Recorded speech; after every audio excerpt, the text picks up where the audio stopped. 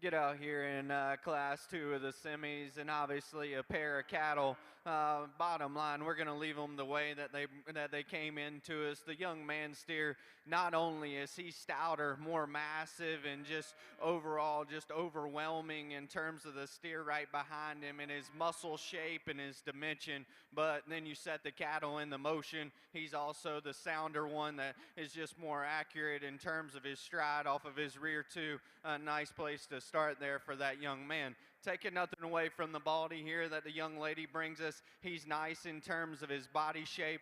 Definitely has some basics in terms of just muscle and just smoothness of build. Just a calf that we'd like to see probably a shot just wider in terms of his underpinning. A calf that we'd certainly like to see just a shot better in terms of his hind leg design. Really nice pair of cattle for both of those young exhibitors. Congratulations to them. Testing 1 2.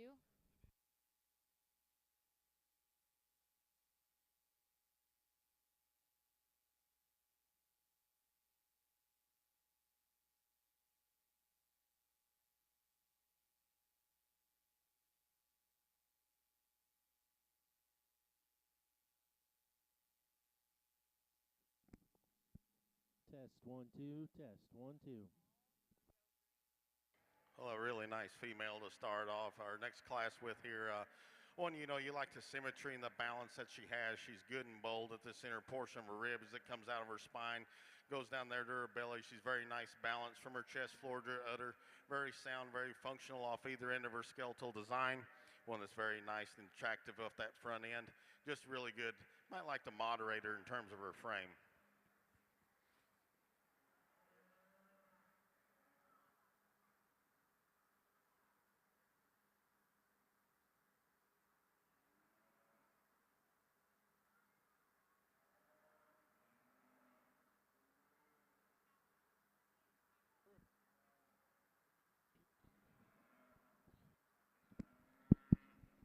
Good morning, ladies and gentlemen. Welcome to the Market Beef Show at the Young lady's butterscotch heifer here. This next is one that, Expo. We really like Ms. a lot of Lawrence things about her too. She's very sound, she's very functional, very fresh in terms of her condition. She's stout-ended.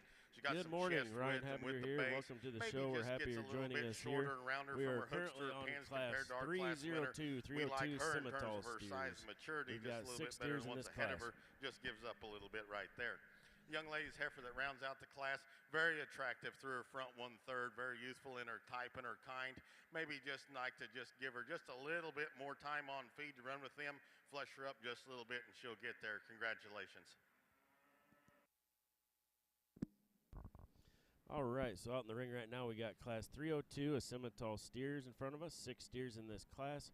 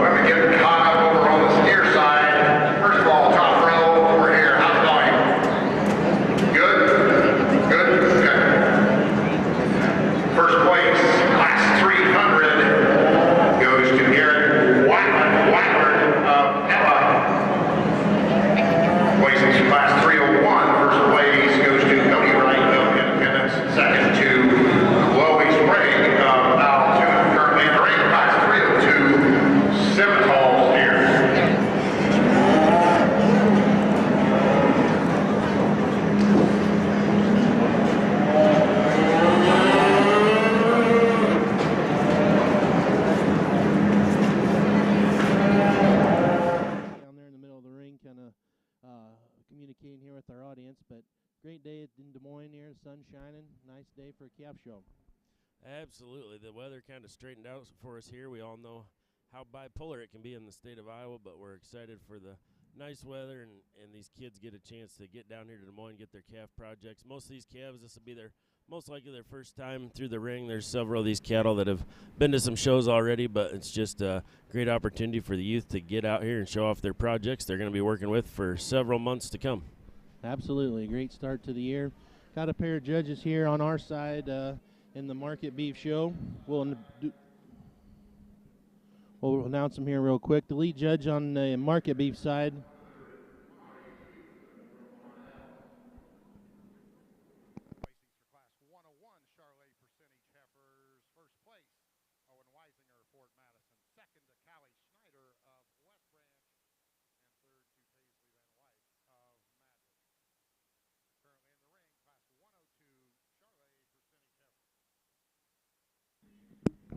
Sorry about that, ladies and gentlemen. We're just trying to figure out our rhythm here as we get going here in the show, and working with the announcers here in the pavilion as well as the judges. As I was saying, the lead judge here on the market beef side today is Mr. Will Coor. He's from Greenfield, Ohio. And working alongside of him is Mr. Chance Young from Springville, Tennessee. If you're watching along online and watching the market beef show here, the taller gentleman in the gray coat, that is Mr. Will Coor. And the tan jacket there, that is Chance Young. Working on, again, Class 3 of the Scimitals right now. Third class out of 4 classes. Good start of the day here in the Scimital division. All right, and speaking of those judges, looks like they're down to making their final selections in this class with the top 3 steers. We're sitting up top here, and we kind of have a rear view angle where I'm at, and, man, we got some powerful steers out here in this class. Those 2 steers they're going to go 1 and 2 with. Big hip, big back, powerful kind of cattle that I'm sure they're going to continue to look for throughout the show today. We'll listen in for their thoughts here shortly.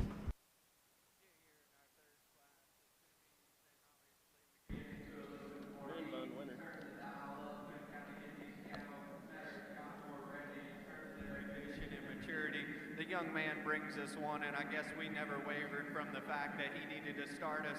Not only is he the biggest and squarest footed at the ground, he's also by some margin the most relaxed in his spine, the most ideal in terms of his structure. And then as you work your way up from there, he's the most robust in terms of his body shape, the most busted open in terms of his muscle.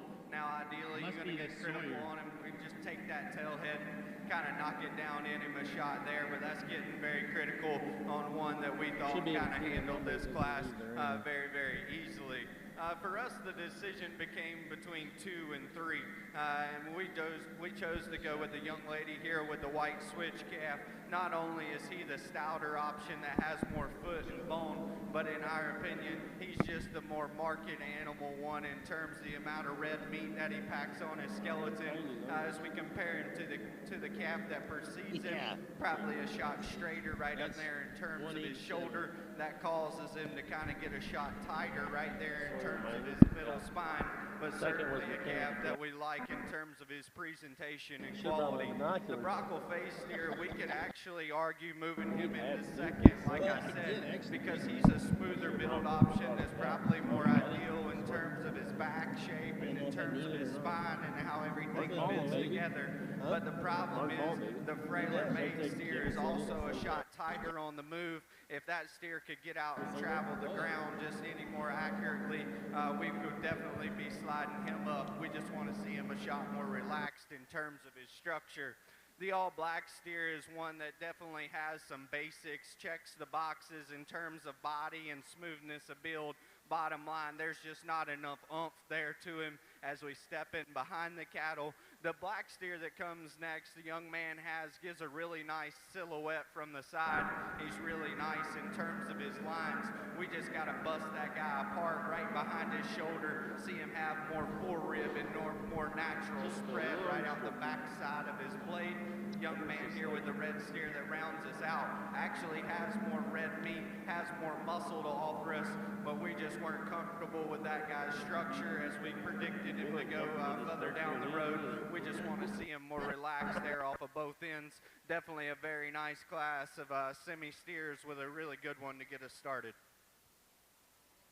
This April-born set of composite Charolais, this young lady's butterscotch heifer here at the top of this class. In terms of overall balance and eye appeal and cow ability, I think on down the road, this young lady excels within this class. You get out this one out and get her moving off those rear 2. I think that's one that tracks better and with more authority as she goes away from you than what the silver heifer there in the second hole does. But just a really complete, well-balanced heifer. Young lady's got a nice project there leading out this class. The silver heifer coming out next is the big, stout, powerful one of the class. But when you study that one in terms of her head design, the way she travels off those rear 2 when you watch her go away from you, there's just some things I'd like to change about that one. But yet you got to admire the power and the extra shape and dimension that one has. I'd just like to change her as she gets out and goes. The next one coming out, the young man's got one very complete, well-balanced heifer. Just doesn't have that overall look and design that the 2 in front of her do today. Thank you.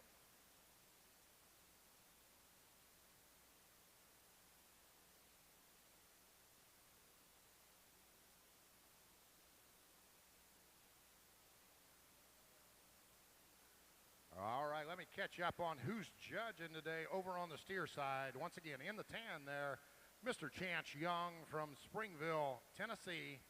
Chance and his family own and operate Young Brothers in Springville, Tennessee. And his wife, Gretchen, have 4 children, Paisley, Gus, Addie, Dottie. Chance earned a master's degree from Murray State University and now is an agriculture education teacher in his hometown. Judging alongside of him, Will Coor from Greenfield, Ohio. Will, originally from Selma, North Carolina, attended Blackhawk East, where he was a member of the 2013 National Champion Junior College Livestock Judging Team. After his time at Blackhawk East, he then attended Western Illinois University, where he completed his senior collegiate livestock judging career and received his BS in ag business. Will has had the opportunity to judge all species on various local, state, and national levels. Will, alongside his wife Lauren and son Stokely, now reside in Greenfield, Ohio, where they own and operate Coor cattle.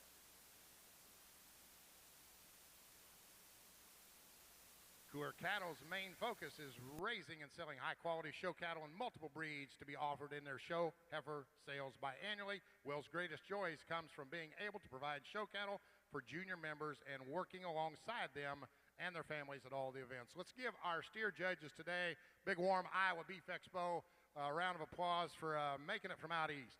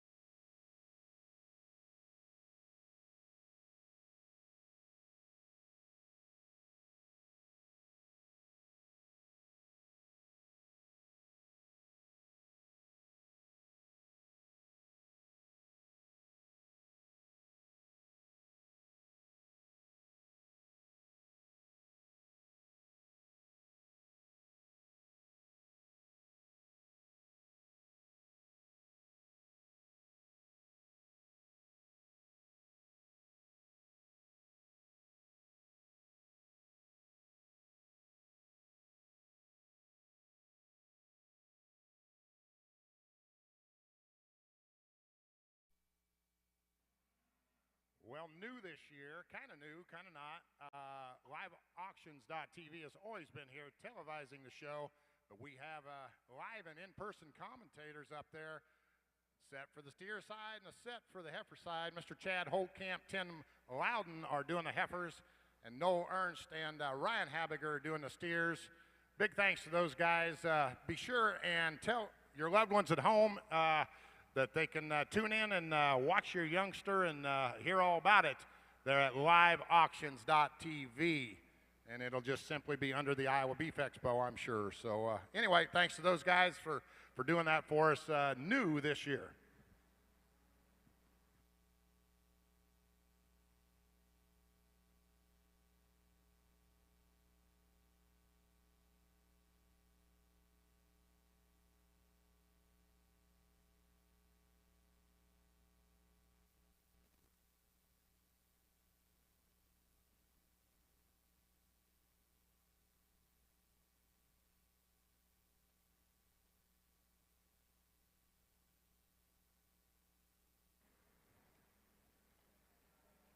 Placings over on the steer side, Class 302 Simmental Steers, first place.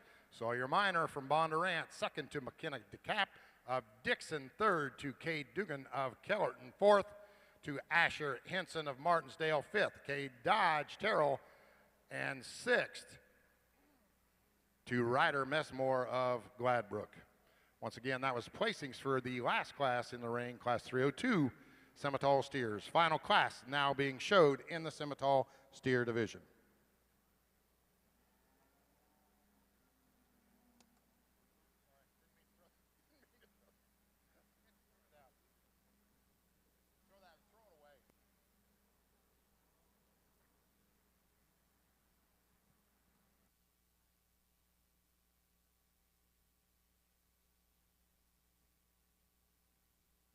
Which way you think we're headed here, Noel?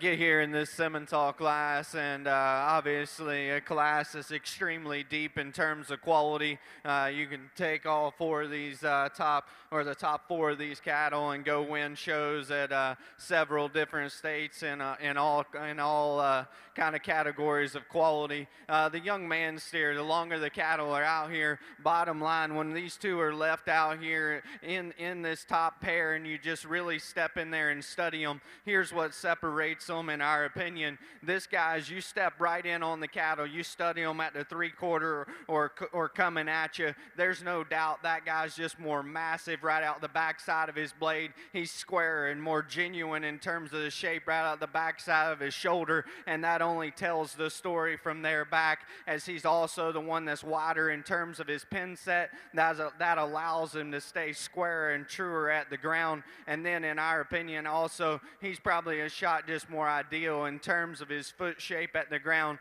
We're very comfortable with that one leading us off. When this young lady brought this one in, I mean, he hits you, and I mean, he overwhelms you from the side. That dude is massive in terms of his body, and when he throws his ears forward like that and she gets him stuck, he's certainly captivating from the side. A big-legged, hairy one that's presented to the nines, but like I said, the more we get in on him, the more I just like to pry that guy apart just to see more natural width and true dimension to him, but certainly a very, very high-quality pair.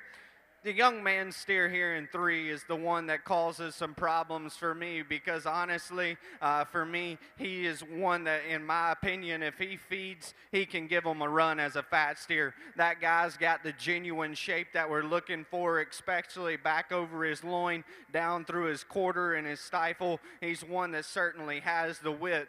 For me today, he reads a shot just skinnier and greener in terms of his body shape. That also just allows him, or just causes him, to just come off a shot coarser right there in terms of his shoulder. I'd like to just see that guy just chub up and mass up in his body shape and back through his rear flank, and if he does so, that top pair better look out. The young lady's calf in 4, there is no doubt, young lady, you have the sharpest looking one. From the side, that steer is absolutely incredible looking. Love how his neck comes high out the top side of his shoulder. A steer that's awesome in terms of his presentation, really, really good in terms of his lines. As we set the cattle in motion, that steer wants to kind of get a shot just more hook-legged, was what I'd like to call it, from behind. Has a shot more set in his hock, maybe just doesn't want to plant and drive off of that rear pastern. And then as we step in behind the cattle, of the initial 4, he's probably the flattest in terms of his muscle shape. The young lady steer that comes next is on the opposite end of the spectrum as we step in behind the cattle, wide and busted open, a steer that just doesn't have enough body and just enough agility as we get the cattle on the go. And then the baldy steer that rounds us out of the young man's is probably just gives you a shot easier feeding type of a look, really nice in terms of his body shape. Just a steer that doesn't have those bells and whistles and the extras to compete with the one ahead of him. Still a very easy feed and nice project for that young man to continue to go down the road. Very high quality class of steers there. Congratulations. Well, an interesting trio of heifers here in the Char composite side. Definitely two different types and kind at the top of this class. But, you know, Matt and I were talking, and Soundness wins all day long under us. You know, he's the real world guy from New Mexico. I'm back home there in Indiana, and I tell you what, cattle got to be sound. They got to be good-footed, and they got to get out and go. And it doesn't matter what environment you're from, whether, like I say, him in New Mexico or me in Indiana, Soundness wins all day. This young lady's got one, I think, in terms of foot shape and design and structure when she gets out here and goes around the ring, is the one that's the elite female in this class. She's one that's long in her spine, good in her hip design. You like this one in terms of her freshness. And when that young lady gets that one parked and gives you a look from the side, she's a killer looking one too. I think that's the one that just has to come to the top of this class. Then the young man coming out here in second's got one that's definitely the big, powerfully built one of the class. When you set that one into motion, she has some real concerns off that front end for both Matt and I out here. I'd like to see her track a little truer and straighter, have a little better foot on her when you set her into motion out here. But that's one that parked has definitely got that cool look to her. A tremendous amount of shape down that top and hip and a big bone design under that one. Just need to change that one at the ground to get her over that first place heifer. The heifer going out here in third's another one. I'm very complete, very well built. She's one that you just like to kind of pull together a little bit. She gets a little weaker in her top when that young lady gets her parked there. Just needs to kind of control herself a little better when you set her into motion off this rear two. Congratulations to these three kids.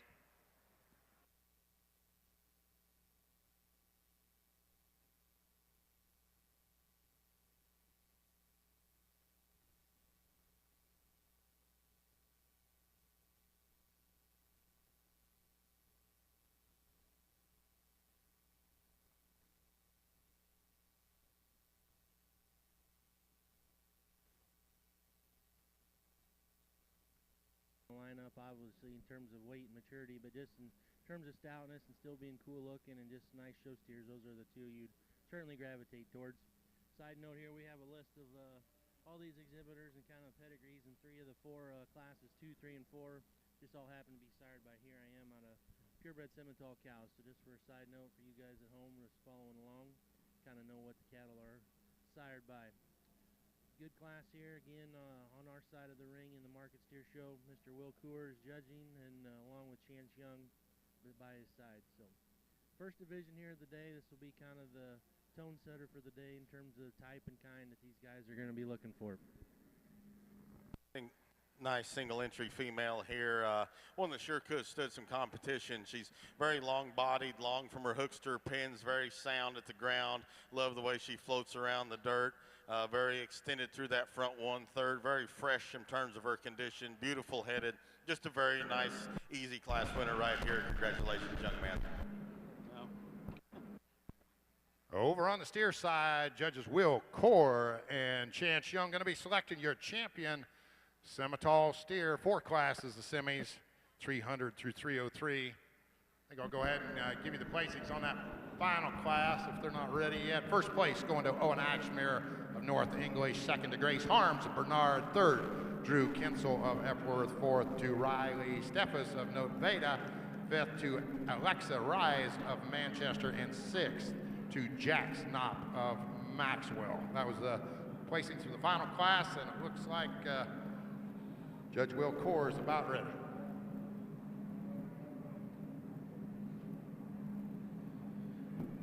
As we get these first and seconds back out here for your champion Simmental, drive out here has certainly been a breed that has kind of overwhelmed us in terms of quality, especially these last two classes. Steers that have a great deal of just quality to them, and just certainly ones that in our mind are very, very good, and in our opinion could potentially be in contention there at the end of the day tomorrow as well. In our opinion, you know, me and Chance, we were talking as that division was coming back in there, and we were very interested to kind of get these last two class winners back out here and study them. But honestly, when they came back out here, there was one that just, in our opinion, just sets himself apart in terms of just combining look and quality of muscle shape and still being extremely sound, kind of fitting all those pieces together very, very well. The young man there out of the last class will be our champion Simmental steer. Congratulations to him. Your 2023 champion Simmental steer at the Iowa Beef Expo going to Owen Axmere of North English. To be honest, for us, the decision lies with the reserve here, and I'll just kind of tell you where our minds are at.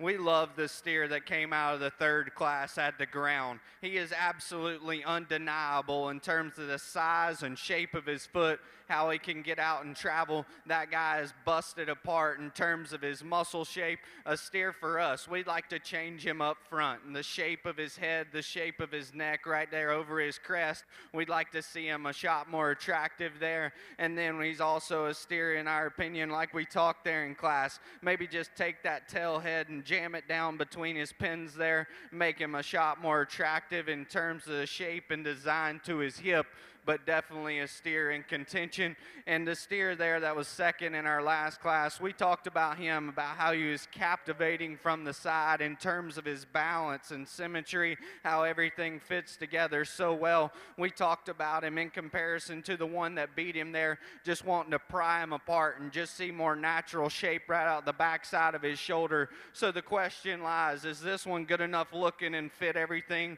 together in a sweet enough package, or does the one that kind of fits everything together just stout enough? Me and Chance will talk one more time here, make our decision, and go select your reserve. If you will, give all these young kids a big round of applause.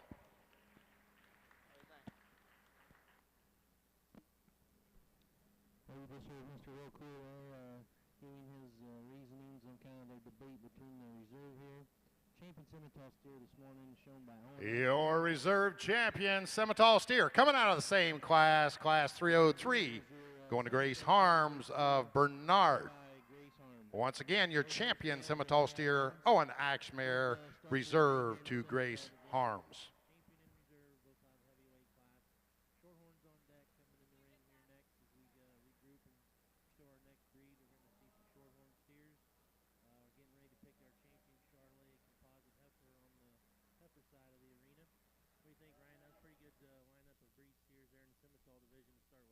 That was sure a nice competitive Simmental division. I know when that steer that was just named Grand walked in the ring, we both commented to each other, there's a good calf there. He's pretty striking, pretty smooth, pretty complete, and as you could hear, the judges' reasonings took that division pretty handily in their minds. And extra power and substance, still pretty good calf there. And see if we can find a nice shorthorn in this particular drive.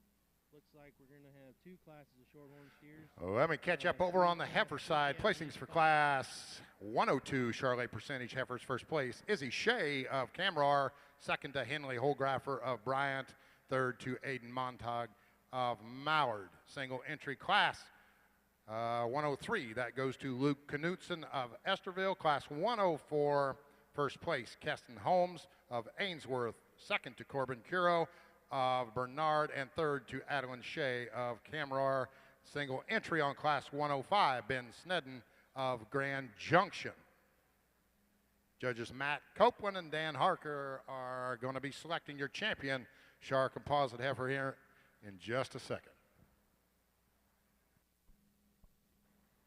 Well, Matt and I have a big day here in the heifer ring, so we're not going to spend a lot of time talking these things and they come back out here for your champions. But really nice lineup from start to finish of these class winners. But I think there's one that just puts everything together in terms of shape and dimension and having that cow power look. I think is going to be one that very competitive on down the road, too, for this young individual. We'll go out here and pick your champion, follow up the reserve. Congratulations to all these kids.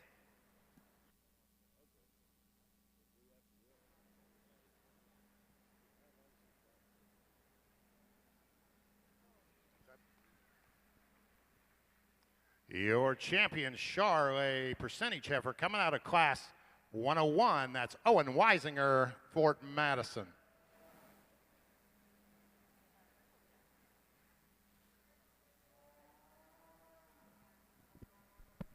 All right, so here in our purebred shorthorn class, we got 3 nice red and white steers making their way around the outside of the ring. What are you thinking here, Noel? Oh, looks like a good class. Your reserve champion at the 2023 Iowa Beef Expo, coming out of Ainsworth, Iowa, that's Keston Holmes. Keston Holmes with your reserve champion. Owen Weisinger with your champion, Charley percentage heifers. Again, 3 nice steers here in this particular drive. Look at, I think, just 3 young exhibitors. That's pretty cool to see these 3 young kids getting after it. Fun to be able to be competitive in a breed like this, and just a good way to get your feet wet into this particular business. Youngsters doing a great job. You can see Mr. Chance Young there working with those kids and kind of helping them out and making it a fun experience for them here. It's probably their first beef expo, at least for that young gentleman, it looks like. Absolutely. If it's not his first, I'd be shocked. He's doing a great job, and that's a great point, Noel. I mean, that's what this is supposed to be all about, these kids, you know, getting out here and having a good experience. We hope that they enjoy what they're doing so they stick with this show and cattle deal for years to come. Absolutely, absolutely. Pretty fun to be up here in the Crow's Nest today with you, Ryan. I know there's a lot of tradition in this pavilion. For those of you who are listening online or watching online, and maybe we get here in our first class of shorties, and quite honestly, the young lady brings us one that's just undeniable within this particular lineup. He's the show steer of the bunch. This big back, stout-ended, and still gets out and travels really, really good out here on the dirt. One that's still really good looking, very well presented. Congratulations to her. The young lady here that brings kind of the darker red calf is one that, in our opinion, as we study the next 2 cattle, he's the one that's certainly the most just shapely in terms of the natural muscle that he has. A steer that she's done a very good job with in terms of his hair coat. A steer that certainly, as she stops him and gets his head up, very attractive. As we compare him to the one that wins, we just need to kind of pry him apart. You study that steer coming right at you. You want to see him a shot wider and just more dimensional down through his sternum. The young man steer that kind of rounds us out. Long body, good looking steer. Bottom line, just two dimensional. You step in behind the cattle, he's the flattest and just the most generic in terms of his muscle shape, but a very nice project for that young man. Congratulations to him. Let's give him a round of applause as he exits. Congratulations, young man. Nice job showing your calf here this morning. Class 1 shorthorn steers is complete. Winner of that class was Molly Jones. That calf is a purebred shorthorn steer sired by Perfection. I know a lot of you guys have paid attention here and seen this impact that Perfection Bull's made on the shorthorn breed here in the last year or 2. That calf is sired by Perfection. Class 2 shorthorns coming in the ring now. Our heavier weight class, we got them 918 up to 1095 in this particular class. So. All right, we got 3 steers coming in that obviously have a little more maturity and weight on them. Over on the steer side, new division, Shorthorns, first place. Coming out of 304, Molly Jones, New Sharon. Second place to Hallie Wade of Oxford. Third to Nolan Stevenson of Pella. That was placings for the first class of Shorthorn steers, class 304.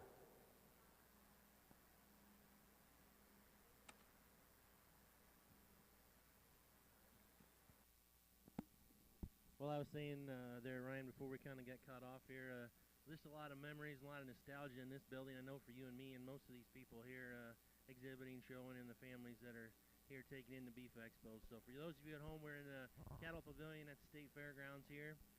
Just going to be a fun day, and as we said, the weather's great, and good day for a cow show. Absolutely, lots of memories for both you and myself growing up as kids. You know, we showed cattle, and we're involved with this ever since we were in diapers, and so lots and lots of memories here. And we're excited to be with you, and those that couldn't make it down here, we're happy to be able to provide this to you so you can follow along at home or wherever you might be on your smartphone or tablet. Yep, for sure. One of my first Beef Expo memories is not actually showing myself, but I was maybe 3 or 4. I remember sitting on a straw bale. I don't know why this memory's still stuck in my head, but I was back in the old days when they had the sales throughout the week, and I just remember we had a big 2-year-old key bull, and our grandpa had sent down here to the Beef Expo, and I sat there with my mom and dad on a straw bale looking under this big white key bull's belly, and he seemed to almost touch the ceiling. And he probably about did back in those days, back in the early 80s. But that was my first Beef Expo memory, and been here every year since then, and just been a lot of good times here throughout the years.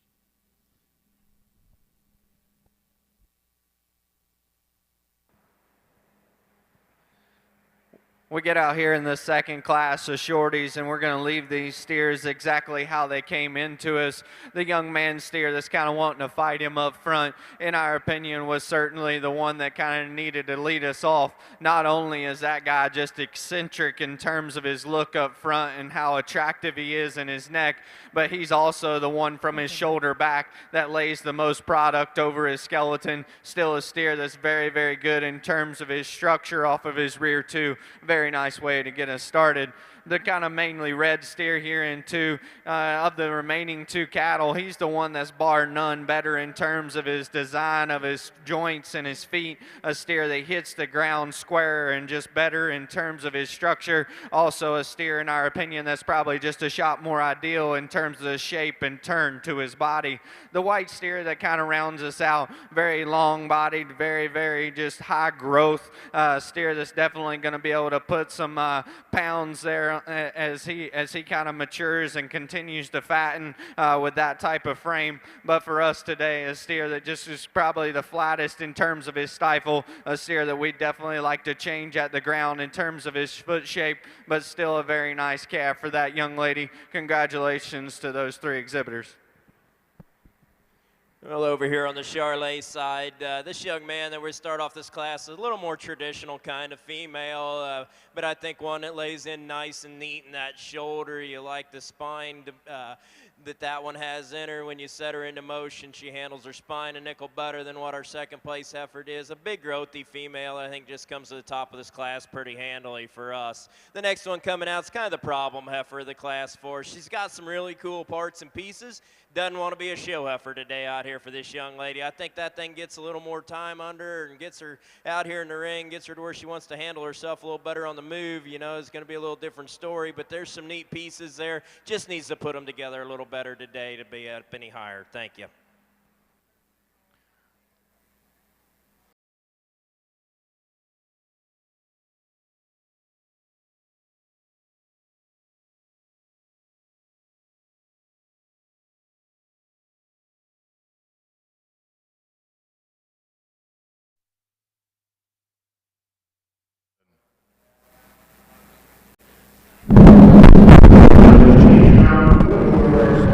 Champion Shorthorn steer. Champion Shorthorn steer selection right now, Ryan. There's these 2 class winners, a couple of red roan steers. Pretty nice pair of cattle there, kind of similar in their type and kind. What do you think? Well, they both have that nice build, I guess. I think they're probably going to lean towards that calf out of the first class. Just has a notch more to him from where we're viewing the show. You know, more dimension, more width comparatively. Well, you can see right down his top, just a little bigger spread, even though he's lighter weight calf. This looks like he packs a little more punch there. Nice pair of calves. That Class 1 winner, as we said, he's sired by that Perfection Bull of Tom Fars, and that Class 2 winner, showed by Ryan Oglesby, that's a DJS outsider, Matt Lautner's exceptional shorthorn sire that he's had a lot of success with. So, nice pair of cattle here, nice shorthorn show, even though it didn't have a tremendous amount of numbers. A couple nice ones here on the top side. Get back out here for your champion shorty, and definitely not the numbers or not the number of classes that maybe we saw there in the the semis, but we're very, very tickled with the one that we're going to get to use here for champion. He's a steer that in this particular lineup is no doubt the outlier in terms of the amount of shape, muscle, and just show steer look that he brings to the table. Quite honestly, the decision for us comes down to the reserve, and the one that we're going to go to with reserve is a steer that, in our opinion, was just more or less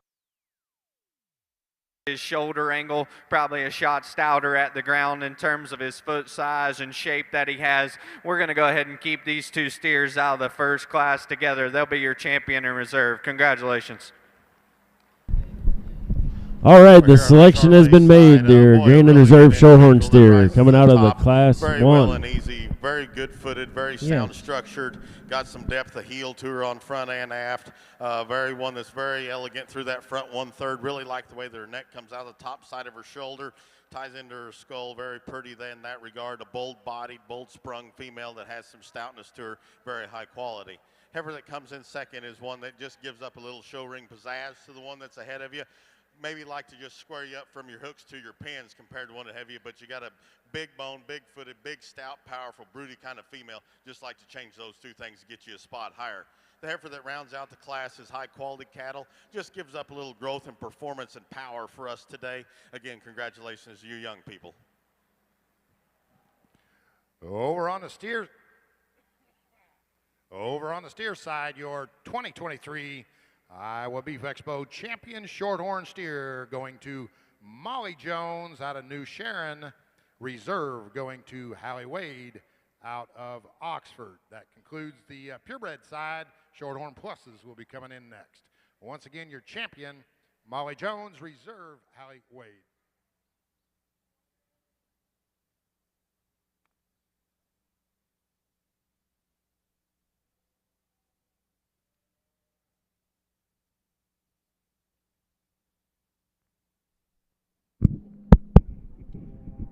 Single entry calf here coming in our next division to start our Shorthorn Plus steer show.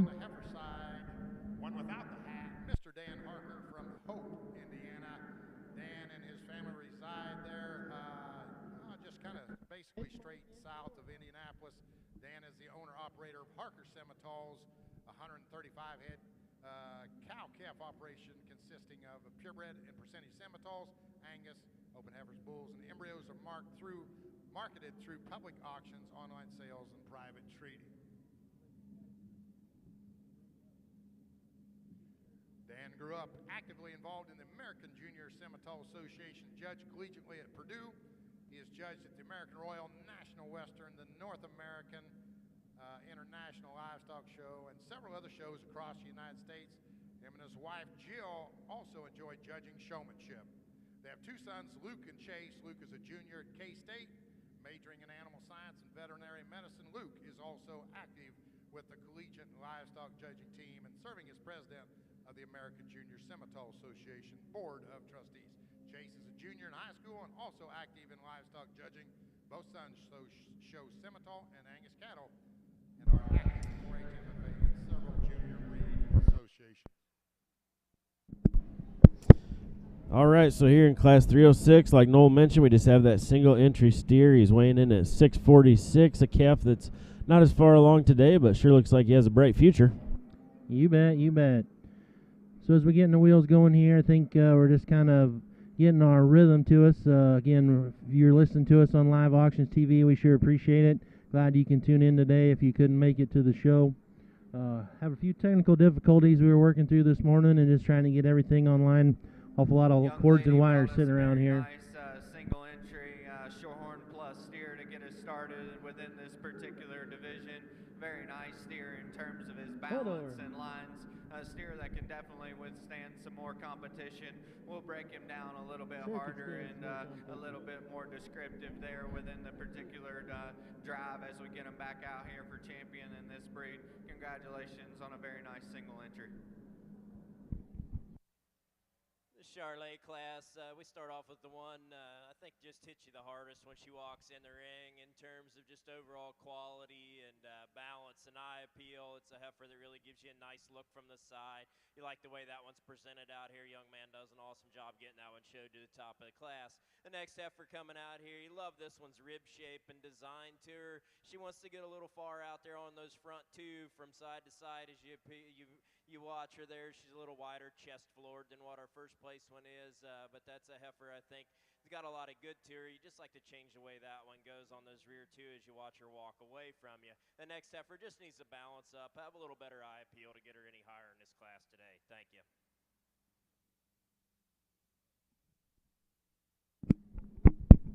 Next class, the Shorthorn Plus steers coming in here. Here we go. We got a little color variation going on here, Ryan. A little bit of everything. Back to the judges on the heifer side. Second judge, the one in the cowboy hat, is Mr. Matt Copeland from Amistad, New Mexico. Matt resides on the family ranch there, Copeland and Sons Hereford, and Copeland Show Cattle in northeast New Mexico. Matt is the fifth generation on the ranch. He works alongside his wife Alyssa, daughter Callie Jo, his parents and grandmother, running 500 head of mostly registered and commercial Herefords, along with Maines, Angus, Charolais, Simmental, and crossbred cattle. The ranch has been a family-run operation since 1943. Matt is a graduate of Oklahoma State University with an animal science degree and was the 2011 American Hereford Association's Herdsman of the Year. The Copeland family has 4 sales each year, 2 female sales, 1 steer sale every fall, and a bull sale every spring. Some of the Copeland family's biggest achievements include winning Premier Horned Hereford Breeder at the National Western Stock Show and Fort Worth Stock Show multiple times, and raising and showing horned Hereford females that have won the National Western and Fort Worth Stock He Show. had the cows there for a while. The Copelands have also raised and shown Maine bulls and females that have won at almost every major, with 2 Maine show bulls of the year. The family takes a lot of pride in the fact that they have raised and or sold 35 Supreme, Reserve Supreme, Grand, and Reserve champions in 6 different breeds in the last 8 years. Matt has judged numerous shows around the country from the local to national levels, including National Western, Fort Worth, Cattlemen's Congress, North American, Reno, and several Texas majors, various state fairs, OYE, and many, many more. Let's put your hands together and give them a big old Iowa Beef Expo welcome to Mr. Matt Copeland and Dan Harker, would you please? All right, so Noel, like you said, definitely some variety in this class, and it's the biggest class we've seen today. There's 7 steers, and I think this is maybe going to be the deepest, most competitive class we've seen so far as well. Nope, absolutely. I would agree with you here. We're Class 2 of the Shorthorn Plus steers. 5 classes in this division. Good group of steers here. Pretty uniform, I guess, from top to bottom, but going to be some choices to made here. Absolutely. This is going to be a little tougher for these judges, and some really close decisions to be made as we work through this class. You got to love the Shorthorn Plus division, you know. Boy, you appreciate the soundness and functionality that she has. You appreciate the upper rib shape that she has coming out of the center portion of her spine. Then she carries that down to her navel, and she's so nicely balanced from her chest floor to her udder. And yet she's very elegant through that front 1/3, perfect in terms of her condition for this age and this stage of the game for us.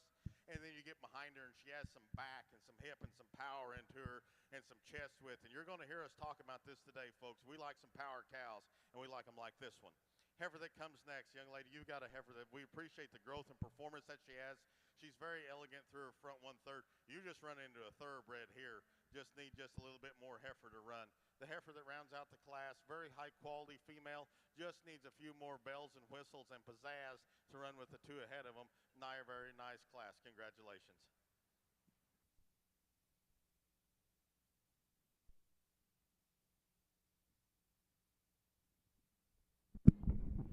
Well, as we watch this class of Shorthorn steers, Ryan, I don't know if you can see online or not, but down there in the middle of the ring, they got those tables lined up with all the prizes and year-end awards. Heifer division, first class, 105, first place. Logan Tipkin of Wyota, second to Hannah Seek of Blairstown.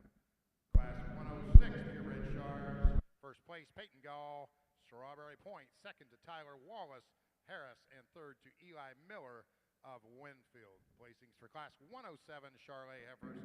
First place place, Connor Ullman of Orange City. Second to Nora Spencer. Logan third. John Gordon of Dow City. And placings for Class 108, first place, Sarah Sullivan, Dunlap. Second, Elijah Schmidt of Adel. And third to Wyatt Christensen. Final drive, purebred Char heifers currently coming in the ring. Yeah, as I was saying, just a big couple tables full of cool prizes down there for all the year-end awards that are going to give out. Pretty impressive lineup looks like to me. Ryan, what do you think? Absolutely. It's neat to see those prizes. Obviously, we know how much work these families and kids put in and how much time and money it takes to do all this. So to get those cool prizes, you know, it really means a lot to those kids. And looks like they've got some useful stuff this year. We got a pile of combs. There's some luggage to travel to the shows with. That's pretty cool. Yeah, and nice even hard suitcases. Well, I mean, you can take that on the plane with you. Absolutely. And even a couple of refrigerators out there. We all know how important it is in the barn, or maybe even sometimes when you're at the show, to have that with you for different reasons. Keep the lemonade cold, right? Your dad Absolutely. always enjoyed the lemonade. Absolutely. I know that. And sodas. Yep, there you go. Good class of steers here the guys are working through again, and as we talked about when they came in the ring, maybe not just the one to reach out and grab you, so taking just a little more time to sort through these and talk about their decision, but good class of steers here, a lot of color variation. Again, Class 2 in the ring of the Shorthorn Pluses out of the 5 classes that we have. Outstanding lineup of females. Boy, they're just really nice. You know, they got some look and some power to them, and this is a Charolais breed, and I still think they got to have some power in them. I mean, that's what Charolais are known for. Charolais need power and performance because the Charolais breed goes out there on them good black balded cows, and these females raise these bulls and get out and do it in the real world, and I think we got to have some power in them, and I think these heifers do that quite well. They look like they'd fit any avenue that you want to raise them. There's 2 out here that fit us very well. There's one that's very, very unique. I'll go show you our 2 favorites.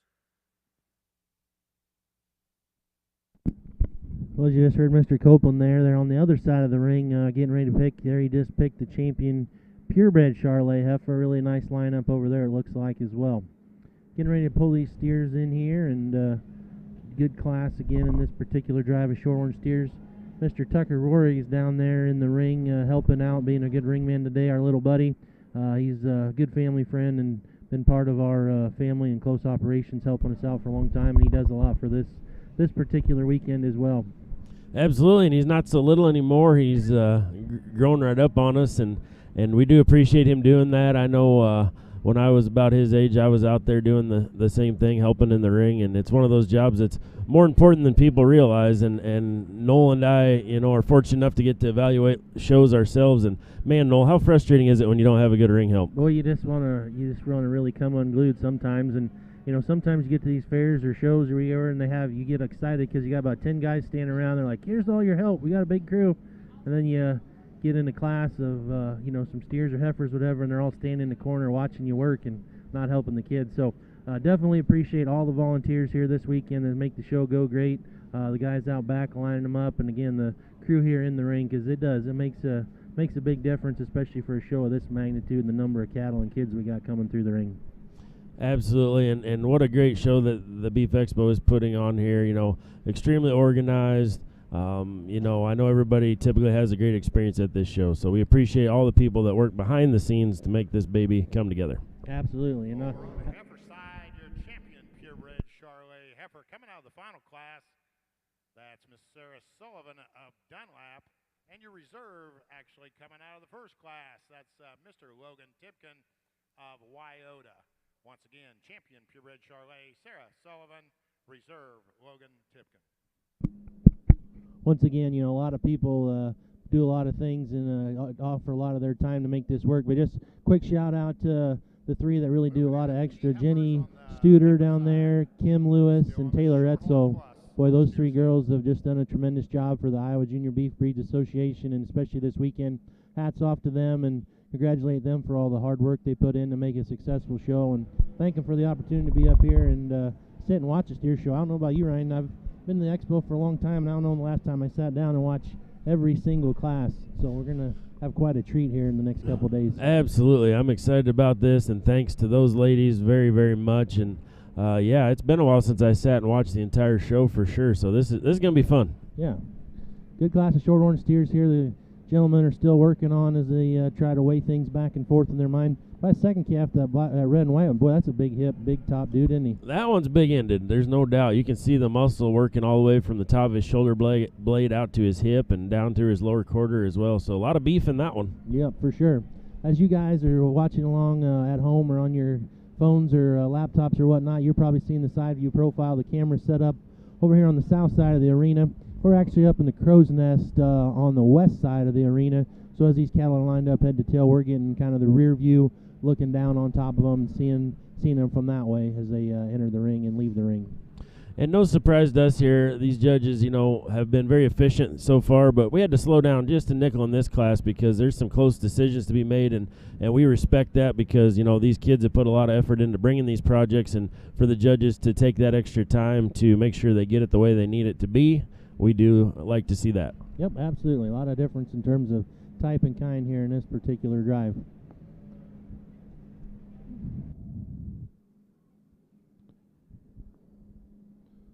Looks like on the other side of the ring, what are we starting over there? We got the Charolais done. I'm not sure if they're into what that breed is. Would you call that a limb flex? I think, is that what it is? Could be.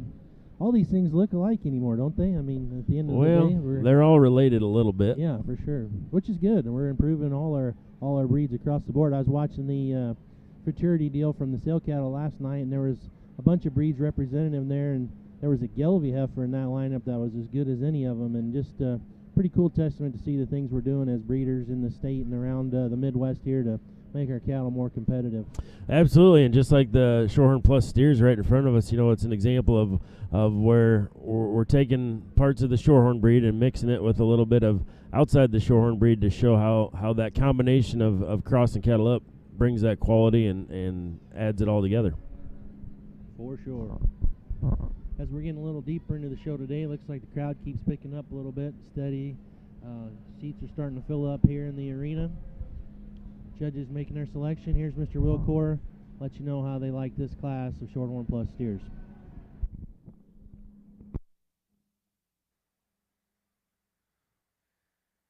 Get out here in this Shorthorn Plus class, and to be dead honest with you, if you're ringside and you think that any of these cattle need to win, it's in one scenario and one scenario only, and that's that you're either the guy that raised it, the guy that fit it, or mom or dad, because to be quite honest, these cattle are good, and I'm not exactly sure that there's one that just leaps out, grabs you, and says, I have to win. But we're just going to break down kind of how we studied them. If you want to flip-flop them, hey, that's on you, and I'll listen to you describe them.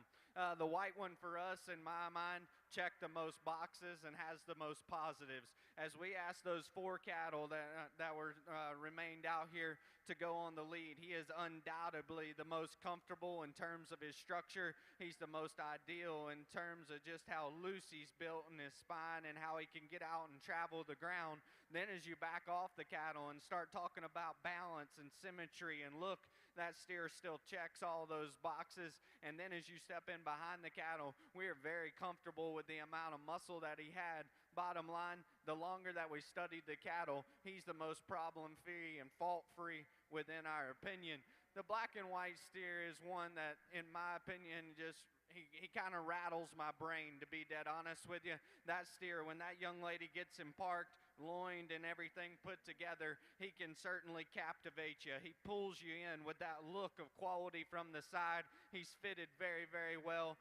Steer that's just awesome in terms of how everything fits together. We talked about that, how his shoulder, his forerib, everything blends so perfectly. What really rattles my brain on that calf is when he's standing there, his joints, his feet, everything reads sound. But then when that young lady pulls him to lead, he just gets a shot more restricted off of both ends. I just want to see him go and grab the ground and do it with some authority and really just hit me with a shot just looser there in terms of his skeleton.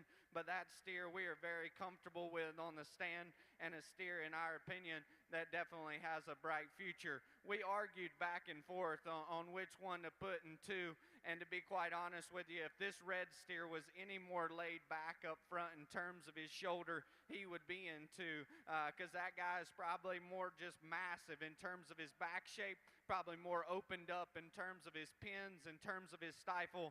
But like we said, as we were debating there between those two, he's the steer that's set further forward there in terms of his shoulder and his knee. We'd like to see him just be more comfortable up front in terms of his structure and maybe just more accurate in his stride from behind.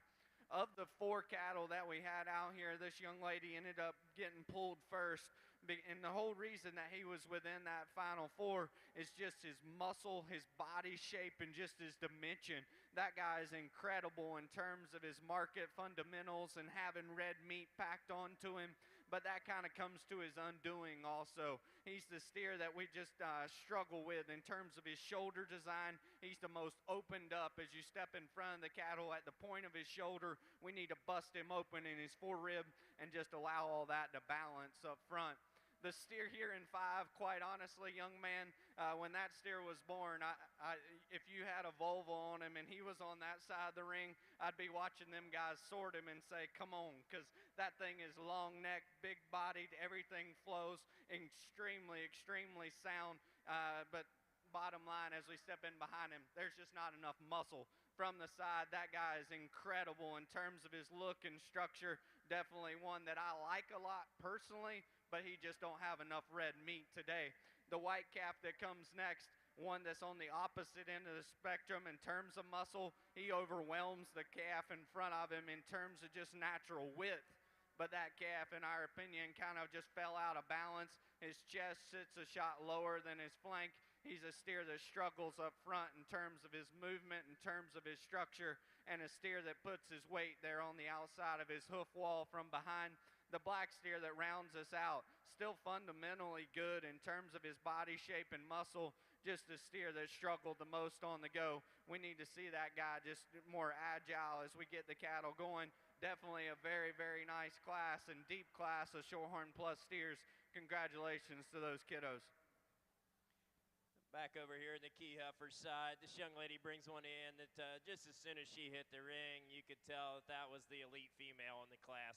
She's one that balances up really nice from the side. You love the rib shape and dimension that she has to her, the levelness to that spine, the extension through that front 1/3, and the good footwork under that when she gets out and goes around the ring. Just a really easy class winner. Gets to be a little bit harder in our 2nd and 3rd place there for the 2 of us, but we went ahead with the one that's got the most power and shape and dimension down that top and into that hip design. One that I think's maybe a little better footed there at the ground than what our 3rd place heifer is, but just the one we feel went to that 2nd hole. The one coming out in 3rd, you like that one's design from the side. She just needs a little bit more power and shape to compete with those ones in front of her. You look at her, she's a little shallower in her heel, a little longer in her toe design for us out here today. The next heifer coming out is one that wants to get up in her spine when you set her into motion and drop those pins. Just needs to get a little freer and easier on the move to get her up any higher.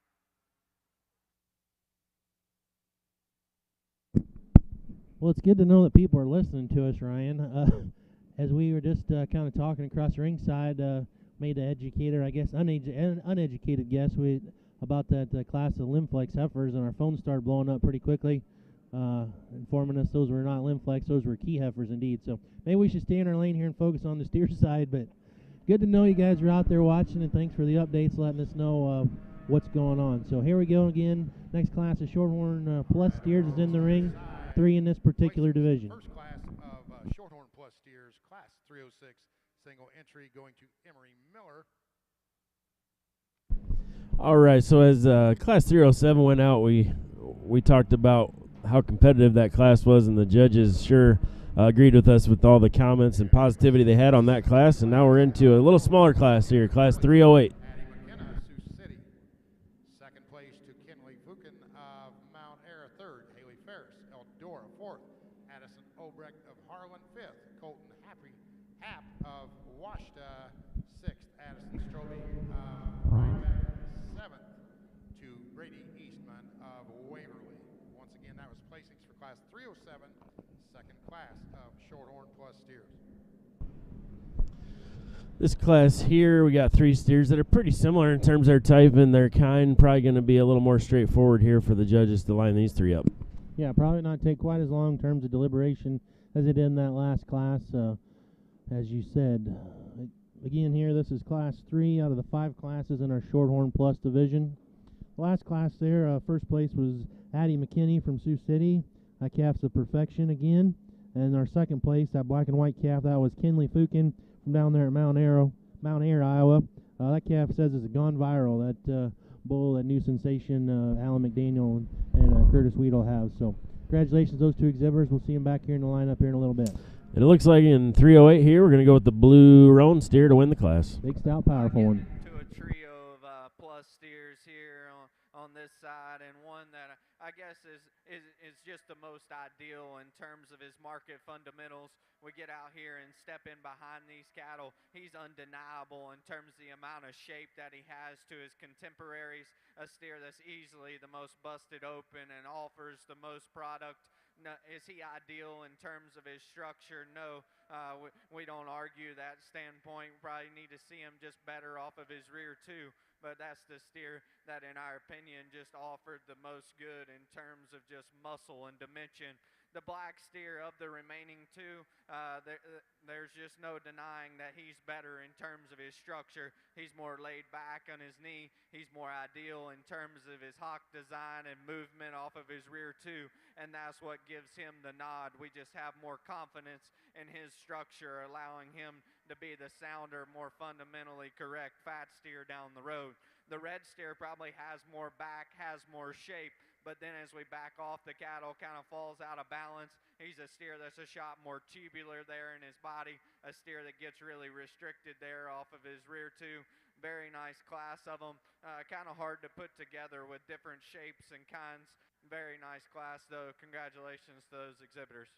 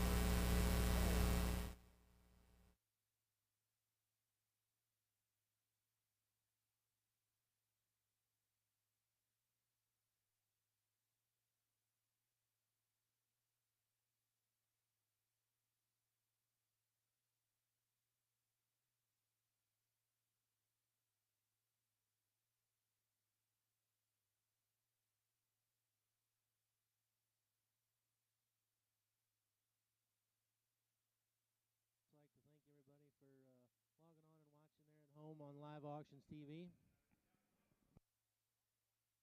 Show. Tell them to dial up liveauctions.tv. A little different this year. They've been here for a number of years, but a little different this year. Ryan Habiger, Noel Ernst commentating the steer side. Chad Holtkamp, Tim Loudon commentating the heifer side. Once again, that's liveauctions.tv. Be under Iowa Beef Expo, and that'll be a good way for them to join in on the fun. Absolutely, and we sure appreciate Live Auctions TV being here this week. I know Margot and her crew have been here all week with the breed sales and everything, so sure appreciate all they do and what they do for the Iowa Beef Expo. Again, here we got a second one. Just shout out to another sponsor, Sullivan Supply. You know, they do a lot for this this place as well, especially this weekend for the over on the steer side. Placings for class 308 Shorthorn Plus steers. First place, Troy Condon of Palmer. Second to Will Vlasic of Cedar Rapids. Third, Tyler James Mitchell of Charles City. Currently in the ring, class 309, second to last class of Shorthorn Plus steers. Well, we were talking about stories earlier, Noel, and back in the day when I was showing steers, I showed a Shorthorn Plus steer too in my day, and had some success with a couple of those. And yeah, I remember a red one off the top of my head.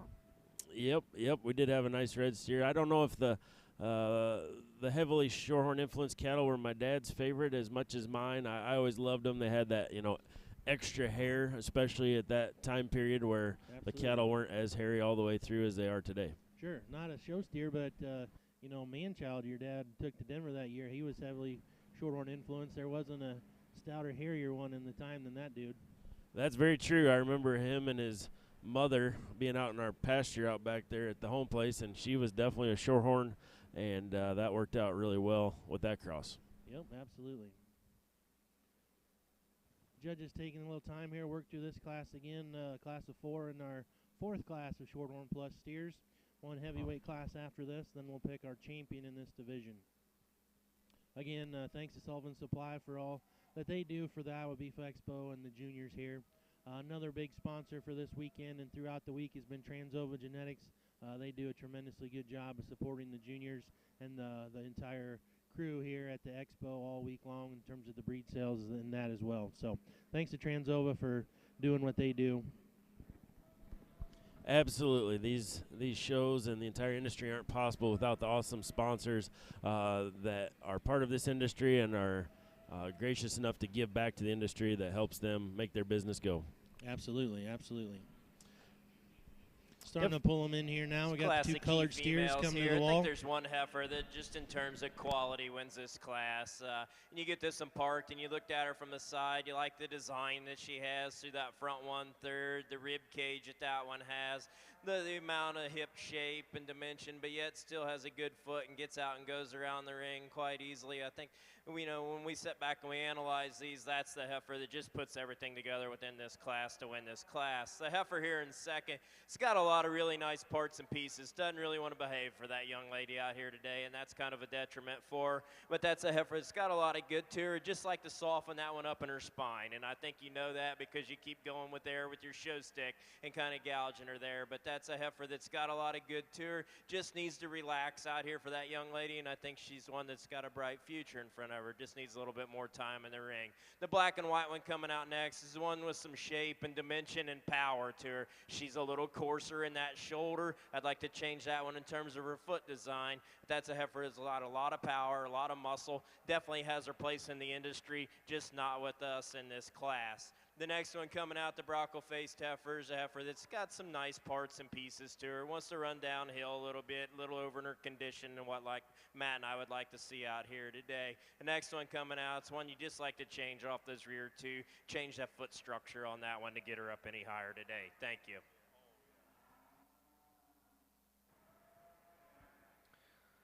Get out here in another plus class, and to be quite honest with you, there's a lot of differences, shapes, sizes, maturity, and just how these cattle are put together. To be quite honest with you, I'm not sure there's a right answer. I'll just kind of describe the cattle and tell you why we decided to go where we went.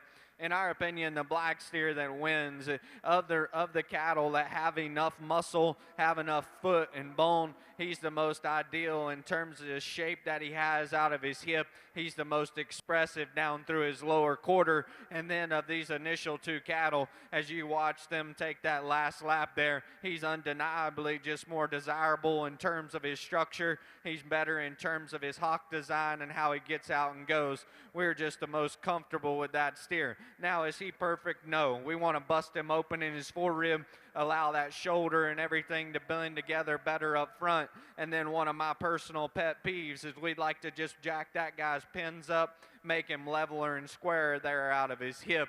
Quite honestly, when this young lady finally gets this calf to cooperate and she gets him stuck, she's done an incredible job of just staying calm with that steer, because when she gets him stuck right here, he has that look that tells you he's where we need to go. He's by far and away the best steer from his sheath up. That steer is the best and squarest right out the backside of his shoulder. He's better in terms of his hip design than the steer that precedes him. Love that guy's neck and the look that he has. Bottom line, he's just got to be sounder. He's got to be more agile there off of his rear too, and just plant and go with more authority. The steer that comes next is probably just the one that reads kind of fat steer within the bunch, really just dynamic and robust right through the center part of his rib cage. Love that guy's smoothness, but for me at the same time, he also reads the most generic in terms of his look, probably one that we'd like to just extend out and freshen up through his front end, and with that, we'd also like to see just more pop and natural shape right out the back side of his blade. The red and white steer that rounds us out has that, has the muscle, has the product. Bottom line, we struggle the most with his structure of those four cattle. A steer that's just got to be better in terms of his hock, stay more inside of himself there as we watch the cattle go away. Very nice class that was a little challenging to put together. Hope you can see what we saw as we sat there and described them to you. All right, Noel, in that class, to no surprise, they went ahead and used that steer that came in and hit us as being the stoutest, most well put together one there. Maybe not perfect on the move, but just overall the best steer in that class. Over on the steer side, placing his class 309 Shorthorn Plus steers. First place, Brianna Wolfer of Albia. Second to Kelly Marshik of Iowa City. Third, Dylan Fitzgerald, Mechanicsville. Fourth to Kylie Lloyd of New London. That was placings for class 309 Shorthorn Plus steers. Final class of Shorthorn Plus steers coming in the ring, or in the ring now. As this last class of Shorthorn Plus steers enters the ring, judges are going to take a quick look at them. Just want to give a quick shout out here down right in front of us, Diane Hamilton Photography. Has been taking pictures here all week, and if you're at home and have a chance, hop on there and take a look. A lot of cool candid shots from around the ring. I know she's got a lot of girls working for her here, and they're getting not only those cool pictures at the backdrop, but just a lot of candids around the ring and ringside and even in the makeup area and whatnot. So good way to see what's going on with these kids and maybe find a picture of a grandkid or a nephew or something. So take a look at that, Diane Hamilton Photography. Appreciate her again donating her time and work and coming to Beef Expo and doing a good job taking the pictures. Absolutely. She's been doing that a long time at various events and does a great job every time. Really nice class of Shorthorn Plus steers to wrap up this division. What do you think of that last steer that trotted in? Yeah, I mean, the big heavyweight comes in and, big stout calf. I like him in terms of his foot size and power and just an awful good look. I think that's one they can maybe grab a hold of in this class. We'll find out here real short like. Across the ring there, as we said, across the way, class of key heifers. I think there's several classes of key heifers, and as we just kind of watch them trail in and out, a lot of quality on the heifer side of the ring as well today. Absolutely. This is the Iowa Beef Expo, well known across the country as being one of the most competitive winter shows of the year. Yeah, and being Iowa kids, I don't think we take it for granted, but I think that we don't maybe realize sometimes how good we have it here and what we have that a lot of places that we don't. And as you said earlier, we get the chance to travel around the country and see some other stuff and evaluate some shows, and it just it's always humbling when you come back home and see that your home state and your home crowd is just as good or better than a lot of places you go see. So definitely, again, hats off to all the breeders in the state of Iowa, the exhibitors, and these families putting in the hard work. Because it's definitely a lot of fun, but a lot of work, and it pays off in the end. Because I think industry-wide, I think we get noticed and get a lot of respect for it.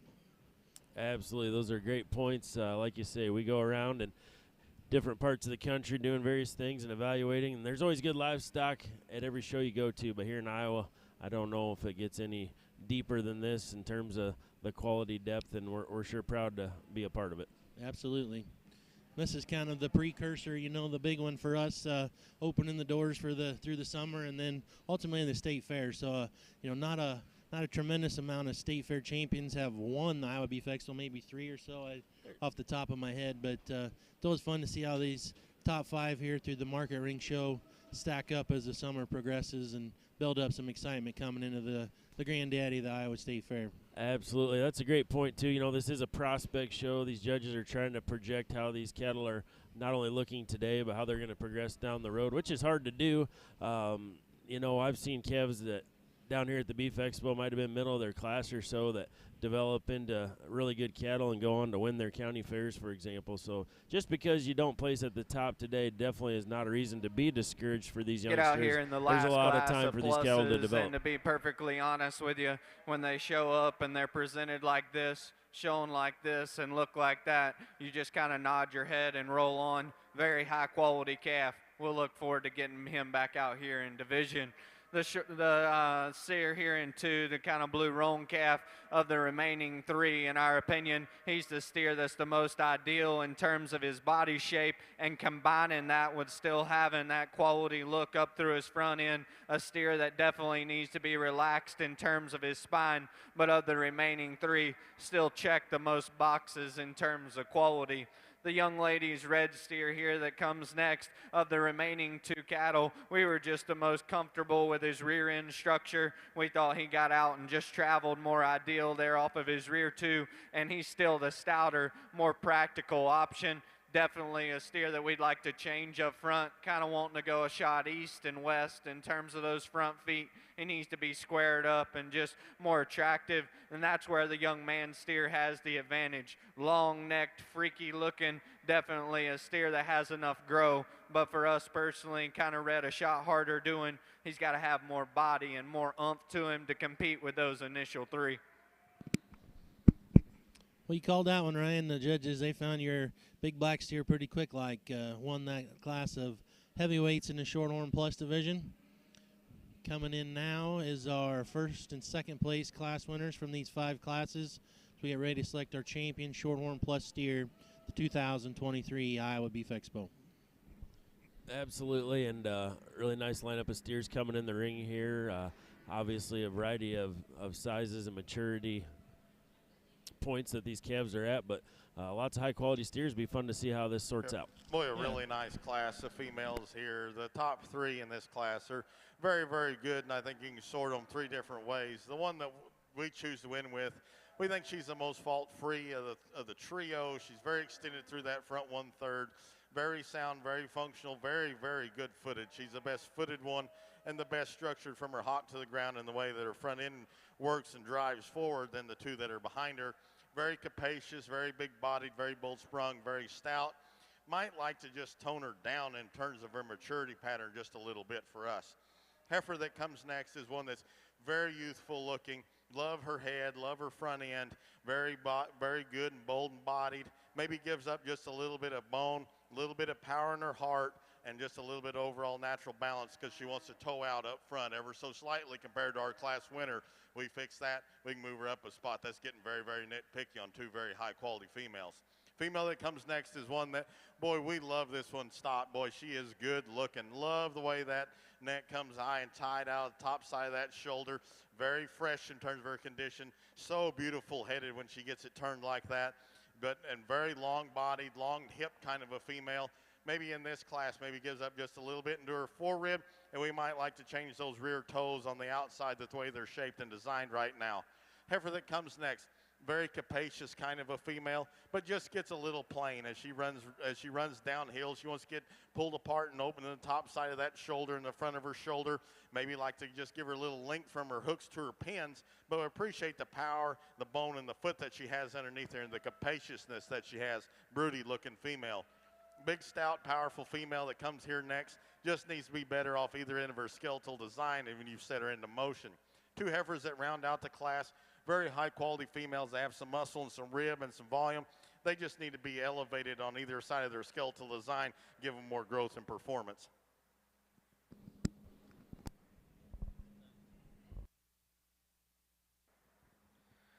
Get these shorty plus steers back out here for this division, and definitely been a division with a shot more numbers and a division that we're very, very happy with the quality as we get them back out here within this particular lineup. We'll just kind of go through and just briefly tell you what we see. Young lady, we talked her there, a single entry, nice calf, good body, good balance, steer that needs a shot more maturity and a shot more muscle and power to really compete with his contemporaries out here today, but certainly a nice single entry for her. The white steer here came out of that very, very tough class there that we talked so in depth about the differences and the different shapes and sizes, but to be quite honest with you, when we get this calf back out here, we're even more comfortable with him. We landed on him in that class because he was the soundest option, that was the best balanced and just pieced everything together the best, and quite honestly, he still checks those boxes out here. We love that steer in terms of his body design, still having the shape and muscle that we're looking for. Maybe just not as just out there as a particular other steer out here in terms of the shape and size to his feet, how massive he is, but we're still very comfortable with that steer and the balance and everything that he brings to the table. The blue roan steer won the class that he was in because bottom line, he was the one that brought the most market just animal product to the table. He's the steer that was the biggest backed and the stoutest hip. He still represents those things within this particular drive. As we get him back out here like we talked in class, probably like to see him just more ideal in terms of how he's built at the ground, in terms of how he moves off those rear two. The black steer that the young lady's circling here is a steer that still, as we get him back out here, is awesome in terms of he is burly in terms of his feet and legs, super stout and opened up. We talked him there within his particular class. Like to see that steer maybe a shot more opened up in his forerib. That would allow that to just balance so much better with his shoulder design up front. Then we talked the steer there out of the last class. We said that dude was good. He hit us hard, and quite honestly, he still does that out here. Love that guy's build. He is opened up in terms of his muscle shape. Just a steer that, in our opinion, definitely is one that I guess captivates us within this particular drive. Young lady, you'll be our champion. Congratulations.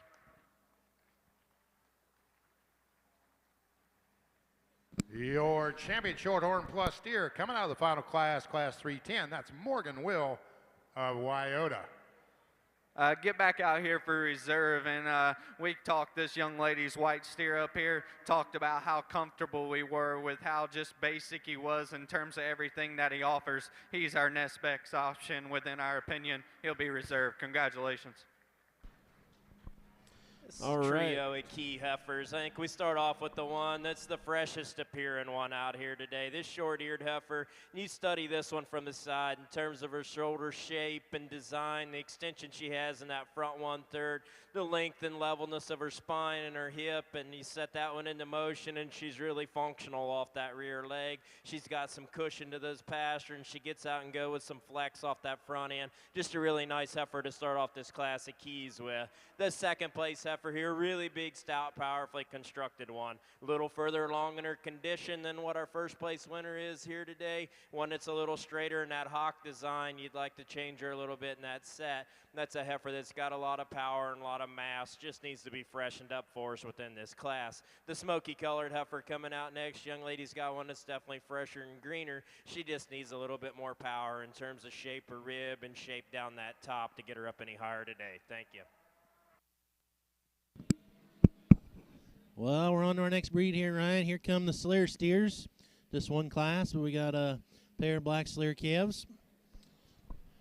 Yeah, it's nice to have this breed represented. You know, it's never been the most popular breed at this particular show, but nice to have a couple of them here. It looks like they're doing a good job representing their breed. I sure remember here a few years back when you and I are in a little different time and place in our lives. We were trading a few steers and selling to some families. We had the champion Slayer steer here one year and got him out there into the Grand Drive. Absolutely. That steer actually went on to be national champion as well. I believe, was that out in Wyoming? Yep, it was in Wyoming that year. That was a fun time, and shout out to Dave Marty and Jessica Marty and the Marty family. Great customers over the years. Shorthorn Had a lot of fun with that calf. Place, Morgan Absolutely. Will, which went on to be named your champion Shorthorn Plus steer. Second, Adwin Gade of Griswold. Third to Kennedy Long of Hedrick. Fourth to Connor Tapkin of Adel. And then your reserve champion Shorthorn Plus steer selected from Sioux City, Addie McKenna. Once again, winning class 307 was the reserve champion, Addie McKenna.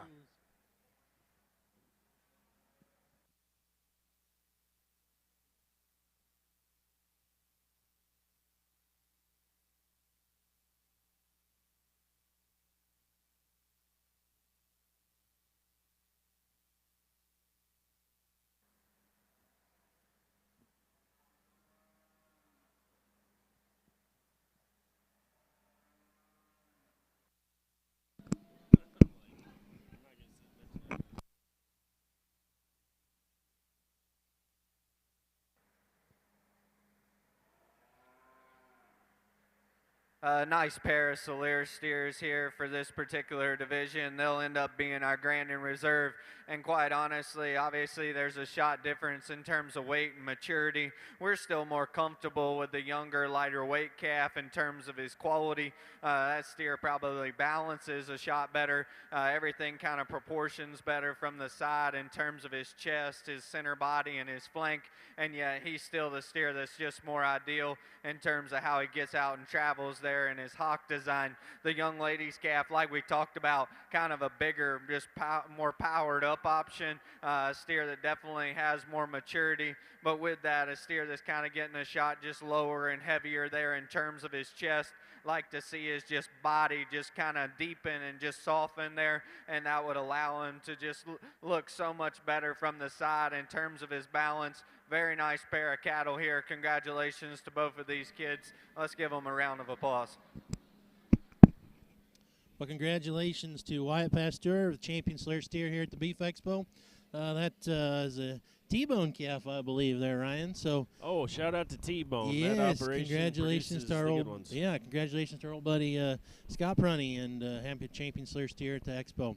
Fun one coming up next year as we start into our favorite fun class of the day, if you will. I know we're going to take it seriously and judge the cattle, but mini Herefords is always fun to watch because we have so many young kids that are trying to get started in the business and just taking the next step in terms of being active and showing cattle. So fun to work through these mini Herefords.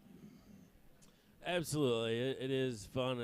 Typically we see those younger kids on these cattle, and they kind of match them for size and hopefully for temperament. Not always the case. Yeah, not always the case.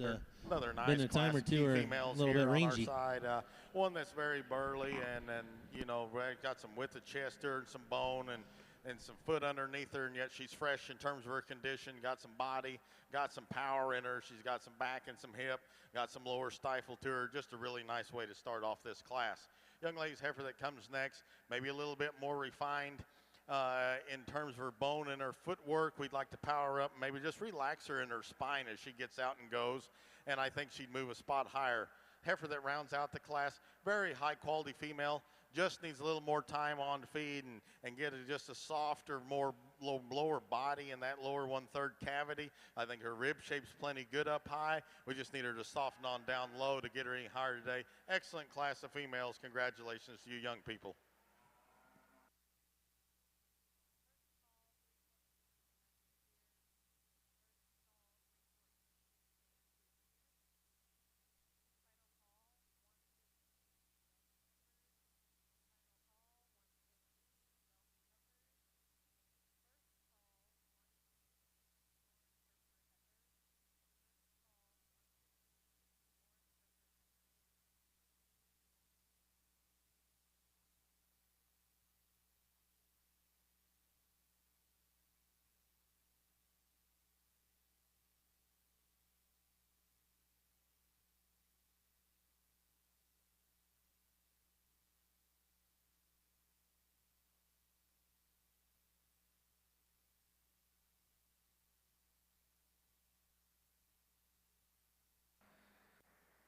Very nice class of mini herfs. These two young ladies have brought two very high quality steers out here. We decided to go with the young lady steer here. He's probably just a stouter option that's more desirable in terms of his hip design and how level he is there out through his pins. He's also the one that's probably just more ideal in terms of the foot size and shape that he has, especially there in his rear two young lady's calf that definitely has a high quality look.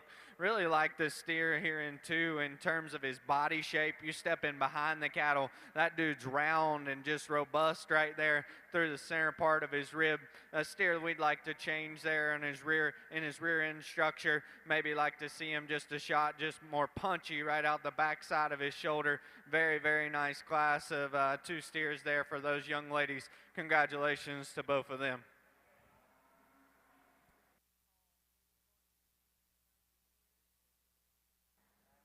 Let's give these key exhibitors a round of applause here in the heifer side. Really nice set of key females from the first class all the way to the last. But Matt and I were just talking, and there's two of them out here that hit us really, really hard in class, and they get back out here in the lineup. They don't disappoint us. So I'm not going to spend a lot of time talking about these things again, but an awesome lineup. We're going to pick our champion in reserve. Congratulations to these exhibitors.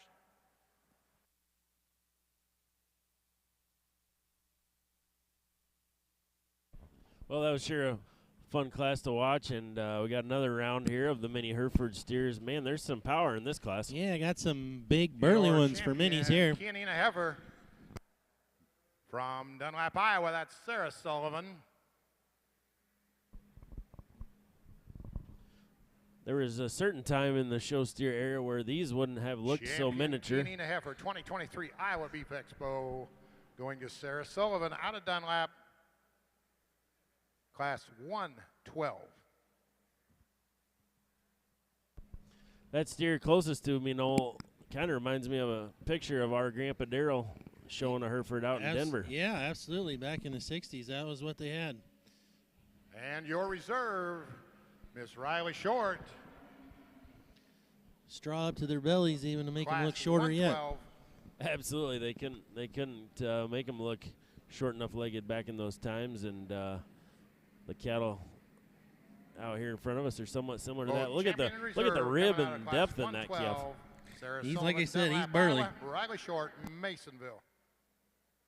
Now moving into the purebred Gilby.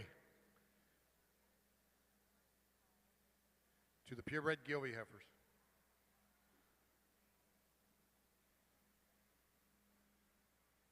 Let me catch up on the key show. Placings for class 111. First place, Carly Lynch, Grundy Center. Second to McKinley White, Storm Lake. Third to River Rasmussen of Esterville. Fourth to Owen Primus of Steamboat Rock. And fifth to Cody Wright of Independence. That was placings for class 111, Kianina heifers. Placings for 112, first place, Sarah Sullivan, eventually champion. Second to Riley Short, Masonville, eventually reserve. Third, Logan Golly of Irwin. Fourth to Ben Snedden of Grand Junction. Fifth to Ryan Olson of Kalama. Sixth to Maddie McCoy of Villisca. Seventh to Addison Moeller of Beeman.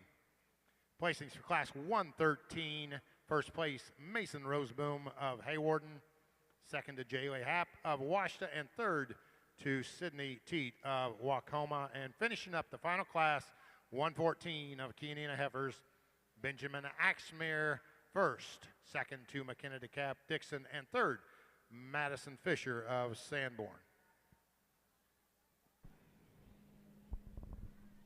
All right, another competitive, entertaining class. Look at the little man out there winning the class.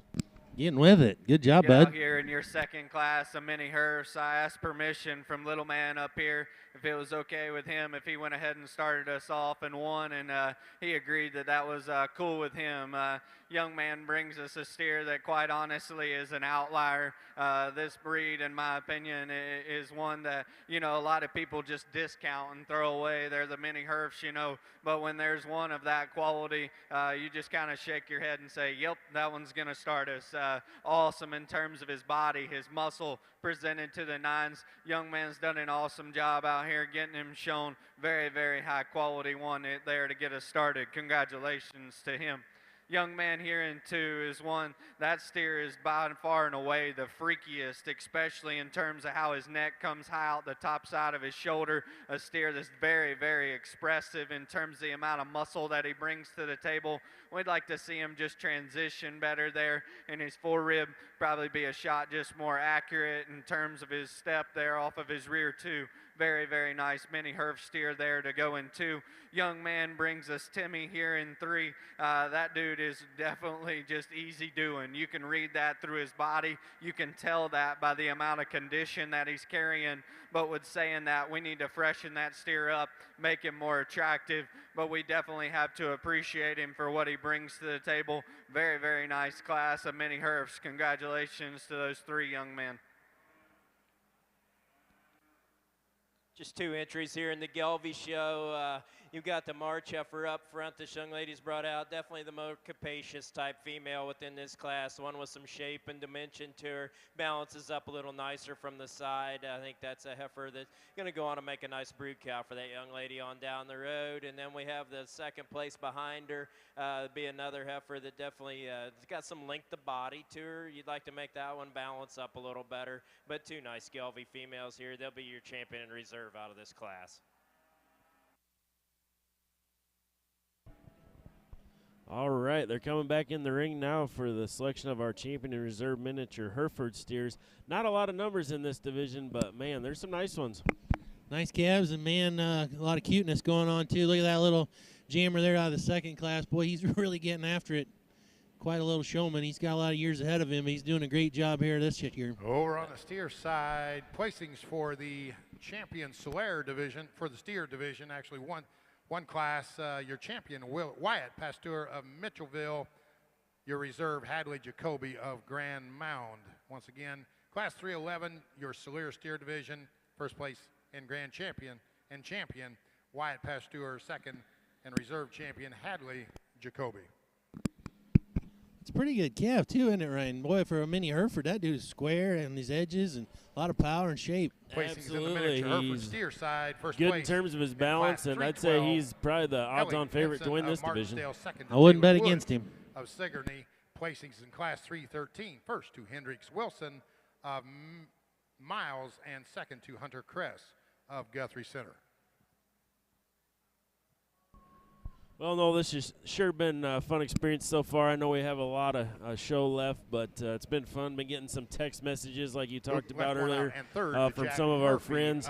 Shout out to Mr. Ryan Mitness up in Benson, Minnesota. Placings for class 313. First place Hendricks Wilson, Miles. Second to Hunter Kress, Guthrie Center, and third to Jack Murphy, Melrose.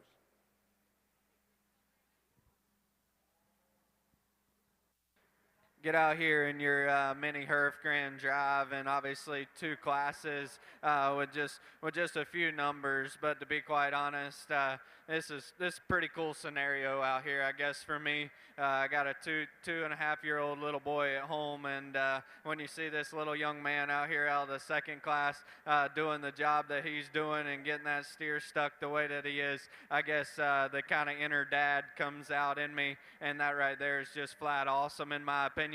Not only is that awesome, his calf is awesome too. He'll be your champion. Congratulations to him.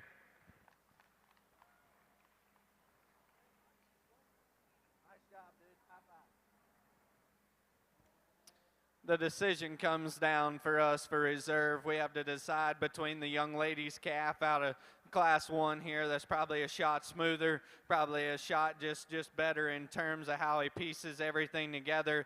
The young man steer there out of class 2 is undoubtedly the more stouter and freakier option. We're going to decide to go with him for reserve and just use his muscle and power. Congratulations, buddy.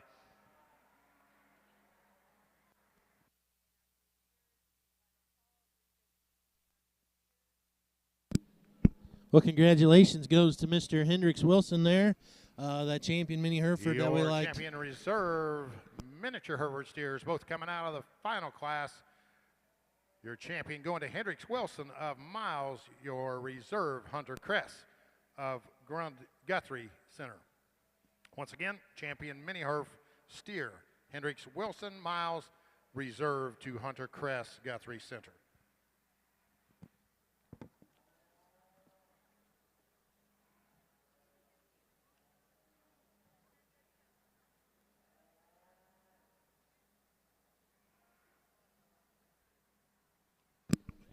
Wrapping up the mini Hereford show there, and here we go into our next division.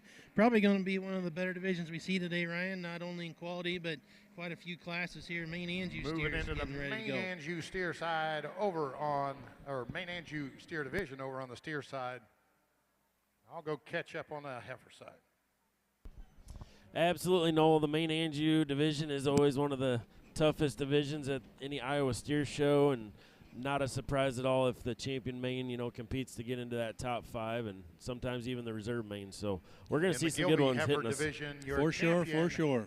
Going to Chloe Sprague of Altoona. Your reserve to Kesley Sprague of Altoona. That was also the placings for class 115. Your grand and reserve coming out of the same class. Chloe Sprague champion, Kelsey Sprague reserve. It actually wasn't too many. First class horned Hereford heifers. It wasn't too many years ago at the Iowa State Fair in the same pavilion, the grand champion main Anjou steer got the slap for overall. Absolutely, that's right. That wasn't very long ago at all. 3 steers here to start off for first class, and good trio there. Looks like last young man in the ring there, that's Mr. Grayson Belcher. It's my old buddy Kendall Bremer's son, showing a pretty nice calf here in the first class of mains. Just on the north side of the arena here, just to give you steer listeners a brief update. They're starting on the Hereford heifers as well, and a nice group of Hereford females lining up over there. There's a breed that's really done some good things and changed them in a positive direction here in the last 5 or 6 years. Absolutely. Looks like some really smooth-made females over there, and like you said, it looks like they've cleaned up that front 1/3 on some of those. Young people taking pictures around the ring here. That's for Hamilton Photos. Those pictures will be available at hamiltonphotos.net, hamiltonphotos.net, as well as your backdrop photos, candids, backdrop photos, hamiltonphotos.net. All right, our first class of main steers are making their way around the ring. Our judges are evaluating them. A class that probably kind of lines itself up here. We'll see how they do it.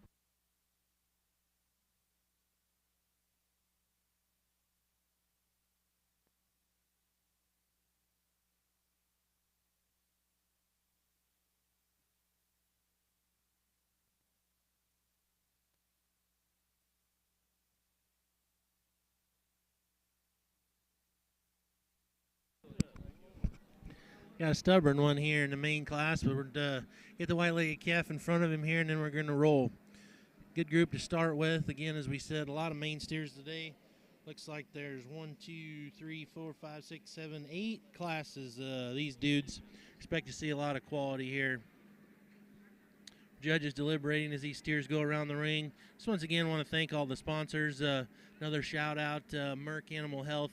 They do a tremendous job throughout the week sponsoring events, and Vermeer as well, a local company here in Pella that does a lot of equipment stuff. And again, just really their nice support way to start and our is Horn really Hereford appreciated drive. here at the Iowa Beef Female Expo. that wins, very elegant through her front 1/3. You like her rib shape as it comes out of the center portion of her spine and goes down to her navel. Very nicely balanced from her chest floor back to her udder. Very sound structured. Got enough shape and width and dimension. Maybe like to give her just a little bit of pin width when you view her from behind. The heifer that comes in second, boy, you really like the way that her neck comes out of the top side of her shoulder. Really like her ear set, like how she's elegant made through that front 1/3. Like the angle to her shoulder and her structural correctness. Maybe just gives up just a little bit of softness of forerib, and maybe like to blow her apart right there at the top side of her tail head to square her up compared to the one that's ahead of you. But very, very high quality. I think that won't do nothing but get better the older she gets. Then young man showing it here in the red vest, that's a Hereford breeder, and I can say that because I am one. I like that. I like you're showing in your Hereford colors, and you're dragging a good one. Boy, she's a big bone, big footed, burly made female that's very long and extended through her front 1/3. She's long spined, long from her hooks to her pins. Maybe just gets a little bit weaker in her loin, gets a little bit narrower when you view her from behind to match her bone and footwork, but very, very high quality. two females that round out the class. Very good in their own right and type and kind. One of them just needs to be a little bit bolder in her rib shape. The other one just needs to be a little softer off either end of her skeletal design. Congratulations, excellent class.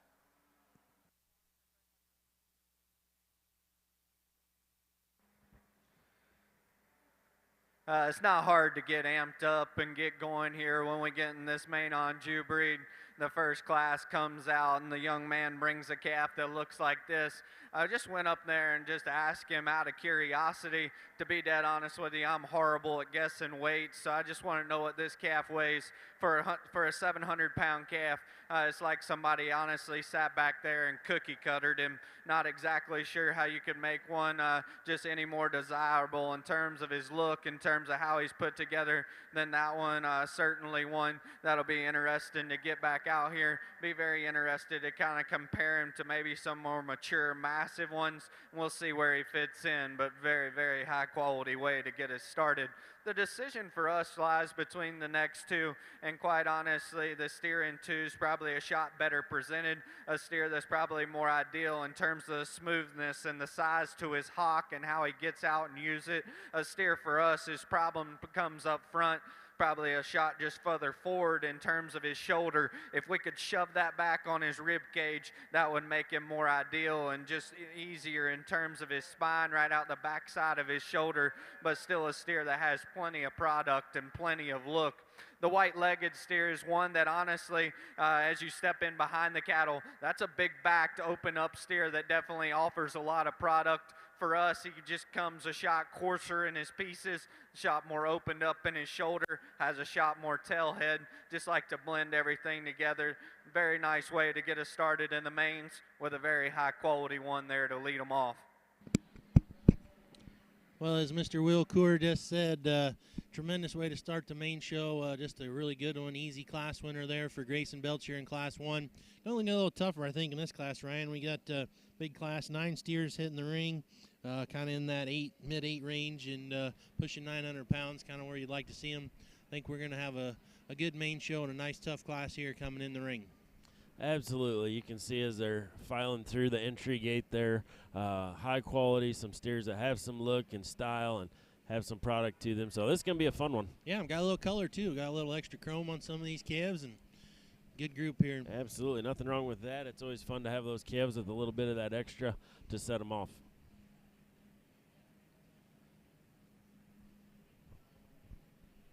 Got Mr. Lowell Teat down there at the gate, making sure the correct calves are coming in order and lining things up back there. Another person that has one of those thankless jobs that helps make this thing go. Absolutely, and he's been doing it forever. I mean, back when you and I were showing, he was getting kids in the right order and directing traffic, and been doing it forever, and sure appreciate all the hard work and effort he has put in, not only here at the Beef Expo, but at the State Fair over the years. Truly an industry leader and a legend in my mind, if you would. Appreciate all the things that he's done for years upon years. Absolutely, and man, nice lineup of steers here. This, like we said, this is going to be a fun class right here. This one standing close to us sure has a look about him, and as you follow on down the line, a lot of good-looking, highly presented calves. It's sure fun to see the presentation that these families and exhibitors put on these cattle. Absolutely. And again, just the consistency from top to bottom. I know when we were showing, there was always good ones. There's always has been good ones, but it seemed like the spread from the first place to the last place maybe wasn't quite as tight. Kind of hard just to look down there right now and pick out the bottom calf in the lineup. Start and no off real this trio throwaway or garbage in this one particular that is drive. Definitely powerfully built from one end to the other. That's a big, powerfully made one. You love the amount of muscle and dimension that one has, the amount of bone and footwork under that one. That one's got a lot of good things to her. Young lady does a nice job getting her showed out here. The next heifer coming out a little more sensible in her size, but it's one that wants to run downhill into the top of that shoulder. It's got a little more chest in her than what our first place winner does. You'd like to give her a little bit more substance from the hock to the ground there, but a really nice complete heifer there in the second hole. The one going out here in third, a very classy made female, just one that's straighter and more upright in those pasterns. You'd like to soften her up the center part of her body to get her up any higher in this class. Thank you.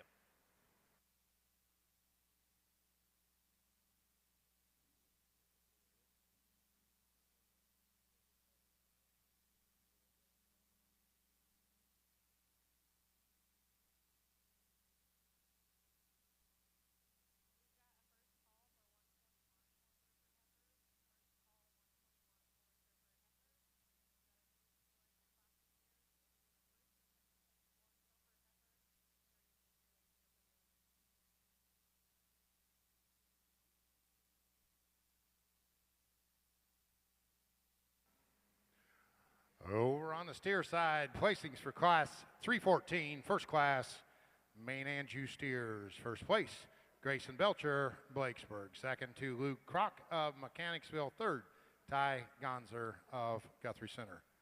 Currently in the ring, second class, main steers, class 315.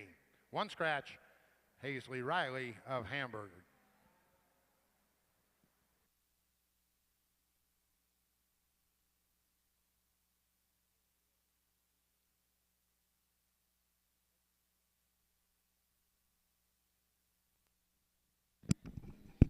Powerful set of steers here as we circle the arena, and judges kind of can select on some soundness issues as they evaluate this class. But again, just a good class of steers from top to bottom. Excited about this main division. See, we got a little more help in the ring here. Gave Tucker a shout out earlier. Shout out to Miss Katie Jimerson as well, helping get traffic directed here. My little goat shower is sure again another kid that's grown up, and maybe that's a sign of the times, Ryan. We just getting old or what? All these kids, they used to be kids, and some of them we don't even know anymore just because the times change, I guess. Absolutely. We're definitely not getting any younger as the days go by, and I was just thinking about that earlier. You know, I definitely am still in the industry, but I don't know all the kids like I used to. Hereford Heifers, first place, Chloe Rogers, Iowa City. Second to McKenna Rogers of Solon. Third to Wyatt Monroe of Truro. Fourth, Kennedy Rife of Columbus Junction. And fifth to Ella Helen of Huxley. That was placings for class 116. Placings for class 117. First place, Leona Mandernack of Bernard. Second to Annie Johnson of Independence. Third, Hunter Kress of Guthrie Center. But even though you and I probably don't know who all the exhibitors are anymore, as I look around ringside, there's definitely a lot of familiar faces. You know, even though we're getting older, some things never change, and it's always some of the core people in this industry are always going to be here. You can count on that. For sure, and it's cool to see, as you said, this next generation is now, kids and now grandkids. A lot of the people that we looked up to and were mentors towards us when we were growing up. So it's still a family event. I know we're all real competitive here on show day, and we all want to win, but at the end of the day, we're all a family here in this ag community, and it's cool to see us all come together for events like this, and especially as we keep talking about today, getting people together to help sponsor shows and make this a great event. Just as if you're watching online, you can't see them all, but there's banners all the way around this ring of some of the great sponsors they've had. Another one we'll give a shout out to is Umbarger Feed. They do a tremendous job. They got a booth set up outside here as well. Another so nice just effort again, to start appreciate this all the class sponsors. off with, one that's Absolutely, and just Umbarger Feed's a good one to talk about. It's definitely a great company, and I know at our house, at our operation, we use several of their products every day. Some volume, got some stoutness to her, got a nice look about her. Very nice way to start off our class. Heifer that comes here in second is one that's, she's the greenest one that's probably out here, but I think there's a lot of good in this one. Young man, you just need time. Time's on your side. That's a good thing at this stage of the game. Nice silhouette, good looking, good structured. Just needs a little bit more shape and power to run with the one that's ahead of you. Like I said, I think that'll come in time. Very nice second place. Young lady's heifer that comes in third has an advantage in terms of readiness and a little bit of stoutness down low. But in terms of overall look and design, she's getting a little fat and chesty in that brisket, pushing a little bit of pone, gets a little bit base narrow when you view her compared to the two that are ahead of her. But love the broodiness and the cow power that this one has. Very nice breeding piece. Heifer that comes next is one that just gives up too much show ring pizzazz, but very, very nice cow prospect. Congratulations, you young people.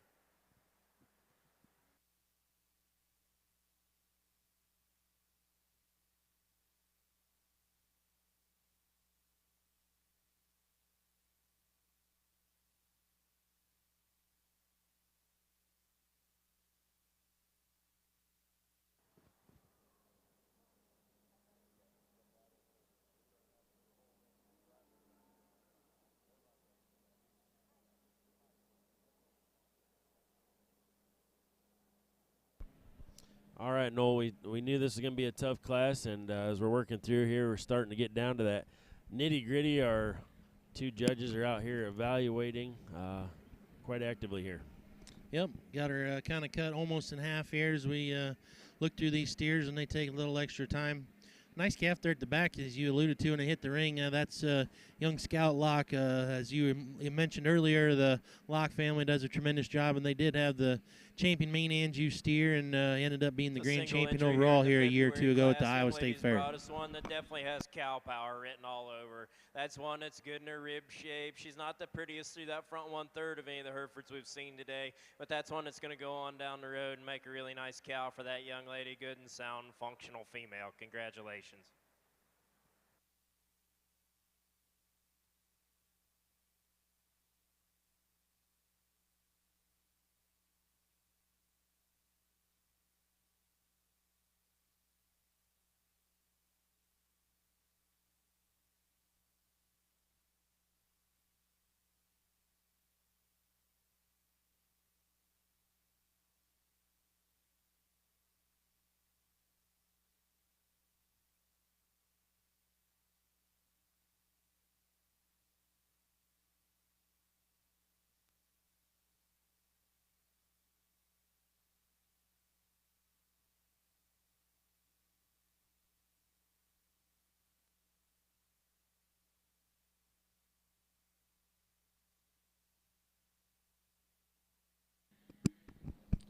Judges deliberating here. Now we send another one to the wall, and again on the other side of the ring, good class of Hereford heifers over there. Just for you steer guys listening, just to let you know who's evaluating heifers today. Our lead judge is Mr. Dan Harker from Hope, Indiana.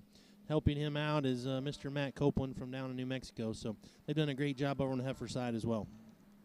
Another nice single entry here, but one that's very sound and functional. She's flexible off either end of her skeleton. She has some power to her.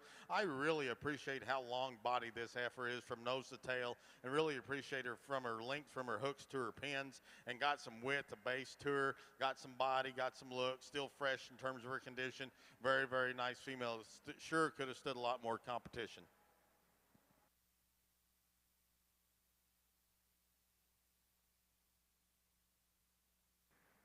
Second class of mains, and quite honestly, we sat out here, pulled these cattle in side by side and watched them take a lap. Me and Chance looked at each other, talked about just how high quality in terms of presentation, clip job, and these cattle are all the way down the line. We looked at each other and says, okay, where's the bottom, you know, and I'm commending that young man that's down there, because this is an extremely good class, and one that I think is very, very deep in terms of quality. In our opinion, it comes down to these two.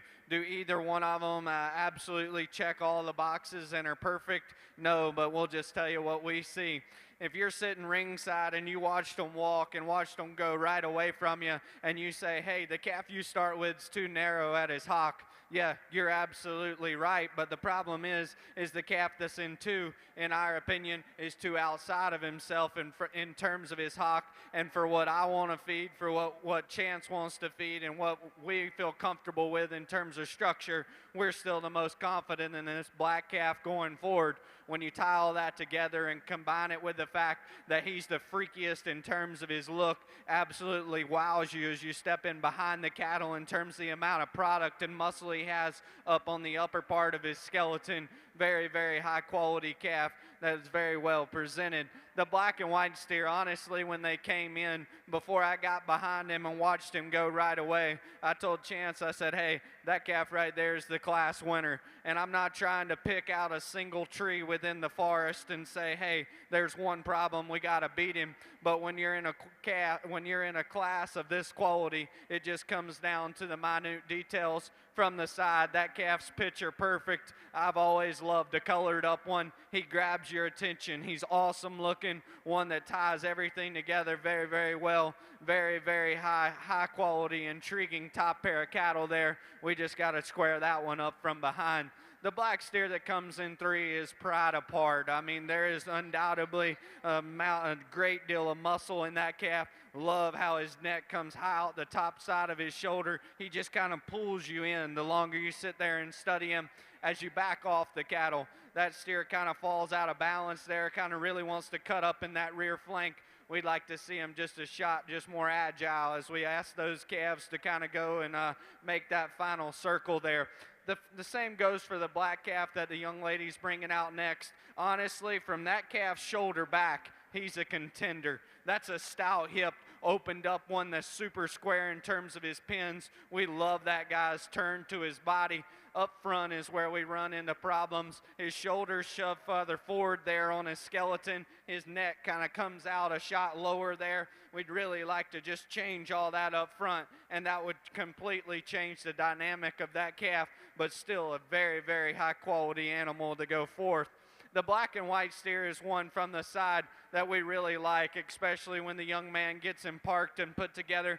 Gives you a very nice, balanced, and proportioned look as we circled those last 5 and you watch those cattle go right away from you. He's the most undescript in terms of his shape, closes up the most underneath.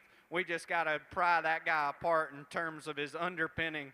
The black calf that comes next, buddy, I'm here to tell you, don't give up, because this guy in terms of a fat steer is very, very good. You know, you talk about the basics. You talk about being good in his structure, good in his body, good in his look. He is all of those things. The problem is he's just not eccentric in any one area, and when you get in a class like this, we got to have them extras, but come fat steer time, that's going to be a very, very competitive animal. The black and white steer that comes next is out there in terms of his muscle shape, in terms of the amount of frame and length that he offers, but that honestly comes to his undoing. A calf that's a shot more tubular and harder doing there in his body.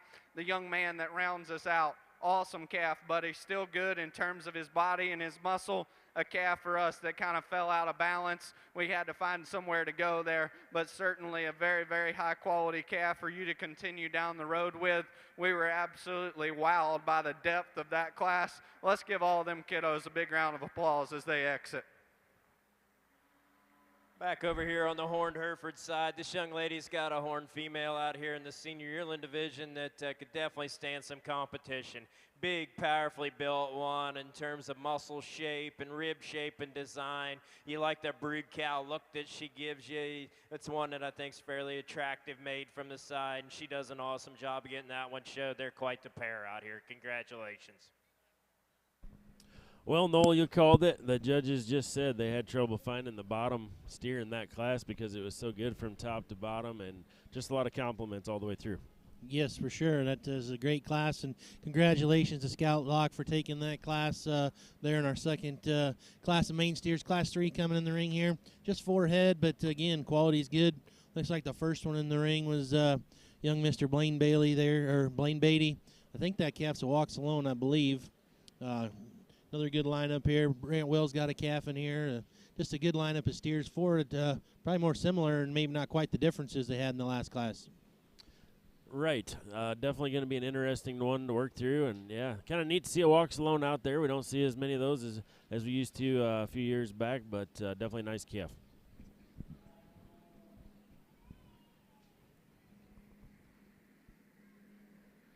North side of the ring, they're getting ready. Looks like pick their champion Hereford heifer as I just take a peek over there and, keeping my eyes on the steer side. But, man, that's an impressive lineup of Hereford females.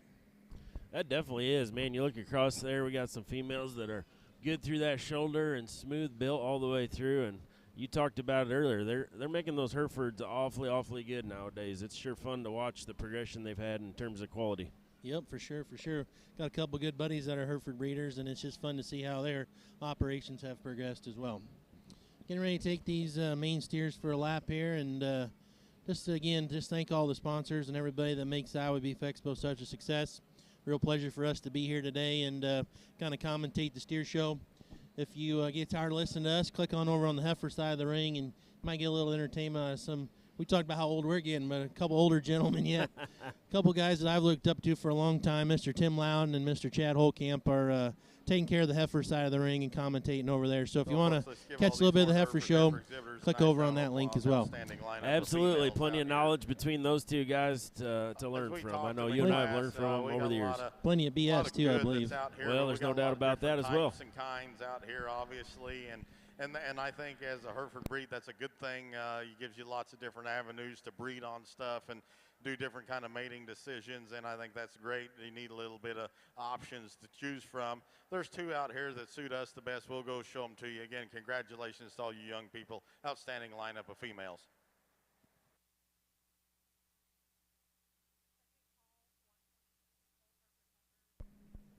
All right, as they're coming around the corner here in front of us, Noel, 4 really powerful steers. How you liking these? Well, I like them all pretty well. I mean, like that first place calf's pretty nice, and then here this third place calf that turned the corner. Boy, he's got a big old square top in him as well, and appears to be good enough on the move. I think there's a good pair that they can gravitate towards, and we'll see how they like them here in a second. Looks like as I just take a look down the lineup, good class here, but again, just more coming in. We have another, looks like 2, 4, another 5 classes of steers.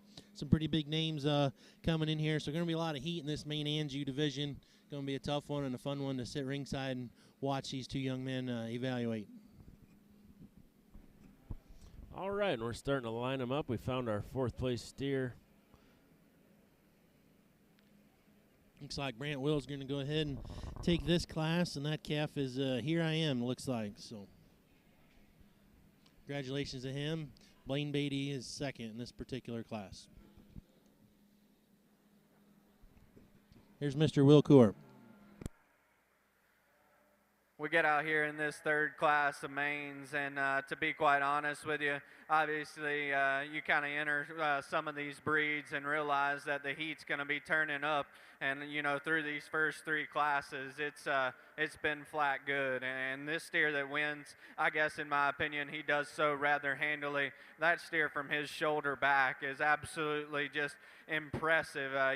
You start talking about that kind of body shape being that round out the top side of your spine, that just facilitates for all that added spread and natural dimension and width up high. And still, when you put it together with that type of hip and hind leg, being able to get out and travel ground and cover it so effortlessly, that calf is very, very good. Now, is he perfect in terms of his shoulder? No, you'd like to lay him back there just a shot, but that's getting awful nitpicky on one that's extremely high quality and presented to the 9s. That young man here in 2, quite honestly, I'm sure he never dreamed of loading that calf and coming to town and being second, because that's a very good animal. Love that guy's how long and level he is there in his hip.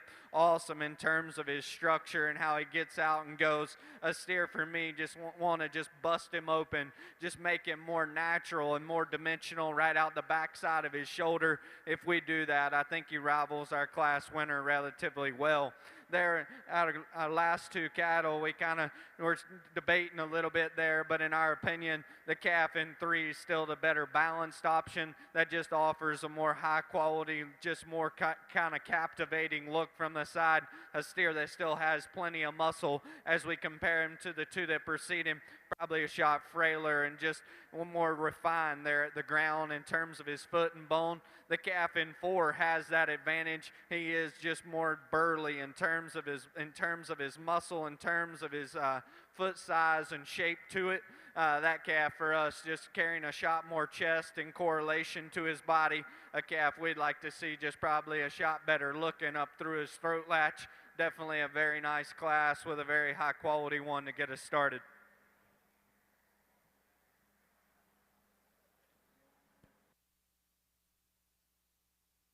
Let me catch up over on the heifer side. Class 118 horned Hereford heifers. First place Spencer Sukin of Gowrie. Second to Reeve Wagner of Hampton. Third to Kendall Knoll of Hedrick. And fourth to Kennan Henners of Centerville. Single entry class 119 Hadley Hopkins. Single entry class 120 Tommy Rabel.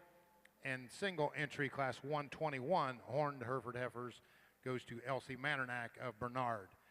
Your eventual champion was Chloe Rogers, and your reserve, Tommy Rabel. Once again, your champion coming out of the very first class, class 115, Chloe Rogers of Iowa City. Your reserve, Tommy Rabel of Lake Park. Now we're on the polled Hereford heifer division.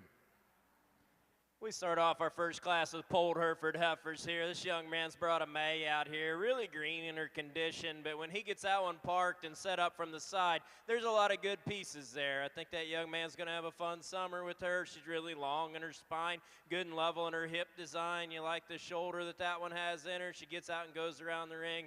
They're a nice pair out here, and this young man's doing a good job getting that one presented. Young lady coming out in the second holds another one that's definitely green in her condition. She's a heifer, though, though, that just needs to be a little deeper in her flank compared to that one that's in front of her to get her up any higher today. But two really nice heifers that got a bright future. Turning up the heat here in this main class. Over and on the steer side, catch up on classes 315, 316. First place, class 315, Scout Lock, Packwood. Second to Trey Fukin. Ooh, baby, this Mount is Air. a Third to class to watch here, Elise Badger of Bagley. Fourth to Jolie Fisher of Villisca. Fifth to Justin Boddicker of Tipton. Sixth to Houston Holdgraffer of Bryant. Seventh, Courtney Decker of Sheldon. And eighth to Carson Litcher of Stanwood. Placings for 316. Main and Jew steers. First place, Brent Will, Wyota. Second to Blaine Beatty of Russell. Third, Clayton Yoder of Reading. And fourth to Jarrett Lynch of Dyersville. Currently in the ring, class 317, main and Jew steers. Heater of a class. Good class here. We first one in the ring there set the tone. That's Kentley Lonigan, calf I think from Wade. We saw as he cranked the tail on that one and they hit the ring. And then Drew Jacobson there in that second hole. That good-looking baldy calf from Joe Hare, and I'm pretty sure our good old buddy Bucky Neal raised that one, didn't he? Yeah, he did. That was a calf I looked at out in his pasture sale. I was bidding on that one myself. He got a little rich for my blood, but that's a good one. Well, good for Bucky and Cole and Elise and that crew.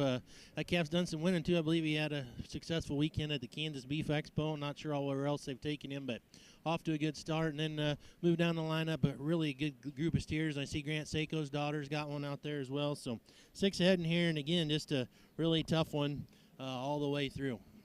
Yeah, these are the classes, you expect to see at the Iowa Beef Expo and what you come for. I mean, these are the classes that kind of get the blood pumping a little bit more, and I'm sure the two evaluators out there are feeling the same way. Being on that side of it, it's sure a lot of fun to sort through cattle that are high quality and make those tough decisions. Absolutely. That's what he said. Makes it fun and makes it a challenge. And I know, again, everybody's here to compete and win and fierce competitors, but at the end of the day, competition's what you want. And if you can't compete with somebody that's up to your level and fight on their level as well, it's not near as enjoyable when you get the slap at the end of the day. But, boy, look at that truck coming at us. That's a powerful steer My there, goodness, that first one. Yeah, we're watching our associate judge there watch him track away. That one's a wide glide.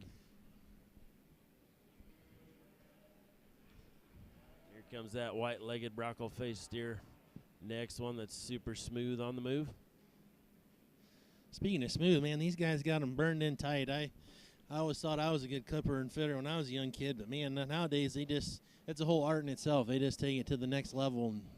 Absolutely. These families, they do such a great job managing that hair, and then the people that clip them out for them just dial them in. It's just fun to look at. Well, we got a really nice polled heifer here, one that's sure awfully good in every angle that you want to look at her. Very stout, very sound, very functional. She's big boned, big footed, has some width of chest, width of skeleton. You get behind her and watch her track away. She has some good natural width and power. She's big back, big hip, carries that advantage down low. She's bold sprung, very fresh in terms of condition, very nice female. It gets close between second and third here for us, and you guys ringside want to flip-flop them. We won't argue. But Dan and I are power guys, and this heifer just simply has more natural turn to her rib up high, carries that advantage down low. She's a bigger bone, bigger footed female that just simply has more cow power to her. Now, we would like to set her back in the front part of that shoulder, make her take a longer, more athletic stride off those front two, and level her up from her hooks to her pins if she wants to get a little round there. The heifer that rounds out the class, love the silhouette of this female. Gosh, she's so pretty to look at. Love her levelness from her hooks to her pins. Like the way she gets out and motors around the ring. We just get behind her. We don't want to just break her apart and make her stouter in her skeletal design. But very, very high quality, great class of females. Congratulations. Well, they've pulled a couple steers out here to get the process started. But, man, as we get down to these top four and work through, they're going to have their work cut out for them. Absolutely. And again, this is what the Beef Expo is all about, and just quality cattle and quality kids, and just really can appreciate all that they've put into it, and getting your 15 minutes of fame or whatnot here in the ring, and just showing off your hard work and what you got to put in here for the rest of the summer.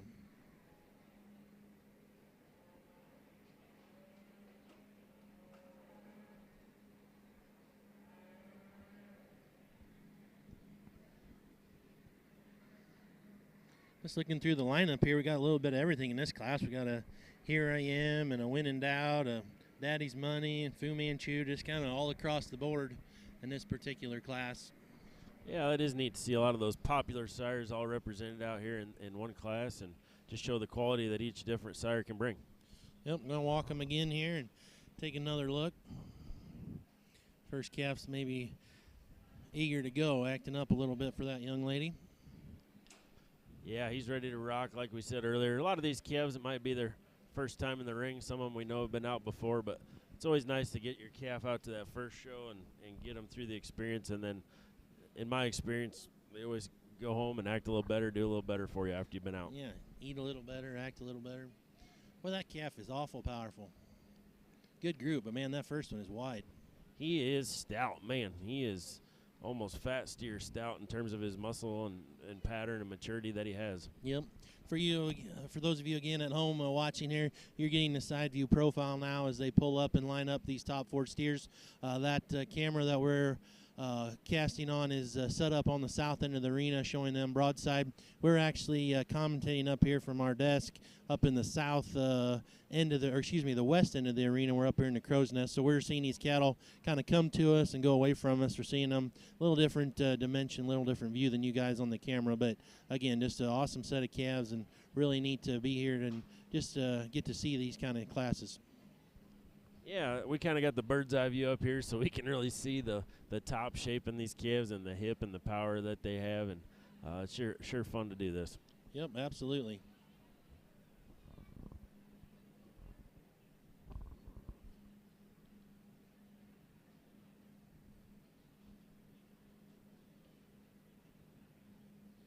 I'll just take this second as the judges work through, just call out another sponsor again here as we just look around the ring. Hubbard Feeds and Alltech, they do a tremendous job. Again, just showing their support for the kids, and we sure appreciate what they do. Also, ringside here, there's the Weaver crew. I know Sullivan Supply does a tremendous job, but the Weaver crew, they do that as well, and they got a tent set up out back and a wagon in the trailer, and the products they bring to the table are innovative as well. So appreciate other thing that Weaver Livestock does for these kids and this weekend as well. Absolutely, Weaver, over the last 10 years or whatever, have really stepped up the game, and we talked about competition is a good thing out in the show ring, and competition's good in other markets too, helps drive the other companies to be more innovative and bring new stuff to the market. Absolutely, and those Weaver guys are great to us, especially in our main event sheep sale we have every spring. She was one that just had that wow factor. You love the way she's designed in that front 1/3, the levelness of her spine and her hip when you set her into motion. Good foot shape under that one. That one's got a lot of good things about her. Just free her up ever so slightly in that hock. But that's one that's got a lot of good parts and pieces there. Young man does an awesome job getting that one showed. Congratulations to him. The heifer coming out here in the next hole, a little heavier in her condition than I'd like to see her at this time. Her best friend would be a round bale for a little while, young man. Just take that one home and cool her out a little bit. She's getting a little chunky on you, and that affects her when you set her into motion. She wants to get just a little bit wide off those rear 2. She just needs to freshen up and get out and go around the ring a little better. She's one that just got a lot of good things to her. She's just a little far along in her condition today. The next heifer coming out, you like this heifer in terms of her broodiness and her cow power. A little coarser in her shoulder design, a little more upright in those pasterns than what you'd ideally like to see. Young lady's got a nice cow, though, in the making there. The next one coming out, the greenest one in this class, just needs a little bit more power, needs a little bit more structure there, improvements in that hock to get her up any higher in this class.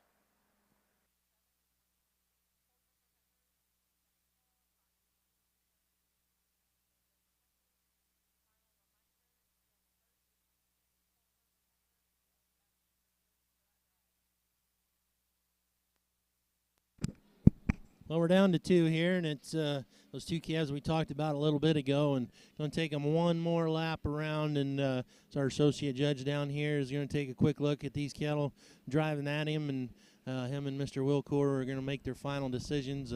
Close pair of cattle. I mean, there's a powerful type steer there and one that's a little bit prettier, and some other small intricate details separate them, so it's going to be kind of a choice in terms of type and kind, I guess, for me. Absolutely. Definitely a little bit of give and take between these two. Both high-end cattle. Again, like you said, that first year just from the shoulders back, he's just hard to deny with the power he has. He's maybe not quite as unique out of his front 1/3 as that steering second, who, you know, if you think he has enough power for you there, that second calf, you could easily go with him. It's just one of those coin flip decisions that you can justify either way. For sure, and I think one of these kids is going to be very happy. One's going to be a little disappointed. Okay, went ahead and class winner here is Kentley Lonigan, and second place to Drew Jacobson.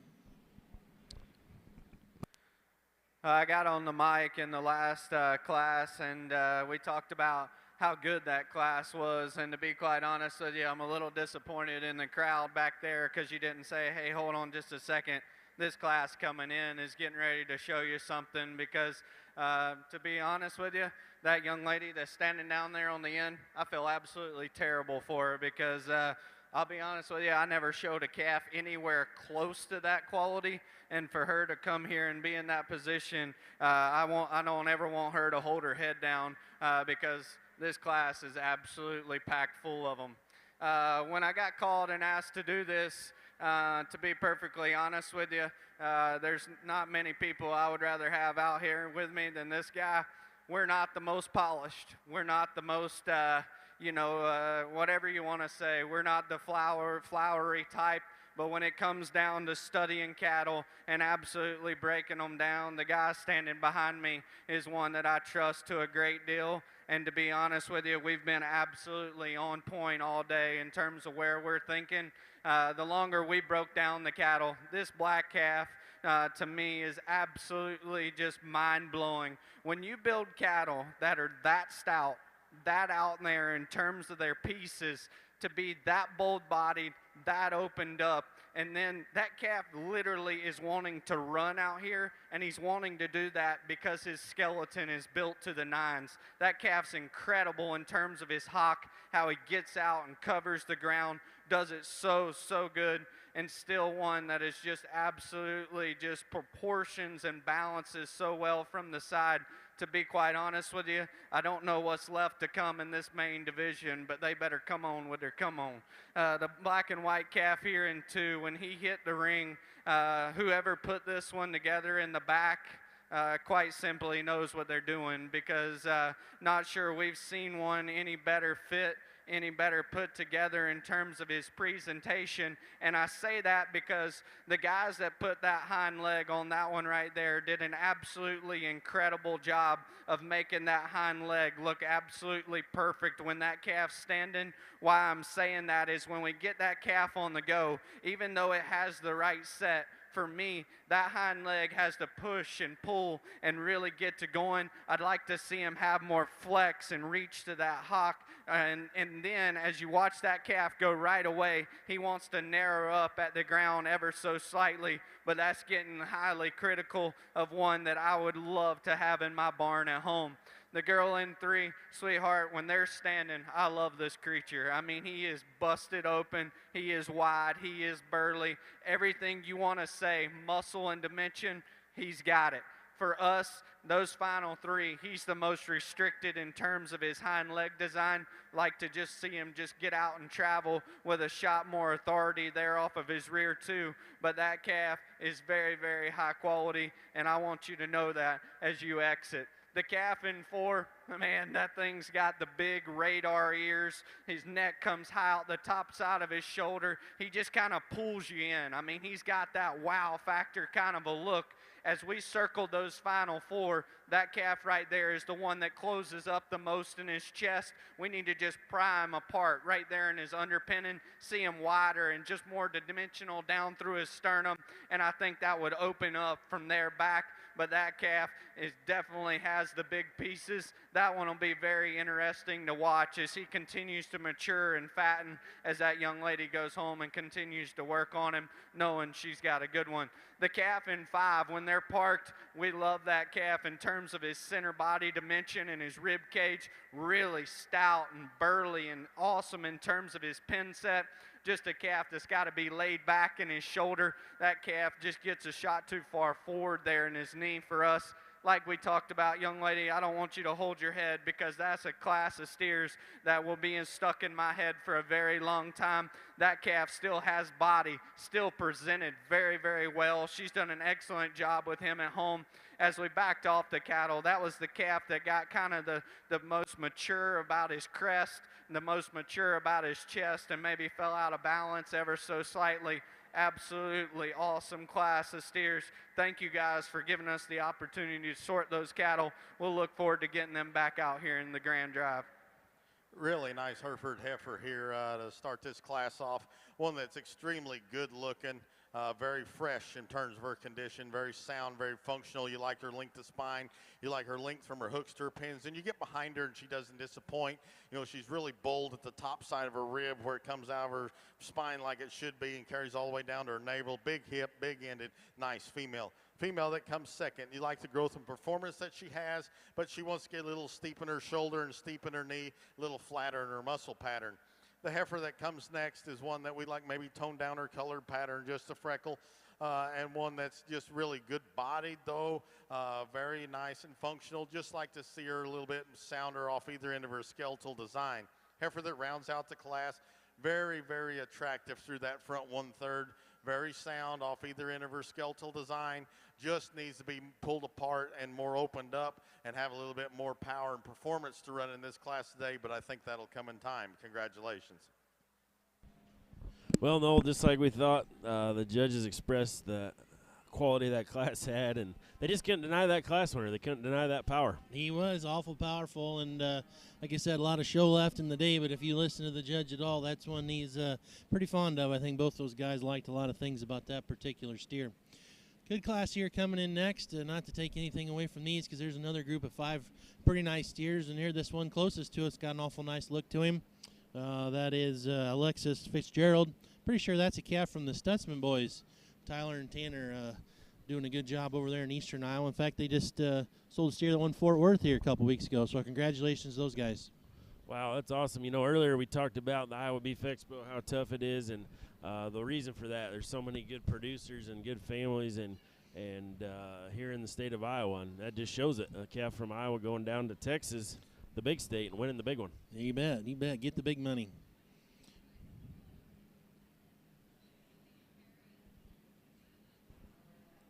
So one more step closer to our champion main here. We are working on class 319. There will be, 318. There'll be 3 classes after this, and then we'll pick our champion main steer. And then coming down the line, looks like we're getting into some Limmies and some Herefords after that, and then we'll fire up into the Keys. But good, strong division here in the mains as we take these calves around and circle them. Absolutely. Just the quality so far through this show has been what you expect it to be. Yep. High level, and we know there's a lot more to come. So this is going to be a fun day all the way through. Yeah, been a lot of fun so far to this point. And as you said earlier, just being up here in the catbird seat and just kind of seeing things from a little different perspective, pretty fun and pretty enjoyable.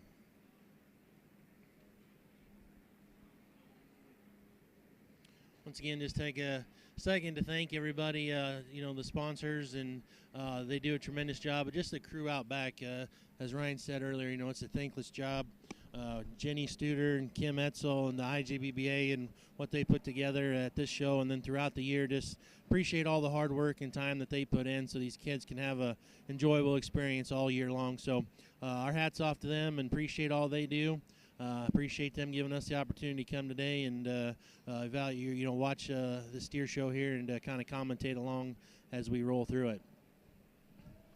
Absolutely. It's really great that this service is being provided for a lot of the folks who maybe have a family member showing today or a relative and they just weren't able to make it down here to Des Moines. We start off this class of polled Hereford females. It's one to definitely come here for a fight. I'm telling you, this one is built for the 9s and just impeccable in her design, I guess. For me, I love the way that one's designed in her shoulder, the extension she's got through that front 1/3, the amount of power and shape and dimension that she has from one end of her to the other, but yet still real flexible in that hock. Just a really, really high-quality heifer here to start off this class. Young lady's got another one. It's going to make a really nice cow for her. The duo of those come out here, and she gets her showed good. That's a really nice little cow prospect for that young lady. Just doesn't have all the bells and whistles that our class winner does.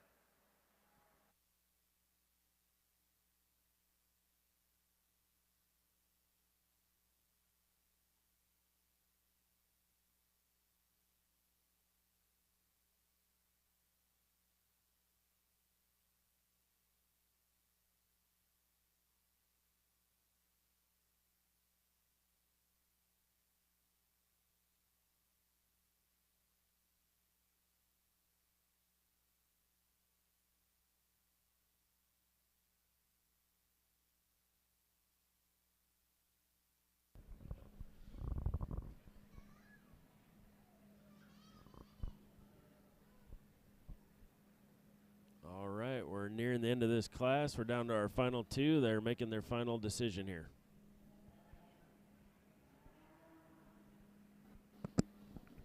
Still working on some Polled Hereford heifers on the north side of the arena in the female show.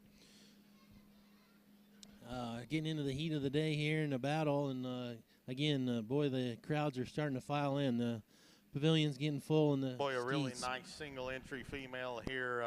Sure could have stood a lot more competition. Boy, she's rugged in her type and her kind.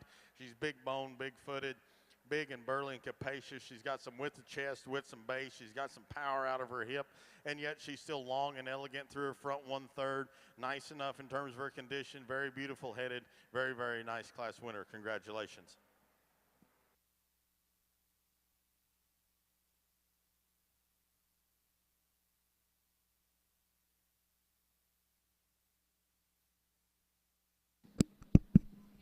Once again, working on the main Anju steers over here on the east end of the ring. Very, very high quality top pair of cattle up here in the top, and when they both have muscle, they're both ideal in terms of how they're built at the ground, in terms of their structure. We kind of backed up there, and to be quite honest with you, today we're just the most comfortable with the young lady up here that's going to start us off in terms of that guy's body shape, in terms of his turn and the shape to his rib. In our opinion, he reads a shot easier doing, a shot easier feeding, and today that allows him to balance up better. Very, very high quality in terms of his look and structure. Very nice way to get us started. Like I said, the calf N2 is awesome in terms of his build. Definitely has the muscle and the shape that we're looking for in terms of down his back and over top of his loin. A calf, like I said, we just need to chub him up right there in his body, just kind of extenuate his center body and back through his flank. I honestly think if that calf continues to feed and that young lady's able to just get enough corn, enough energy in that calf to kind of cause him to chub in that center body, he would be one to reckon with as a fat steer. The kind of decision for us, I guess, lied between 3 and 4, and quite honestly, you can switch that pair. We decided to just go with the simple, overwhelming power and muscle of the young lady's calf here in 3. If you want to put him in 4 and say that he's not sound enough there, that's perfectly fine, because we'd like to redesign that calf in terms of his hock. But today, for us, we just thought there was enough more power. The black and white steer is one that we love in terms of his look. Love that guy from the side. Everything kind of balances and blends together. As we stepped in behind the cattle, right out the back of that guy's shoulder, we just need to just amplify him in terms of the amount of shape and power that he has. Awesome in terms of his look from the side. Like I said, the black and white steer there that is going to round us out. Really nice calf, honestly, from his shoulder back, big ended. The problem with that calf is we got to redesign him, and his knee front feet are kind of wanting to go a shot east and west on us there, and that causes him to kind of just be a shot more restricted up front. Very high quality class of market animals there. Congratulations to those kiddos. Just a single entry here in our Polled Hereford show. This senior yearling heifer is definitely one that could stand some competition. Very, very well constructed. That's a heifer that's really long and level in her design. It's a heifer with a big old powerful hip in her. Gives you that brood cow look from the side, but yet still has that show ring eye appeal to her. Young lady does a really nice job with her. Congratulations to her. Well, moving right along here in the main Anju show now, class 319 hitting the ring. Kind of caught another gear there on that class before. Not quite as many calves, but still a good class there. Congratulations to Jenna Funk for winning class 318. Good class here again, Ryan. 5 steers, and looks like there's a lot of quality again in this particular lineup. Absolutely. The first one through the gate there is the Shaw family. They obviously had a run for the ages last season, and I'm sure they're going to be back in the mix again this year. Yep, absolutely. Good calf there. Pretty sure he's from Nolan Ferguson. I think Luke Doris might have raised that one as well. So good calf there. And looks like the Kane family there. Brody, he's got one. I think that's a Here I Am again from Nolan, and maybe Ty Webster raised that one. So a lot of quality here from top to bottom in this class again. There's the young Stewart girl. I know there's a family we talk about just generationally, and coming back year after year. There's a family that's been at it forever and keeps bringing high quality stock to the Beef Expo. So another good class here for our judges to evaluate. one more time, give you a quick update if you haven't heard yet, or just a quick reminder. Our judges for today, our lead judge is Mr. Will Coor. He's from Greenfield, Ohio. He's the taller gentleman there with the gray coat and the purple tie. The young man next to him there with the longer hair, that is Mr. Chance Young. He comes to us today helping out from Springfield, Tennessee. So those guys are doing a tremendously good job. I know they're having a lot of fun and sorting through this high-quality steer show. Absolutely. We appreciate both of them being here and doing this and working on these cattle. They're being efficient. They're taking their time when they need to and finding the right ones and putting them where they need to be. Yep, absolutely. Efficient's a good word because just doing a really nice job and a nice steady pace and not wasting time but not cutting any kid short as well. So certainly appreciate that. Let me catch you up over on the heifer side. Polled Hereford Heifer Division, first place, Class 122, Caden Hopkins of Halber, second to Olivia Alber of Independence. Placings for Class 123, first place, Leona Mandernack of Bernard, second to Kentley Weirson of Cambridge, third to Tommy Rabel of Lake Park.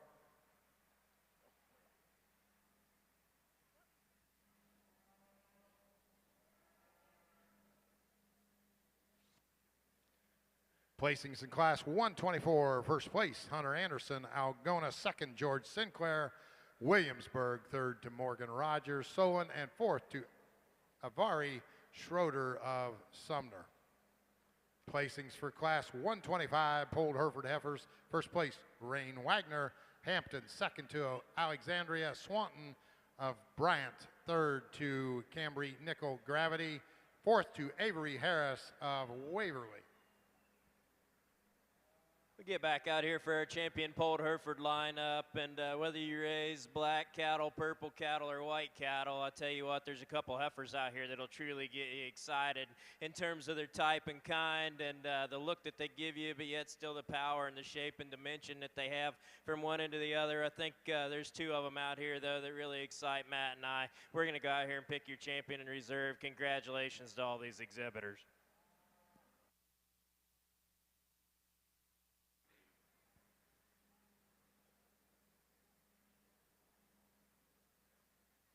Your champion Polled Hereford Heifer coming out of Class 126. That's Kinnick Paulson of Preston.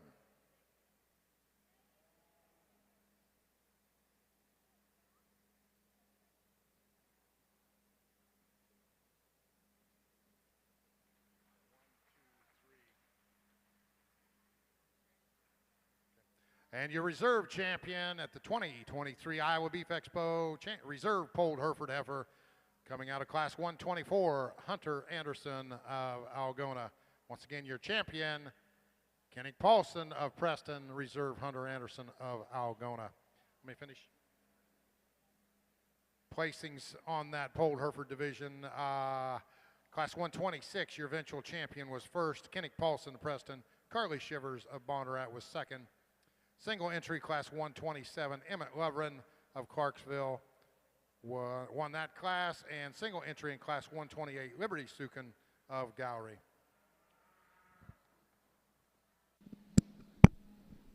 Once again, Class 319, me and Andrew Steers is in the ring here as our judges are sitting there talking and debating about these group of cattle, and again, a high-quality set of steers. Once again, just want to take the time to thank everybody that donates their time and energies to help make this show a success. I know my old buddy JVM is back in the barn sitting in the office. He just sent me a Snapchat. They got the big screen TVs fired in there, and they're watching the live auctions, broadcast over the internet in there in the cattle barn office. So appreciate all the things those guys are doing over there, keeping the barn rolling smooth as well. What do you think, Ryan? Got a nice class of calves here. Yeah, a really competitive class. I mean, you can see they're taking their time here. I think it's really close. I don't know if there's one steer that really necessarily rises right to the top or to the bottom either way. So really close decisions here.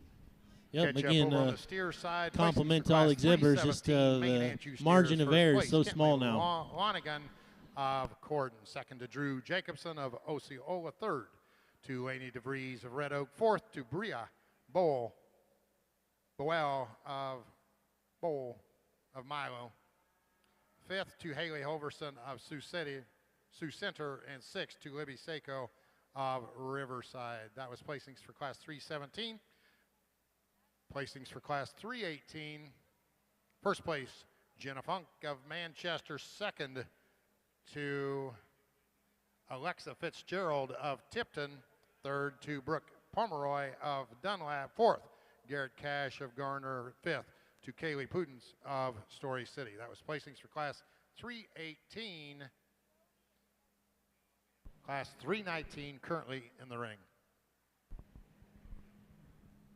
As you can see, our judges today really like to watch those cattle both coming at them and going away from them, really looking for those minor details in terms of their natural base width and how they plant those feet and legs. And you sure got to enjoy seeing them study the cattle from every angle. Exactly. And at the end of the day, I think so far looks like they're kind of setting a type and kind, and it's been pretty consistent in terms of the ones that are moving to the top of the class and the ones that win these divisions. I think they have a kind of a good set type and kind they're liking. Absolutely. They're looking, you can tell, for those cattle that have that power. They've continued to speak about the power that they have, but at the same time, they want them to have good structure and be built good from the side, and that's what, you know, we're all trying to do at the end of the day, find that good combination of power and product and still have that showy look and structure. Yep, exactly. Ones that just put it all together and not single trait and select in anything. But just a nice trio of calves here. That Shalakef up front, boy, he turned now and he gives you awfully good look from the side. He gives you that take me to the backdrop look. Just got that head comes right out over the top of them shoulders the way you like, and just really cocky looking. Yep, for sure. Again, that Shala family has just done a great job, and they're just super good people and down to earth. And for all the success they've had, just a really great family, and appreciate that. And congratulations to them. As we talked about earlier, they had a tremendous run last year at the Iowa State Fair and conquered all three of those crossbred divisions and ended up winning the whole show as well. So congratulations to them. And good luck here in the future. Got some serious debate going on here in the middle of the ring, so maybe one of the closer decisions we've seen the judges have to make here today so far. Gonna look a little talking here. Get out here in another high-quality class of mains, and quite honestly, they just keep coming, and they're flat-out good. We're going to leave these top three just how they stand. I'll break them down to you. The young man's calf, we kind of pulled him along the side here. He knew that was the exit gate, and that's exactly where he wanted to go. That calf, when that young man gets him parked, has an absolutely eccentric look, just pulls you in. That calf might be the widest constructed one we've sorted thus far today. I mean, you could flat run a transfer truck down that thing's back in terms of the amount of shape and mass that he has. Still, he's awesome looking up through his chest and about his crest. And in my opinion, that's where he has the advantage over the 1 and 2. He's not only more extended and better about his crest, he's also probably a shot more laid back there in his shoulder. The 1 and 2, in my opinion, he kind of boggles my mind, and I say that because that steer, when he actually relaxes and goes, I think his structure is okay. And with that being said, that's me getting extremely critical on one because we're in this type of a caliber of a class. When that young man gets him parked there, I mean, he absolutely kind of pulls you in. I love that guy's body shape. You talk about one that's round and robust about his rib cage, and that just allows for all that added spread up high. For me, that calf wants to kind of come up right there in his loin, wants to get it down under there in terms of his pins, and I think he compensates for the fact that he's maybe a shot straighter right there in terms of his hock. Loin comes up, tail head goes down to kind of give that hock a shot more range of motion. If we can just kind of give him a shot more flex there from behind, I think that kind of changes that entire calf. Very, very high quality one, though. I don't want to seem like I'm getting critical on him. I'm just trying to break them down to you. The calf in 3, honestly, from the side, he can start. He's the one that I think's the most ideal in terms of the length to his hip. He's awesome in terms of his look from the side. As we ask those cattle to take that final lap, he's the one that closes up the most at the ground for the amount of shape that he has up high. I just wished he'd stay more genuine and true in terms of his underpinning. Just pull him apart ever so slightly right there behind his shoulder. If we're going to give up muscle and power, we got to be better looking and better moving to kind of tackle those top two. The young lady in 4, this calf is presented awesome. I asked her, I said, do you have fun blowing him at home? She says, heck no, it takes way too long to get him dry, and I can understand why, because that calf's blessed with the big hairs. He's presented awesome. Young lady does an incredible job of getting him stuck. When that calf's parked right there and you're ringside and you haven't seen him walk, you're sitting there thinking, why in the world is that calf that far down the line? That's the reason, as we ask the cattle to go, he's just the most restricted off of both ends of his skeleton, a calf that we got to just see get out and go with more agility. The calf that rounds us out, I mean, absolutely one wide-built creature. And honestly, that kind of comes to his undoing for us. He's the widest and the most opened up at the point of his shoulder. Like to just smooth him and make him more attractive about his shoulder and his neck. And then that calf kind of gets a shot of awkward there in terms of his hind leg, kind of wants to get up under himself. Very, very high quality class of animals. Congratulations to those steer exhibitors.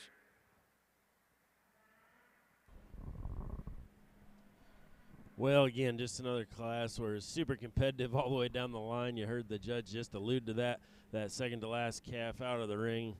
He commented about how high quality he was. It just comes down to those really minor differences in those tough classes like that as you work through from top to bottom. And as we're looking out in the ring now, we got another really nice class coming through. This will be class 320 of the main Anjou steers. We've got one more class after this before we'll get into that championship. That's going to be a fun one.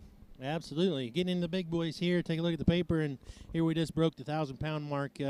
These 5 calves in the ring are all north of 1,000 pounds, and last class even bigger than that. So getting up there into the heavyweights round out our main show, and it's been, as we anticipated, it's been a heck of a good main show. I mean, I know we had that one class that the judges kind of got worked up and pretty passionate about, but a lot of quality in every class so far. Even that class little lightweight steer, the one that won, was awfully good. No doubt, and it's sure going to be fun when we get through these next 2 classes to bring them all together and see how they line up against each other. Be quite a lineup for our champion main steer, absolutely.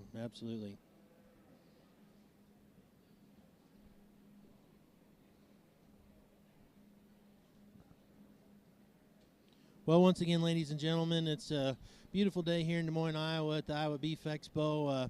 We're set up shop here in the pavilion. As we talked about a little bit earlier, you know, a lot of tradition, a lot of history in this building.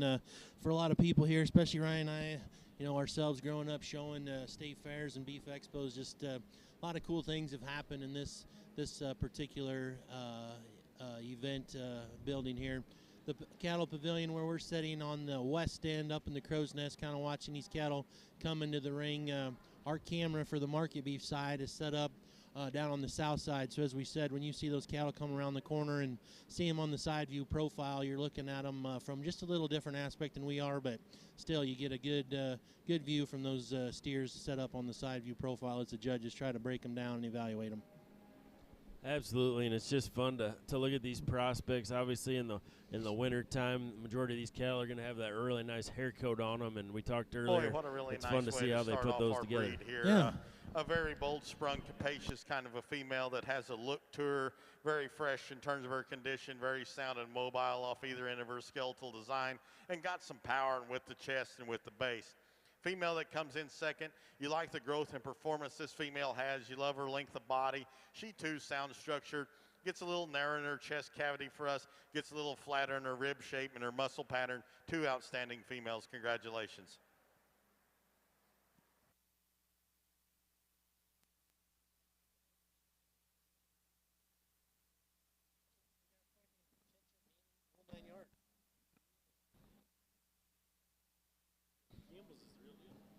What are we working on the heifer side of the ring?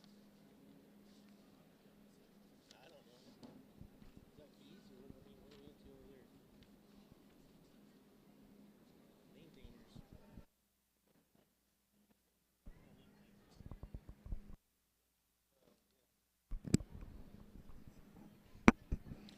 Steer judges are starting to place this class of main Anjou steers here, as we talked about, second to last class in this particular division. Across the ring, they just wrapped up the Herefords, and looks like we're now starting into the limb flexes, Ryan. Oh, now they're on the limb flexes. Yeah, we were all right. I jumped the gun a little bit earlier. Confused ourselves a little bit earlier, but again, that breed has made, as we talked about in the Herefords, making strides. Boy, the limb flex, they've really put it on here in the last few years. Absolutely. There's been some highly competitive females. That's a heifer that's really nice in her overall design in terms of the way she gets out and goes around the ring, the hip shape and dimension that she has to her, the true muscle down her top. It's a heifer that's good and flexible off of both ends and gets out and goes. Just a really high quality heifer here in this class.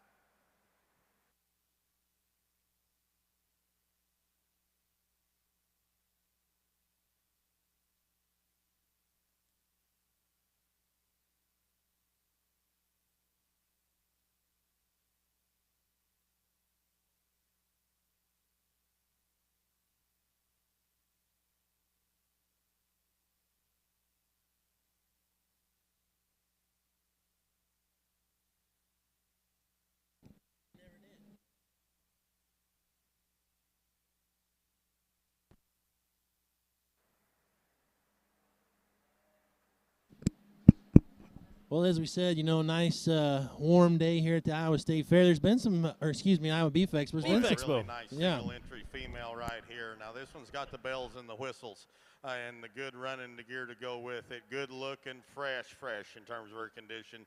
Perfect size, good length of body, length of hip. You get up on top of her, she's got a lot of shape down her top, throughout her hip, and carries that advantage down low. A lot of width of base, a lot of width of skeletal design. Very, very, very high quality female.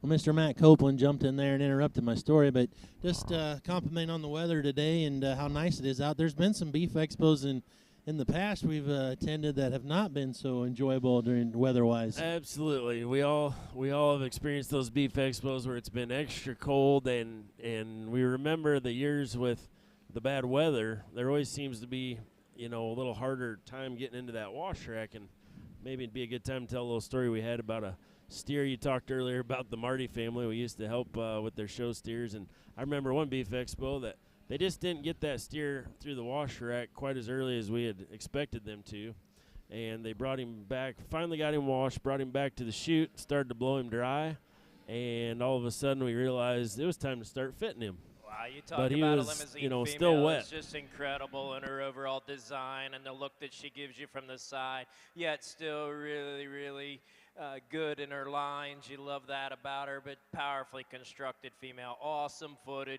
good in her knee, good in her hock, gets out and goes around the ring. You just love this female from all angles when you get back and you study her. Awesome one here in this class.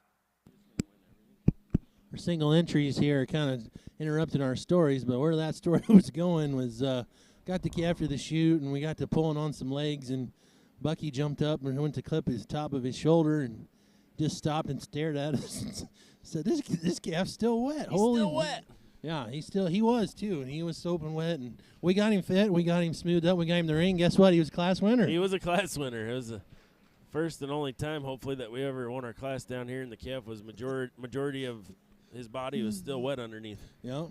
Even if we just did screw up the top pair, the crowd up there that clapped at least made us feel good. I can tell you that.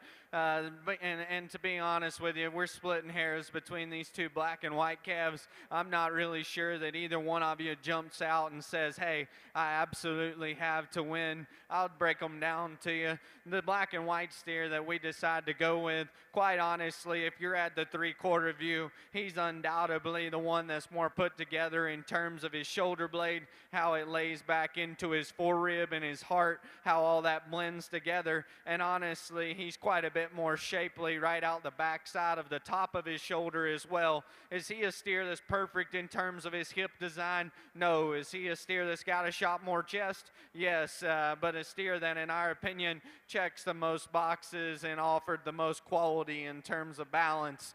The black and white steer that the young man's got here in two, when he gets him parked, I mean, that thing's neck is a mile long. He's got a wild look to him, and he can absolutely pull you in and say, hey, I need to win, and I like that about him. I'm all about cattle that are built out there on the edge, and I think that this steer is that. With that being said, like I talked about, he's a steer that needs to be busted open in his heart, busted open in his forerib, and then as we ask the cattle to go, and we also need to see that calf just reach out and go a shot better there off of his rear too. Kind of wants to get a shot tighter right there in the middle part of his spine.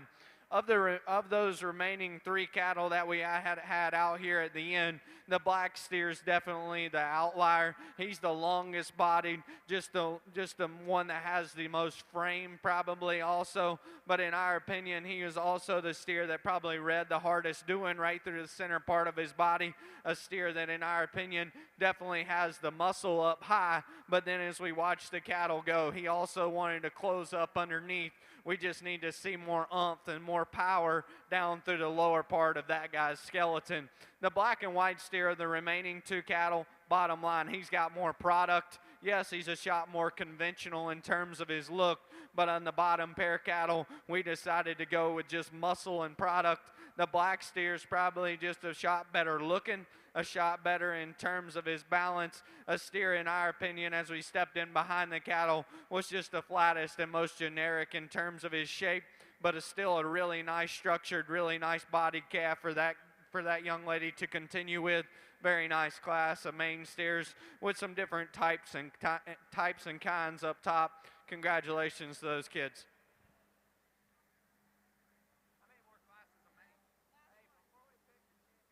Well, I don't know if you guys are paying attention to what Matt and I did out here in terms of class winners, but from our first class to our last class, this is a high quality set of cattle where their limb flexes, but I'm telling you, these are good cattle from one end to the other. We're as excited about the 2 that we're going to use for champion and reserve out here as anything we've seen all day. Really, really high quality cattle that are as good, I think, in terms of structure and foot design as anything we've seen.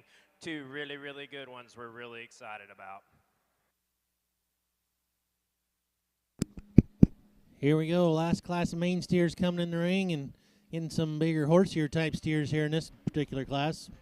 Yeah, definitely some cattle that perform well on that good Iowa corn. Some steers that are putting some pounds on, but yeah, some steers that are built good and have some eye appeal. Absolutely. Going to need some more good number 2 yellow corn to get to where they need to, but bigger frame, good type of steers here. Last class of mains as we get in this heavyweight class. Your we'll line them all back up and pick our champion. Flex heifer going to Sarah Sullivan of Dunlap Reserve. Hayden Holgrafer of Bryant. Let me give you those placings on that division. Some smaller classes. Placings for class 129. First place Aubrey Wallace Harris. Second to Keaton Dodge of Terrell. Placings for class 130 single entry Dawson Book of Logan. Placings for class 131 first place Hayden Holgrafer of Bryant. And placings for class 132 single entry Sarah Sullivan. Once again, Sarah Sullivan with your champion, Hayden Holgrafer with your reserve.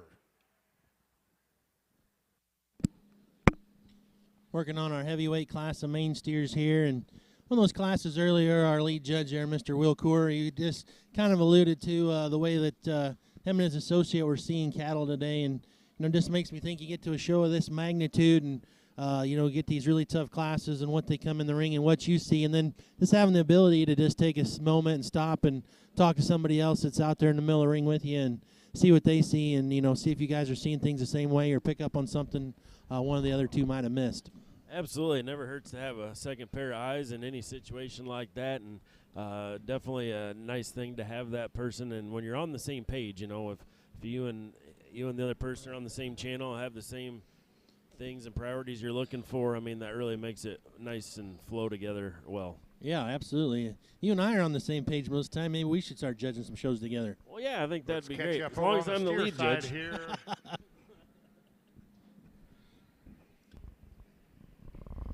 Placings for class 319, main Andrew Steers, first place, Parker Shala of Riverside. Second to Brady Cohn of North English. Third, Lane Summerfeld Walker. Fourth to Hayden Sewer of Anita. And fifth to Shelby Johnston of Rhodes. That was placings for class 319.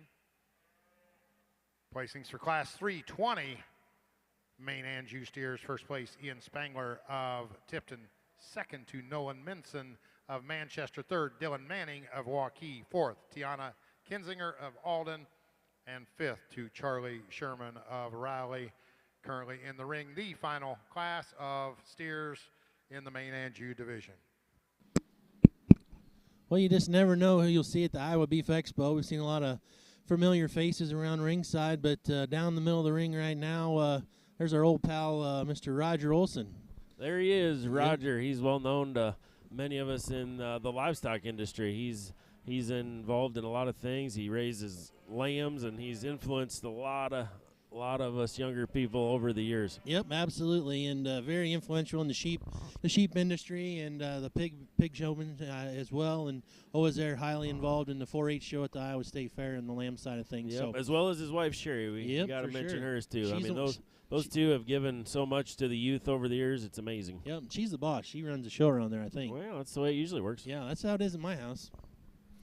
So anyway, again, just fun to see all the people here. As I said, we're up in the crow's nest, and just get a lot of different angles and see some people and just notice some things, and getting a little jumbled out here in the middle of the ring as we're working this heavyweight class of steers. They're going every direction. Yeah, but we're getting them pulled to the wall now and kind of sorting down to our top end. Pretty nice smoky calf there up in the front of the lineup. Absolutely. I noticed him too. One that's dead level down his top line. I mean, smooth, and his spine is good. Got to like that one. Not sure what that calf is out of. Sire says not available on my sheet, so. Well, sure not available could be the next up-and-coming bull. I mean, who knows? That could be.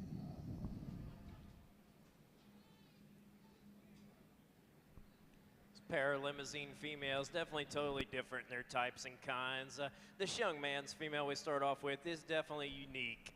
Within this breed, she's one that definitely shows you a lot of characteristics in terms of the limousine muscling down that top and into that hip. She's a little further along in her condition than what I'd like to ideally see. That's a heifer that's got a lot of good parts and pieces to her. I think in today's industry, you can breed her and mate her a lot of different ways and still end up with whatever your outcome is in terms of your breeding program. I think very unique breeding piece there. The next heifer coming out, it's a heifer that's very nice in her own type and kind. A little more chest than what our class winner is. You'd like to give her maybe a little more shape down low from stifle to stifle, but that's a heifer. It's got a lot of good to her. Young man does a really nice job getting her presented.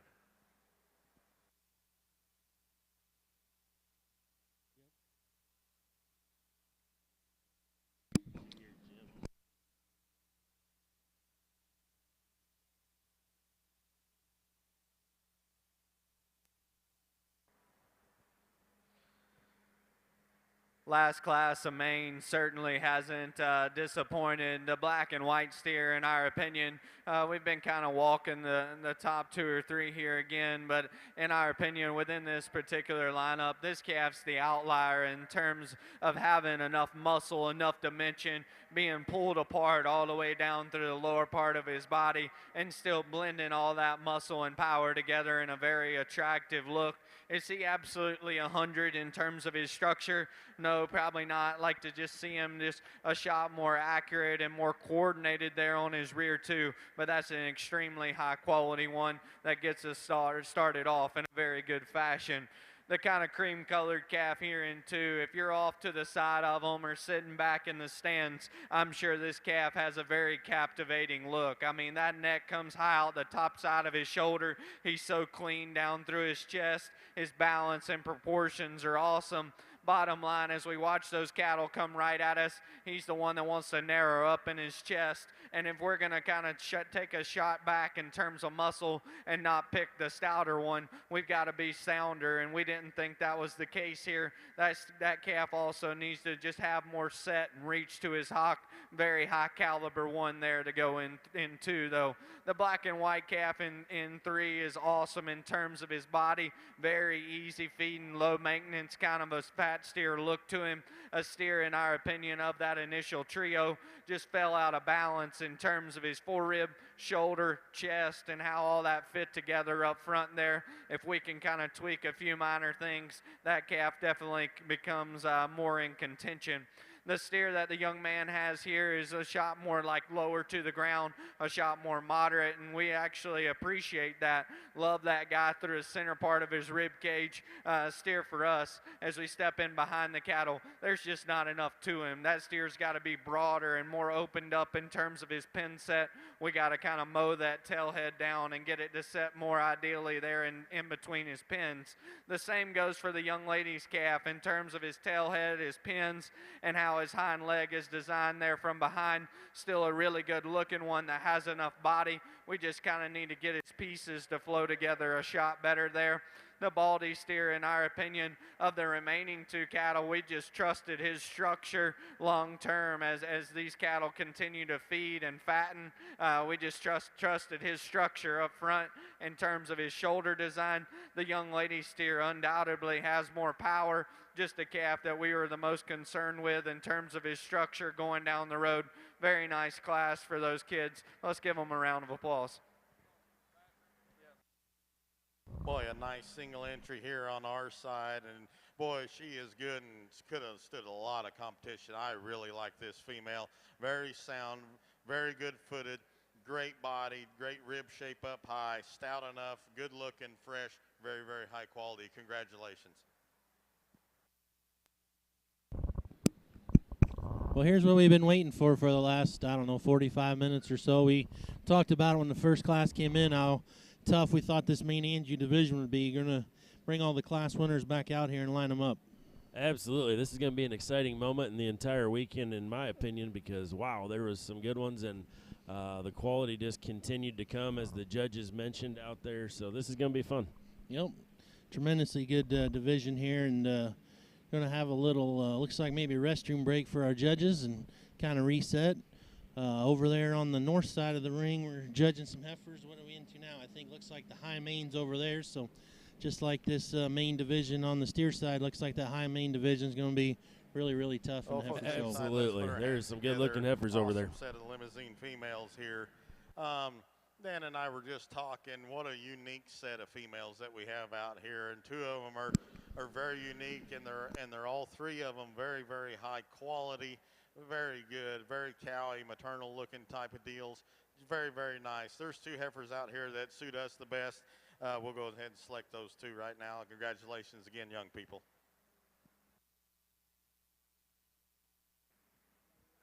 Your 2023 champion purebred limousine heifer coming out of class 134. That's Chloe Bruce of Emerson.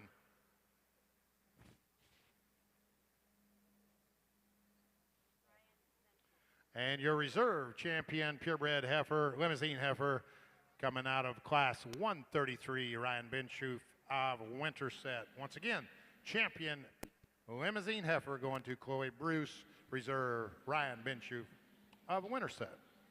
Moving now into the high percent main Anjou heifers.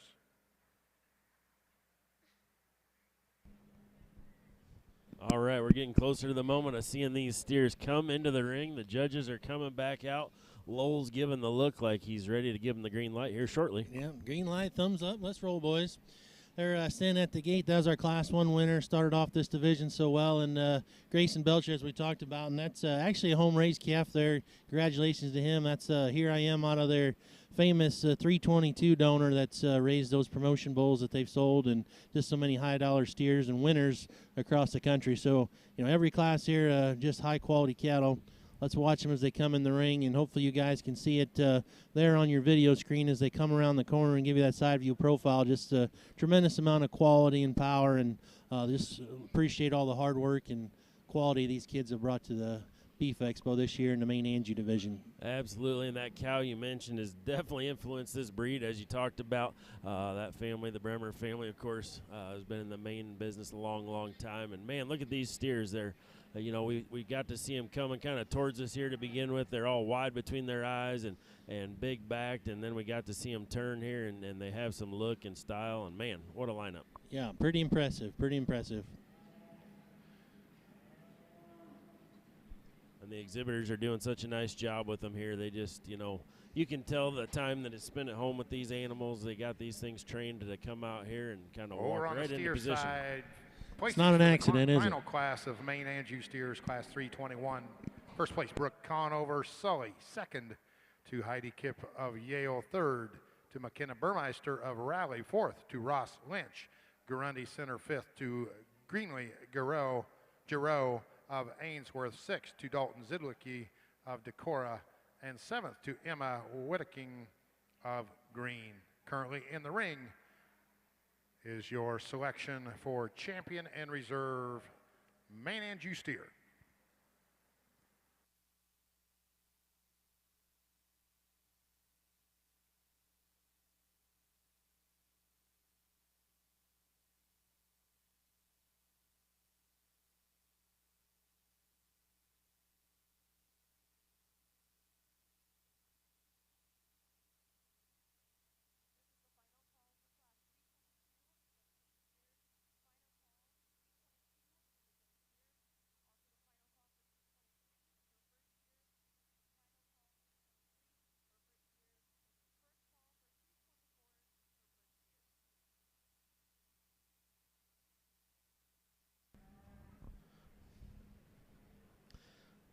So we look down the line here. These cattle are getting evaluated, and man, again, it's just really impressive.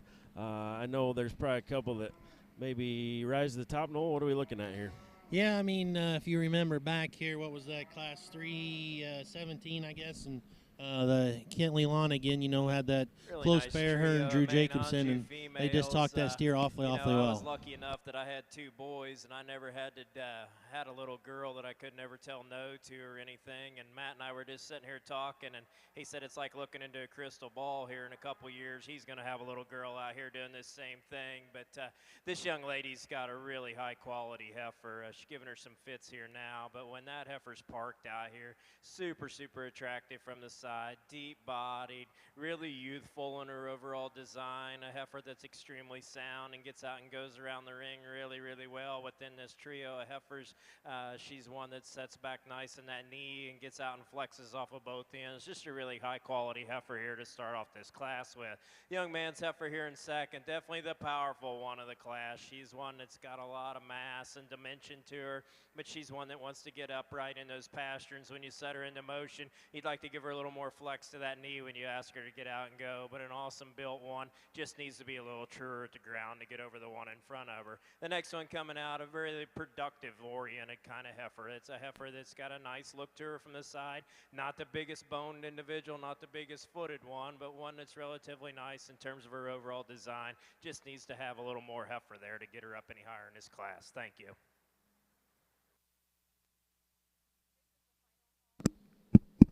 Just as a point of reference here, as we watch them kind of regroup and reline up this group of steers, I look down my list. Looks like Over every on the steer class side, winner our in this. judges for the day in the tan jacket, coming out of Tennessee, Springville, Tennessee, Chance Young. Chance's family own and operate Young Brothers in Springville, Tennessee, and his wife Gretchen have 4 children, Paisley, Gus, Hattie, and Dottie. And Chance earned a master's degree from Murray State University and is now an ag education teacher there in his hometown. Leave it to Brad Hook to interrupt the guy. As I was saying, oh, here he comes again. Out there is Mr. Will Core of Greenfield, Ohio. Will originally is from Selma, North Carolina. Attended Blackhawk East, where he was on the Blackhawk East Junior College judging team, and they were named 2013 national champions. After his time there at Blackhawk East, he went to Western Illinois University, where he got his degree, his BS in ag business. He's had the opportunity to judge all species on various local, state, and national levels. Will, alongside of his wife Lauren, who I believe is here, and son Stokely, now reside in Greenfield, Ohio, where they own and operate Coeur cattle.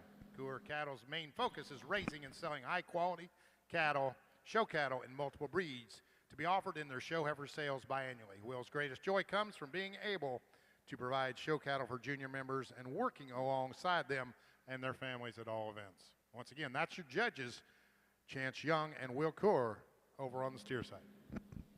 Well, thank you, Brad Hook. Appreciate that little announcement there. As we keep talking about in this main show, just a tremendous amount of quality. You can just feel the tension in the air as these cattle came in the ring, Also, we let me we remind stood you up. that right Everybody up around top the there, ringside gathered and stood up. If you have some loved ones at home or anywhere actually, wants to see your children show up here, have them dial into liveauctions.tv, liveauctions.tv. Go to the Iowa Beef Expo, and not only will they be able to see them show, they will be able to hear commentary on the steer side from Mr. Noel Ernst and Mr. Ryan Habiger. Over on the heifer side is Chad Holtkamp and Tim Loudon up there giving the play-by-play. So big thanks to liveauctions.tv, sitting right up there in the crow's nest.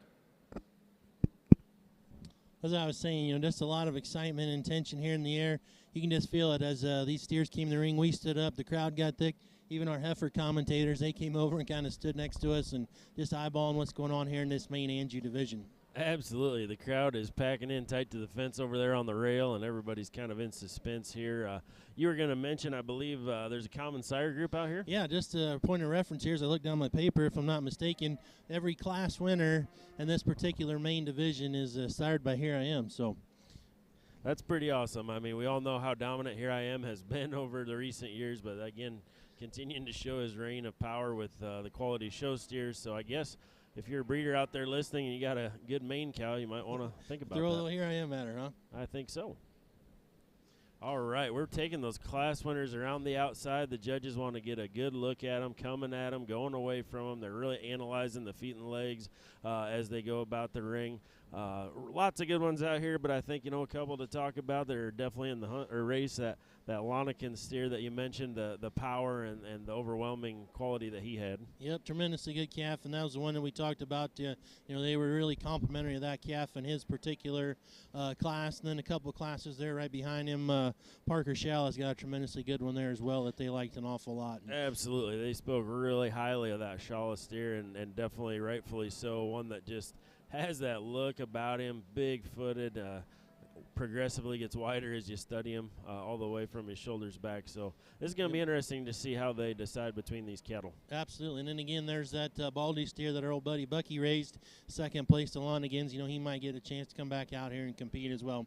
Right. Got things kind of straightened out here a little bit. We were a little bit jumbled up trying to line up our first and second place cattle. And if you're watching at home, it's maybe not as traditional as, sometimes we line up our first place down the middle and leave our second place cattle on the wall. And the judges here have requested to bring those second place cattle in kind of behind our class winners, more like we kind of see in a sheep or goat show, if you will. That's how us sheep guys like to do it. We get them in there tight and close, and I guess to me that just shows the respect these judges have for those second place steers, and the fact that a couple of these classes went so deep all the way down that they're definitely acknowledging that they're not forgetting about those second place calves. Yep, correct. Very, very well said there. Going another lap here, and we're going to get that first place calf up there in the lightweight class up in the lineup, and then kind of get them lined up, and they can take another look through them. But again, my compliments to all these exhibitors and the fitters and the families involved in this main division, because it's been a tremendously fun show to watch and tremendous quality from class to class all the way through.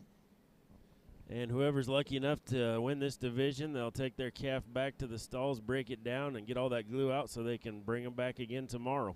Yep, I'd say from what we've seen, obviously a lot of show left to go, but I'd say, as you talked about earlier, the main is one that I would say is definitely be in the hunt for not only the top five, but maybe the big daddy of them all at the end of the day.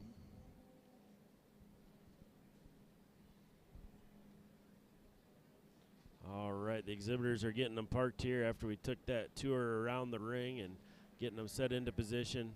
Again, just fun to analyze and look at these along with the judges. Yep, for sure.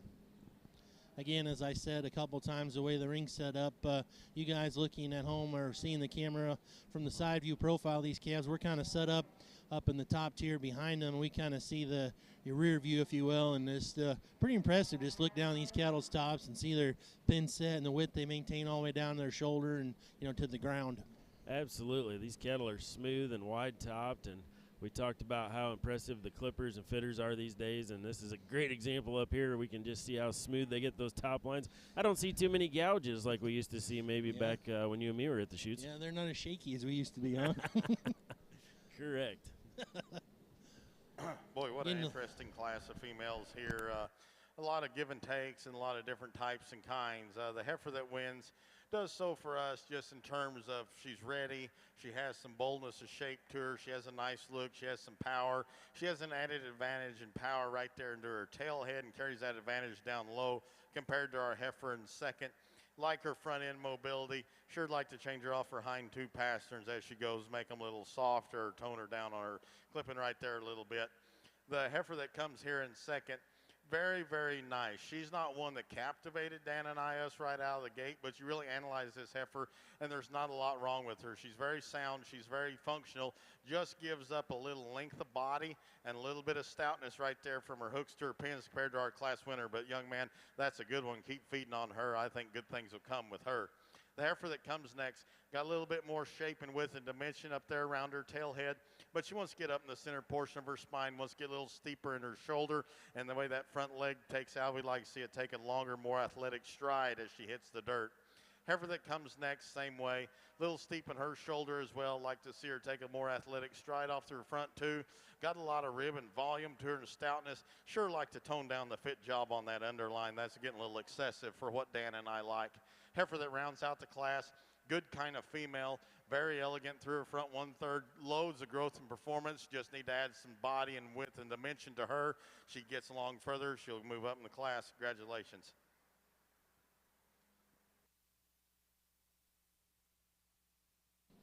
Getting Alrighty, here we go.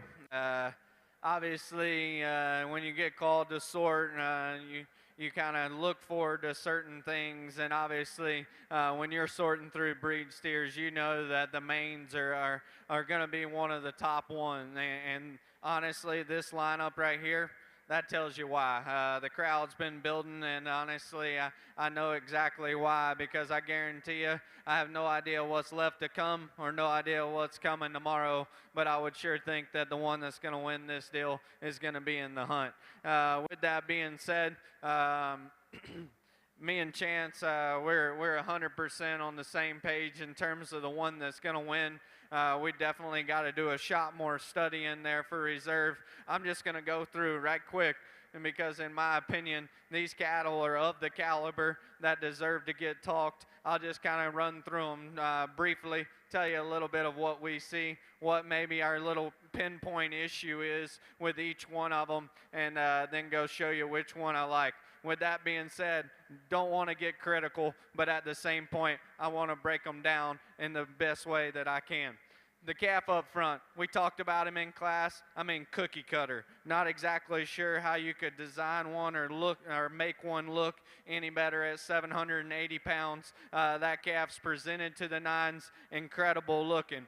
Like I said in class, we're going to have to see if he ate his Wheaties this morning. Get him back out here with the big boys, see how he stacked up. And honestly, I think he stacks up really well. He's definitely in contention out here. You know, it's like me and Chance sat out here and talked about when you breed cattle, when you feed cattle, when they're younger and smaller like this, it's harder for their problems to come to the table. So quite honestly, we really tried to break that calf down, maybe even harder than some of the other ones, just because the longer they mature, the longer they're on feed, the more their problems come out, in our opinion. To change that one, we'd like to lengthen him out of his hip. A calf that we'd like to see just a shot longer and just more extended there in terms of his hip design. A calf that just got a shot weird there ever so slightly in terms of his ankle, but I think his joints are awesome. Very high caliber one. Calf out of the class 2, absolute freak. There's parts of him that are the best of any of them out here, and there's also parts of him that you're like, wonder if that's going to fit together. For us, honestly, the biggest issue with that calf is we take him on a hike there, that calf just wants to close up underneath. We'd like to see him just more pulled apart there in his underpinning. The calf there out of class 3, that calf is very interesting, to be dead honest with you. He's not the wildest looking. He's not the stoutest. He's not the ESTs, but he is the one that's just super complete. Love that calf in terms of his body, his muscle, and how everything fits together. Maybe if you're going to break him down, you like to take that shoulder and shove it back on his framework. Gets a shot more upright up front, but that's being extremely critical. The young lady there in class 4, we kind of broke that class down and got nitty-gritty with it because that class was that good. And to be perfectly honest with you, when we get that one back out here, when you have a class that's that high quality, you hope that class winner comes back out here and proves it. And to be honest with you, he does. I mean, that calf is impeccable in terms of his muscle, his body, everything about him fits together so well. He's not one of those rope-necked ones. In my opinion, his neck's long. It kind of gives you that, hey, I'm going to feed to a fat steer kind of a look. To be honest, the good Lord ain't made a perfect one. You could say, hey, we could lay him in a shot smoother in his shoulder, but in my opinion, you got to have an engine to get the caboose that he has. The young lady there out of Class 5, honestly, when the cattle are parked, that one is as good as any of them. I love that calf in terms of his rear two-thirds. That guy's hip and hind leg and his agility is absolutely incredible. He, like the class winner there out of the third class, maybe a shot further forward there in his shoulder, maybe a calf that just want to lay that back on him and make him a shot more comfortable up front. But like I said, when that young lady gets him stuck there, it's at a very, very high level. The young man there coming next, that we talked that calf, that's the stoutest one we've seen all day. Undoubtedly, if you're into big backs and big muscles, that one checks the boxes. And when he's parked, that one is absolutely intriguing. Our problem with that one is we just got to have more flex and reach to his hock. The black and white steer that comes next, he won that class because of his fundamental basics. Maybe just doesn't have quite the bells and whistles as some of these other cattle out here, but a really easy feeding one. Then the calf out of the last class, wild looking, awesome in terms of his color pattern. I've always liked them colored up ones. They really draw your attention. That calf for me, as big as his legs are, as big as his muscles are, maybe you need to give him a shot bigger foot. Maybe a calf that needs to be a shot better right there in his hock. I don't want y'all to think we're getting critical because I guess in my opinion, it's absolutely just impossible to build cattle and breed cattle and raise cattle that look like this. So I want to commend you for this lineup. We're absolutely enamored by them. We'll go out and show you the one that we like. We'll study a little bit more. We'll pull in the second place to this calf and show you our reserve. Please, let's give this entire Mainon Jew breed a big, big hand. We'll go out and show you your champion. Well done, Mr. Wilcourt. Just a great job of explanation. There you go. 2023 Kentley Lonigan wins the main coming Andrews out at of the Class Iowa Beef 317 Expo is Kentley Steer Lonigan Show. of Opponent in Corydon, contention Iowa. now is Drew Jacobson out of that class. There you have it. We knew that Lonigan steer was going to have a Second in good that chance class, of getting the slap. Drew Jacobson, Osceola. Just a really compliments to the judge there, man. He did a tremendous job breaking those down and just talking about them from the first class to the last, and really appreciate him taking that extra time in such a high quality division and describing them accurately. Absolutely, he definitely hit the nail on the head. And again, yeah, like you said, you appreciate that. You know, when you walk back to the stalls, whether you won or didn't win, you want to know why. You want to know what they didn't like or what they did like. Yep, how they saw him, and his our associate takes a peek here. Drew Jacobson, second place out of that class. I know they talked both those steers pretty highly. Again, even as he alluded to on the mic, that such a tough division, but that champion here just kind of stuck out, I think, and kind of did to us too up front here. Just from the top side, his shape and his power and his look, awfully good steer. Absolutely, it's going to get a little tougher here. I think the ones they're looking at probably is that Neil steer with the white socks. They're looking at that Bremer calf, I believe, down at the front end. Yep. They're looking at that Shala calf, I think, in the back of their minds. I think you're right there. And that, like you said, that calf they talked about, Grayson Belcher there turning the circle, and obviously a disadvantage in terms of weight, but proportionally and just his build is pretty awesome. Good steer. They're going to have a bright future in front of him. Absolutely. That one there with the tight front end and the big rear end and just the balance that he has, he's going to be good for a long time. Absolutely. Got some debate going on here between the two gentlemen, and I think rightfully so. There's maybe not quite as easy as our champion decision, and a little back and forth, and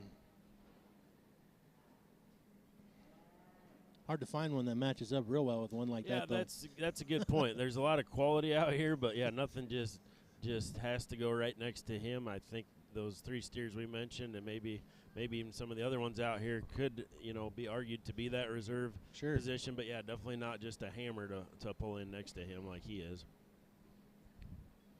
So congratulations to Kentley Lonigan and the Lonigan family. That calf again's a Here I Am. Came from Wade Rogers, and it's going to be fun to see him tomorrow in the champion lineup as we get ready to select the grand overall Sunday afternoon. How much fun would it be, not just only that steer, but all these steers out here in this lineup to get to go out to the barn every day to be excited to work on a good one like that? Yeah, exactly. You and I both had a pretty good show career, and we've had some good ones in our barn and fun ones, but it's just such a different day and age now that the way these cattle are bred and what we've built this industry into. I never had a steer like one of those to want to walk out and brush on. Well, right.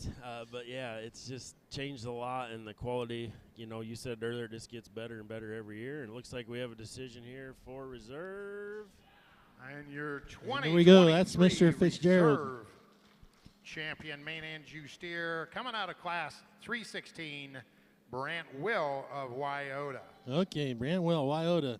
There you go, another Here I Am calf. Once again, your I think champion, that's maybe main a Joe Hare steer. Kentley Lonigan from Corden Reserve. And that's one that Brant Will of Wyota.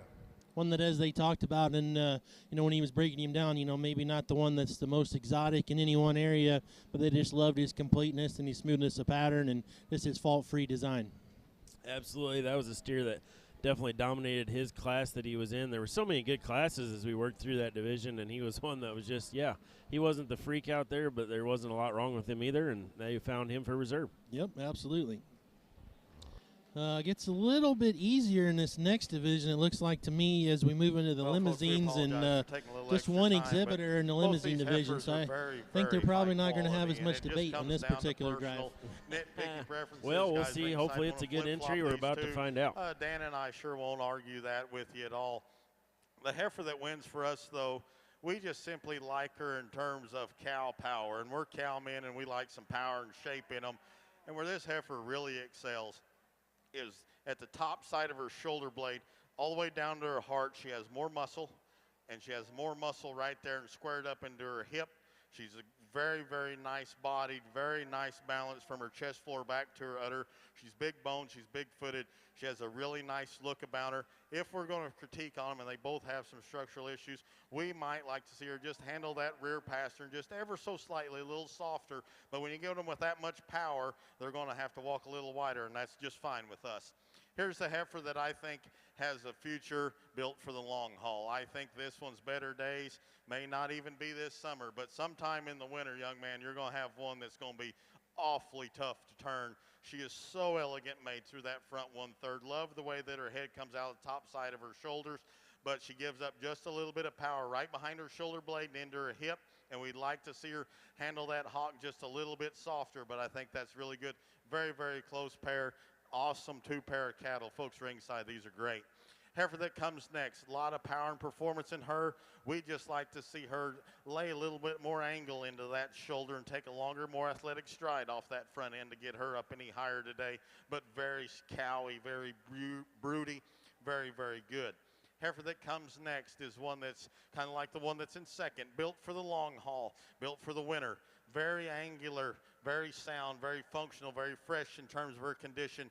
Got all the right pieces, just needs more power for us from end to end in her skeletal design. The two heifers that round out the class, very high quality, just need to be softer off either end of her skeletal design and give them a little bit more elevation in terms of frame score.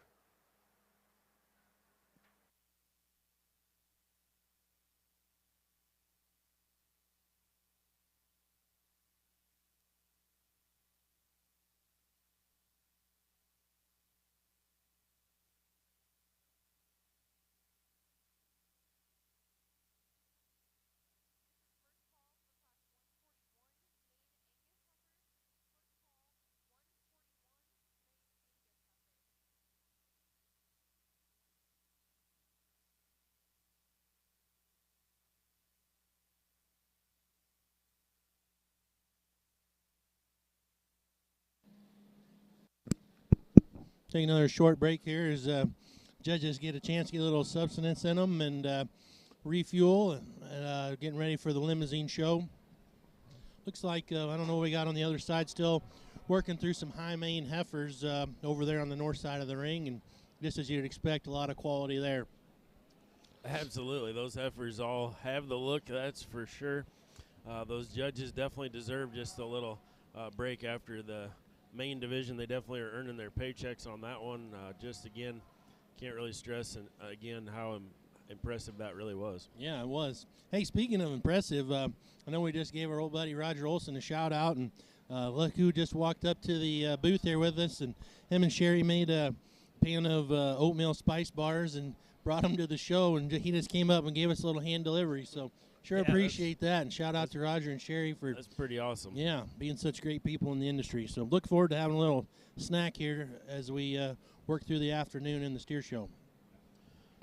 For sure, and we know there's a lot of good steers left to come to this ring today as we work into these breeds. There will be no slouches in the key division, I'm sure.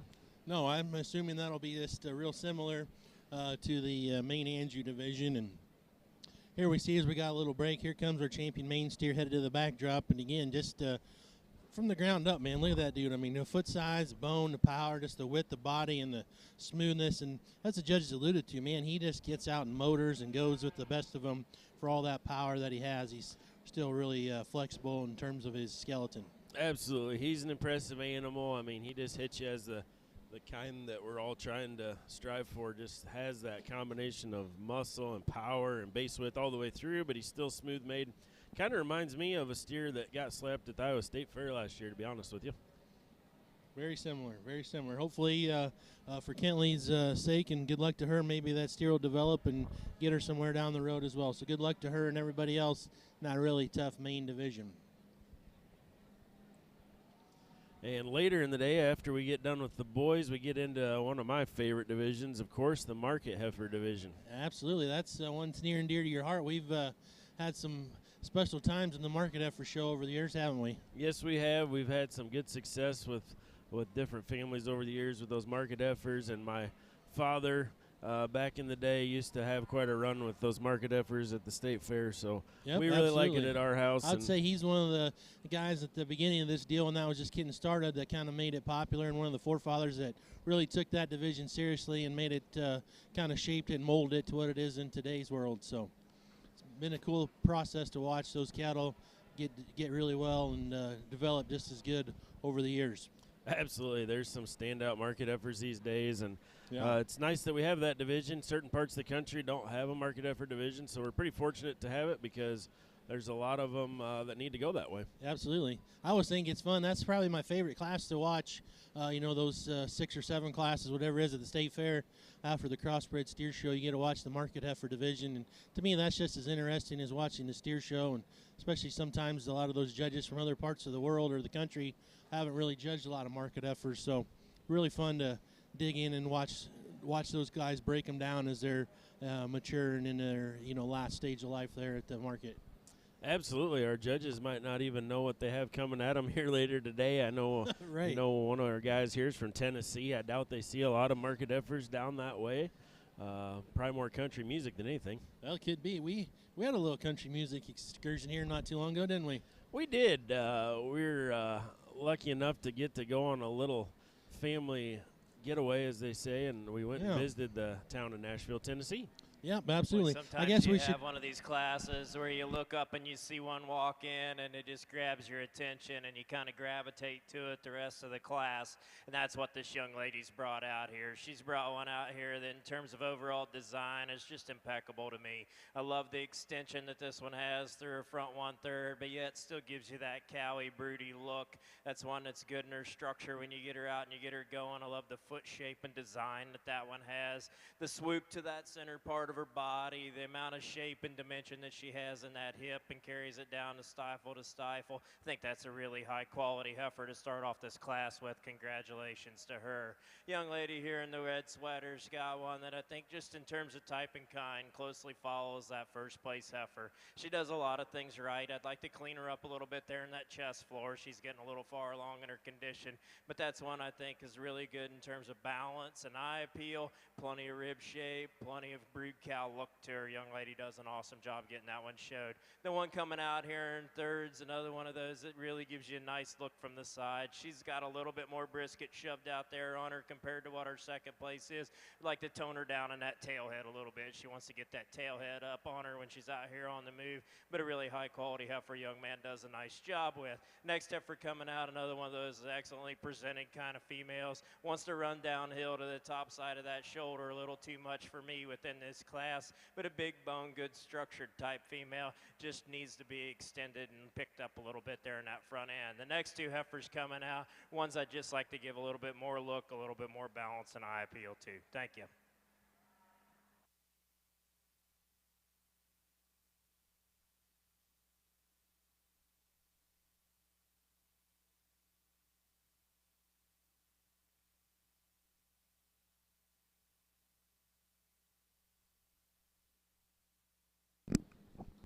Well, you brought up our Nashville trip there, and I guess we should probably just give our listeners a little bit of background if they don't know us personally.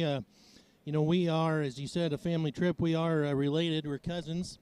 My mom and your mom are sisters, and so it's kind of been a family affair for us for a long time, and it's fun growing up showing cattle together, wasn't it? Absolutely. And speak of the devil, I see your old man coming right down the middle aisle, right down to the center. Mr. John Ernst is in the house. Just like he owned the place. Absolutely, kind of does. He's been coming here for, since before you and me were around. Yeah, absolutely. I think, the Expo itself, I think, started back in the late 70s, early 80s, and now it's, at that time, it's primarily the sale cattle that they were trying to promote, and Boy, a nice this junior deal has taken off since here. then. Really like the extension that she has through that front 1/3. Very capacious, very bold sprung, very stout female. Has some bone and some foot underneath her. Gets around the ring relatively free and easy. Very nice class winner. Sure could have stood a little bit more competition. Congratulations. And we're back in action on the steer side. We have that single entry limousine steer. The judge is going to give us some comments here. Another Here I Am. Get out here in the limmies, and obviously young man's going to be our champion, and quite honestly, very deserving. Steer that's awesome in his structure, really good in his body and his muscle. A steer that this young man should be very, very proud of. Congratulations on your breed champion. Very high quality steer.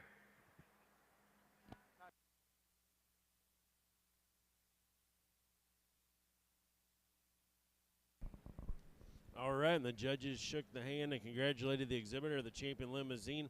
One that represents the breed well, definitely a show steer caliber one there. And now it's Hereford time. Hereford Mania. We saw some pretty good mini Herefords. Now it's time for Nice the red and white, grown-up version. Percentage mane here. This young man's brought out in senior yearling. It's got a lot of nice pieces to her. It's a heifer with plenty of shape to the center part of her body. Good in her structure. You like the front knee that one has and the shoulder and the angulation that she has to her hock and her pasture. And just a real nice functional female here within this class. Congrats.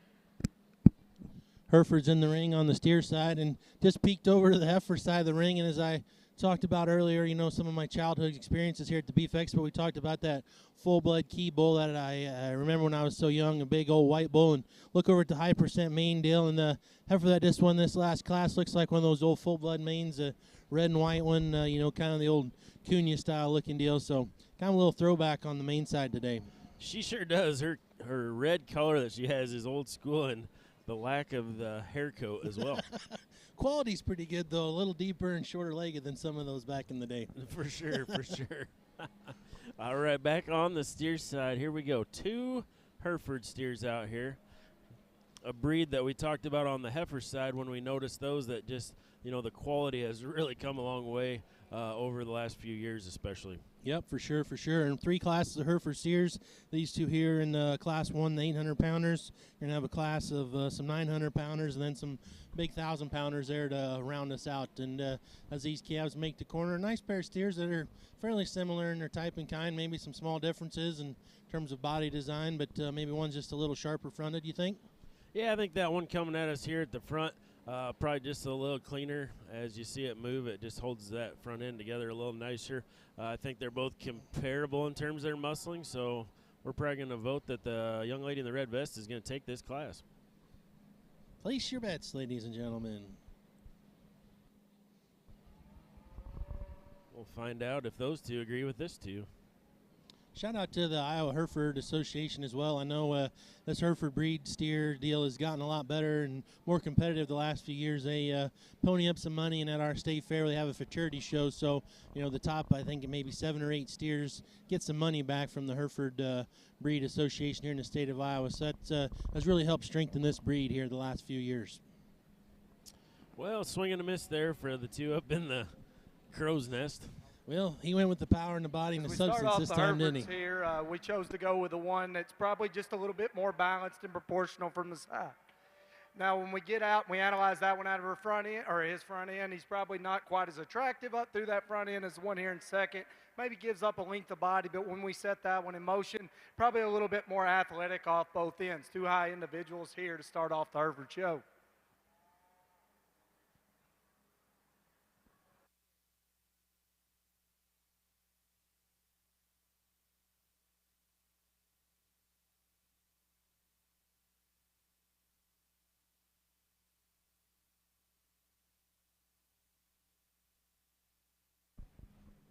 Well, those are our first comments from our associate judge, Mr. Young, there on that class.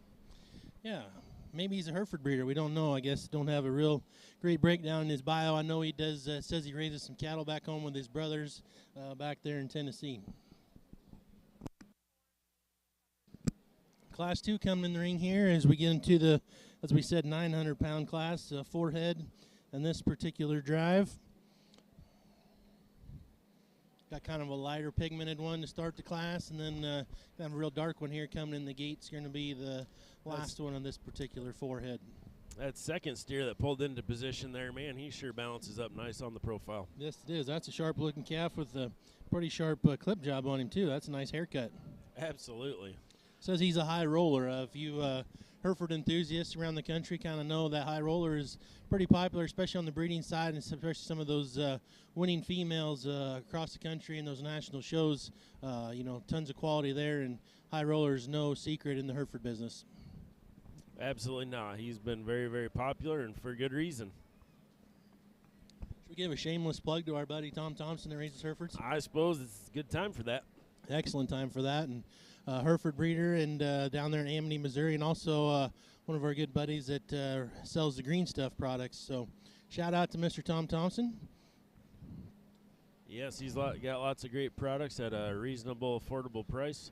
And Tom does a great job with this Hereford operation. An exciting lineup of high main females over here. You start out with this May that this young lady's brought out here. That's going to be one to be a force to be reckoned with on down the road in terms of maturity, just not quite there within this class. And you go all the way down through the senior yearling. Just a really nice, respectable lineup. There's a couple heifers out here that get to be a challenge for us to pick the two of them apart. I think they're both very, very high quality. They got a lot of good to them.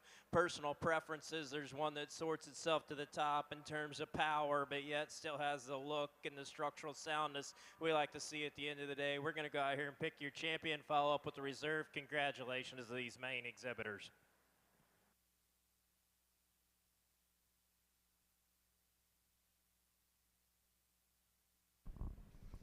Sure like the looks of that high roller as he comes around the corner in front of us here. Definitely adequate in terms of his muscling, but just super smooth. Your champion high main coming out of class 137. That's Keston Holmes from Ainsworth. And your reserve coming out of the class right behind her, class 138, Riley Short from Masonville. Once again, your champion high main coming out of class 137, Keston Holmes of Ainsworth. Your reserve, Riley Short, Masonville. Throwback to some Herefords. You got a little Hereford connection as well. I know your dad had a pretty popular Hereford bull back in the day. Absolutely. The bull Grand Slam, if anybody remembers him, it was a bull that lasted a long time, raised by Mr. Donnie Bagalka out in South Dakota. Yeah. He was a good friend of my dad's and our family as well. You still sell a little semen on that bull every now and then, don't you? A little bit. I know my mom still sells certificates on him often, which means they're still out and about. And Grand Slam was an example of line breeding. He was line bred. It's line breeding when it works, and it's inbreeding when it doesn't. That's exactly right. I believe too. One of your dad's great families back in the day, Bill Figus and his girls, they had a Grand Slam steer that was champion Hereford here at the Iowa Beef Expo back in the day. Yes, it was always fun to have some of those breed steers. Obviously always competed in the crossbreds as well, but it's definitely fun to have a good breed steer now and then. Yep, absolutely. And he was a really good one because he could compete with the crossbreds. Over on the heifer side, in the high main division, which we just selected champions, first class 135, first place Kinley Richardson, Lake City, second to Tucker Jackson of Waukon, and third to Olivia Stout of Marble Rock.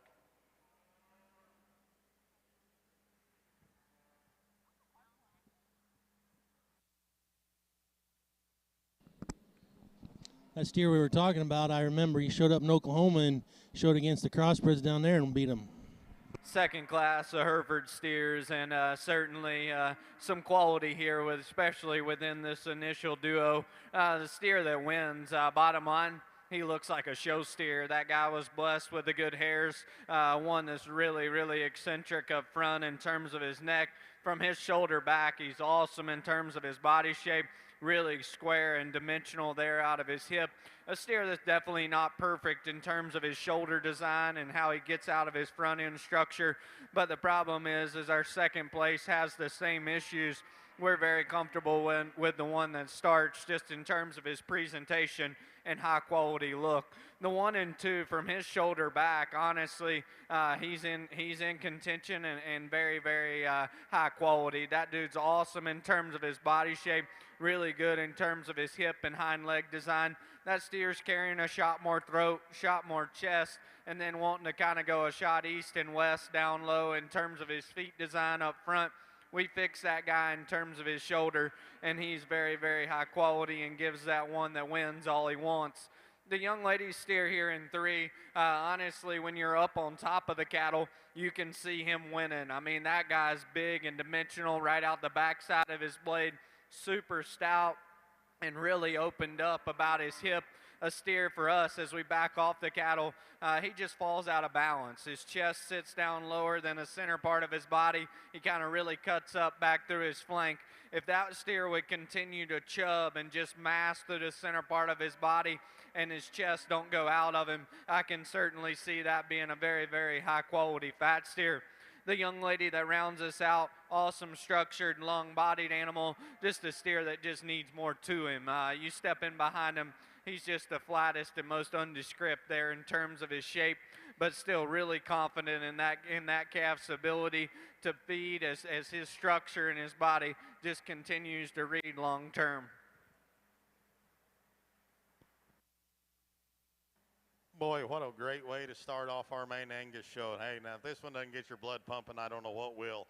This young and this good, boy, I think, young lady, the future is very bright for you.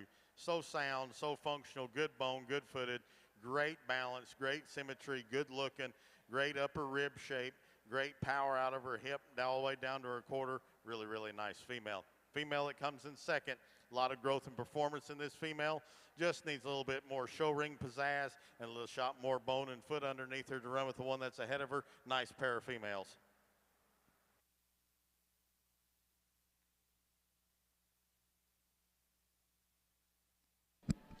Well, our third and final class of Hereford steers has entered the ring here, class 325.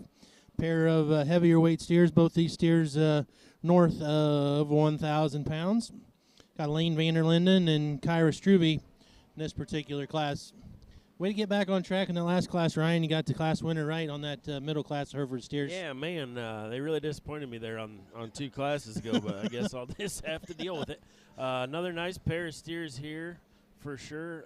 They got some nice hair on them, don't they? Yes, nice, good smooth haircuts on these. Nice cattle. The youngsters have done a tremendous job getting them put together and sent to the ring looking their best. No doubt, and here we go. We're going to get them out and around.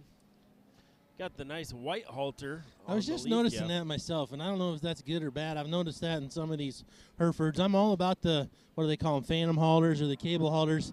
I sure just don't like that big white strap. That's pretty distracting. I think that white strap is a little distracting. I'm going to agree with you on that one. I would switch that out for a brown or a black strap, and even our buddy Tom, I think he's got one of those, and boy, it just seems a little distracting to me and takes your eye off the calf.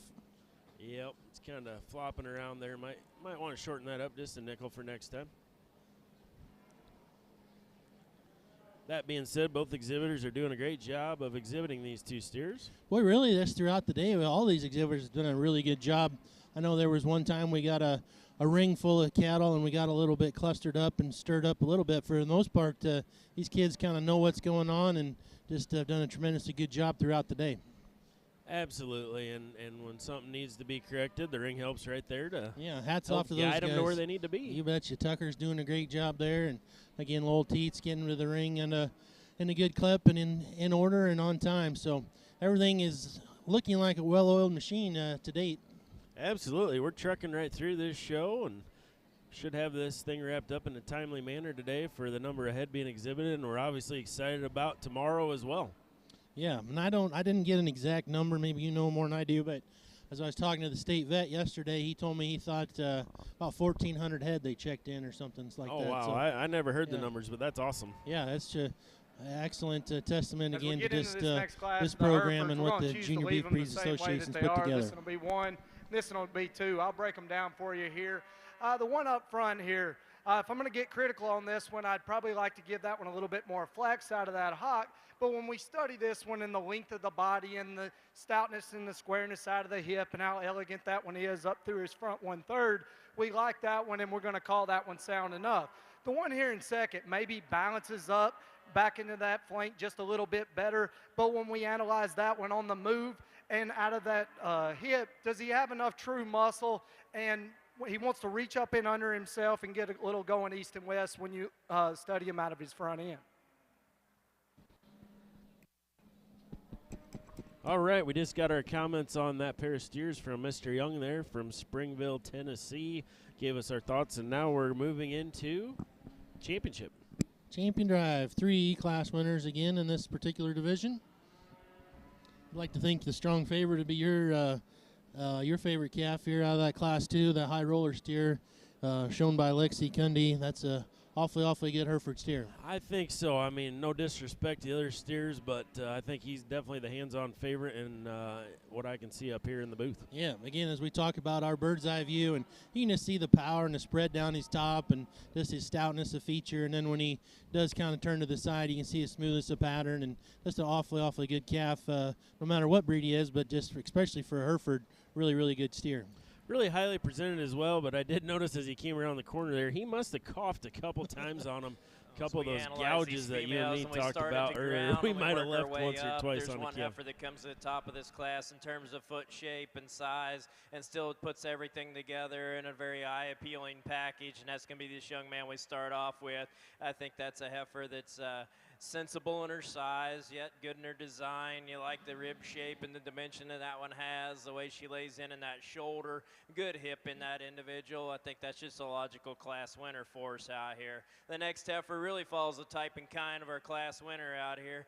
A little further along in her condition in that lower third than what our class winner is. I'd like to change that one a little bit there in her foot design off that front end, but a really similar built heifer that follows our class winner. The next one coming out is kind of the challenge for us. It's a heifer I'd like to change in terms of her condition out here today. She's a little past where I'd like to see one at this stage of the game. She's one that wants to jiggle a little there from her neighbor back when you set her into motion. I'd like to change that heifer in her hip design to get her up with the 2 in front of her, but a very nice high quality heifer that's excellently presented.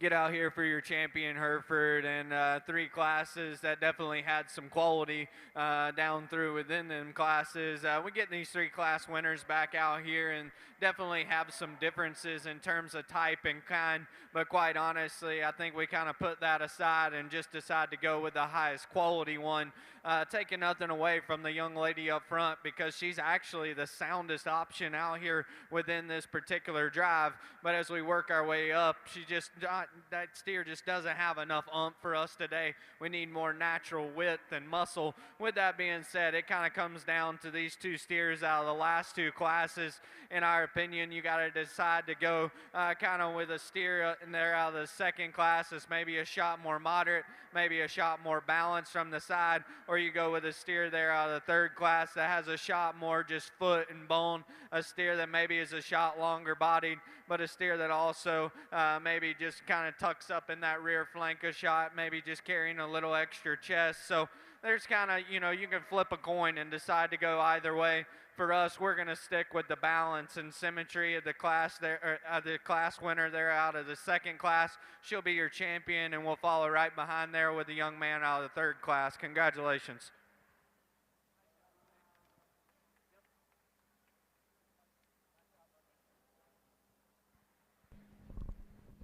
All right, so they went with the one that we expected. Yeah, you got it right. High roller. Way to go. Maybe we should go to the casino. Be high roller. Oh, baby. Bet on red. I am kind of feeling lucky. Black 17, maybe. Maybe. All right, so let me catch you up over on the Hever side. Back to the high mains. Placings for Class 136. First place, Max McClure, Burlington. Second, Dwayne Johnson of Makokata. Third, Caden Olson of Nevada. Fourth to Clara Ballinger of Moravia. And fifth to Jacob Schilling of Colesburg. That was placings for Class 136. Placings for Class 137. And your eventual champion, I believe, first was Keston Holmes, Ainsworth. Second to Braden Smalley of Nevada. Third to Leighton Elmquist of Audubon. Fourth to Landon Tipkin of Wyoto. Fifth to Anacota of Bellevue. And sixth to Brody Bredinger of Spencer. Placings for Class 138. First place, Riley Short, Masonville. Second to Madison McCullough of Allerton. Third, Tanner Curtin, Oxford. Fourth to Taylor Deppy of Bellevue. Fifth to Caden Olson of Nevada. And sixth to Tucker Carroll of Guthrie Center. 139, single entry Cale Plug. 140, single entry Tyler Loudon. Your champion went to Keston Holmes of Ainsworth. Your reserve to Riley Short of Masonville. Family time. I'll be stuck with the computer till 1 in the morning.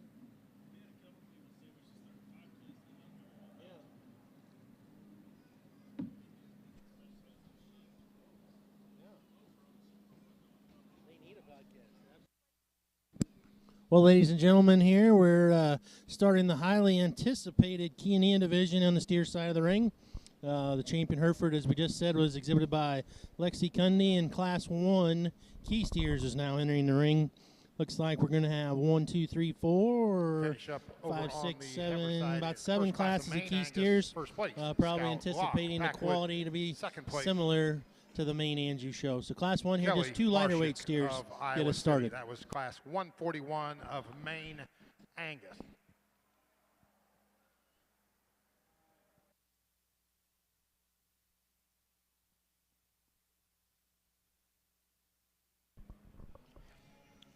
Well, we're absolutely excited for the Key and Neenah division. We know there's going to be quality once again.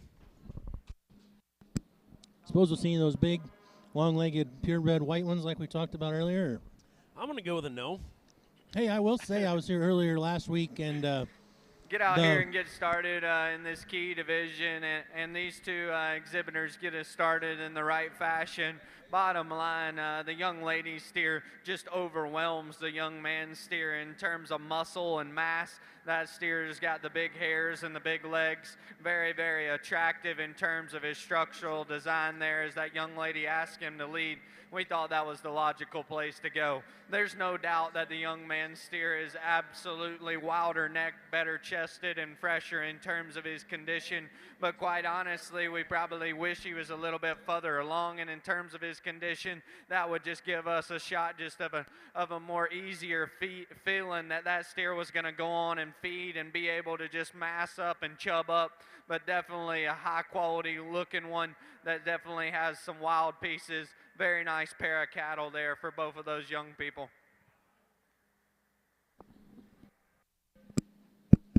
Nice pair of Key steers to start that show. In the ring now is coming Class 2. We're going to have 9 entries in this class, 826 pounds up to 880 pounds. Another class that has some variety in terms of the sire groups. It's fun to kind of see that on the sheet here. We got Placings over 1 on the oak. heifer side, class 142, main Angus. First place, Cole Miller, Charter Oak. Second, Elena Rosenboom of Bussy. And third, Kendall Burns of Oxford. So in this class, again, we got a variety of sires. We got 1 oak represented, Monopoly Clone, IGWT. Here I Am. Can't have a class without Here I Am in it. Fu Manchu, and Safe and Sound. Yeah, a lot of variety in sire group, a lot of variety again in the color patterns, and just another nice group of steers here. We got a white one there, not quite the white one I was talking about, but similar in terms of color, a little different hair coat and frame size on that one. Well, for sure.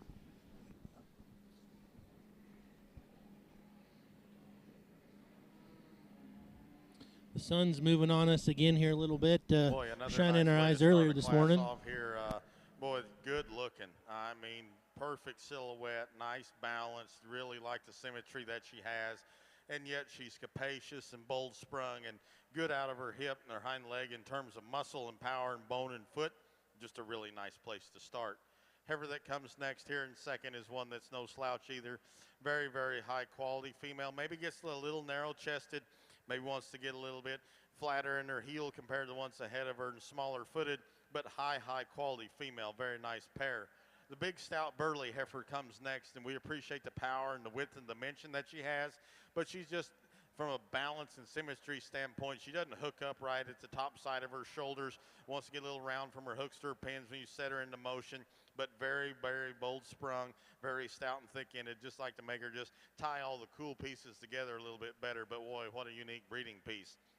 Heifer that comes next, very nice silhouette, probably a little truer in her top line of her skeletal design than the heifer that's ahead of her. Just gets a little too narrow chested, a little too flat muscled for us. The 2 females that round out the class, both high quality. One needs a little more growth and length of body. The other one just needs to be a little bit sounder structured and better footed off either end of her skeletal design.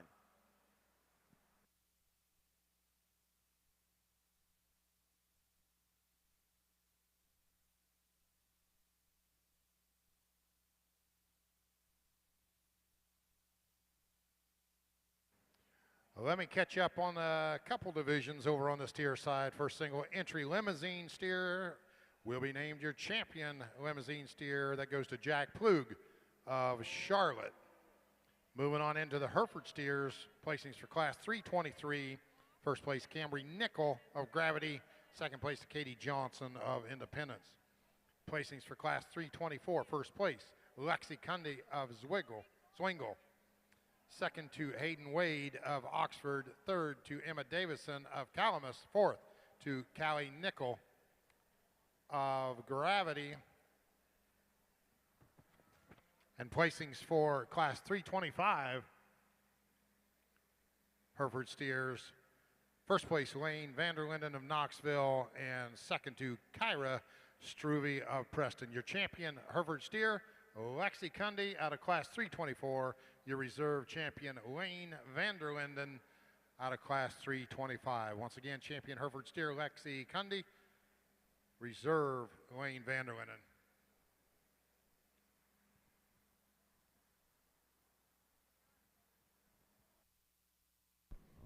Our judges are shimmying along the fence line there trying to get a look at the front end on these cows. The exhibitors didn't leave them a lot of room. Now they're coming around the back, and it's time to start the walk. Yeah, big class of calves there. We got them up against the rail to make some room. Nina steers, class 326. First place, Courtney Decker of Sheldon. Second place to Kane Wolf of Donahue, currently in the ring. Class 327, Kenina steers. Once again, all the ring shots and the backdrops can be found at hamiltonphotos.net, hamiltonphotos.net. Don't forget to tune in to Live Auction TV, liveauctions.tv, for both rings being commentated, actually. Chad Holtkamp, 10 Loudon on the heifer side, Noel Ernst, Ryan Habiger on the steer side. Liveauctions.tv. Go to the Iowa Beef Expo. Well, thanks to Brad Hook for the shout out there. We're sure excited to be with y'all today here on the intranet. Yeah, thank you, Jay Bradley, 7434. Good class of cattle here, and we're circling, getting a little bound up on the key side, but nice little speckled calf there at the front of the lineup. That third steer there, that white one, I believe that's Jake Campbell's daughter. It's a nice looking steer. He's a stout one. Look at the muscle in that Yeah, thing. got some shape.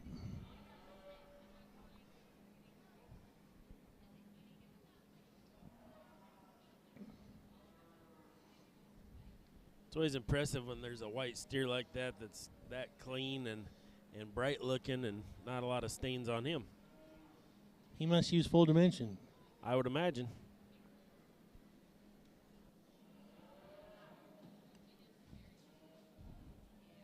Looks like we have a substitute showman here. I think we probably have a exhibitor showing a heifer over on the other side of the ring that has a calf in this ring as well.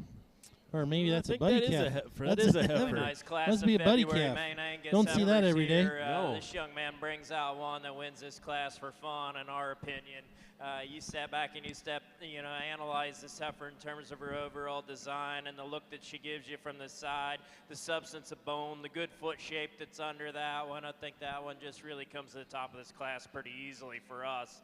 The next one, really big-bodied, heavy-built kind of female, a little chuffier neck, a little heavier in her brisket than what our class winner is. But I think in terms of fundamental groundwork and sound structure, that one logically Well, I can goes honestly into the say I've second never place seen hole this for us before. here today. I know we've The next had, heifer coming out in a third some deal, awkward really calves similar that to get a our little our alley, second place put a heifer nose ring here, in them but or a some heifer different I kind of just like to halters, make a but little better in to that have your hock. own She buddy wants to be a calf little more follow restricted, you a in the little ring, straighter that's in the that first hock for when me. you set her into motion than what the ones are in front of her, but a really powerfully Doesn't built really one. love the show Just stick needs to either, get a does little he? pressure and a little No, truer he's there in not that hock. really The enjoying his next life one as coming much out right really now. Over long here at the body, west end of the ring, we got a capacious white kind of steer. female, Not little sure if you guys chubbier can in see that it neck, online, carrying but a little more down into her brisket than what this the calf two is are. not very They're cooperative. directly Apparently in front doesn't of her, want but I to think a do heifer too that's much got a without nice his future barn in terms friend. of a cow for her. Next one coming out just needs to balance up, have a little bit more eye appeal to get her up any higher. Oh, well, today. there we go.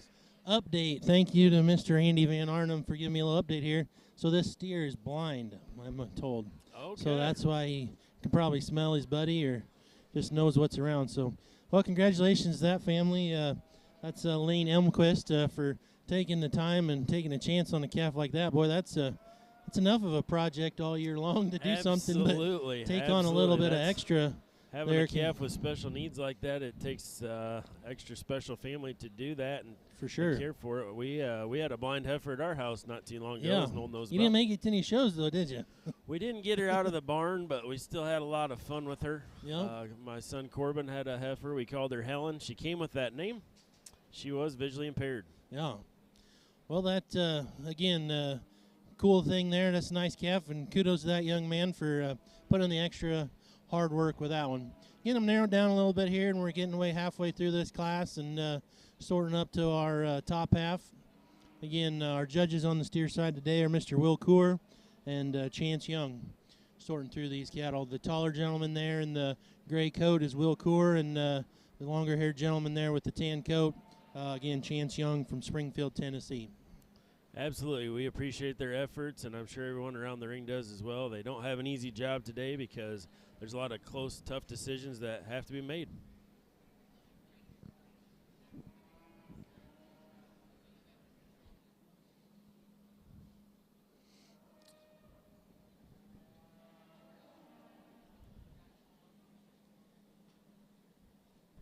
All right, looks like the judges would like to rewalk the cattle.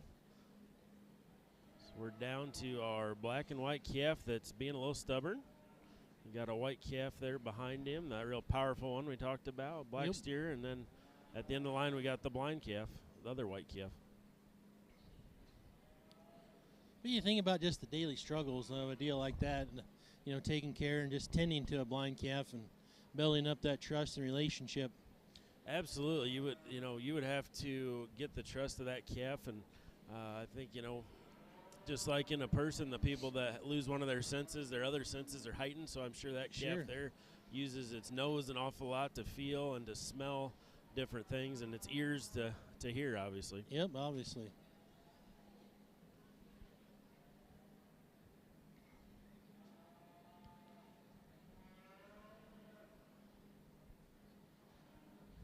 Yeah, you and I have been to a lot of beef expos, and we hadn't seen this one yet. Yeah, So just when you thought you'd seen it all. Yep, that's the first for me. But after we got the explanation, it makes total sense. So. Yep, absolutely.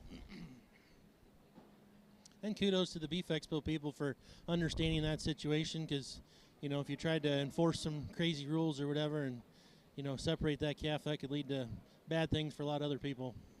Right, yep, safety is number one priority.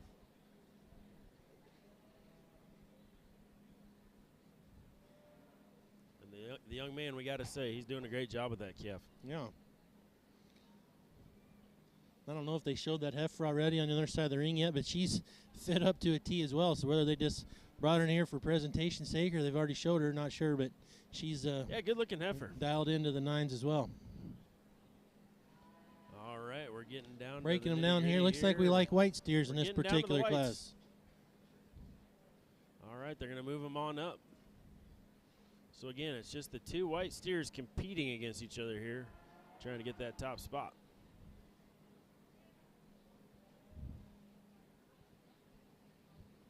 Looks like that calf in the front of the lineup, Kinsey Campbell, that's an In God We Trust. And this Lane Elmquist steer is sired by Here I Am.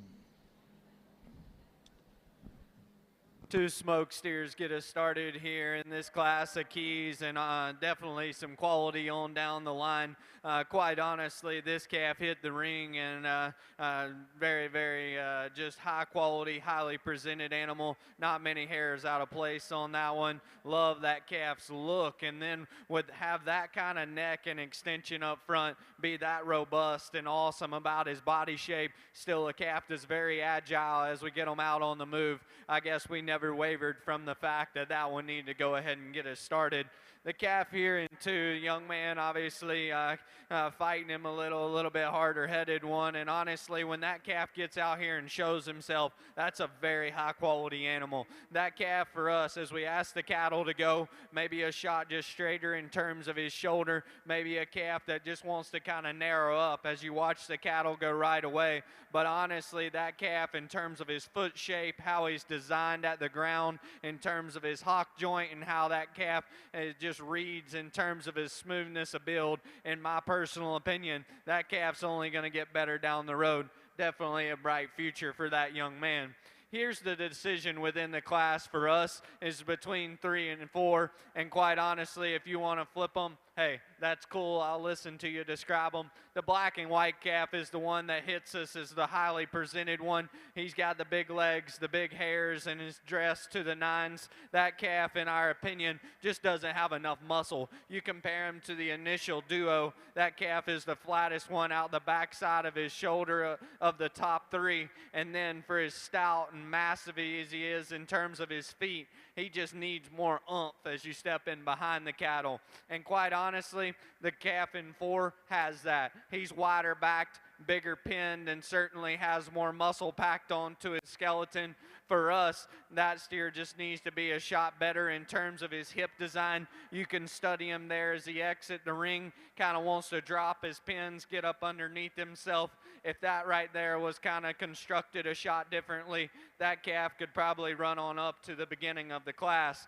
The calf that comes next, the young lady here in the vest, those are some big legs, and that calf has some very eccentric pieces. With that being said, he probably ran a shot just harder doing in terms of his body for us. He needs to just get more just chubbiness and more shape right there to the center part of his rib for us to deem him acceptable as he continues to feed.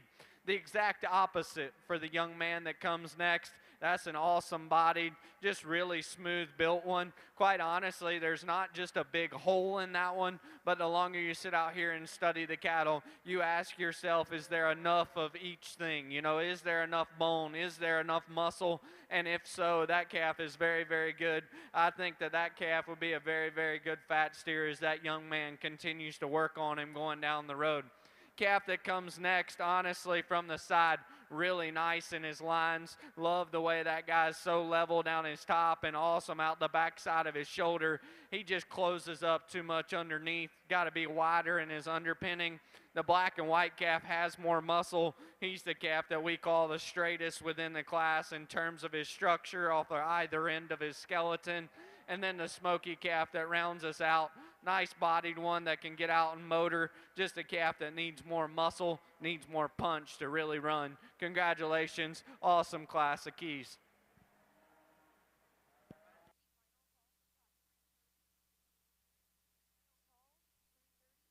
Folks ringside, let's give all these main Angus exhibitors a great round of applause. Awesome lineup of females. Dan and I were talking that this might be the most uniform set of females that we've had out here today, and they're all very high quality and they're all very good, and they have a lot of good to bring to the main breed as in terms of cow power down the road, whether you want to raise show heifers or bulls with them. I think they're all really good. You know, Herefords my breed and Maine's my second breed, so it really excites me to get to talk these things. We got a calf down here on the end that I think is very unique with all the upside to go, and then we have, you know, a couple of bigger ones down here. Obviously, they're further along in condition. You kind of see what you get, and yet they still have the youthfulness and the design and the mobility to be contenders down the road as well. So their upside is just as impressive as our young ones. This decision wasn't easy for us. We'll go show you our two favorites. Again, congratulations all you exhibitors. Great round of females. Let's give them a nice round of applause, folks.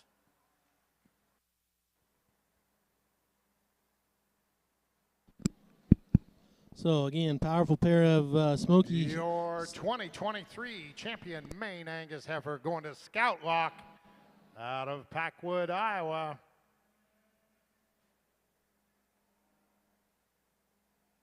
And your reserve champion going to Addison Brigham out of Lake Park, Iowa. Once again, out of the first class, I believe, class 141. Scout Lock from Packwood, reserve Addison Brigham of Lake Park.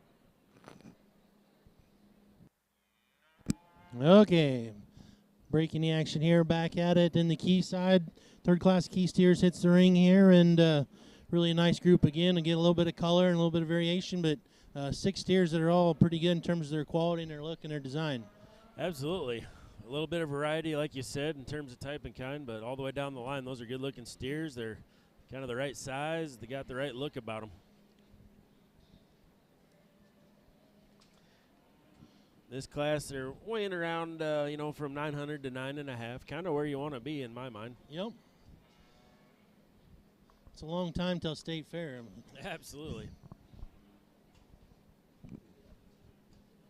And that's the other thing. We're not all geared towards State Fair. I mean, a lot of these cattle will be geared towards, you know, maybe American Royal or Exarban or even into Denver or something. So see all ages, all types and kinds, all sizes here at the Beef Expo. That first steer there from Ada Lund, that's a big-legged one. He does have some pipe.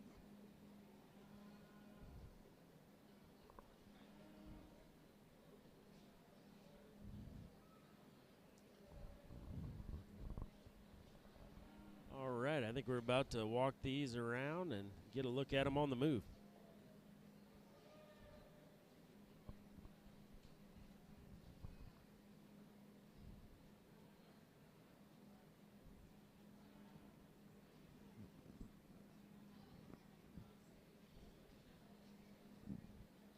Well, as we said, this is kind of the big single entry kickoff. Mayborn female here in our maintainer show. Definitely one that could stand some competition. This young man's brought one out. Very complete in her overall design. Really feminine through her front 1/3. You like the hip shape that one has. The muscle she has down her top, but yet still has that breed cow look to her. Congratulations to him.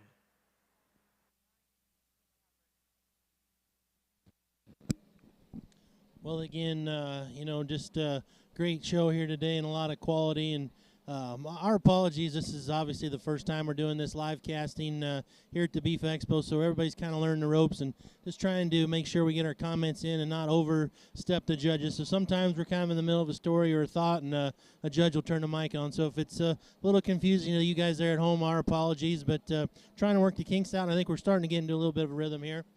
as we get further along into the show. Absolutely. We do apologize. We'll try to get a little smoother with the rhythm, as Noel was talking about. But sometimes those judges just come out of nowhere and start talking. On the heifer side of the ring, they get a few more of those classes where they're breaking them by age, where they get some single entries and, not taking near as much time. So we might think we have a little time, and then here they are breaking down a heifer class for us. But good group of steers here we got on the profile in this third class of key steers. And again, one of those classes that maybe maybe not the one you just grab hold of and run away with, but again, not one that you can grab and just throw him to the bottom either. Just pretty nice group of cattle from top to bottom.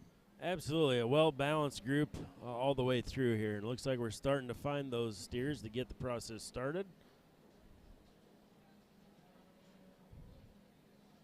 As we said, this is kind of the kickoff season in the Junior Beef Breed Points show system, and a lot of shows popping up here in the next few weeks and over the next few months into springtime. And one of those will be the Habiger Memorial Show up in Webster City. When's that one this year? Absolutely, a great time to plug our show that my family and other families help put on together. It is April 1st this year, so easy to remember. Nice, April Fool's Day. It's no joke. It's Not no joke. joking. April 1st. Who we got going to judge that one this year? We're going to have Mr. Tyler Melrow from South Dakota come over and visit us. He's, kind of been on my list of someone I'd like to have come judge the show for quite some time. Sure. Absolutely. He does a great job. I know we've seen him judge some shows in the past, and he was one of those guys that was a great family friend to you guys, and I know your dad back in the day.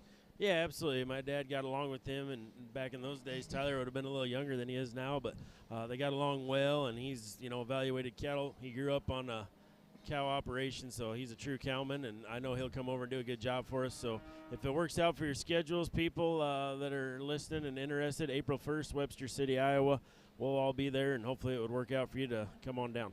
Yep, absolutely, and that's one of those 2-day deals. So the first day will be that show, and then the Webster County Cattlemen, they have another doubleheader there on Sunday, so you can get a lot of action in for your weekend, and a nice facility they have there, and just always a fun show.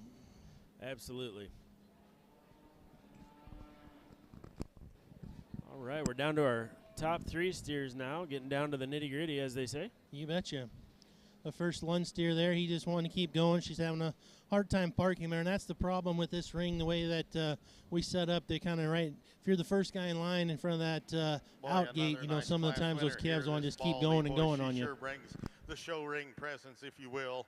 It really extended through that front 1/3. Love the way their neck comes out of the top side of her shoulder, connects there in the top side of her skull, very chiseled from her jaw to her chest floor, and yet when you make one that chiseled, usually you don't think about power, but this one has a lot of power down her top, out of her hip, and down her lower 1/3. Good bone, good footed, sound structured, very, very nice female.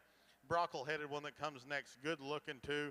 Maybe just gives up just a little bit of the structural integrity off her hind two. Wants to get a little short strided there, but loads of power, loads of body, loads of good, really good looking through that front 1/3. Very, very nice second place heifer. The 2 heifers that round out the class are similar in their type and kind. Very high quality females. One of them we just need to add some depth of body to. The other one we just need to make a little softer and better off her front too. Great class, congratulations.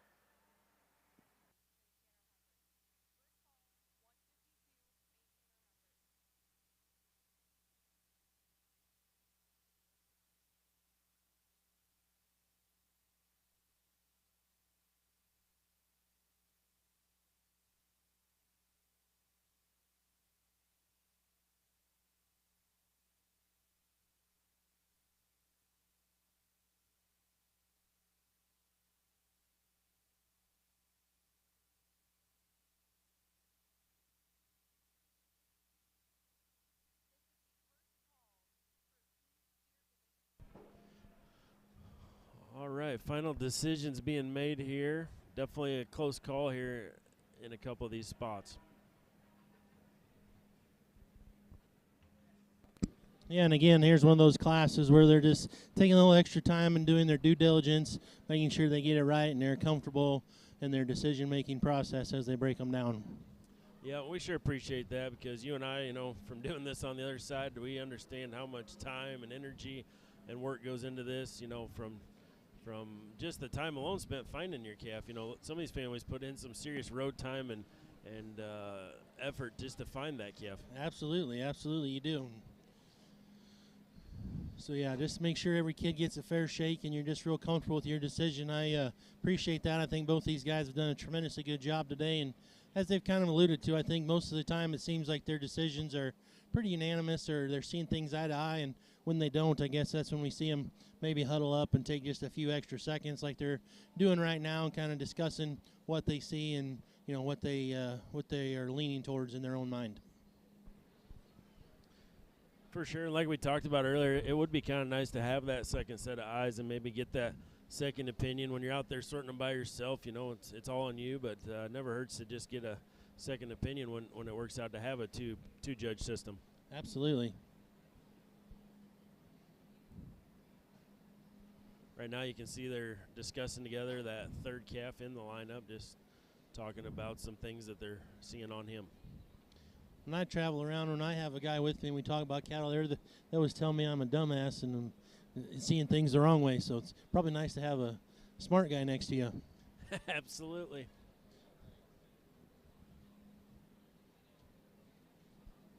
And that's the beauty of livestock evaluating. We all do see things a little differently, and otherwise what'd be the point if we didn't, Yep, exactly. That's what makes the world go around. Okay, we got him lined up here. Here again is Mr. Will Coor. Going to tell us what he thinks about these top end in this class of key steers. We had to put our big boy britches on over here for this one, to be dead honest with you. This class of keys is just flat good. To be perfectly honest with you, I've never sold a steer that looks anywhere like these three do. So to be honest, I'm absolutely all in on all three of them. Very high quality. I'm sure come State Fair, that one down there in third, if he does the right things, he could pistol whip this one, and this one could pistol whip him. To be dead honest, we're going to tell you what we see today and how we break them down. Bottom line for us, the yellow calf is the most complete. You walk those cattle in terms of his structure, in terms of his foot quality, and in terms of how he just gets out in motors, we're the most comfortable with his structure. And then when you tie that together with the calf that is so eccentric up front, has an unbelievable amount of just body and muscle out of his hip, could you open that one up in his heart? Absolutely. But in our opinion, what makes that one so good, he's squarer hip than the 1 and 2. He's better in his shoulder design and better in his hock design than the 1 and 3. So there's our one that's going to lead us off. Congratulations. The calf that comes in 2 is absolutely wild looking. Awesome in terms of his shoulder, in terms of his knee. Love that guy's body shape and his design. He just reads like he's going to feed. There's no doubt about it. When we get to this level, for us, as we ask the calf to go, he kind of wants to get a shot rounder out of that hip, get a little bit lower there in his pins. But at the same time, when we criticize him for that, that also allows him to just get out and cover the ground with a shot more authority, a shot more athleticism than the calf in 3. So you kind of pick and choose where you want to go. We were more comfortable with that calf structure over the calf in 3. When we were talking those final 3 standing out here, Chance goes, hey, that one we're getting ready to put third, he's presented to the 9s, and I'm sure he's supposed to win because of his presentation and how well he's put together. But the problem with it is the longer that calf's out here, the more he wants to fall apart for us. That calf right there, he always wants to kind of carry his head a shot lower. We think that's because his shoulders shoved farther forward there on his framework. Calf wants to get kind of easy right there behind his blade. Is he the biggest legged? Is he the stoutest? Yes, probably. But for us, we just got to have him just a shot better in terms of his shoulder design, maybe even have a shot more flex and used to his hock. But that's a crazy high quality one to be standing in 3. The black and white calf, when this young lady gets him parked and gets him set up, he can run with the rest of them, because that's a big back, big-ended one that's certainly presented very, very well for us. That calf's just got to move better out of his hock. He just got too straight there off of his rear too. The young man's big-haired, big, long kind of steer that comes next is one that for us just read a shot harder right there in terms of his body. We got to open that calf up in terms of his forerib and heart, but we still thought he had more product and more muscle than the white calf that's going to round us out. The calf there that's going to round us out is nice in his body shape, We just thought he needed to be a shot better looking to really run with those initial ones up in front of him. Very, very high quality class with an impressive trio to get us started. Over here on our maintainer side, boy, one that sure rises to the top relatively easy for Dan and I. Really like the extension of that front 1/3. Love the way her neck comes out, top side of her shoulder. So beautiful headed, and yet still has a very maternal head to go along with it. Very nicely balanced from her chest floor all the way back to her udder. She's bold ribbed up high, carries that depth of body down low, big back, stout hips, stout ended, good bone, good footed, very sound, very high quality female. Female that comes next is one that's very, very bold in her center rib shape, going over there to her lower body cavity with her depth of body, but yet one that gets maybe just a little plainer right there into her front 1/3 and a little shorter hip than the one that's ahead of us. But boy, that's a good one. It's a real close pair. Congratulations. Heifer that comes next, very nice off the profile. Love the silhouette that she has, likes her length of body. Wants to toe out up front, needs a shot of depth of lower body to get any higher today. A big, capacious, bold-sprung female that comes next.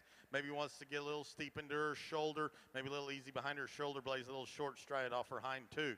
Heifer that comes next, one that you really appreciate the length of neck that she has, but she wants to get a little round in her shoulder and round from her hooks to her pins. Like to change that boundary, we get her up a spot or two.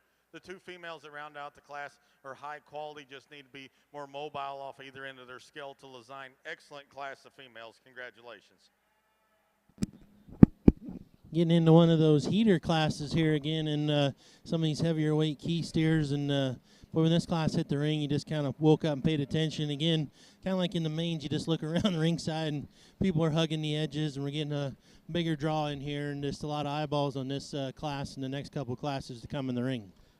Definitely a lot of excitement through all these key classes, and this is a good one. Like you said, they all come through the gate and got your attention and grabbed your eye. Yeah, a lot of pretty fancy dudes in this particular drive.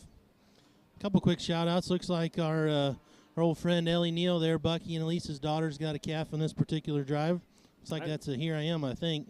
Yeah, Here I Am from Fairbank, Iowa. Yeah, looks like Chloe Rogers, she's got a calf out there too. That family's one that's does a tremendous job as well. She had, I think, was a reserve champion steer at the state fair last year, so great family there, and just a ring full of really nice calves. Drew Tuttle, I think that's one of Matt Lautner's really good customers there with that kind of speckled up calf, awfully sharp as well. All right, let's catch you up over on the heifer side. First class maintainers, class 146, single entry, Tyson Lilligard from Bondurant. Second class 147 maintainer heifers, first place Peyton Busing, Stockton. Second to Cameron Hagman of Kalmar. Third to Taryn Carroll of Guthrie Center, and fourth to Bentley Hoskins of Jefferson.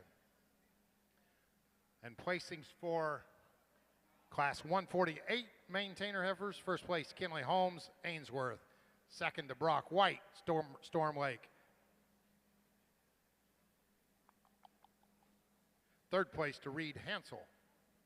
Fourth place to Joaquin Wales of Wyona. Fifth to Charlie Dyer of Grundy Center. And sixth to Ty Becker of Williamsburg. And seventh to Reagan Buskell of Rhinebeck. All right, the steers are coming around the ring now. We're going to get a little better look at them up here in the crow's nest. Yeah, I was just going to say, fun to watch them turn this corner, and there's that Chloe Rogers I was talking about. And there's one of those calves, boy, just got a good look from any angle and just extra sharp and crisp, and kudos to the guys that put that one together. Just a little something extra to that guy. Yeah, that steer's really athletic. That's what hits me as you watch him. He puts Over all 4 feet down just where they need to be and has lots of flex. Class 3, 22nd, second class of keys. First place, Kinsey Campbell of Corridon. Second to Lane Elmquist of Audubon. Third to Addison Hokeson of Corning. Fourth to Abby Finley of La Villa. Fifth, Claire Nibe of Melrose. Sixth to Cooper Oberbrockling of Prohl. Seventh to Andrew Clint of Bettendorf. Eighth to Jolie Fisher of Villisca. And ninth to Anson Swalla of St. Mary's. Stout, powerful powerhouse type calf here on the end. Kianina Steers first place. Andrew Matthias Fairbank. Second to Drew Totemeyer of Columbus Junction. Third, Ada Lund of Corning, fourth. Chloe Bruce, Emerson, fifth. Caden Larson of Guthrie Center, and sixth to Kiera Myers of Decorah. That was placings for 328. Keanina steers currently in the ring, class 329. Yeah, absolutely. That calf down on this end closest to us, man, he just looks like a little fast here, doesn't he? Yeah, the white nose calf, that's Mallory Kane, and pretty sure that's a calf from Nolan Ferguson. Here I am, I believe, and boy, he's got the parts Really and pieces cool to be a really good one. female this young man's brought out to win this class. I think that's one that when you look at her from the sides, very exotic through that front 1/3, but yet still gives you that awesome rib shape and turn and dimension that you like to see in one. I think that one's got a bright future in front of her for that young man. Just a really nice competitive heifer here to start off this class with. The heifer here in second, just really complete. That's a heifer. It's awful hard to poke a hole in her. Is she the biggest, stoutest one in the class? No, but she is complete. She's sound in her structure. She's good in her foot design. Just a really nice, logical second place heifer here within this class. The heifer coming out in third. Heifer has got a lot of nice parts and pieces with her. She just doesn't want to compete in terms of coming out here and dancing with that young lady today. She just needs a little better attitude to get her up any higher in this class. But heifer's got a lot of good things to her. It's just hard to see her out here. Next one coming out, you just like to give that heifer a little more look, a little more stature to get her up in this class. Thank you.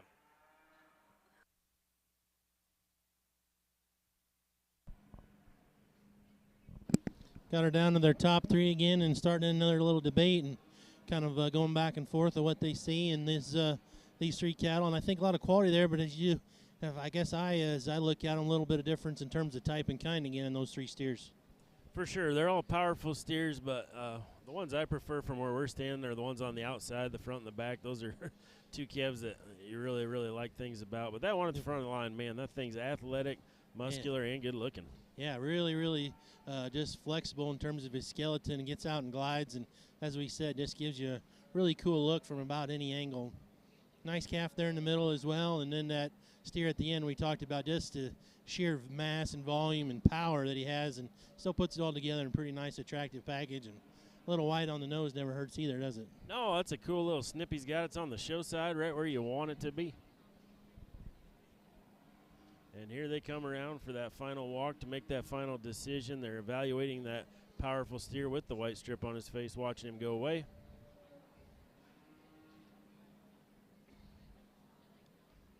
Definitely some give and take, just personal preference at the end of the day, like we talked about a little bit ago. You know, we all see things a little differently, and you can argue some things, but these judges are doing a good job of being consistent and finding the good ones. The good ones are floating to the top. Yep, exactly, and that's you're right there. As we just analyze them class to class, it's not like a great big huge butted one wins one class and then a narrower, prettier one wins the next. They have a distinct type and kind, and they keep talking about, you know, cattle that are comfortable in their movement and flexible and still good looking, but having plenty of power to them. So this completeness and being fault free is something that these guys obviously place some high regards with, and doing a nice job of just keeping that type and kind at the front of their list all day long. They absolutely are, and you know, something else to point out in these ultra competitive classes, there's no shame to these kids that are getting in that third place. You know, it's going to be a longer drive home from the Expo when you end up in third, but there's going to be some good cattle go home. Third place, look at the fifth and sixth in this class. I mean, True. This young man here on the end, that's an awfully nice calf to be sixth in class. So that's a good point. Just goes to show us where our industries came here in the last few years. And again, you know, that's not fun to probably be on that end of the class, but that's a steer that definitely should not be ashamed quite of. honestly, another bad to the bone class of key steers, and honestly, all three of these cattle have their advantages, but the longer they're out here, this snip nose steer, I guess, just overwhelms us in terms of the amount of power that he has. That dude is one big backed animal that's super stout and opened up. A steer that not only does he have that much power up high, but then when he goes to the ground, his feet match it. It's one thing to be big-legged, but then when you go underneath that and you have that size of foot and still you have all that muscle and be able to move the way that he does, very high-quality animal there. The calf in two is one that honestly is intriguing to us, and in either way, I guess our decision came down between second and third. The longer... If there's a medic in the building, please go right over here to this corner. If there is a medic in the building, immediately please go to that corner where they're waving their hands. Sorry about that.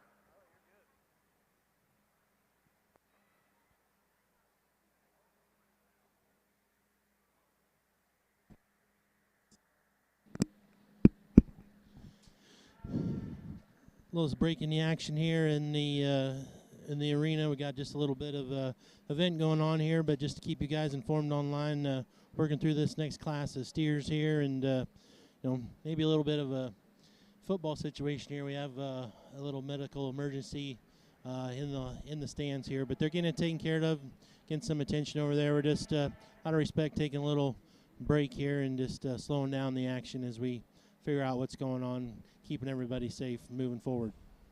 Yeah, it looks like somebody in the crowd's had something happen here. Unfortunately, we're all kind of quieted down here in the arena. Everybody's kind of sending their thoughts and prayers that direction over there in that corner.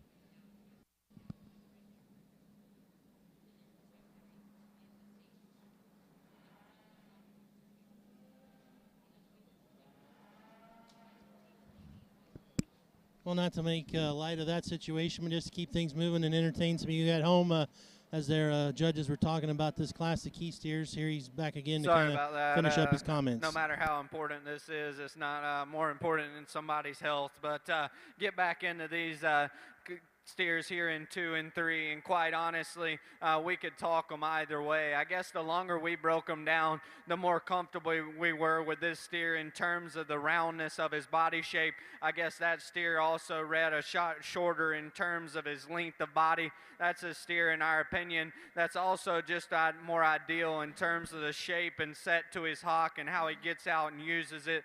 That steer is not perfect in terms of his spine. We'd like to see him just a shot more relaxed there right in the center part of it, but a very, very high quality animal. When this calf in 3 came in, I told Chance, I'm like, hey, there's a heater. And quite honestly, he still is, young lady, and I hope you don't hold your head down. When you have him parked right there, that calf is impeccable in terms of his balance, in terms of his look, in terms of how smooth he is and ties everything together. The longer he's out here, he kind of reads a shot longer in terms of his body, a shot flatter in terms of the shape to his rib cage, and then to get ultra critical one, that's one that is asked those initial 3 to take a lap. He just kind of has a shot more set to his hock, kind of wants to get up underneath himself there. But in terms of an easy feeding, awesome balanced one, that one certainly checks a lot of boxes. The young lady's calf that comes next, high tying, big back, certainly has a great deal of power right out the backside of his shoulder. Bottom line, he just has to move better off of his rear too.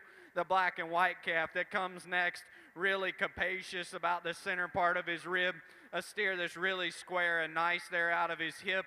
Another steer that in terms of his structure for us, we got to see him just flex and use that hock with more authority.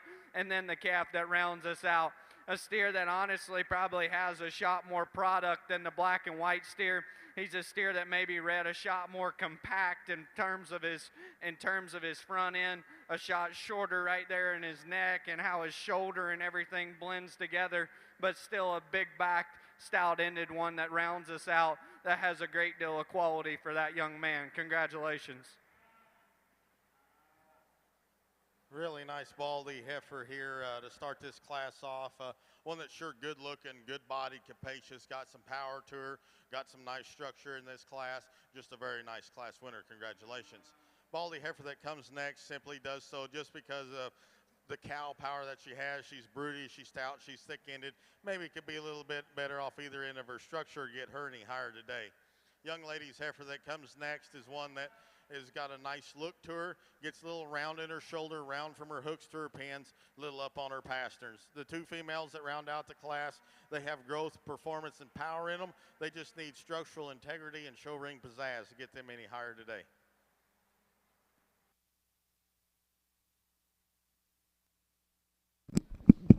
Well, crisis averted there. I think everything's all right. It looks like over there in the stands, looks like we had an older gentleman that maybe got just a little overheated or a little claustrophobic or something. But I think they have things under control over there, so no worries for you guys there at home. Happy to see that. We've got our next class of key steers in the ring. We've got 2 classes remaining, counting this one, and then we'll be into that champion key drive, which is going to be a good one. You betcha. Another nice class of steers here, and pretty nice looking calves. Nice smoky calf there in the middle. That looks like Ryder Hogan down there in southwest Iowa. That's probably a Brandon Klein calf. Looks like an awfully nice one. Absolutely. You can see the muscling that thing has from up here. Yeah, rip top and big bones.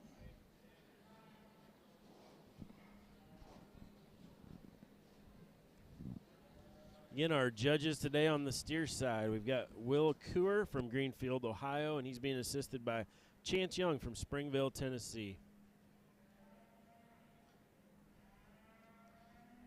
Unfortunately, Will's having to be the ring man. Oh, here we go. He's getting assistance. As we talked about earlier, sometimes that's a little frustrating, and the crew's doing the best they can, I think, doing a nice job, but yeah, sometimes when you just get in the wrong spot at the wrong time, got to do a little everything. Absolutely. Noel and I were talking earlier, you know, we do have the good fortune from time to time of being asked to judge shows ourselves, and we always appreciate a good ring person helping us. My dad judged a lot of shows. He always said a judge should never have to twist the tail or do any kind of work like that when you're trying to evaluate. So hats off to the good ringmen out there.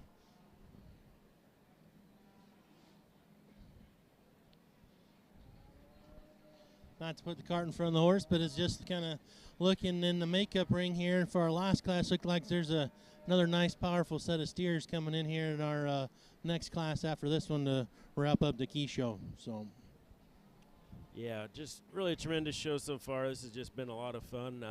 I think at some point today we're going to maybe get a guest or two into the booth with us here, and I'm excited about that. There you go. There you go. Starting our circle here, getting these cattle in motion, and again, a nice group of calves here. Maybe not acting quite as well or cooperating. Some of these are being a little owly with the exhibitors, but we're gonna get them moving here and get the evaluation process on. The old first show jitters. You bet. Sometimes it's the calf, occasionally it's the showman. A lot of times both. Absolutely. I remember when I was a young man showing, you know, we spent so much time at home and put so much into it at home that sometimes you'd get a little nervous when you hit the ring because you kind of felt that pressure. And, you know, my parents were supportive of whether we won or we didn't, but really you just felt that pressure. Really high-quality maintainer female here to start off this class with. This young lady's brought one out that, in terms of body type and kind, just excels within this trio of heifers. It's a heifer that's really good in her joint design. It's a heifer that's awesome in that rib shape, good and extended through that front 1/3. Just a very high-quality heifer that wins this class really easy for us. The next one coming out, a little more moderate female, definitely one that's easy flushing and easy doing. Going to make a nice cow on down the road for that young lady. And next heifer coming out, just one that needs to man up, kind of pound up, be a little bigger and stouter to compete within this class. Thank you. Hey, I know we're here on the steer side here watching the key show, but just peeked across the ring over on the north side there. They're in the heat of the maintainer heifers, and just going to give a little shout out to some of my hometown people down there in southern Iowa. Looks like Skylar Coffey just won her class there in the really tough class of maintainer females. So congratulations to her. Coffey family's great people and been around for a long time, and congratulations to them for having a really nice heifer here at the Beef Expo.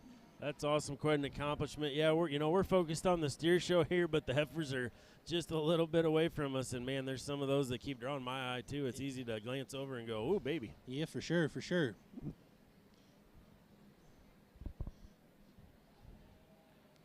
This class of calves. Let me catch you up over on the heifer side. Class 149, maintainer heifers. First place, Cole Schneider, West Branch. Second to Reese Glenn Creston. Third, Bailey McCollum of Colo. And fourth to J.C.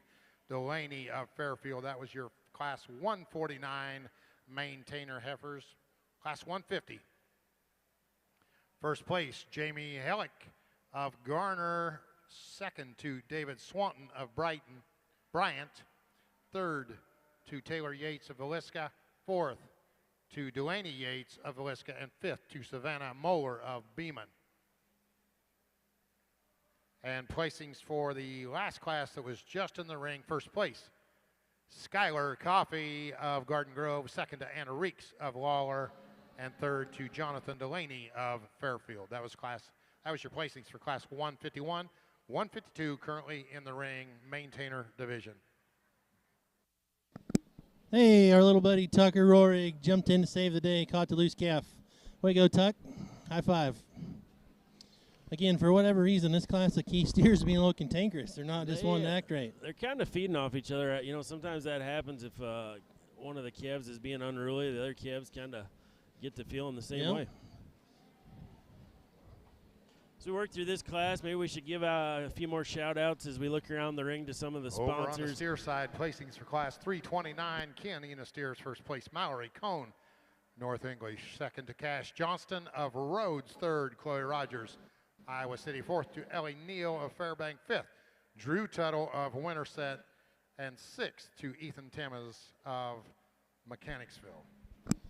Well, right on cue for you there, Brad Hook cut you off. I suppose we should maybe give him a little shout-out in his Snapchat following, but absolutely. If you want some free entertainment, get Brad Hook on Snapchat. Oh, boy. There you go. Between him and the MLC podcast, a lot of entertainment there. But in all seriousness, again, a lot of good sponsors here. We appreciate them all. As you, if you look around the ring here, I don't know, you guys online at home probably can't see them all, but just a tremendous amount of sponsors, and we put everybody's banner up here around the ring. Another one just right to our right-hand side is old steer bidder sign there, and another really Chris and deep Ashland do a tremendously good job. Appreciate all they do. Side, and bottom line of the initial trio, we elect to go with the calf that.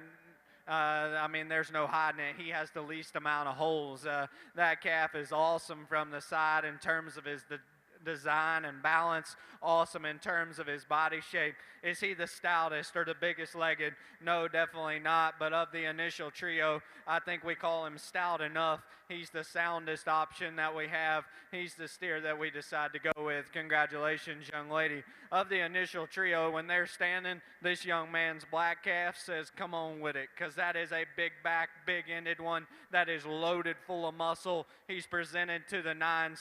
Bottom line, when that young man pulls him to lead, he's just got to go better, got to be more agile off of both ends of his skeleton for us, but that is one that is jam-packed full of muscle.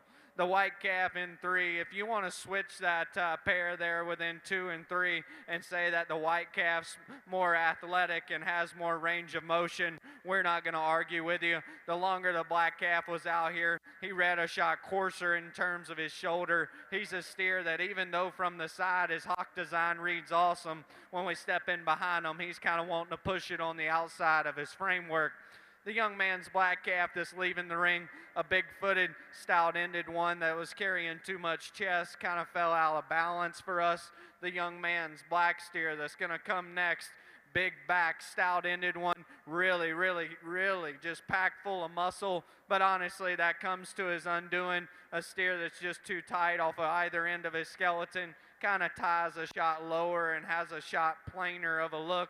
Young lady that's hanging in here with her baldy calf, really wanting to fight her and be a little bit of a handful for her. She's stuck in here, though. That's still a nice bodied one that's stout out of his hip. Just a calf that just carries too much chest, doesn't proportion right as we back off the cattle from the side. Really nice class of key steers there. Really nice heifer here to lead this class off with. You love her in terms of her upper rib shape. Carries that advantage down to her navel and her body capacity. Very nice balance from her chest to her udder. Very sound, very functional, good looking. Got plenty of power. Very nice female. Female that comes here in second. You really like the extension that she has through her front 1/3. Love that cool baldy face. But once they get a little jammed up in her spine when you set her into motion, drop her pins, kind of get up underneath herself off those hind two. We change that. She wins the class relatively easy.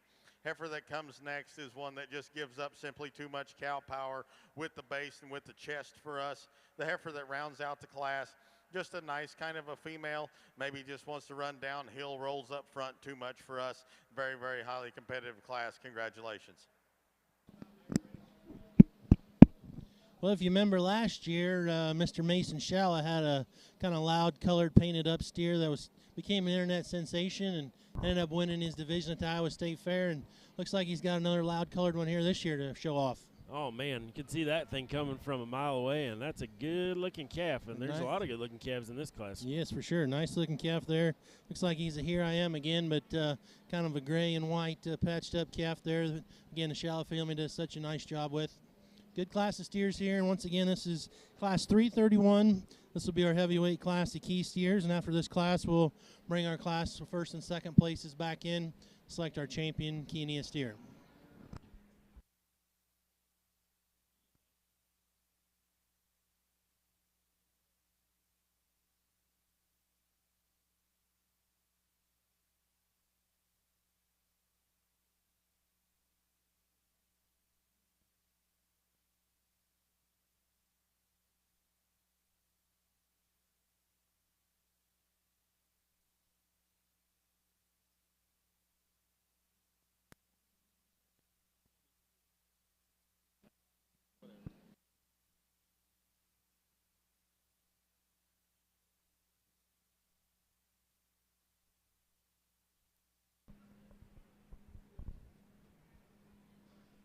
All right, the judges are going down the front of these calves to get that front view, check out their head, neck, base width, chest, etc.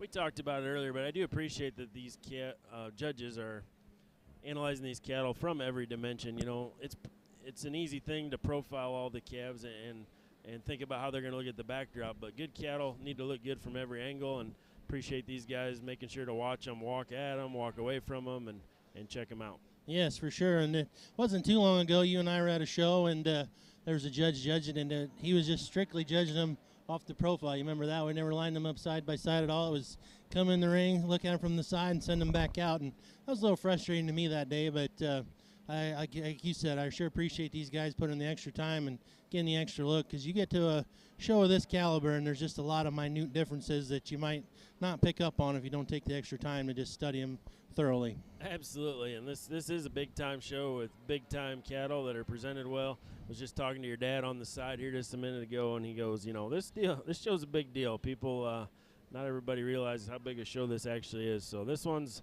kind of the granddaddy, per se, of the winter shows, not to take anything away from the other ones. There's a lot of good shows. This is the pace setter, and this is the one that gets you established for the spring and just kind of makes some waves and get you headed in the right direction.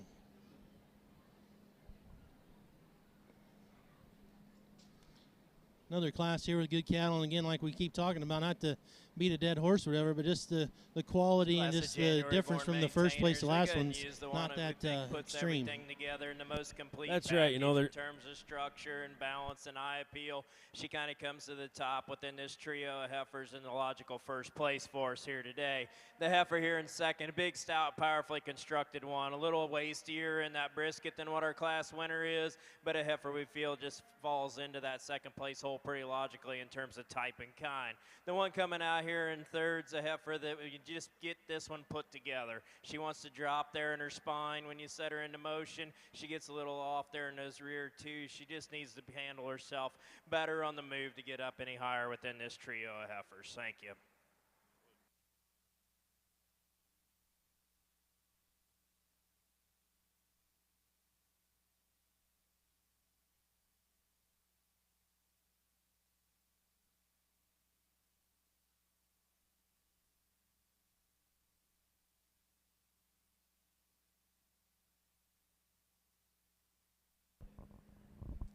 All right, they're starting to make some choices here. You know, you mentioned it, Noel, but there's really a nice calf at the bottom of this class. Yeah, right. Just margin of error is so small nowadays, and again, compliments to the breeders and the guys out back putting them together, and the traders and just the families for doing such a tremendous job with these cattle. Once again, here, just like to take the time to thank the Iowa Junior Beef Breeds Association, Jenny Studer and Kim Etzel, Kim Lewis and Taylor Etzel, and that crew and all the people that helped them make this junior weekend a success. Sure appreciate Live Auctions TV doing this live cast too for those of you that can't make it here, and it's been a lot of fun to sit here and analyze these cattle and talk with Ryan and just to take in the Beef Expo this weekend. Enjoy the great weather that we're having. Absolutely, just beautiful Beef Expo weather, and here we go. We got these top two steers that are awfully nice. We're rewalking them. going to get that final decision here shortly. They're following that loud-colored steer closely. Yeah, well, that big colored-up calf, he's got big paws, doesn't he? Big feet, big legs, Oh, yeah. wide-chested coming at you. He's walking at us right now, and he's wide between his eyes, and he's wide-chested, but still smooth-made. That's a good calf. Yep, like that one quite a little. Sure doesn't hurt to have a colored like that. Boy, back in our day, if you had a colored calf like that, you wouldn't get too far, would you? You wouldn't. I mean, it's really acceptable now, and it's actually sought after. But back when we showed, it was Black Angus beef they wanted. Yeah, you get something like that, it was a kiss of death.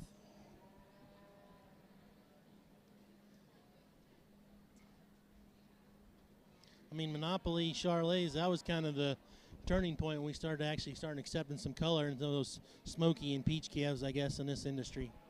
And the shallow steer is going to take this class. We're going to hear some reasons. Flat out intriguing pair of keys here to get us started within this particular drive. Young man brings us a colored up one here, and from the time this one hit the ring, he was just overwhelming in terms of the amount of just product that he has. That guy's awesome in terms of his rib cage, really flexible as we get the cattle out on the go. Can you say, hey, that dude's got a little bit of shoulder, or hey, that dude needs busted open in his heart? Yeah, I guess so, but when you back it up with that kind of body shape and that kind of rear end, I guess it doesn't bother me one bit. The black steer here in 2 is one that is absolutely just intriguing in terms of how high his neck comes out the top side of his shoulder, how awesome he is in terms of his balance and design. That calf's joints and angles read perfect as he's standing. Maybe a calf that we'd like to see just a shot more coordinated from behind. Maybe he wants to just pull his hock in ever so slightly on the go. Maybe wants to twist in and get a shot more pigeon-toed up front as he comes right at you. But that's getting awful critical on 2 very high-quality animals. The white flank calf that we have in 3, if you have him further down the line and say, hey, that one ain't got enough muscle, that's perfectly fine. But the problem is, of the remainder of the cattle, we were the most comfortable with his structure going forward. That calf reads really green in his condition to us, and I think as that calf continues to mature, his structure and his look are definitely going to be on his side. The calf that the young man here in the vest has when he gets him parked, he's high quality, buddy. I mean, that's a big-legged, big-ended one that's packed full of muscle. For us today, he's just struggling too much off of that non-show side rear leg. I don't know if he caught a sheet of ice outside or exactly what happened. He's just really wanting to favor kind of that one rear leg. We got to have him just go a shot better out of his hock there. Young man with the calf next, awesome in terms of his line. That calf is big backed. That calf will actually shock you when you step in on the cattle in terms of the amount of shape right out the backside of his blade. But he's one that just read a shot more tubular and kind of harder doing there in terms of his rib. The young lady's calf that rounds us out actually has the advantage in terms of his rib cage, but for us was the most concerning in terms of his structure. But that's an awful high quality one to round out a class. I want her to know just how good that steer is. She's done a very good job with him, getting him ready to come to town. Let's give all those exhibitors a big round of applause as they exit.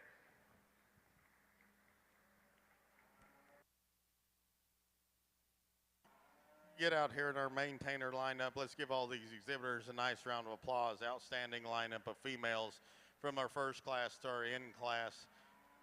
Very nice. A lot of different options, a lot of different types and kinds. And being maintainers, you would think that because you don't know what the percentages are or what brings them to a head. But very nice females. It comes down to 3 or 4 for us out here. The 3 or 4 that we like, we think they all have the gas to go the distance in the long and make the long haul, and yet have good look to them. They have power, they have some body, they have some functionality, and look like they're going to go ahead and make a good cow. You folks ringside, select your 2. We'll go show you the 2 that we like best. Again, congratulations to all you exhibitors. Outstanding lineup.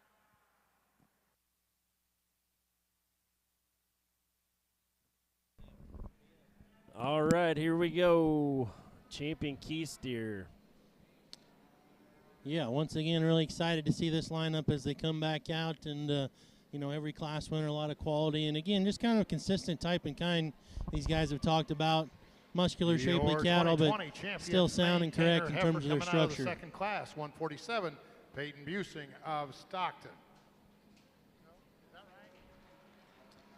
Again, just a little bit different than we're used to seeing sometimes at the Beef Expo, but the judges here kind of setting them up the first and second place in front of and behind each other, and kind of trying to utilize their It's a little tough space. to accomplish what they're wanting with the smaller ring size. Right. You know, maybe in a bigger ring setting that would be. Well, and our kids are so used to, staying towards the outside doesn't give you much room to get that other calf in behind you.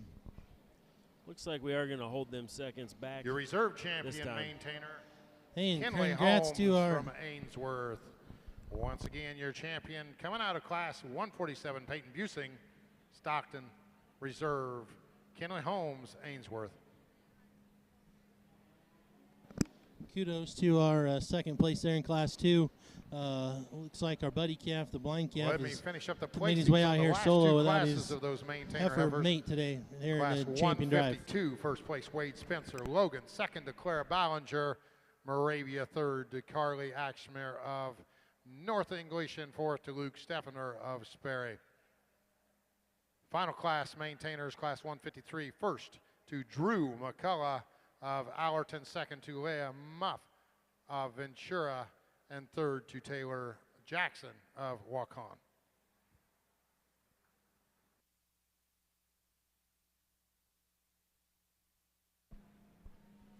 Yeah, it's a pretty neat deal with that blind calf, and I'm sure that's another step in the right direction, being able to get him out here without the buddy calf.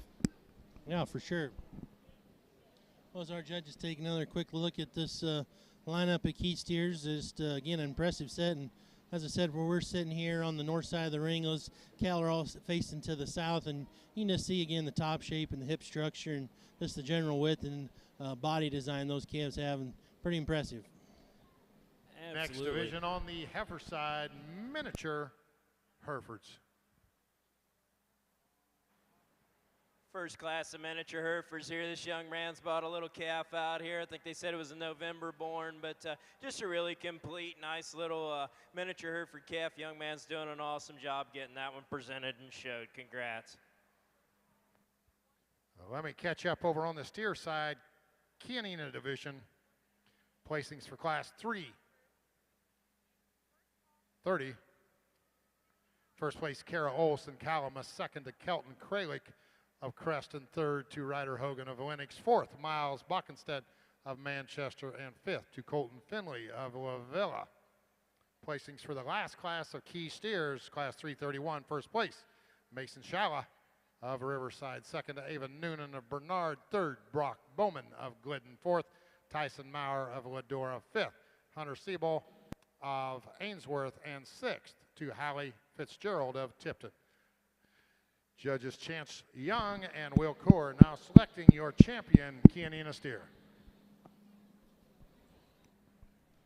All right, the judges are wanting to get a better look here. They're pushing those second place calves up to the wall. And as we look across the ring here, Noel, obviously there's a lot of different ways they could go here, but a couple that maybe jump out to me up here at the booth. That snip nose steer that we talked about in that tremendous class, and this that wild keen color steer, calf. fourth class. Boy, I mean, just where we're sitting, Very, very nice. Congratulations, young lady. where we're sitting, boy, we haven't seen a view like that. Anything any more powerful and square hipped and muscular as that calf is. No, he is big topped and big down low. You know, it's hard to have that combination of that big wide hip and have it carry true all the way down to that lower quarter and stifle. So he's pretty tremendous from this view. For sure. Then again, that colored calf, like you said, the shallow boys, that's awfully complete and kind of fault-free type of steer as well. The cream-colored calf, they liked him for his smoothness of pattern and this fault-free look. Maybe not as powerful as a couple of those right behind him. Again, that white steer out of Class 2 is awfully powerful as well, just a little smaller type steer.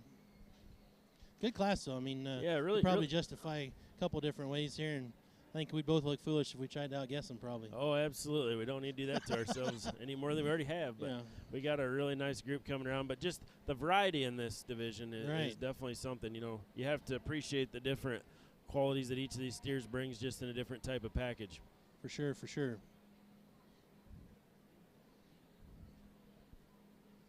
Looks like they're starting a mini Hereford heifer show on the other side of the arena there, over on the east side.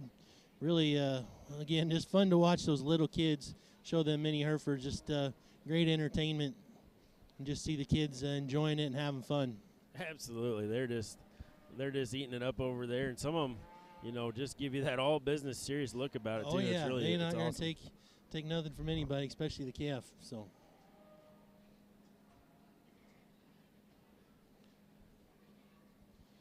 Looks like in the makeup ring, we're getting ready to start our Charolais steer show after we pick our champion key here. Got a lot of smoky steers lined up there in the makeup ring. Oh yeah, I'm excited to see what everybody brought this year for Charolais steers. That's another division that's really gotten hot over the last 5 to 10 years. You were mentioned earlier about the Monopoly Charolais Cross, and it's just been fun to watch that division over the years. Yep, absolutely.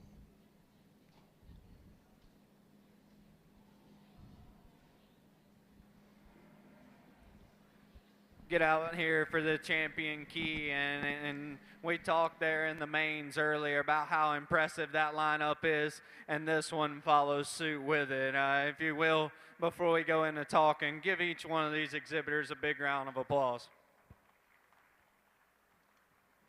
Absolutely awesome lineup of them. We'll just run through them real quick.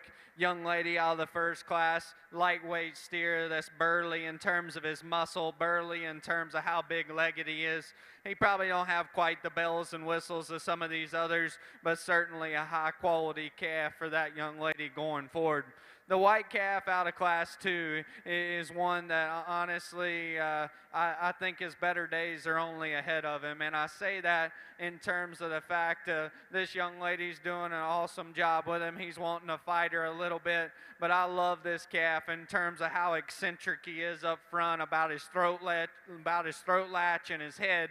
But then when you're that incredible about your front end and have that type of body shape, I personally deem that very, very impressive. Now, with that being said, is he just the absolute most agile one out here? No, if we're going to break down structure, he maybe gets a shot tighter right there in his spine. Maybe just need to see just a shot more flex there in his hock. But one that I think when she's got him parked there is absolutely presented to the nines. The yellow calf that comes out of the next class, we landed on him within that particular drive because he was the most complete one, and he still is that out here. Is he the stoutest? No. Is he the most massive? No. But that calf's extremely well put together. We love that calf from his shoulder back, just in terms of his hip and hind leg, and how he can get out and travel ground. You ask yourself, is there enough to some of these ones up here to rival some of these ones right behind them? And I think that's the honest question with this yellow calf. Is there enough? Is there enough punch right behind his blade? Is he woofy enough to really tackle some of these big boys today? And I think that's where your head's got to be with that particular individual. The white snip-nosed calf, honestly, the longer we're out here, the more impressed we are with him, just for the simple fact, when you're that big backed, that big hipped, and your feet are that big and you can still move the way that calf does, that's very, very impressive. To me, there's two animals that are out here that are overwhelming in terms of the amount of mass and dimension that they bring to the table. That's that calf and the calf out of the last class, where the white snip-nosed calf has that, advantage within that particular pair. I think he has that muscle, has that dimension, but has it with a shot better, just shoulder design, how his shoulder lays into his framework and how smooth he is up front. I think he has that added advantage. Very, very impressive creature. Has God created a perfect one? No, I haven't seen him yet, but that certainly is one that I think is very, very, very good. The calf there out of the next class is one that we landed on in terms of his structure and build. Maybe as you compare him to the calves on either side of him, maybe not just the punch and the muscle that they have, but still a very well balanced one. And then the calf out of the last class, we talked him, and I mean, when that dude walked in and you step in front of him, you get a little scared that he's going to eat you. I mean, he's that massive, that cracked open, and that wolfy. You have to ask yourself, is he going to stay together in terms of his shoulder and forerib? That's the question. If he does, then there's no stopping him. I think the decision lies between a couple of them out here. We'll go show you the two that we like the best today. Once again, give these exhibitors a big round of applause.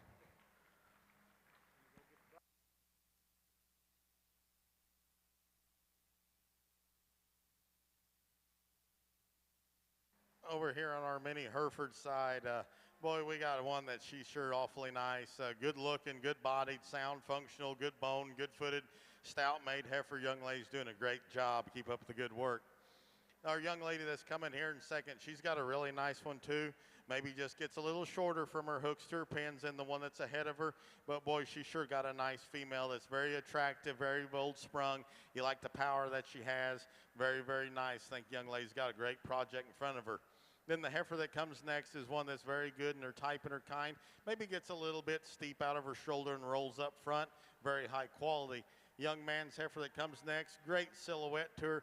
Just needs to see a little bit more power and bone to her. Young lady that rounds out the class doing a tremendous job. Her little heifer calf's just green and skinny yet. Give her another 90 days on feed. The ball game will change. Congratulations to all you young people. Well, there you go, Noel. The judges talked about it in that lineup of the keys there, that division rivaled the main division Your in terms 2023 Iowa Beef quality. Expo champion, Yep, for sure. Canyon steer, coming out of class 329, exhibited by Mallory Cohn of North English. Your reserve, coming out of the final class, exhibited by Mason Shalla of Riverside. Once again, Mallory Cohn with your champion, Mason Shalla with your reserve. Charlet steers up next. Well, congratulations to Mallory Kane and the Kane family. That snip nose steer, like we talked about, just one of those again that's just overpowering from his look and with the structure, and you just see it from the outside looking in, but still, as the judges said, really good in his balance, still impeccable in terms of his structure for all that mass and volume that he had. Absolutely, and that was sure an impressive lineup, and those two steers that came out on top were very deserving. For sure, for sure.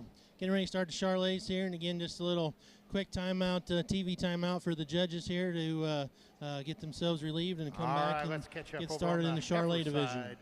First single entry miniature Hereford goes to Jack Murphy out of class 154. Class 155 also single entry Bernadine Rosenboom of Bussy.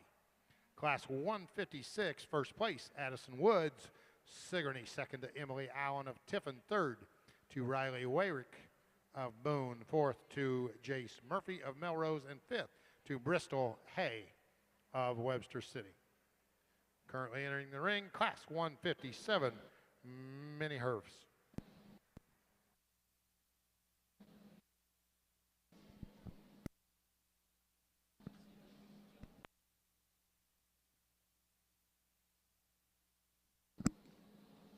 Looks like we're going to have 3 classes of Charlet steers here, fairly large classes, 7, 6 or so, and then 7 or 8 again, and just a good tight group in terms of weight. It looks like no real small ones, no real huge ones. Get this started here in a second and get rolling on the Charlet show and keep moving along. Absolutely, like you say, not a lot of variation in the weights here. We're going to be running it pretty tight. These Charlet steers are probably loaded with muscle. I'm assuming so. Just a couple quick shout outs again as we just see people standing around ringside. There's another legend of the industry down there in the corner chomping on his gum, Mr. Bobby May. That's kind of his trademark over the years, isn't it? You know, he's got this little piece of gum he's chomping on. Yeah, that's a man that has a lot of intensity, and he chews away sometimes when he's into the heart of the battle. But a guy that's been getting the job done for a long, long time.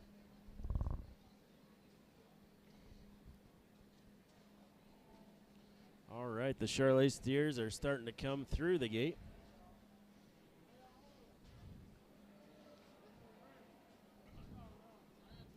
Looks like we'll see a fair amount of In God We Trust in this division. I noticed that as well, but don't forget the Here I Am's, even a Fu Manchu.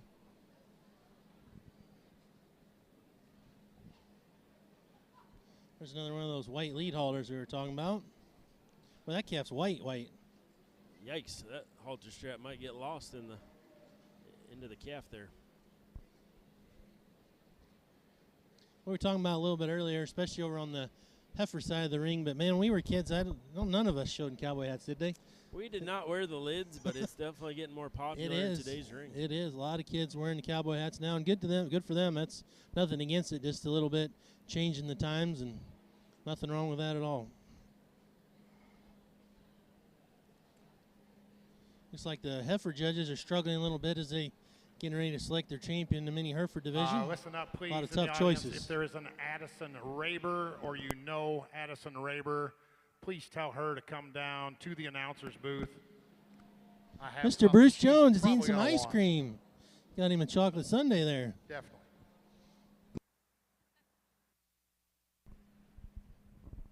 Old Bruce Baby, another industry legend. Yes, as we said earlier, him and Lil T have put a lot of hours and a lot of time in this building here over the years, haven't they?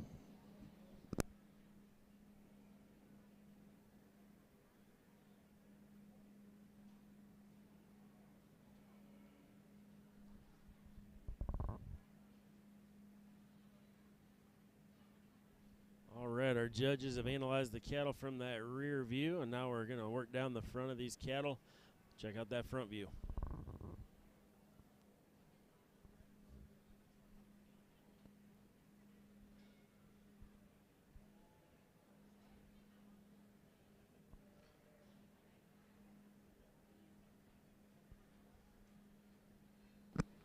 Probably another second here to give another shout out to some sponsors. Cargill Animal Nutrition. I know they're a big part of what goes on here all week at the Iowa Beef Expo from that first weekend in terms of the judging contests and all those breed sales. They do a lot in terms of sponsorship and matching funds and giving some awards out all week long. So sure appreciate everything those guys do here to make the Beef Expo a success. Absolutely, that's a great example. One of those companies that lives off of this industry, and they're not scared to give back to this industry. So we appreciate that. You betcha. You betcha. Another sponsor up on the wall we definitely have to give This a class shout of out to. miniature Herefords, young man we start off with has definitely got the most complete, well-balanced heifer in the class. He's doing an awesome job getting that one out here showed. Just a logical class winner for both Matt and I out here. We really like that one a lot to win the class. The painted up legged one here, young man Scott, he does an awesome job of getting that one showed. That's one that when he gets her set up and setting there, gives you a really nice look from the side, balances up really good, and actually pretty good in its structure. The big stout one coming out next, young man Scott's one that's definitely got some power and some shape down that top, just not quite as sound as what the two are in front of her. The next one coming out, we'd just like to change that one as it gets out and goes around the ring, make it a little softer there in those pasterns. Congratulations to all these kids. Well, go ahead, Ryan. I know you're about to name another important sponsor in the industry. Yeah, the next sponsor I was going to mention is a good friend of yours and mine, Mr. Brad Smith, or also known as Smith Cattle Company up there by Esterville, Iowa. Operation that's been putting the good ones out for quite some time now. Long time. And probably America's most eligible bachelor, I'd say, don't you think?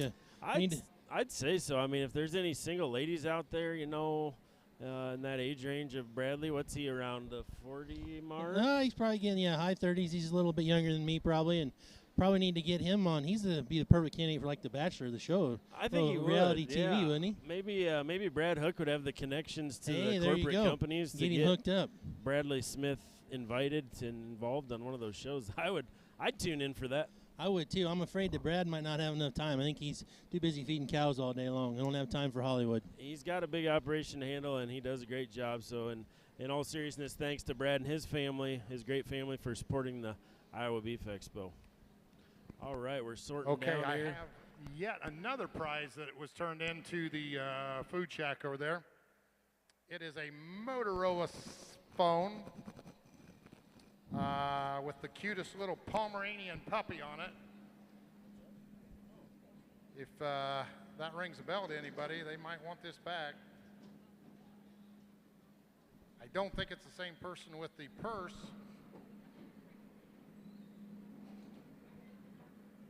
Wallet. Boys from the milk house are watching. Give them a shout out. Once again, Addison Raber. Well, that's tomorrow, the Angus heifer show. They're going to have that Angus heifer on the show. You're probably going to want to come see me. Yeah, there you go.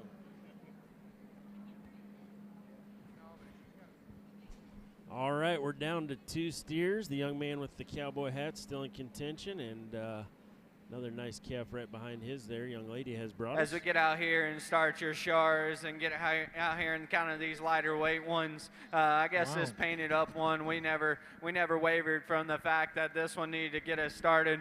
Big-footed, big-legged kind of cattle, and honestly, what gives him the nod to go ahead and get us started, he's by far and away the most agile and the loosest in terms of his structural build. A calf that gets out and travels and does so really, really well. We're very comfortable with that young man getting us started. Congratulations to him. The calf in two is one that's really well balanced, really well put together, especially in terms of the upper part of his skeleton. Awesome in terms of his lines, really square out of his hip.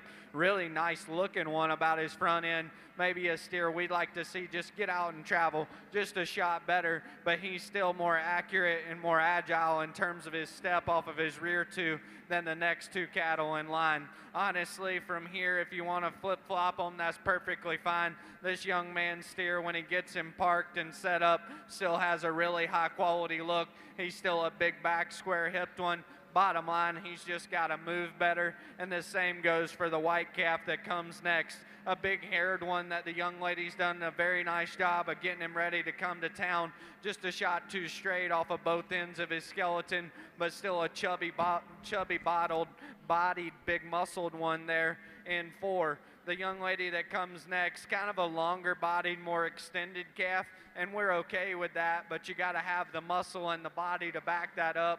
He just read a shot too flat and juvenile in terms of his shape right out the backside of his blade. The two calves that remain are two kind of longer extended, really nice looking cattle. We thought the white calf had a shot more shape. The young lady that rounds us out, really nice from the side. Just the flattest and just the most generic in terms of his shape, especially down through his stifle and lower quarter, but a very nice class of shars to get us started within this particular division. Boy, another nice mini Hereford heifer here on our side. One that's very stout and thick-ended, good-bodied, good-looking, very sound, very functional, just a very logical place to start. Young man showing his heifer here in second, does a real nice job putting her together. She's very attractive through her front 1/3. Maybe just like to set her back in her shoulder and give her a little bit more flex to that knee and front pastern compared to our class winner, but love the rib volume and the power that she has.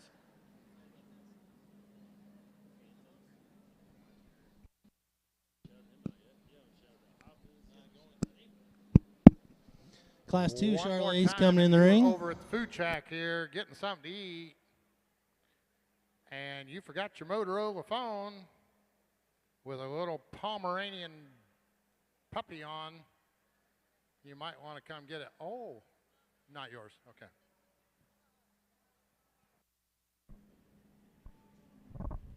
All right, so our second class of Charolais is in the ring. We just mentioned it a bit ago, a breed that's known for many things, but one of them is muscle. We got some stout ones. Yep, got some power in here, and again, 5 nice calves, and again, maybe not as much spread from the top to bottom as a guy might think. Good group of calves again.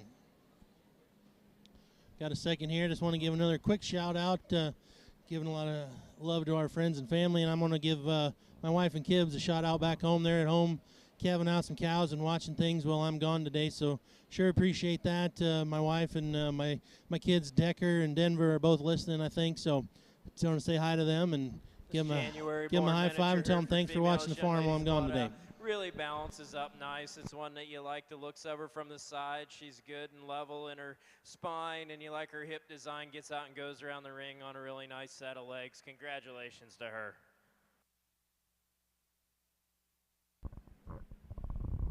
Yeah, in this industry, we all know it takes a team effort to have an operation and be able to come to the shows and be gone. You have to have a good support system at home and take care of the livestock. Most of us standing around here doing this type of deal have our own livestock, so right. It's good to have a good support system. I know my brother's back home covering chores for me. We were texting about it a little bit ago, making sure everything's doing well. Yep, yeah, sheep got to eat too, right?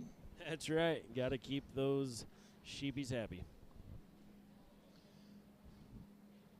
Even here at the show, you got to have a good support system. And I remember when I was a kid, a lot of times, especially some of those jackpots, you go for the weekend and you had to do all 4 legs and the tail head and the belly all by yourself, kind of nose to tail. And nowadays, it's not very uncommon to see, 5 or 6 guys on a calf getting one put together. Yeah, sometimes it's hard to figure out how that many guys can work on one at the same time, but it's pretty cool to see that because then, you know, everybody focuses on their leg or their part of the calf, whether it's the flank or tailhead, and they can spend just a little more time on it instead of rushing around and right. just get them real dialed Hope in. they're all on the same page and get all their parts and pieces so they blend and match together. There's been a few times where one back leg looks quite a bit different than the other, but it's happened. It's happened before.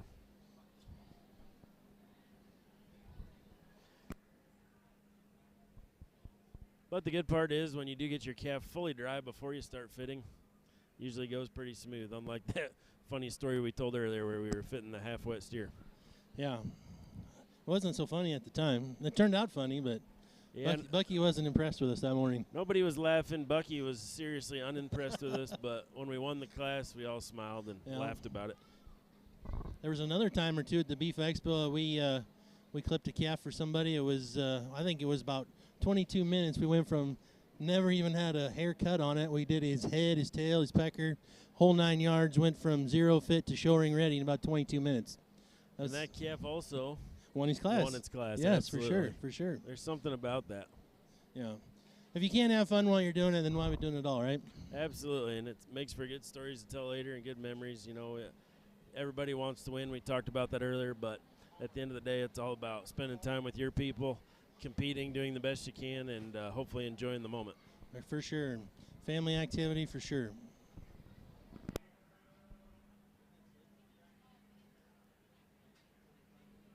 All right, new division over on the steer side. Class 332 Charlet Steers. First place, Trevor Riceberg. Hartley second to Riley Steffes of Nevada. Third, Dayton Weaver of Mobile. Fourth to Elise Badger of Bagley. Fifth to Peterson Ashley of Webster City. Sixth to Parker Reese of Manchester. Seventh to Olivia Mon of Gredinger. Once again, that was 332. Charlet Steers currently in the ring, class 333.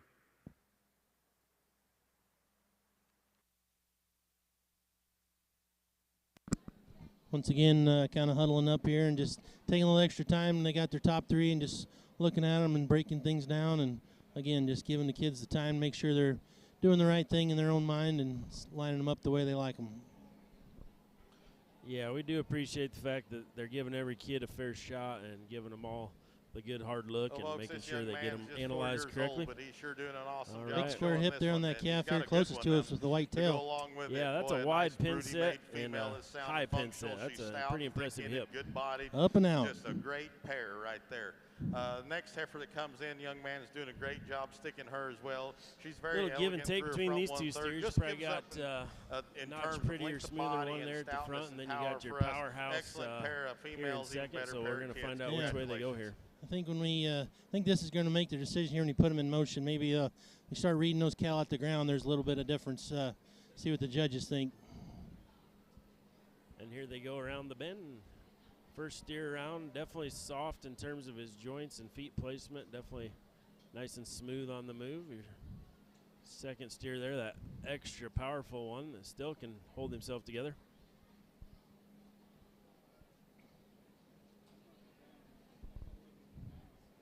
Again, kudos to that young man up front. That's a white calf, and he's got him extra shiny and sparkly today, doesn't he? I would say so, man. I'd say that's a lot of extra bedding involved and a little bit of purple shampoo of some sort.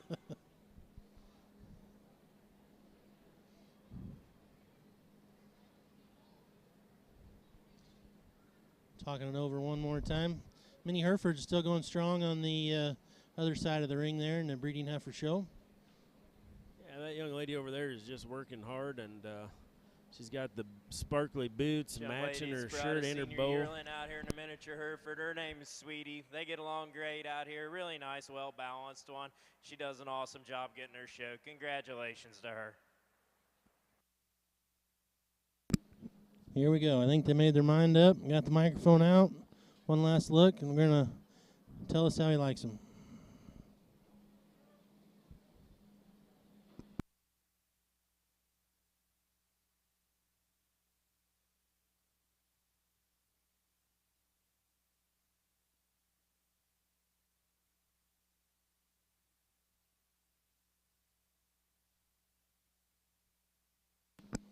Gray Calf's not one to act quite right and show himself off, and I think that's caused maybe a little controversy, a little more time to discuss this pair. Maybe he's becoming a little closer than they'd like it to be. Getting to this Charlotte class, and to be dead honest, I apologize a little bit there on the stop in for taking a minute. I'm not really sure there's an exact right answer, and I think you can talk them either way to us. And just for today, this white calf, I guess, is one that we just feel more comfortable with in terms of his mass, in terms of his shape, right down the backside, right out the backside of his shoulder. He's a steer that reads very expressive and just so dimensional there over his loin and back out of his hip. A steer that undoubtedly is awesome in terms of his balance from the side. Are either one of them, what we would deem quite good enough in terms of their structure? No, to break down their structure a little bit, this steer's probably set a little bit further forward in his shoulder than the one behind him. I wish both steers were better in their hind leg and how they reached out and just grabbed ground, but at the same time, this one's probably a shot square and more just genuine in terms of his hock shape and the squareness to it. He's going to get the nod today. The calf in two is absolutely wild looking. I mean, when she can finally get him stopped and he stops pushing on her, that is one that ties his neck as high as any of them we've seen today. Still has a great deal of body and mass. A steer that, fighting the halter and really just kind of hard to study, to be dead honest with you. Kind of wants to pull that hawk in from behind, just get a shot more uncoordinated there, but very high quality pair of them. Young man's calf in three is honestly right down the middle of the road, and I'm not saying that in a bad thing. He's big enough footed, he's big enough bodied, he's big enough muscled. Maybe he just doesn't have quite the extras as the two that precede him. I'd really like to open him up as you study him from the 3/4 angle right there in terms of his forerib. The white calf that comes next of the bottom two, bottom line, there's just more product. Those two cattle both need to be better moving, so we went with the stouter, just more wolfier option. The young man's calf coming next, one that kind of tucks up in his flank, falls out of balance, but still a nice bodied calf that certainly has a nice look to him. Congratulations to those exhibitors on a very interesting and just kind of hard class to piece together, but a high quality class at that. Out here for our miniature Hereford lineup. It's exciting to see all these young kids out here and the enthusiasm that they have and the excitement when they come out in the ring. The miniature Hereford deal is a little different than what Matt and I are used to doing every day, but it's obvious for these kids that's what they want to be doing, and it's exciting for us to see them out here having a good time. We think there's two out here that come to the top for us. One of them just really complete individual. The other one's got a lot of neat things going for him. We're going to go out here and pick your champion reserve. Congratulations to all these little fellas.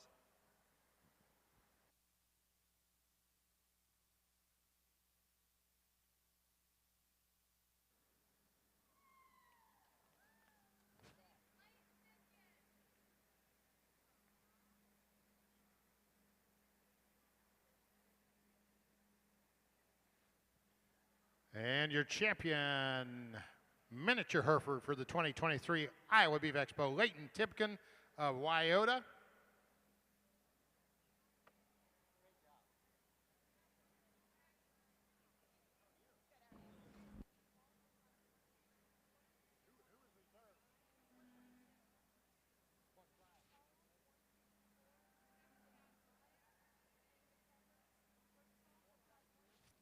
And your reserve champion coming out of class 160, Caden Clausen of West Bend.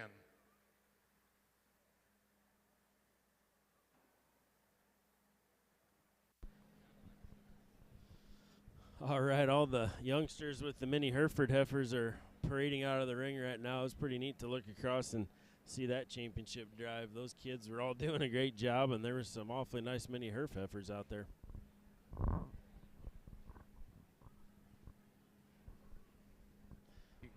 Well, let me it finish back up over. the placing. So over on the mini Herf side here, eventual champion in first place out of class 157, Leighton Tipkin of Wyota. Second to Tate Taylor Bloomfield. Third, Hayden Hoskins of Jefferson. Fourth to Jackson Sprague of Audubon. Class 158, first, Ben Muff of Ventura, second to Emmett Llewellyn of Minburn. Single entry 159, Taylor Woods of Sigourney. Class 160, your eventual reserve champion, Caden Clausen of West Bend, second to Jace Murphy of Melrose. And single entry, rounding out the mini herf division, Class 161, Bristol Hay.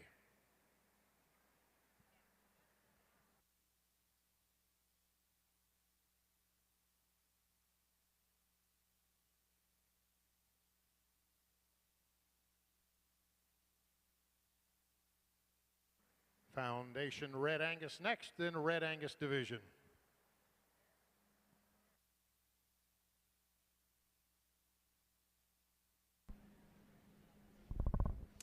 All right, we're going to put this class of Charolais steers into motion.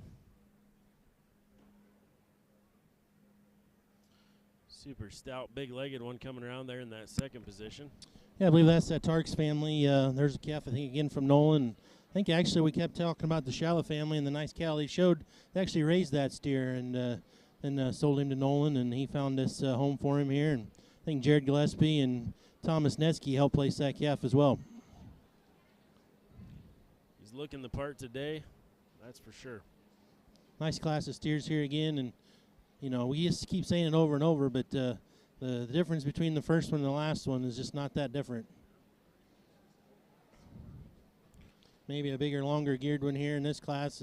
Nice maybe this doesn't Red fit in Angus quite as well, but here, real functional, sound, and correct type female one. It's definitely going to make a nice cow on down the road for this young lady. You love that one in her design through her front 1/3, big, powerful hip inner, and plenty of rib shape at this stage of maturity. I think a very nice, functional one to start off our breed with.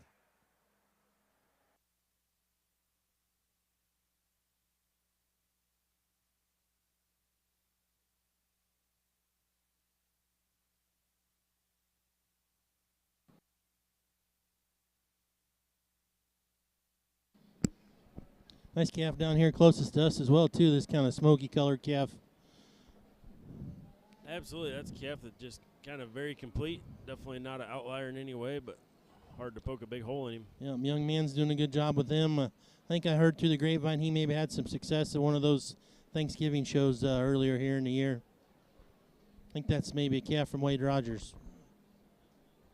Well, those top four there are pretty nice. They're going to take their time and kind of debate through them again. And good set. Boy, that first one in the lineup and this last one are awfully sharp. Yeah, I think those are two steers that would pair up really well together.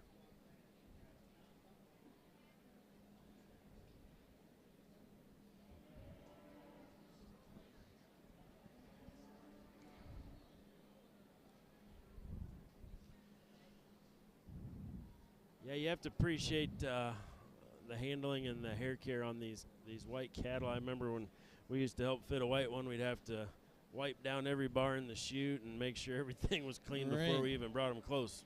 Wasn't a lot of fun, was it? Nope. Had a pretty fun summer one time helping the Kiesel family with their white one. That was a pretty good summer. Absolutely. That was a cool deal. It was a home-raised steer and had a lot of success. Just a reminder, if you're missing your phone, you might check your phone. Smaller black Motorola with the little dog. What kind of dog is it? Pomeranian dog on it. Left at the food stand. The purse has been claimed. Prime State Fair and ended up being third overall. Yes, that was a really good calf, and he was sired by a purebred Charolais bull. Yeah. That bull ended up living at your house for a little while. I like that calf so much, I just went and bought that bull from Jerry and Brad. Steer first place, TJ.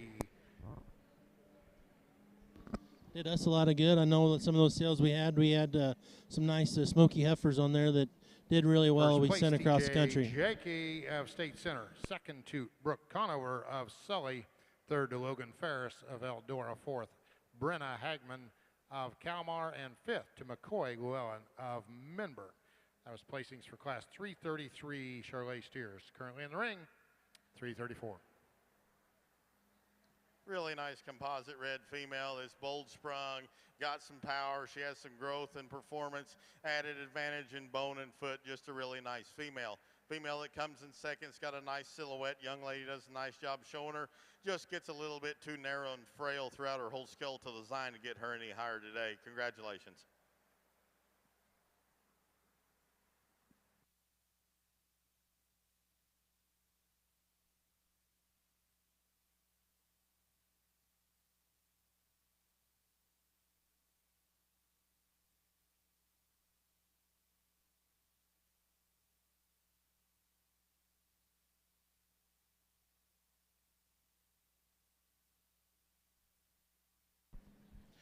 Well, our judging duo here is analyzing, making their final decision. It's going to be a close call between these two powerful steers. Yeah, nice pair of cattle. Some small differences they're going to discuss and debate here, and I think both of these and come back however which way they go and be tough in the champion Charolais division here in just a moment. A nice round of applause. Outstanding set of females. Not a lot of numbers, but good quality. The heifer that we like the best will be coming out of our first class, young man out of our second, and she'll be your reserve. Congratulations.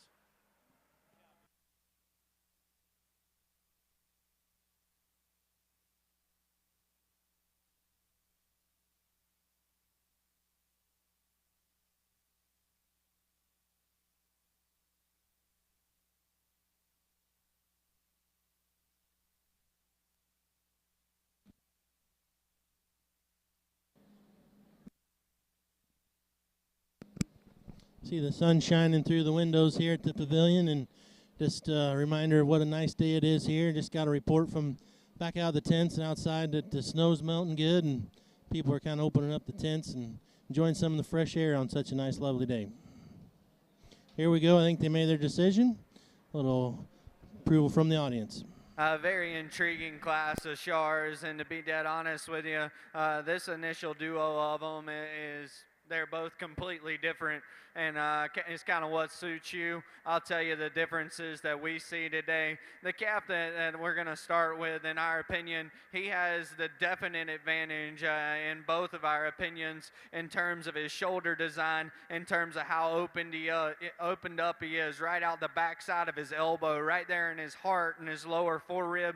I feel like that calf's just more robust and round right there, right out the backside of his shoulder, and just has a shot more product today. You know, as that steer, you know, and this is a question I asked Chance, and I guess at the same time, we're not out here to say, hey, is he going to State Fair? Or, hey, is he going to Kansas City? That one does hit us a shot more moderate. You know, you ask yourself, is he just big enough and long enough, you know, to go be a 1,380-pound fat steer come Iowa State Fair?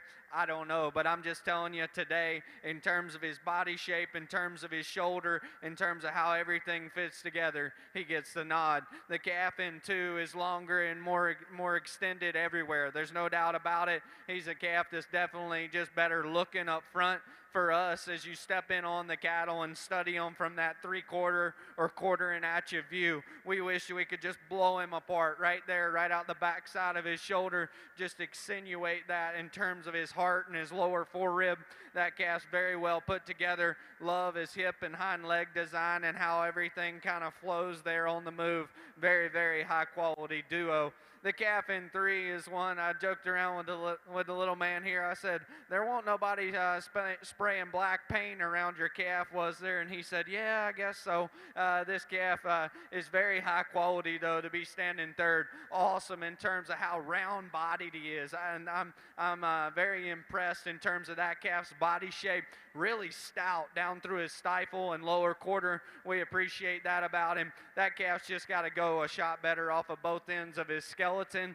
The reason why he beats the calf in four, there's more product. The young lady's white calf from the side is awesome to look at. Very good in his design and silhouette. We just got to have more of him. The young lady steer that comes next is one that maybe just hit us a shot, just kind of shorter coupled and more jammed up in terms of his front end. A calf that just kind of gets a shot more hook-legged. We'd like to see him just plant and just have more authority there off of his rear too.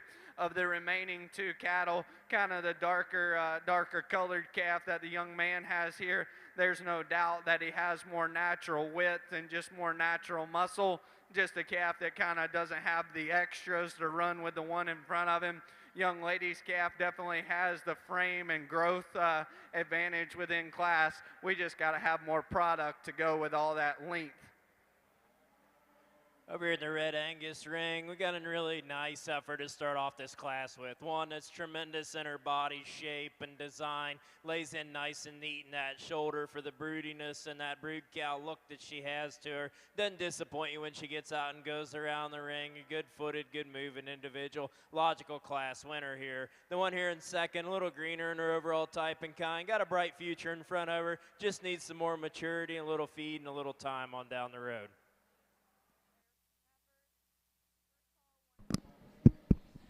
All right, here we go, bringing in our first and second place winners in the Charolais division. Pick our champion Charolais steer. High quality all the way through. Again, though, a little variety. Yep, a little bit of variety, and again, and just even in color pattern, I guess you could say. So, for those of you watching along at home, you're again seeing these cattle broadside there on the west side of the arena.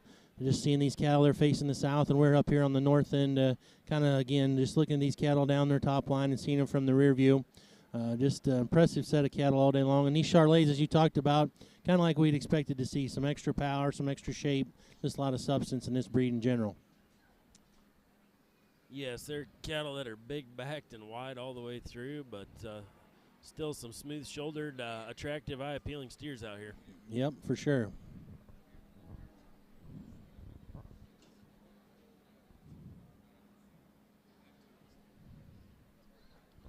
We'll mention at this time, again, our judges out here on the steer side of things. We got Will Coor from Greenfield, Ohio as our lead judge, and also with him is Chance Young. He's from Springville, Tennessee. We talked about it already, but they've been doing a nice job of staying consistent of what they're looking for and being efficient about getting through the day, but giving everybody a fair look. We get back out here for your champion, Char, and this lineup is very high quality. Very happy with the class winners that we have back out here. But to be perfectly honest with you, I'm not one to really hide my emotions very good. When you have 2 cattle that are just that good in terms of their structure and that sound, and then they're also the most massive, most mature, the stoutest ones out here, it only makes the decision that much easier. We're going to keep the 2 cattle together out of the last class for Grant and Reserve. Congratulations. Very high quality female here on our Red Angus side. I love the structure that she has. She's got a good look to her, like her length of body, length of hip, like the power that she has. Good bone, good footed, very nice balance. Maybe pushing just a little bit of chest in terms of condition, like the leader up there. That's a very, very good one. Heifer that comes here in second. Very high quality, has some growth and performance, just needs more muscle and bone for us to get her any higher today. Congratulations. Well, as we suspected there in the Charolais division, 2 heavyweights, sure hard to split those 2 cattle up after they paired up so nicely when they won that heavyweight class. Yep, they had trouble deciding between them in that class, and they just couldn't pull them apart from each other. So a really nice pair there to represent the Charolais. We'll see them again tomorrow. Yep, congratulations to those 2 exhibitors. And now we're on to the business breed, and the Angus steers Class 1 are hitting the ring. Yes, the Angus breed is known as the business breed. It's all about the profits and the dollars. Cattle, almost all the cattle we see now that are black have what? How much Angus in them? Well, they got some influence for sure. I mean, so much influence that you've even stretched out and crossed the aisle and dabbling in the Angus breed now. Yeah, at Burt, we're not necessarily known for having Angus there. Let me catch up over on the steer side here. Placings for the last class of Charolais steers, class 334, and your eventual champion winning the class. First place, Maxwell Tarks of Underwood. Second to Andrew Mathias, your eventual reserve champion from Fairbank. Third, Riker Giroux of Ainsworth. Fourth to Briley Means. Fifth to Rayleigh Amos. Sixth to Baron Davis of Bloomfield. Rayleigh Amos of Griswold. Sixth to Baron Davis of Bloomfield. And seventh to Leah Canagaiter of Cherokee. Canagaiter of Cherokee. Once again, your 2023 Iowa Beef Expo champion, Charolais steer, goes to Maxwell Tarks, reserve to Andrew Mathias. So yeah, Noel, you were talking about me getting into the Angus breed. So last fall I went on a trip with a couple of good friends of both yours and mine, the Start Mitness off this boys. class of Red Angus females with one that's really eye-appealing and has the balance that we like to see in show cattle out here. This young man's got one that's excellently presented out here. Really good in her joints and her bone work there. You like the body shape and dimension that one has to her. Just a nice little brood cow he's brought out here. Heifer coming out second, really long-bodied individual. A lot of pounds of performance in that heifer. You'd like to see a little deeper in that center part of her body to compete with the one in front of her, but a nice brood cow for on down the road for that young man. The next one coming out, another one, just a very complete, well-balanced little female. Gonna make a nice cow. All right, so me and the Mitness boys from Benson, Minnesota, I think they might be listening to us up in the milk house, according to some of the text messages I've received. But anyway, we went on a trip last fall, and we kind of together all fell in love with the heifer. She's a purebred Angus, and she's out of the Annie Lou bloodlines, and we're pretty pumped about her being a future donor for us together. Nice, nice, nice. Yeah, if you started here in the Angus have never had the breed chance to and, get to Benson, steer that comes Minnesota, and out get to the here milk quite house, honestly, I'd highly encourage I guess wins and does so for fun within this particular drive.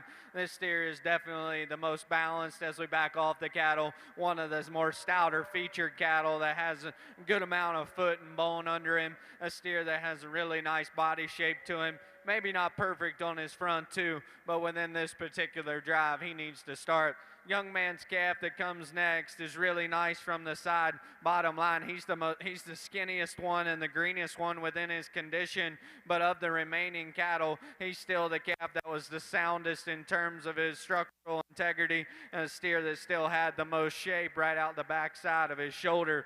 The young man's calf that comes next is one that you appreciate for the amount of just true muscle shape that he has out of his hip, especially for this breed. But the problem is that calf is just not structurally right in terms of his shoulder design. A calf that we'd like to see just a shot just looser and more agile as we ask the cattle to go. The young lady steer that rounds us out probably has an advantage over the young man that precedes her, but we thought for that dude's age and just for his maturity, he definitely needed a shot more just shape and mass as we stepped in behind the cattle.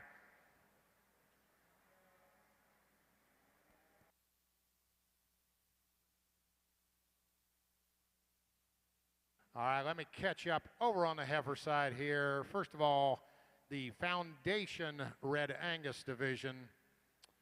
Single entry in the first class, Class 162, Briley Steffen of Wyota. Class 163 of the Foundation Red Angus, first place Clay Engler of Wheatland, second to Haley Dodge of Terrell. Your champion coming out of Class 1 is Briley Steffen of Wyota, your reserve Clay Engler of Wheatland. Nice heifer here to start this class off with. Just does so just because she's so nice balanced. She got good symmetry to her, good lines, got a nice look to her. You like the lower body capacity that she has. You liked her with the skeleton, with the base, the power that she has. We might like to relax her on those hind two ankles just a freckle as she gets out and goes, but very, very high quality female. Female that comes here in second is one that's got a good look to her. We just like to open her up, then her chest width and with the base and her skeletal width, just stouten her up from end to end, and she gets a spot higher. But boy, you like the growth and performance that she has and length of body that she has. The heifer that rounds out the class, young man's doing a nice job. Got a big stout female here. She's the most powerful one. Just needs to be more mobile off either end of her skeletal design. Let me catch you up over on the Red Angus, purebred Red Angus side here of the heifers.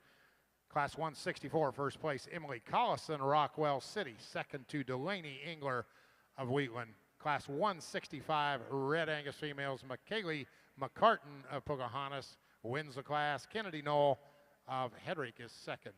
Class 166, third class Red Angus, first to Luke Pladson, Harpers Ferry. Second to Colton Griffin, Mobile, and third to Sage Cornelison of New Virginia. And final class of Red Angus, class 167, first place, Clara Smuck of Iowa Falls, second to Callie Nickel of Gravity, and third to Blaine Cornelison of New Virginia. Now in the ring, your champion, Red Angus female.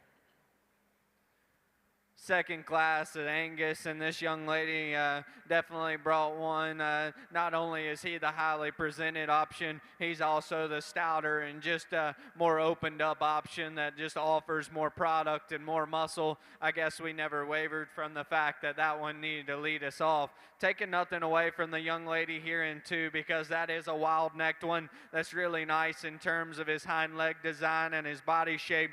Just a calf that got a shot to A-framed right there behind his shoulder. We just got to pry him apart and just give him more natural dimension as we compare him to the one that leads us off. Congratulations to both of those young ladies.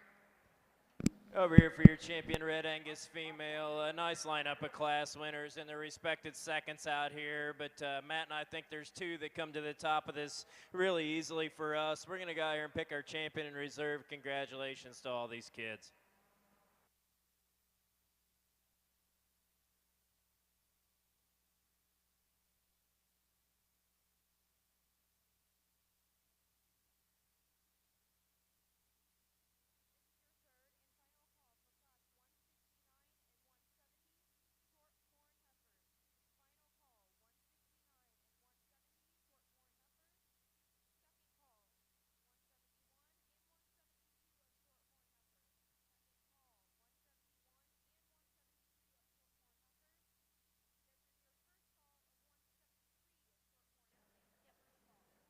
Your champion, Red Angus heifer, coming out of class 165, McKaylee McCartan of Pocahontas. Your reserve going to Emily Collison of Rockwell City. Once again, that's your champion, Red Angus heifer, McKaylee McCartan. Reserve, Emily Collison.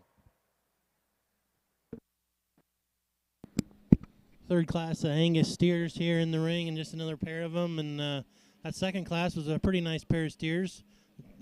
Class winner's maybe a little full in terms of his just presentation today, but he was awfully good balanced and powerfully designed, wasn't he?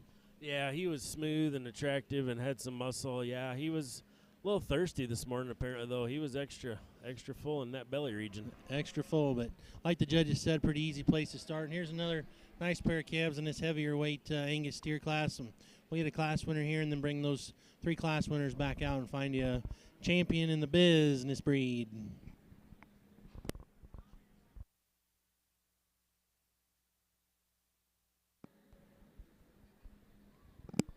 I don't know if you remember, speaking of Angus steers, a steer my dad sold. We were talking earlier about the good old days, and he sold a steer to Mr. Justin Lingren. You remember that kid? You bet, for sure. That was back in the days when Angus steers didn't have hair at all, and that one did. Yes, he was super hairy, and he won a lot of shows. He did. Another good family. Last class Angus here on the steer side of things, and quite honestly, a pair of cattle that, in our opinion, you know, you kind of call structure a wash between them. You side with just the stouter, more opened up option that has more product, and that's why the young man gets the nod. Definitely a steer that's opened up right out the back side of his blade, a steer that probably also hits the ground on a bigger, squarer foot. Very nice calf to get us started. Young lady steer kind of wanting a fighter here. Probably a little bit longer, more extended option that definitely has a shot of frame to him. Still a nice body-shaped calf, but a calf that gets pretty uncoordinated there in terms of his hind leg. And like we said, if we're going to call structure a wash, she was just a lighter muscled option within those two cattle. Still a very nice feeding steer. Congratulations to both of those exhibitors. Over here on our heifer side, we just have two Solir females, and they're both very, very high quality. The one that wins will be our champion, will be one of here's first ones, and second. The one that first Boy, I think this one's really, really very high quality animal. Boy, she's good bodied, big bone, big footed, stout ended, and yet still very attractive through that front 1/3. Boy, she looks like the kind that go out there and just raise bulls all day long and be really, really competitive. The one that's reserved in this division here, a very nice female. She's very sound. She's very functional, good looking. She just needs some more time on feeding some more groceries. Congratulations to you two young people.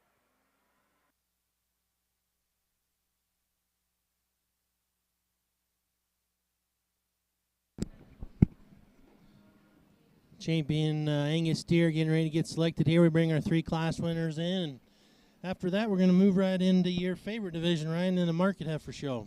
You bet. We've been looking forward to that all day. We talked about it earlier. You and I both appreciate and like that Market Heifer division, and we know there's going to be some really good ones. Absolutely, and I think it's going to be a little bit of a marathon, but certainly looking forward to that. We're going to have 4 divisions in that Market Heifer Show here this afternoon. 4 classes in each division, so 16 classes of market heifers to work through. Certainly excited about seeing those things hit the ring here once we get done picking our champion in the Angus Steer Show. Judges taking a look here at our first and second place cattle. And again, maybe 1 or 2 of them just acting a little unruly, and going to kind of fight through that and get a good look. Yeah, I just wanted to get a little pushy. Just a single entry here with our July-born Shorthorn female. Young lady's brought one out really good in her lines. You like the youthfulness that heifer has. She gets out and goes on a nice set of rear legs and plenty of flex in that knee. That's a really nice heifer. I think's got a bright future on down the road for her. Going to make a nice show heifer for that young lady.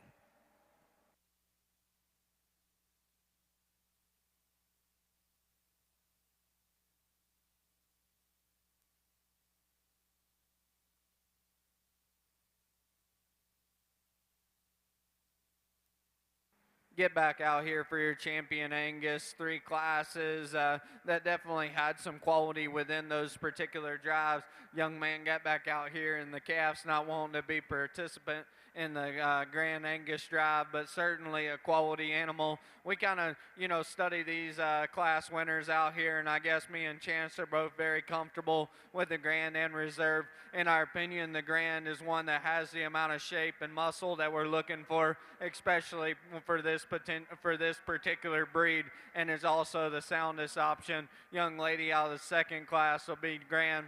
Young man right here behind me, the calf's not wanting to cooperate, still the second highest quality animal. He'll be reserved. Congratulations to both of them. Another nice single entry here in our Shorthorn lineup. A very sound, functional female that's good-footed and good bone. She's got some power to her when you get in behind her, down her top and out of her hip. Good body, good looking, just a very good competitive female. Sure could have stood some more competition out there.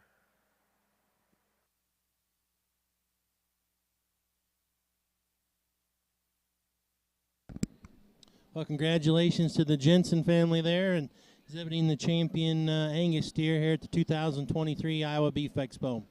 As we said, coming in the ring now is Class 1 of our Market Heifer Show.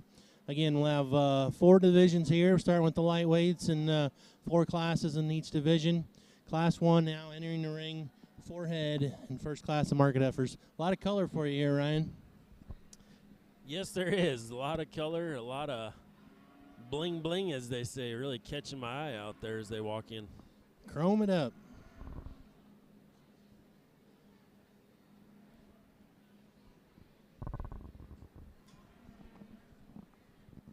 We talked about it earlier, but we really appreciate the Market Heifer division. You know, I would talk about it when I judge a lot of these shows.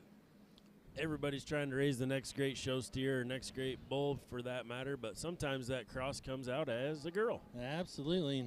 Nowadays, we can try to minimize that a little with some sex semen and embryo programs, whatever, but even that, there's still some oopsies along the way and maybe not so cost effective and a little cost prohibitive for some people trying to raise stuff. So really cool that we have embraced this, and from an early state here in Iowa. I remember when I was a young man, maybe my second year showing the early 90s, we're showing market heifers way back then. So it's definitely nothing new. It's been around for a while, and it just keeps getting better and better and tougher every year. Yes, it does, and A lot of these shows you go to, the champion market effort gives the boys a run for their money at the end of the day. Well, like you said, you know, we've each judged some shows across the country and whatnot, and there's been more than one time where I've used the market heifer to beat all the steers. Yeah, and there's nothing wrong with that. If the best one there's the champion market effort, they should win. You know, there's some people that are a little more on the traditional side where they're never going to do that. They're always going to use the steer, but the best calf should always win. Yep. I even used the mini Hereford to win the show one time. Oh, my goodness. I missed that one. Yeah.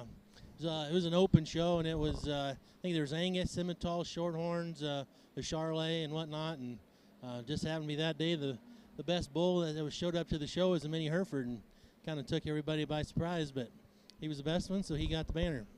So tell me about that. How did you slap it, or how did we do that? Or start off this yeah, class. I walked up and gave him a good whack. Dark red female. We think from the side view, just excels this trio of heifers. Good and extended through that front 1/3, flat in her shoulder design, good in her joint work and her bone work, good foot shape under that when you get her out and go, and gives you a really nice look as she travels around the ring. Just a high quality heifer to start off this class with. A big, powerfully constructed red roan female. If making steers is your game, I think that's a female you can take home and breed that one to any of the popular steer bulls, and you come out on the top on the steer game. We just think she's a little too terminal looking for this trio of heifers to win this class. The white one coming out next is one that wants to get up in her spine when you ask her to go around the ring. A little straighter in that shoulder design, a little more upright in her pasterns than the ones in front of her. Thank you.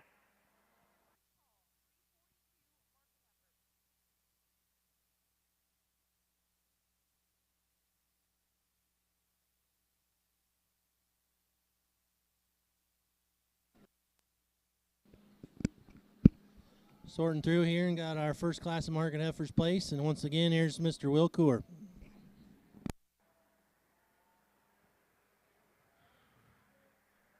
Get started over here in your market heifer division, and definitely, I guess, in our opinion, a class that's a little harder to put together. A lot of different shapes, sizes, and just kind of differences in kinds. I guess the more we talk, the more we're just the most comfortable with the white one starting us off. She's the one that checks the most boxes in terms of structure, look, of quality and balance, and still having enough power and width. We went ahead and gave her the nod, just feeling that she was the most complete. The black and white heifer is one that's kind of the problem child within class. She's definitely the one that has the most length and extension. Definitely a heifer that, I guess, of the remaining 3 cattle, why she got put in the second hole was just structural build, being able to get out and cover ground. We thought she was the soundest option of the remaining 3. The 2 behind her probably have a shot more muscle, but we're still more comfortable with her longevity. The black and white heifer is one that is just super opened up. She's the freak within class, definitely the stoutest, just the biggest legged one for us. Her structure was just too big of a question mark.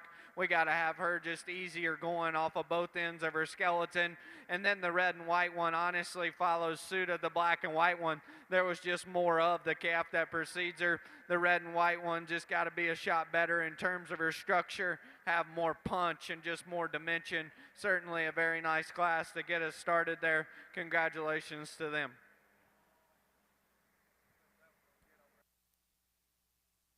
Another nice single entry over here in our short horns. Sure could have stood a lot more competition. Boy, Dan and I really like this heifer from a power standpoint. Boy, she's big back, she's burly out of her hip and carries that advantage down low. And yet she's built like a female, very elegant through her front 1/3, nice in her head, very sound, very functional, good the way she goes. Very nice kind of female.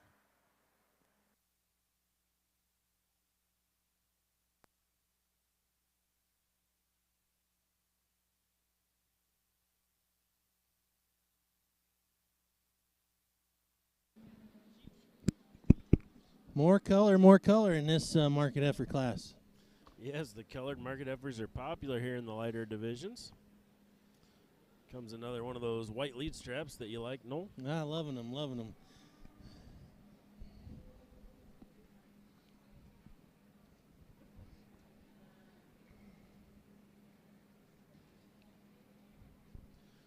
I think we should do like a throwback like they did in the 60s. We finished the Solaire division, 2 entries.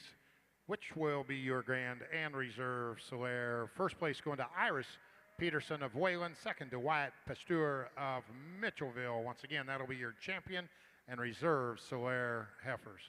Then we're moving into the purebred shorthorn side here. A couple single entry classes. First place, Olivia Allen of Tiffin. That's class 169. First place in class 170, Tyler Loudon of Creston.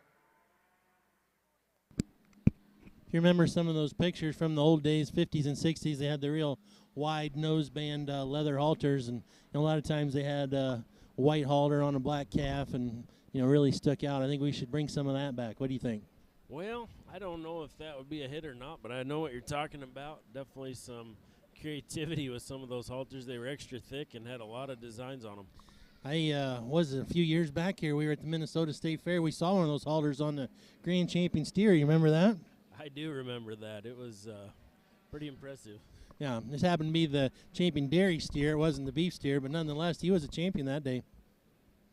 And in Minnesota, they take their dairy steers Over very on the seriously. steer side, Absolutely. Angus division, first class, 335, first place, Susie Fredericks, Milo, second to Carson Suchan of Gowrie, third to Andrew Kleint of Bettendorf, and fourth to Thea Zedlicki of Decorah. Placings for the second class, 136 Angus steers, first place, Callie Jensen, Plainfield, second place to Rachel Paplow of Nashua, and the final class of Angus steers, class 337, first place Colton Davison Calamus, second to Sarah Cody of Griswold. Your champion Angus steer at the Iowa Beef Expo 2023, Callie Jensen, reserve Colton Davison. Really nice dark cherry red heifer this young man starts off this class with. I think in terms of design and look when she's standing still, you gotta love this female. A really long and level in her spine. You like her hip shape, the way she lays in that shoulder, extremely fresh in her condition for this stage of the game. I'd like to free her up just a nickel off those rear two when you set her into motion, but that's a very nice heifer. Young man does an awesome job getting her sticked out here. The next heifer coming out, I'd just like to open that one up a little bit in the center part of her body, make her a little wider there through her pins to get her to compete with the one in front of her, but two nice shorthorn females.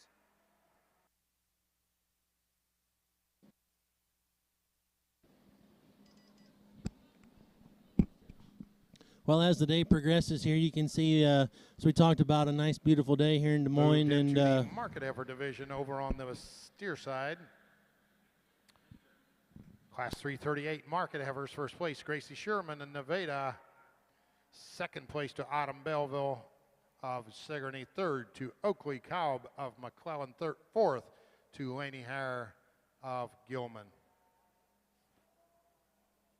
Currently in the ring, second class of market heifers, class 339.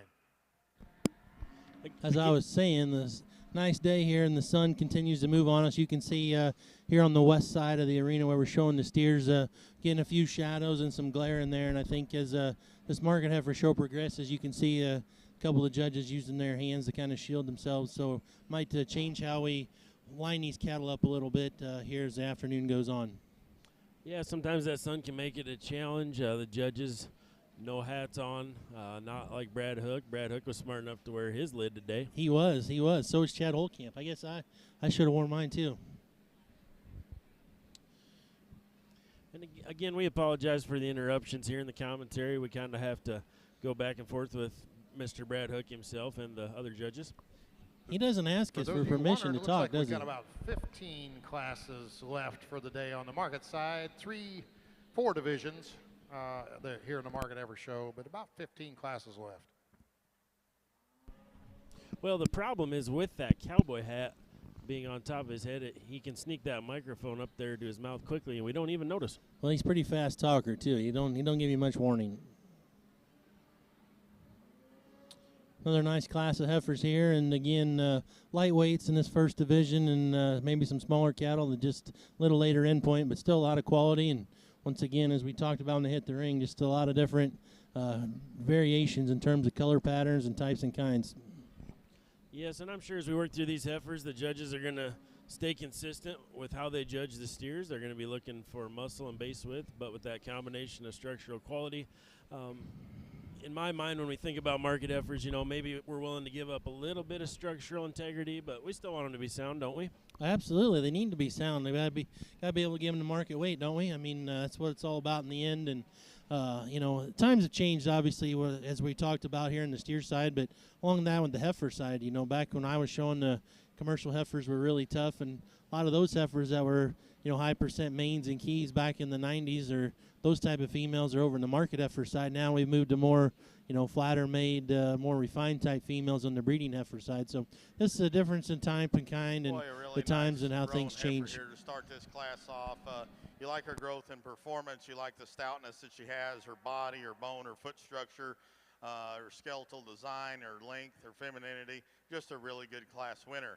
The heifer that comes here in second is one that's very attractive through her front 1/3, but maybe wants to get a little easy right there in her hip loin junction. Maybe wants to get upright in her spine right behind her shoulders. We just like to fix that about her, and she can win the class. Very, very close top pair.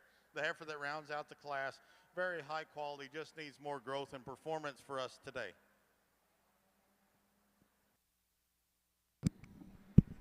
Second class of market heifers and get into a shot more quality here. And honestly, for us, it came down to these initial two. And when we took that final lap, I guess there was no debate between me and Chance on which one was sounder and just more agile on the move. That's why the white heifer gets the nod. She's better in terms of her hock design and her ability to just get out and cover ground. She's a heifer that still has plenty of product, in our opinion. Really nice in terms of her look up front. Now, if you're going to say the black and white one's presented to the nines, and one that's awesome in terms of her hair coat, still one that's really flashy in terms of her look, we're not going to argue with you. For us, she's just got to get out and motor a shot better. She's kind of a shot further forward there in terms of her shoulder, and the longer we're out here, she just kind of wants to really just kind of pound that hind leg into the ground. Like to see just a shot more just flex and use to that hind leg. The red and white heifer is one that we love on the stand. Honestly, we could use her if we left the cattle standing still. That one's awesome in terms of the shape right out the back side of her shoulder. Really, really good there in terms of her body design and just how round she is in her rib cage. A heifer, as we walked that final lap, she was the most restricted within that top trio. The red and white heifer here that the young man has is a shot kind of longer, more extended option. That's probably a shot flatter in her muscle. And if we're gonna you know, move away from muscle and use a flatter one, they got to be better moving. And that wasn't the scenario. She was also struggling a shot there out of her hind leg. The black one that comes next, there's no doubt she's the big-haired, kind of burly, muscled one within this particular drive. She read the courses to us about her joints, about how her hock was designed, and then on top of all that, she also read just a shot harder doing right there through the center part of her body. The black and white heifer is the young lady does an awesome job of getting her stuck and put together. For us, when that one was pulled to lead, we were just concerned about her hind leg and her hip design. Still a really nice bodied one that the young lady's done a good job with. Of the remaining two cattle, we just thought there was more body and muscle to the smoke heifer. The baldy heifer that rounds us out is really good looking, really level down her top line. Just a calf that we need more of today. Very nice class of market heifers with a nice duo there on top.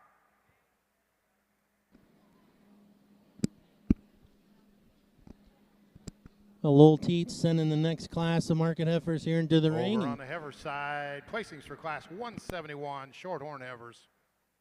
First place, Ava Bauer of Swisher. Second to Claire Knibe of Melrose. And third to Joaquin Wales of Wyota.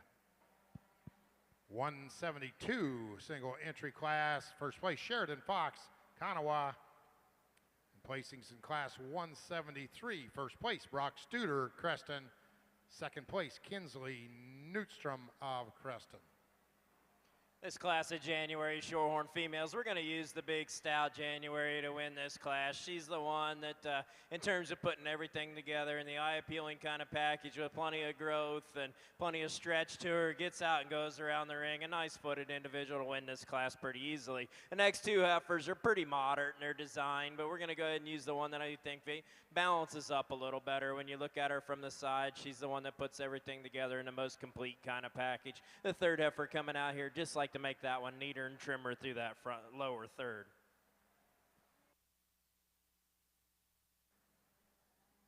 Damn it, look at this. The shit snags me every fucking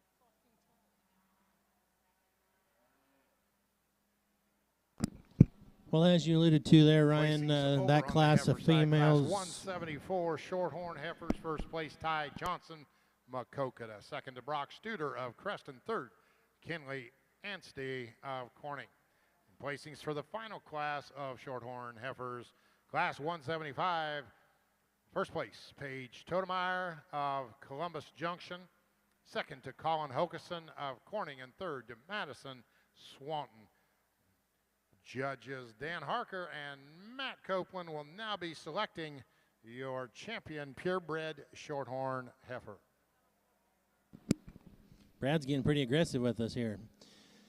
Just like you were saying there before that last class, I think that kind of held true in that class of market heifers. The judges placed a lot of emphasis on structure, especially on those kind of smaller, more jammed up type of females. So I think, as we said, very important to try to project these things out long term and still they're market animals, but still pay attention to their structure. Yes, and here in this class again, some more chrome and color. Even got a blue roan in the mix. See, now see this young man here with the peach heifer. Whoops. Uh-oh. You started talking about her, and she's wanting to dance. She heard us talking. I was going to give that young man credit, though, because he has one of those nice phantom halters on, but instead of the big, bright, white, eye-catching, distracting white lead halters, he's got just a kind of duller black one that's maybe not quite as distracting. Yeah, I agree. That is a better look. Heifer's trying to show herself off a little bit, though. Again, there's the, Heifer's obviously not wild. Maybe just should have took a little extra time this morning exercising. They're awfully good in our respective seconds on deck. And always good to give the show halter a test run at home. Out here for us, and it's just kind of whatever that you want to pick that you like and fits your program out here. And in this Shorthorn breed, I'm sure there's going to be different opinions of what we choose, but the two that we like, that they're just simply fit us the best in terms of the longevity, and yet they have some cow power and some muscle to them. They're just really, really nice. Again, congratulations to all you exhibitors.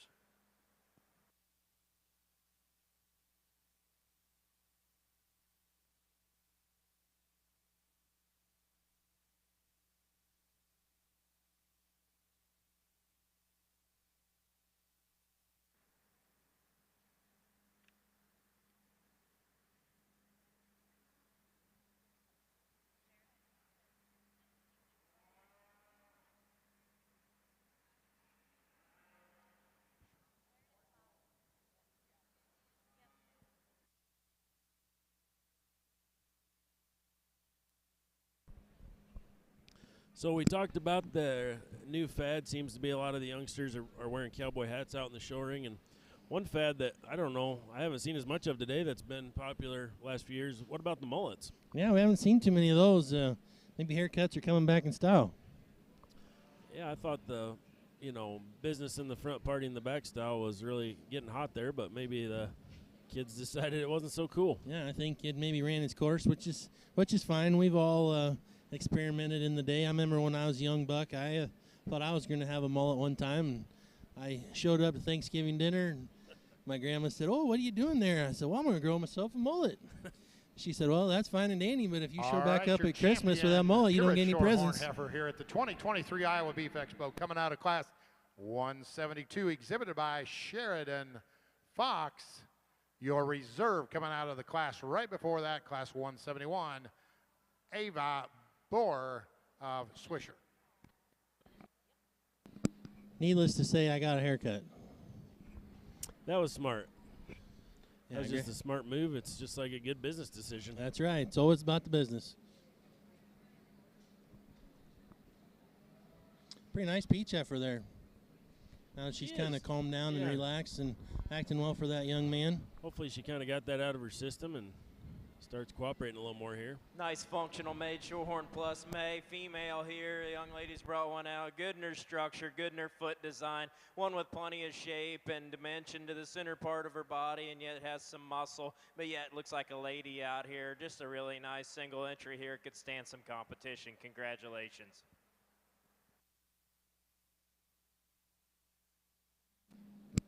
Once again, we're working through our third class of market heifers here as our judges huddle up in the middle of the ring and converse a little bit about these three head. And this is, again, the third class out of four before we have our champion in Division I. Ty Johnson, second to Brock Studer, third to Kenley Anstey.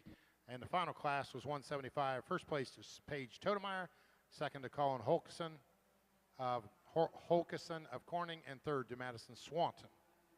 Emily Fox is your champion.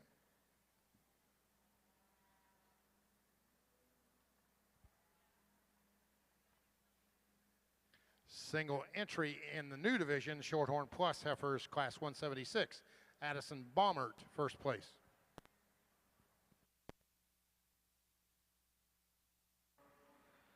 We're going to leave these cattle exactly how they stand. The young lady that's going to start us off, I guess that one does so just because, in our opinion, the longer we break the cattle down, she's the most complete. Is she perfect? No, and we'll be the first to tell you that. That heifer, when that young lady gets her stopped and put together there, gives you a very eccentric type of a look, very high quality look.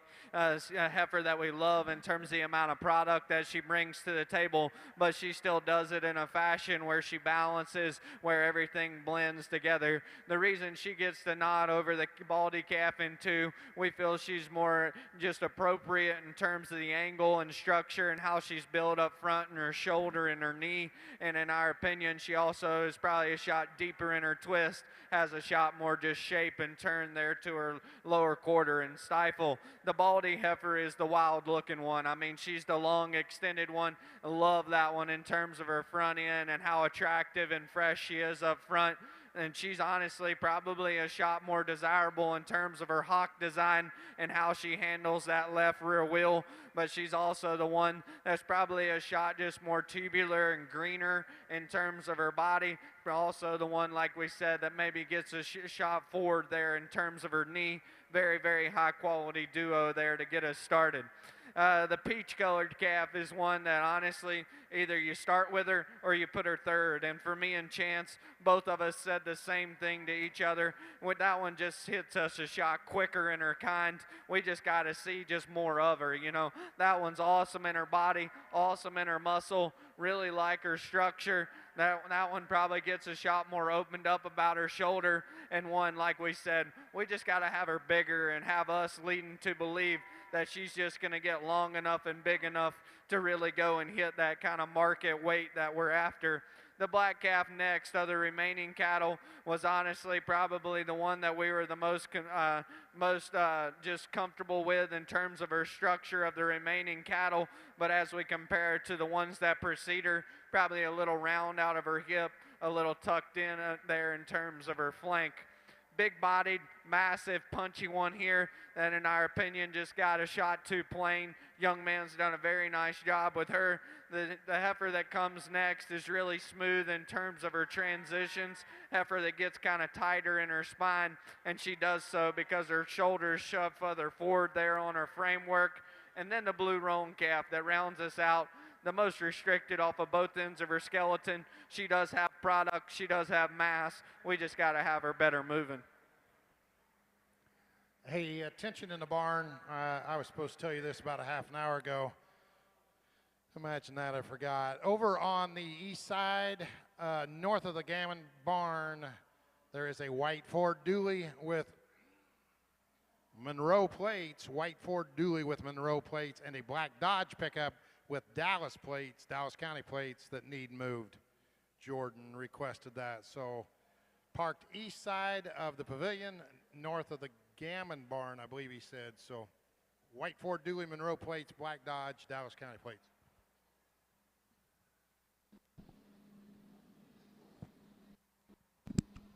fourth class of market heifers coming in now, and this is the last class of Division One. And from the outside looking in here, as they funnel in here, Ryan, looks like one of the stronger classes we're going to see here in this first division.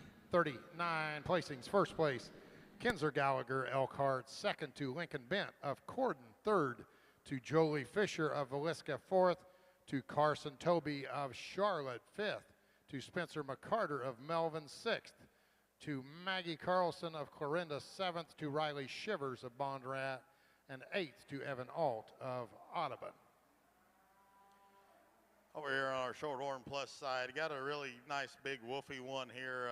You like the density that she has, the body shape, her structural integrity, her foot, her bone, her balance from her chest floor back to her udder. She has some width and dimension and power.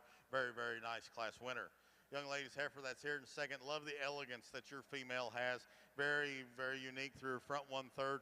We just like to make her longer from her hooks to her pins compared to our class winner, and you'd move up a spot. Nice pair of females. The female that comes next is one that's just very attractive through her front 1/3. Just gets a little bit frailer in her bone work, gets a little flatter in her muscle pattern. The two females that round out the class, one needs more growth and performance. The other one needs better structure off either end of her skeletal design.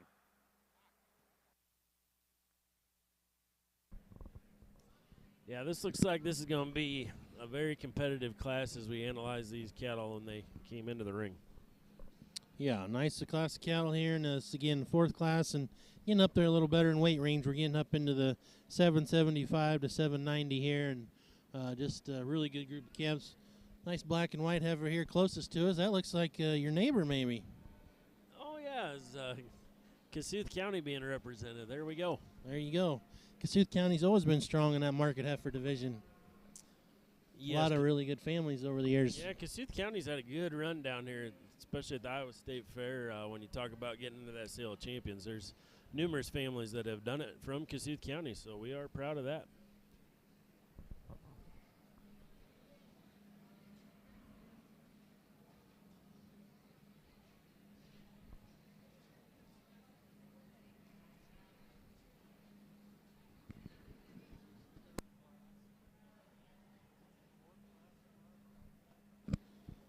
Just for an update for you guys that are watching the steer show, on the east side of the arena and the heifer side, they're moved right into the appendix shorthorns, or I guess now we're Shorthorn Plus we call them these days. So moving right along on that side of the ring as well, and good clip here. We're getting along, getting some good cattle shown in here today at the Iowa Beef Expo.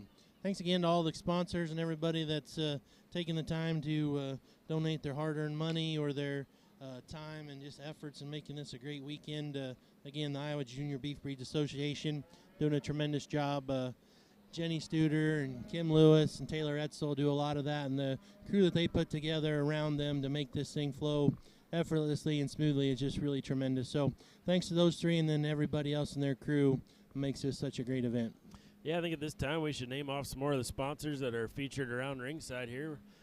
We got Jim's Motors from down in Missouri. They offer trailers for sale. I know a lot of us on this are always eyeing a new trailer. We got Moffett Angus Farm, well known in the Angus industry. They're supporting the show here. Very good firm there. They actually this week at the open sale and show, I think they exhibited the champion heifer, and so congratulations to them. Those raised some nice Angus cattle. Another sponsor to talk about, I see on the corner there, Transova Genetics. Yep.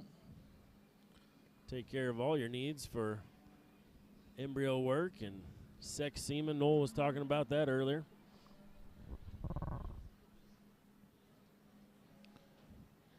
You can see there again, as we talked about the sun. Sure, not going to complain about the nice weather, but just gives you a little bit of a glare and kind of shining down on those cattle now as it's moving there across the west side of the arena.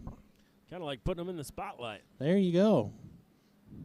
You can see all the fine-tuning that the fitters out back have done, and hopefully shows off the good work and none of the bad. Yeah, I saw a gentleman earlier on the check-in area at his cordless clippers. He was finding a couple of those long hairs that need to be knocked off. Getting them fine-tuned. Yeah, it's amazing what we do now. You just kind of take for granted, and you stop and think of how we did it 30 years ago or whatever. Just as we said, the cattle have changed, but the way we do things has sure changed a lot as well. I'm always nervous when I see somebody Really clipping nice the effort to lead off this class of Shorthorn Plus females. You study this one from the design or from the side. She really gives you a cool design. That's one that's good in her belly shape, really good in her shoulder. Love the way she ties into that neck-shoulder junction and comes out way high there. That's a heifer, I think, that when you set her into motion, she doesn't disappoint you at all. Really good-legged, good-footed. That's a heifer gets out and goes around the ring extremely well. High-quality female to start off this class with. The one coming out here in the second hole, when you see that one on the move, that one's got an awesome hind leg in her. You love to see that one in terms of her flex, in terms of the bone work that she has, the joint work that one has under her, but yet still a good foot design. A little leaner and greener than what our class winner is, but I think that one come summertime will be right there in the hunt for that young man. That's an awesome female there in the second hole too. The one coming out in third's the big one in the class. As Matt and I talk, she's a little out there in terms of size, but when you set that one into motion, you need to change her off those rear two to get her in front of those two in front of her. You'd just like to see that one freer and truer off of both ends. The red and white one coming out next, really big bodied kind of female, a little smaller in her mature size, one that's got some good things to her, just needs to be a little bigger. The next one coming out, really green, kind of one that you'd like to see some more rib shape and dimension to her at this stage of the game. Just needs to be a little more feed and a little more maturity to compete with the ones in front of her.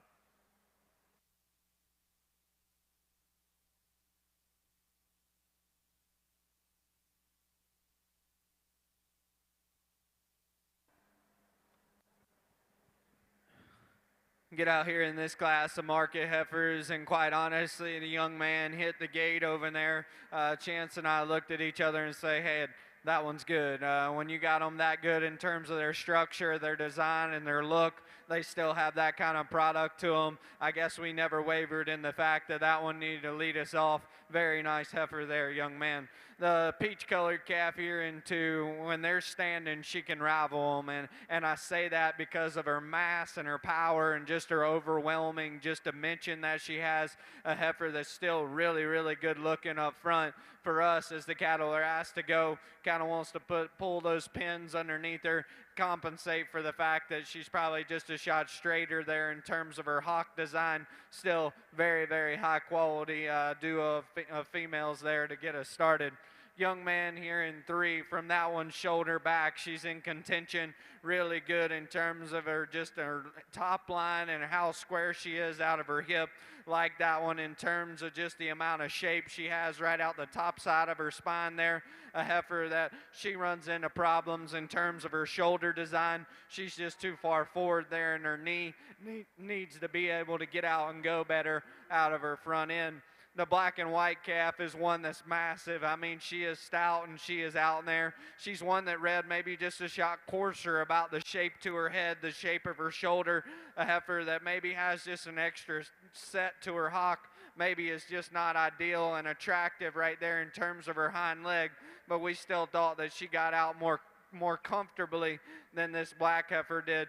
Black heifer standing still has a look of quality. There's no doubt about it. She's got a little something going on there from behind. Kind of wants to get uncoordinated on her hind leg. Doesn't just want to plant and drive and grab the ground and go. But definitely a wild looking one that certainly has a bright future. The black heifer that comes next just read a shot too flat and hard in terms of her body. One that just needs more punch and true dimension. The white flanked calf that comes next, big back, big ended heifer, need to be more relaxed there in terms of her pasturing, just be able to just get out and go with more comfort and ease. The black and white heifer, there's no doubt about it, she is the stoutest animal within class that offers the most product. Bottom line for us, we just got to have her better footed and better moving. We're just not comfortable with that one at the ground today, but certainly a heifer that brings a great deal of just mass and power to the table.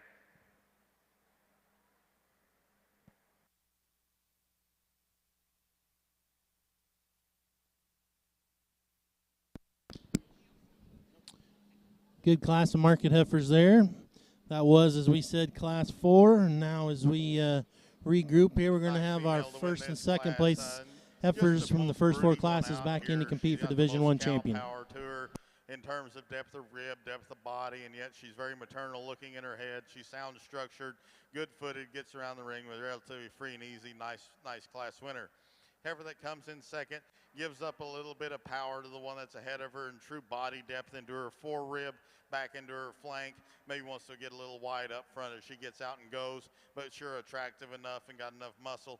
Blue Roan heifer that comes next, very nice on the profile, just gets a little laborsome off those hind two, like to square up from her hock to the ground, give her a little bit more elevation, but really appreciate the power and the broodiness that she has.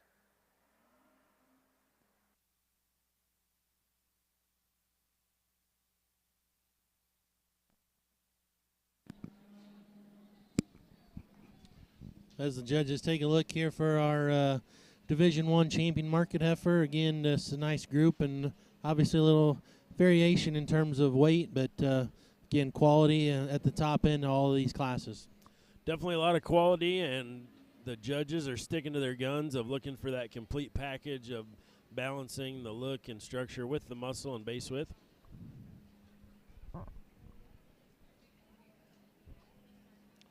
Gonna analyze them on the move here again just a bit. Yeah, I got just a little jumbled up there. A couple kids got out of line. We're going to kind of reset them here and take another look. And I think they're probably fairly confident in what they see, or at least between a couple of them. Probably just the ones that are a little closer to being right in terms of their fighting condition and just show shape, maybe a little farther along down the road. That young man with the cowboy hat on his head, that is a heifer from this view that is big-footed and stout and powerful.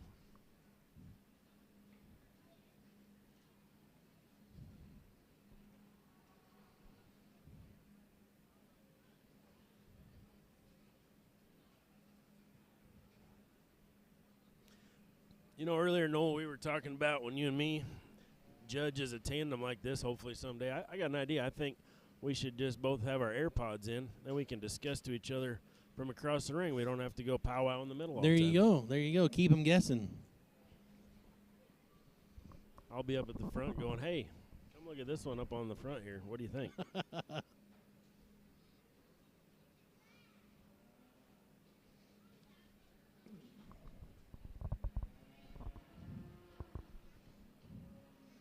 Doing some more contemplating here as I take a look at the second place animals and kind of those last two heavier classes. So maybe leads you to believe they're kind of thinking, maybe leaning towards one of those class 3 or 4 heifers. Back over here in the Shorthorn Plus female ring, we're going to use the one that's the big, stout, fuzzy-eared, wolfy one in the class. This white-flanked heifer, I think in terms of body mass and shape and design, excels within this class. You'd like to change her a little bit when you watch her walk away from you, but that's a heifer that's got a lot of good to her, and she handles her rear leg relatively well compared to our second-place winner there. Young lady does an awesome job getting that one showed. The one here in second, really big, stout individual. When you set her into motion, she just struggles off those rear two. I'd just like to change that in her to get her over that one in front of her, but a heifer that's got a lot of positive attributes in terms of frame size and power and dimension. The Blue Roan one coming out next just needs a little more balance, needs a little more eye appeal and quality to get up within this class.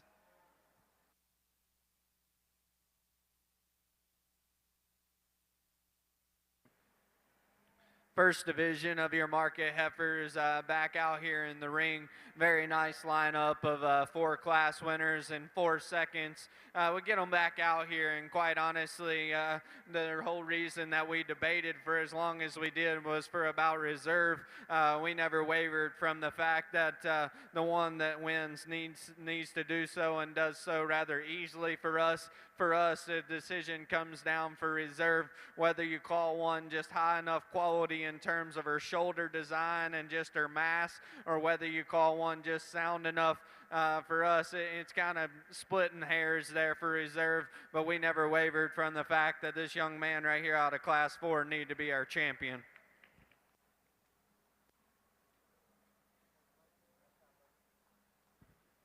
Like I said, it gets extremely close for reserve. I guess the longer we study the cattle, the more comfortable we are just in terms of the quality that one of these brings to the table. The young lady here out of class 3 will be reserve. Congratulations. Nice single entry here on our shorthorn side. Boy, a nice heifer that's very sound and mobile at the ground. You like her body shape. You like the power that she has. You like the femininity that she has. A heifer that sure could have stood a lot more competition. Congratulations, young lady. Champion market heifer there in Division 1 is shown by Landon Kaipe. That heifer was Here I Am. Reserve what looks like a Class 3 Ava Adamson with Win and Doubt heifer. And getting ready to start here on our next division, Division 2, Class 1, hitting the show ring right now. Congratulations to those exhibitors. That was sure a nice division of market heifers, but I got a hunch the waters are going to get a little deeper as we go. Get a little deeper and get a little faster. Looks like our buddy Bodie Drukenmiller there up in the front, leading this class off, bringing the first one in the ring. And good young man there in this business that's getting a little better every day and just a really sharp individual. Congratulations to him and his family. If you remember, he raised a calf that he sold with Derek Sandy here last year, and calf went on to win Denver. Just had the champion steer at Denver, Colorado at the National Western that he raised. So pretty big accomplishment for a young kid like that, and he's been a go-getter from the time he could walk, and been fun to watch him grow up and show cattle and be a part of this industry. Yeah, pretty neat story there. Yeah, I know his mom and his brother cheering him on. They couldn't be here today, but I think they're watching us and listening to us online, so good luck to them and good luck to Bodie, and glad to see him out here competing in a really good, another strong class here, looks like from top to bottom to me. Yes, it is, and he's got himself a nice-looking heifer out there. Once again, a little color variation in the market heifer class.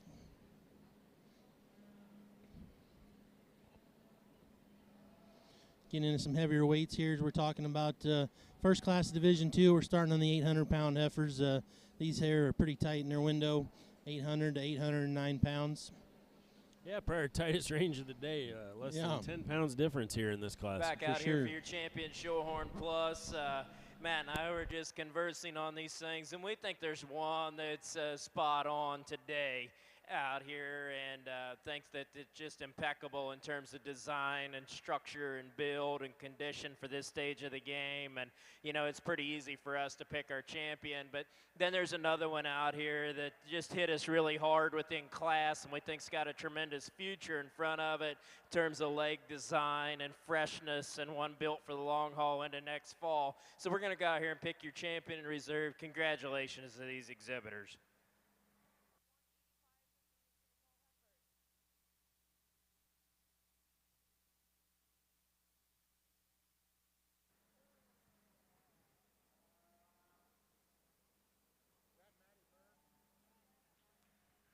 Your 2023 champion Shorthorn Plus heifer coming out of Class 178, going to Maddie Berg of Osage, Iowa.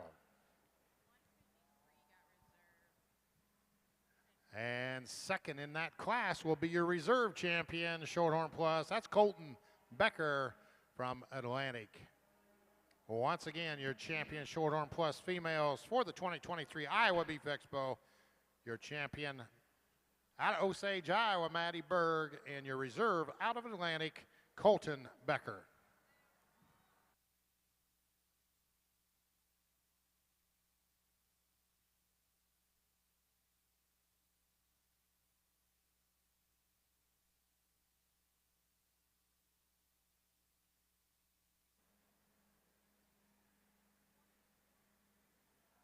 Let me give you the placings on those real quick. Placings for Class 177, first place, Hallie Hirschberger Wellman. Second to Hayden Wade of Oxford. Third to Caitlin Haskovic of Cresco. Fourth to Kennedy Budikofer of Hawkeye. And fifth to Elena Oberbrockling of Prol. First class of Division II market heifers. This animal hit the ring. We nodded at each other and honestly never discussed it from there. That one flat gets us going, and flat drives our gears in the right way. Awesome animal in terms of her structure, look, body, and muscle. We'll break her down further when you get that one back out here. The peach cut calf is one that honestly, when this young lady loaded it, I guarantee you she never thought she'd be second, and quite honestly, I wouldn't either. That's a very highly presented, high quality calf. Awesome in terms of how she combines that type of look with that kind of body. Still plenty sound enough. You just flat ran into a absolute killer there to start with. Very nice duo to get us started. Of the remaining 3 cattle, we felt that the young man's calf combined look and muscle to the highest degree. It's still a calf that needs to be relaxed in her spine and just be a shot easier doing. The black heifer has more foot and bone and punch, a heifer that we are probably a little bit more concerned about in terms of her hip design, in terms of how she's a little bit tighter right there in the center part of her spine. The young lady's calf, she's done a very nice job hanging in there, not really wanting to be out here today, but she's done a nice job with her big-bodied and sound heifer that probably just gets the plainest and most just undescript there in terms of her muscle shape. Very, very good one to get us started there.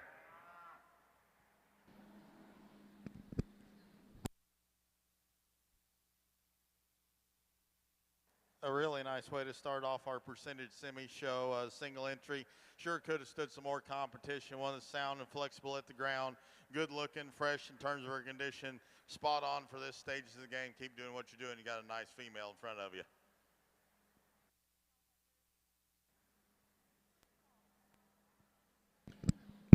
All right, let me get you caught back up over on the heifer side, the Shorthorn Plus show. Class 178, that's where your Grand End Reserve come out of. But first place was Matty Berg, eventual champion from Osage. Second was Colton Becker, eventual reserve from Atlantic. Third was Campbell Thomas, state center. Fourth was Ross Dyer of Grundy Center. Fifth is Chase Rosenboom from Bussey. Placings for Class 179. First place, Mari Stevenson of Parnell. Second, Grant Anderson, Mount Pleasant. Third, Taya Alician Alter of Mount Pleasant. Placings for Class 180. First place, Hattie McCollum, Colo. Second to Jaylee Happ of Washita. And third to Taylor Quaid of Charles City. Final class of Shorthorn Plus is Class 181, single entry, Libby Seiko of Riverside.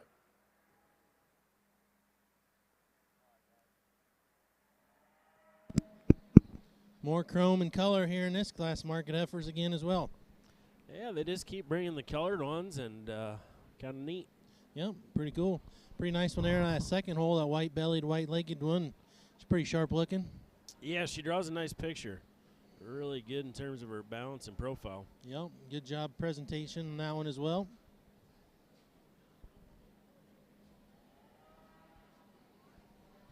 All right, they got around these pretty quick, ready to walk them.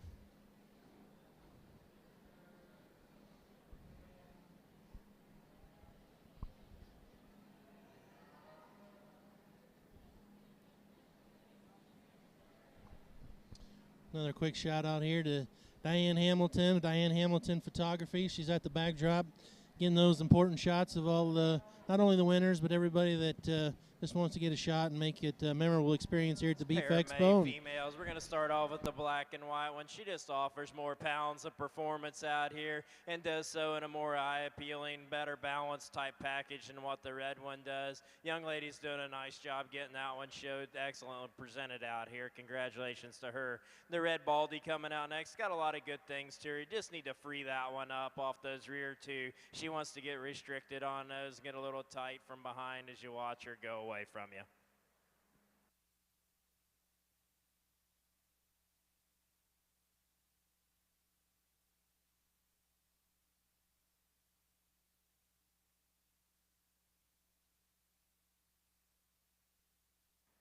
All right, let's catch up over on the market ever side. Placings for Class 340. First place, Ava Adamson Creston. Second to Jace Weiner of Rockwell. Third, Colton Christensen of Linden. Fourth to Jaden Knabb of Loudon. Fifth to Jackson Fisher of Villisca. Sixth to Lila Brooks of Farragut. And seventh to Addison Moeller of Beeman. That was placings for Class 340. 341 goes first place, Landon Kipe, Ute. Second to Tucker Jackson of Waukon. Third to Cash Hansucker of Nevada. Fourth to Olivia Albert of Independence. Fifth, Jack Ireland of Clive. Sixth to Noah Comer of Newmarket. Seventh to Macy Stoner of Mount Vernon. And eighth to Michaela Erpelding of Algona. Champion Division I market ever, Landon Kipe. Reserve, Ava Adamson.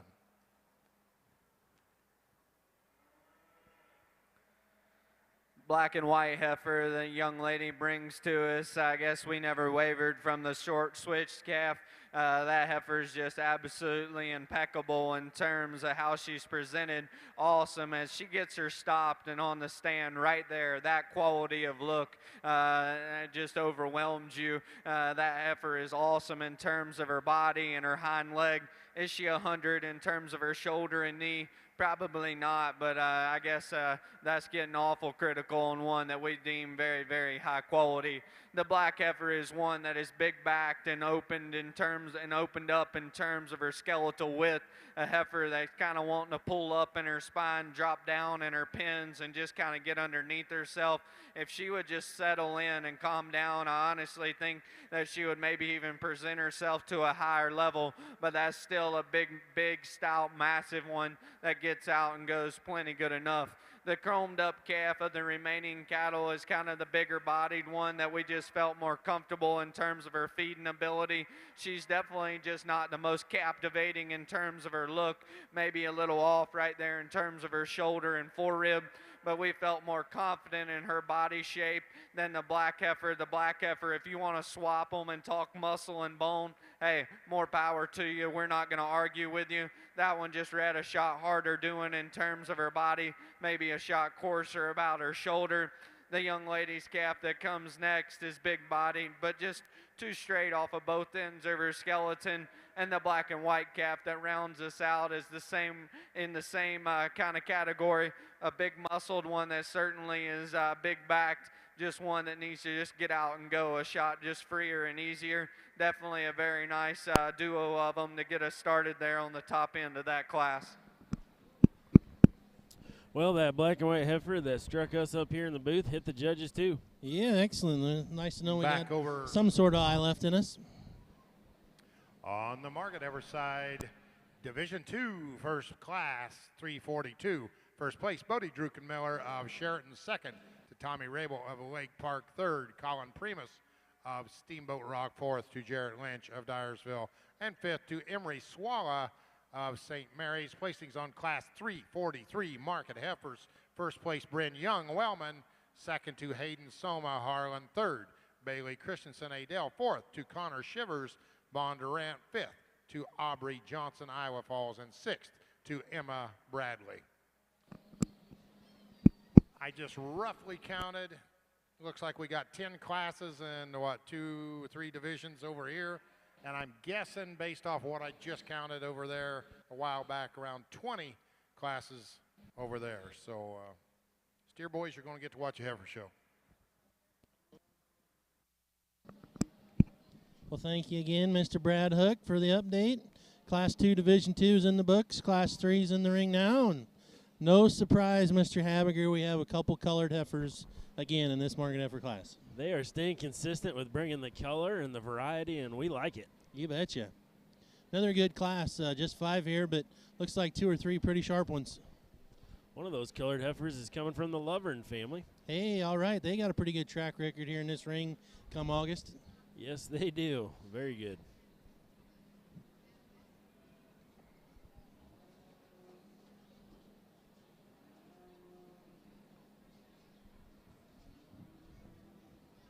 That heifer closest to us there sure hits a guy nice. She's a true market heifer. Yes, for sure.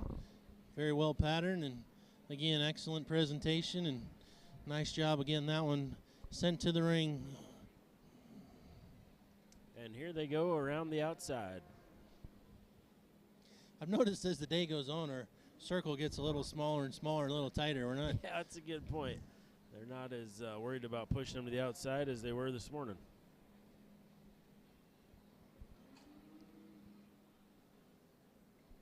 Another class that's really tight in terms of their weight range, just 10 pounds separating this group of heifers here, and That's probably why they look so consistent in terms of their size and scale.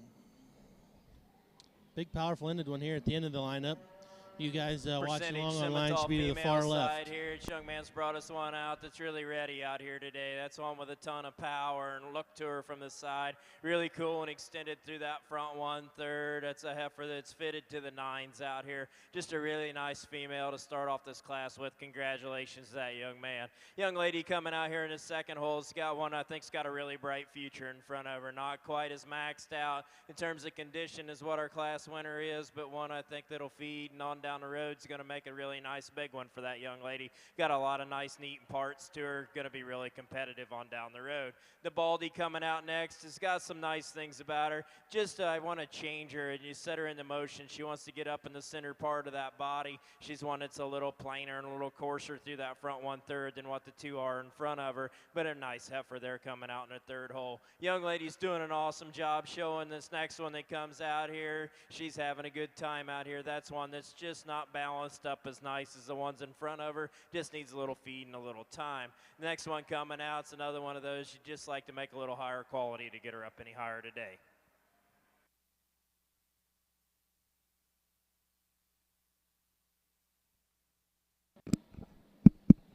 Got her narrowed down to 2 here in this class of market heifers, and taking one final look and giving them a little once over and one more examination, a little quick peel around the ring, see what they like. And again, you got a black heifer here. It's coming at us, young man in the cowboy hat. Really powerfully designed one she drives right at us, really opened up and big-footed and big, bold, and robust in terms of her center body. Peach heifer there, Loverns, nice balance, good top, big spread down her backside. Definitely a close decision here between these two. A little bit of give and take in terms of the extension versus the power. Yep.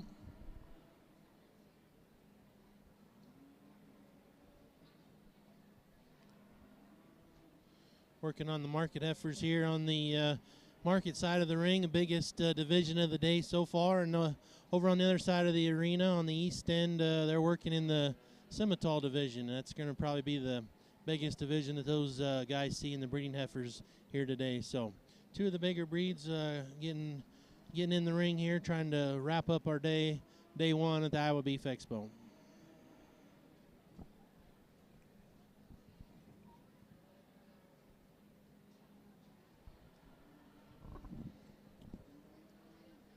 Judge Chance Young moving around here, trying to get a closer inspection here to make that final decision.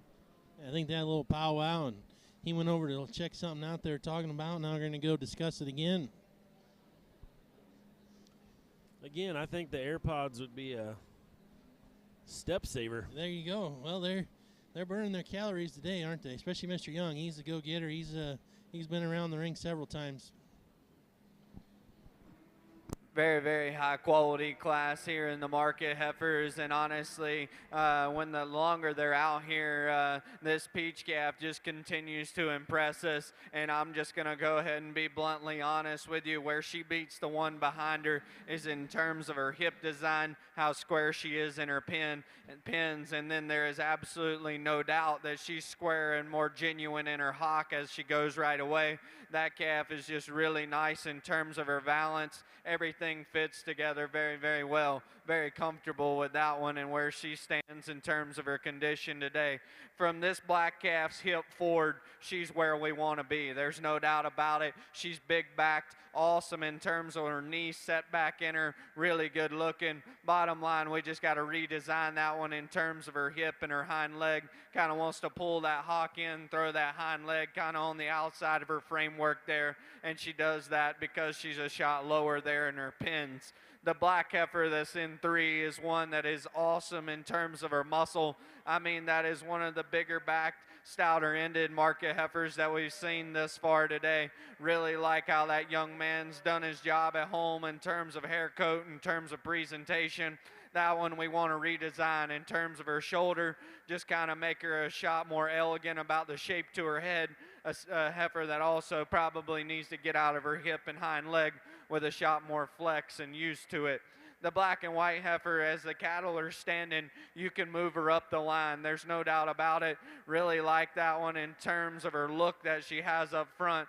When the cattle are asked to move, she kind of gets a shot more hesitant in her step, pulls up in her center spine. And then the peach colored calf, if you're back off in the stands, that one's very big picture, very captivating in terms of her body, in terms of her hair. But then as you step in on the cattle, she was the flattest and the most undescript in terms of her shape, and that's why she moved on down the line.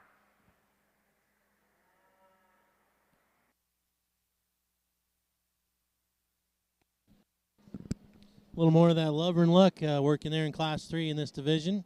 Sydney got herself a Class winner there with that peach heifer. They're hard to get around. Yep, they do a nice job.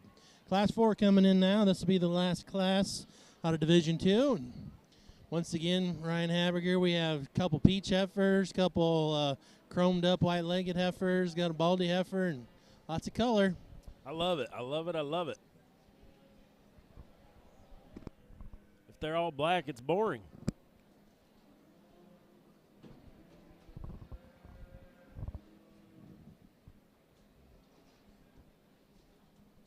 There's our old friend, Mr. Darrell Hay, down there in the makeup ring. There he is. Giving old Teeth the business. But that's quite a conversation between those two. I can only imagine.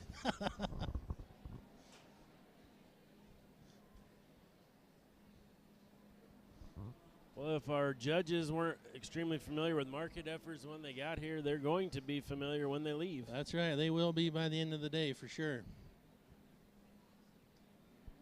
I know some years at our state fair, there's been a judge or two that made a comment, they just weren't as experienced with it, but they sure were impressed and amazed with how many good ones we have. Right, yep, quality runs deep, and they, as we said earlier, we sure take it serious here in the state of Iowa in the market heifer division.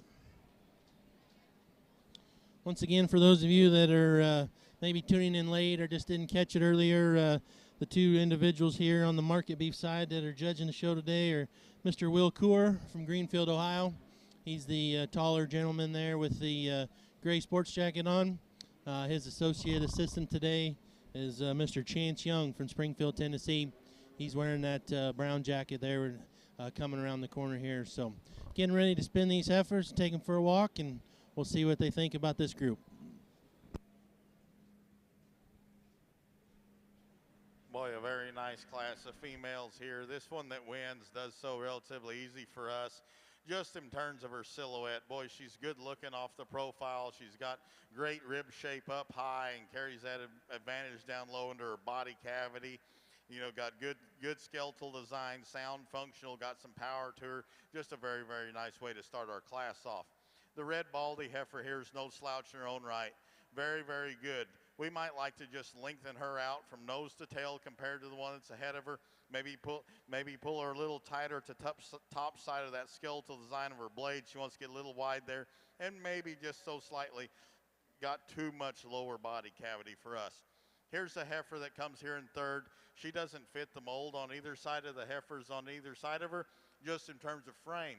But in terms of quality, this one is very good. She's very good looking, very fresh, very stout and powerful. I think in time that one can get really, really nice. Just keep doing what you're doing, young lady. Star-headed one coming here next is one that's very sound and athletic when you get her on the move. Just gets a little short and round hip for us. Maybe gets a little flatter in her overall rib design and rib cage shape when you veer at the top side of her skeleton. Heifer that comes next, one that's just very nice in terms of her length of body and length of hip, but like to relax her there into her tail head, the way it lays into her spine, maybe elevate her in that hip-loin junction. She wants to get a little weak in that department. Heifer that comes next, very high-quality female, just needs to be sounder off either end of her skeletal design. Three heifers that round out the class all have some good to them. They have some rib shape, they have some muscle. They just need to be softer made off either end of their skeletal design to get them any higher today.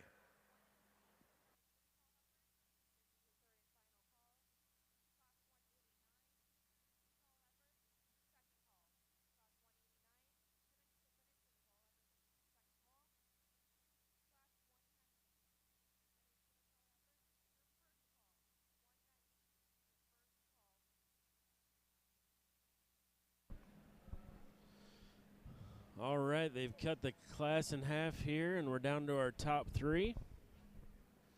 Black, black and white, and I don't know, what do you call that other one? Orange?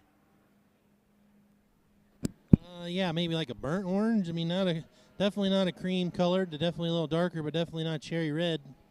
Crimson Tide, perhaps? Not so crimson. I don't know. I like the burnt orange.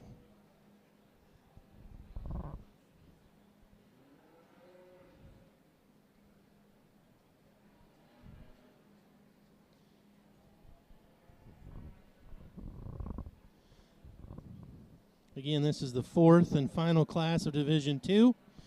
We will have 4 divisions of market heifers here. So after this class concludes, we're basically halfway through the market heifer show. And again, just a tight window here. Just 9 pounds separates the 6 heifers in this particular class.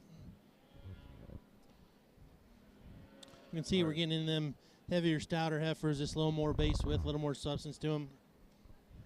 Yes, I agree. These heifers have some more pounds on them. We're seeing a little more shape, a little more base width. I'm sure we'll continue to see more of that even as we go here. We're going to get into some really powerful females in those next 2 divisions. Absolutely. All right, there goes the burnt orange heifer into the 3rd hole. Chance Young going back in again for close inspection. Decide to walk him one more time. Never a bad idea when you got a close call to make to spin them around one more time, and you might find something you hadn't seen yet.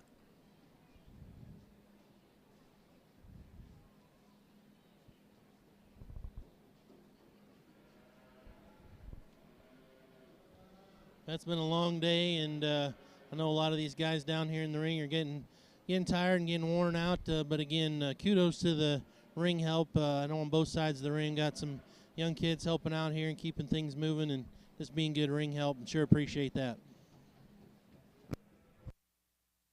Here in this class, some market heifers may be a little bit tougher to put together, just so many different types and kinds, but the longer we study them, the more comfortable we come with the young lady's black heifer that's going to start us. We took that final lap there, and she showed us that she's more laid back in her shoulder, more desirable in her knee, and that allows her to just get out and be more comfortable. I also think that allows her spine just to be softer and looser, and that just tells the story from there back. One that still has a great deal of body. Very, very nice one there to get us started. The black and white one, when they're standing, I think can rival her. She's probably a notch sharper looking, a notch more tucked up in terms of her chest. When we ask the cattle to go, her shoulder goes forward on her framework. Her forespine kind of comes up because of that, and she just kind of wants to fall out of balance ever so slightly, but that's extremely nitpicky on a stout-backed one that certainly has a lot of product. The peach calf here can give you a really nice look, especially when you're more in on top of the cattle. Very dimensional and descript in terms of her shape. That calf just cuts up a shot too much in her flank, causes her to fall out of balance as we back off the cattle. Maybe also one we'd like to kind of change ever so slightly there in terms of her head shape. Very nice project for that young lady. The stout powered up one is the peach calf next. The one that kind of carries a little bit of navel and a little bit of chest maybe is a little bit more opened up there in terms of her shoulder up front. A calf I'd like to see just stay truer inside of her skeleton as we ask the cattle to go right away from us. The black and white heifer, really long spine, good looking cattle. Just gets a shot hesitant on the go, kind of wants to duck those pins and get up underneath herself. Then the baldy calf that the young man has, stout, burly one that definitely has enough red meat. We just didn't know if she had the body and the balance to rival those other ones. Very nice class that was very interesting to piece together. Well, the judge called our burnt orange heifer peach, so lots of opinions on that color. Yeah, well, can't win them all, can we? All right, here we go. Time for a division champion. This is going to be an exciting one. I think there's a couple awful nice ones that are in contention here. Absolutely, good class here. A lot of nice ones. That first place in the class 1 there, that Bodie's heifer. Just we noticed that right there under her throat lash, she's got a nice big birthmark. Looks like a heart. That's Kinda pretty cool. When she's walking at you, it's pretty noticeable. Yep. We start off this class of percentage Simmental females with one that really gets my blood going as a Simmental breeder. I think this one, in terms of functionality and design and still giving you that elegant look through that front 1/3 with this tremendous amount of center part of her body, an awesome hip in her, and extremely sound and good-footed when you get her around the ring.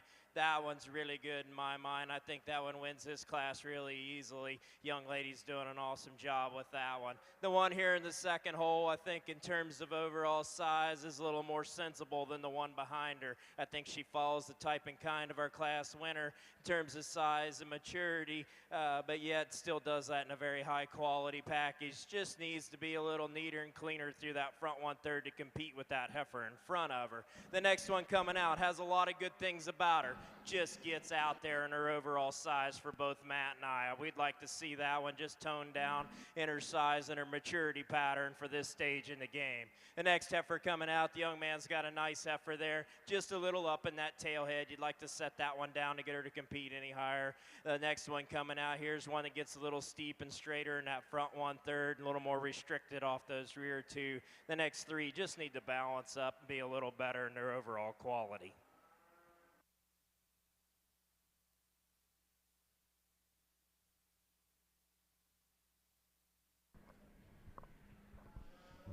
Well, 4 really nice ones to pick from, but what do you think? That one at the front of the line going to be tough to beat? Or? Well, she was sure impressive when she hit the ring there in that first class of this division, and just really impressive and bold made and wide sprung and just still super attractive from the side and appears to get out and move pretty nicely. I think just we get awfully, here in awfully this nice second division of these market heifers, and to be quite honest with you, I kind of just rolled right through them, and we did so because there were cattle that hit us hard, and when they hit us hard and they're that good, I guess we never question whether they need to go ahead and get started and win this particular division.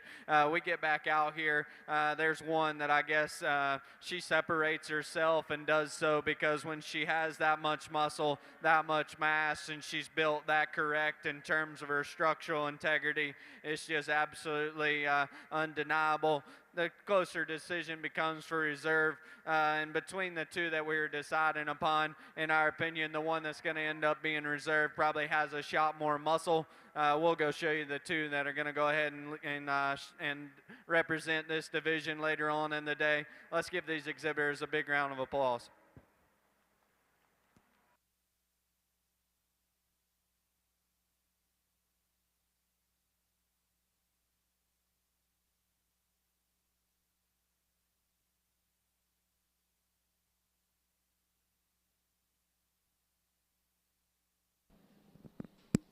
Well, congratulations to Bodie Drukenmiller there. He had champion heifer out of Division 2. That birthmark fronted heifer, awfully impressive, we thought, when she hit the ring, and guess the judges agreed. Yes, they did. She was one that was just going to be hard to beat in that division, and she showed it right there why. And now we're going to move on into First Class Division 3. First Class Division 3. Reserve there in Division 2, shown by Bryn Young. That was a Class 2 winner. That white-legged heifer was awful sharp, too. So congratulations to both those exhibitors, and we'll see them back here in a little bit when we pick our champion market heifer.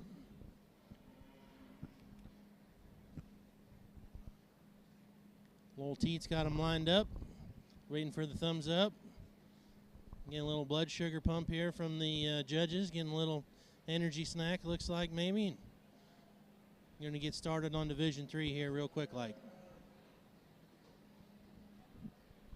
It's not uncommon down here for the champion market effort to slip in the top 5 overall, so it'll be fun to, we're only halfway through this market effort show. We've seen some good ones, and I know there's more to come.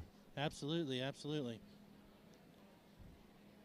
See some more industry legends sitting around ringside. If my eyes don't mistake me, is that Mr. Tracy Gretzky himself leaning over the gate down there? Yes, it is. I think him and Jake Campbell there having a little powwow maybe. Yeah, you bet.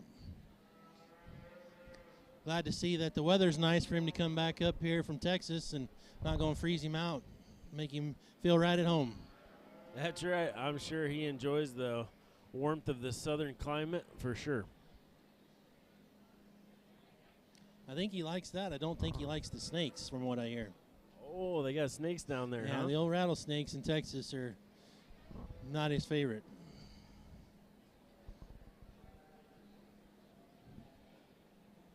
Once again, here as we wait for this class to hit the ring, on the other side of the ring, they're sorting through the semi-heifers. A big, strong division over there, it looks like, as well. A lot of nice heifers on that side of the ring coming in and out of the ring. Couple that should be high on your list. Look at the white faces over there. I know you're a Yeah. sucker for a baldy. You know I love those baldies, for sure, for sure. There was that last class, there was that nice big red baldy in there. That's extra good in my book. You get a red baldy. The good old red baldies, absolutely. Well, let me catch you up over on the market heifer side. Class 344 placings. First place, Sidney Leverin, Clarksville. Second to Cash Hansicker of Nevada. Third to Logan Knowles of Albia. Fourth to Madison Fry of Sigourney. Fifth to Macy Groon of Manning. That was placings for class 344. Placings for class 345. First place, Erica Madden, St. Anthony. Second, Allison Wallace of Harris. Third to Brenna Hageman of Kalmar. Fourth to Michael Ilg of 50524. Fifth to Bailey Christensen, Adele. Sixth to Holden DeVore of Atlantic. Your champion Division II market heifer, Bodie Druckenmiller. Your reserve, Bryn Young.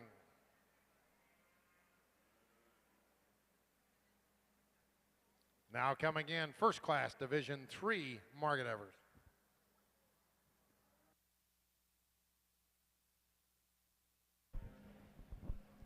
All right, we're starting off the second half of our market heifer show with Class 1 Division 3.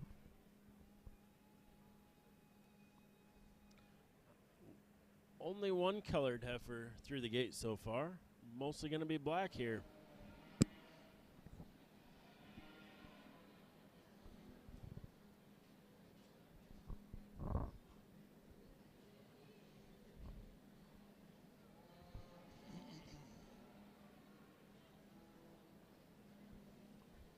They're all getting through that gate. It's always important to set a good impression on that judge when you step into the ring. Yeah, you never get a second chance at a first impression, do you? No, you do not.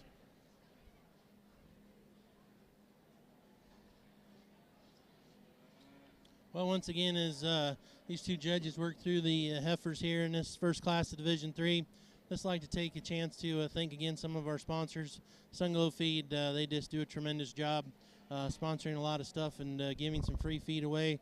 I know they yesterday during the check-in they were giving out some free samples of some new feed they are just launched and putting onto the market. And I know they sponsored the showmanship contest yesterday.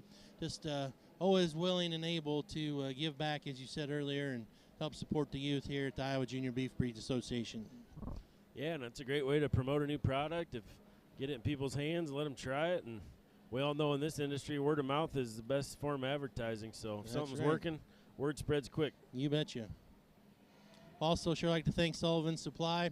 They do a lot in terms of clinics and, again, free giveaways and just making sure the kids have a good experience every show they come to, but specifically here at the Iowa Beef Expo.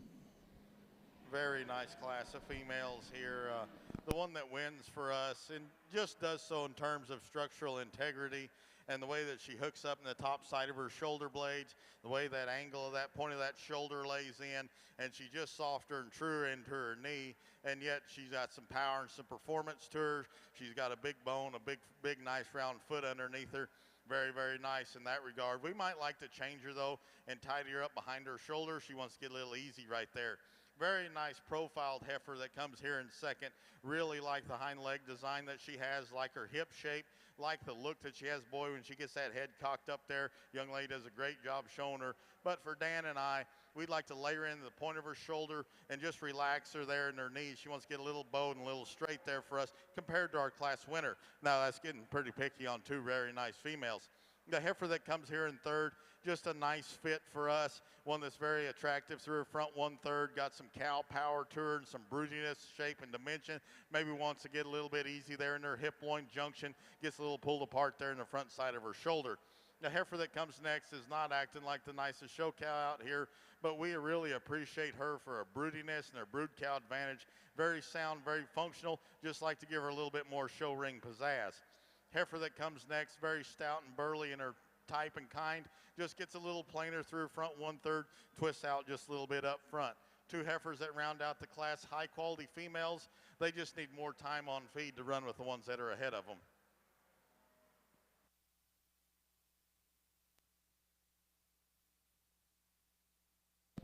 There's a powerful gal right here at the end of the lineup pointing her goods at us.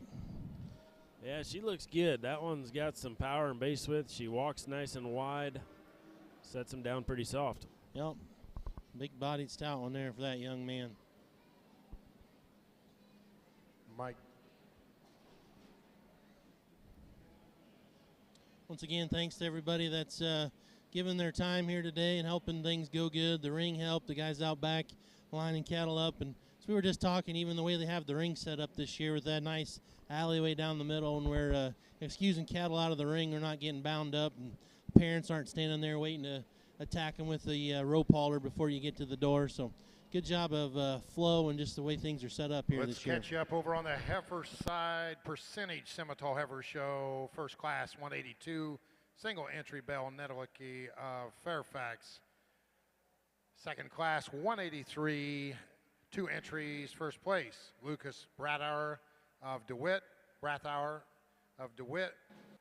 Second to Delaney Peterson of Gladbrook. Placings for class 184. First place, Emmett Ryan Bernard. Second to Bryn Kinsel of Epworth. Third, Ava Wagner of West Union. Fourth to Clarabelle Clark. Persia. Fifth, Jackson Wolford of Geneva.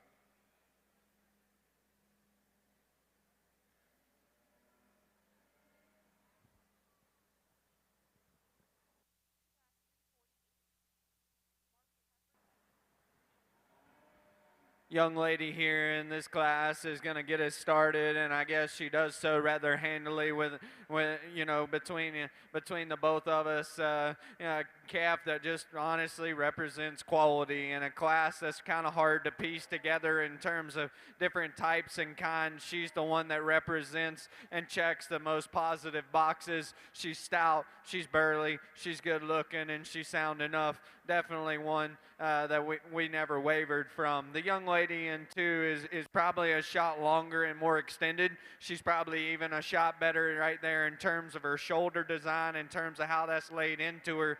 But she's also flatter in terms of her rib design. Doesn't have near the muscle and punch of the initial one, but certainly one, as that young lady gets her presented right there, gives you a very high quality balanced look.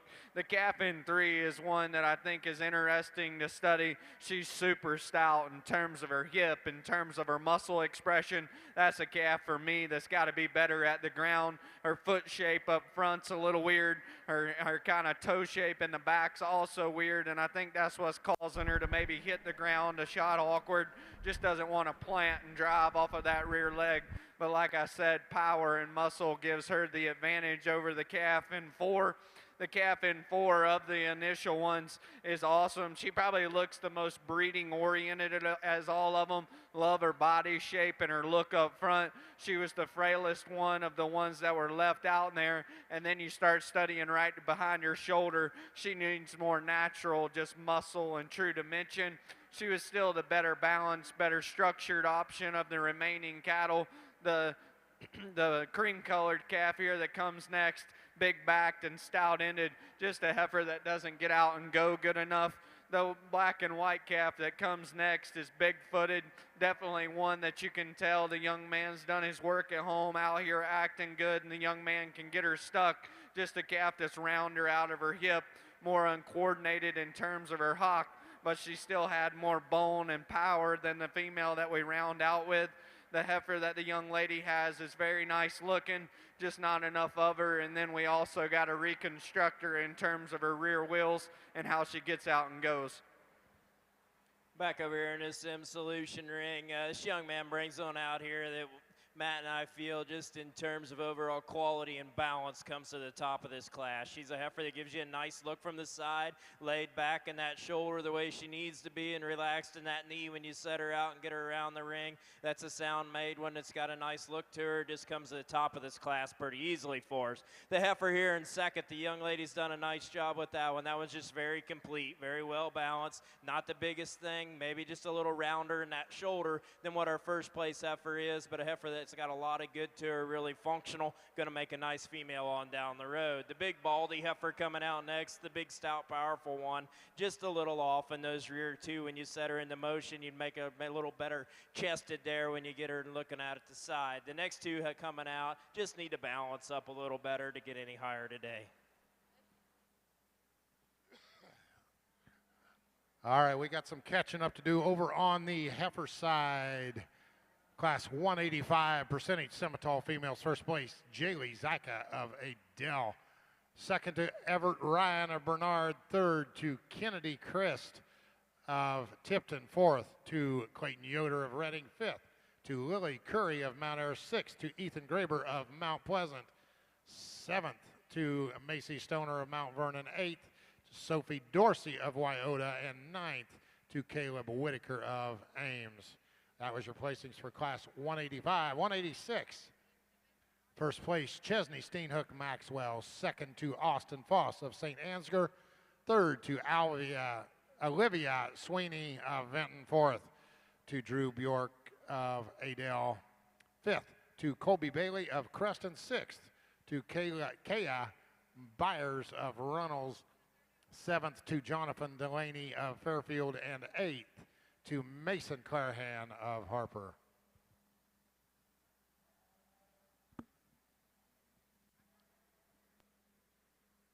Placings for class 187 percentage heifers, Simmental heifers. First place, Jacob Greiman of Goodall.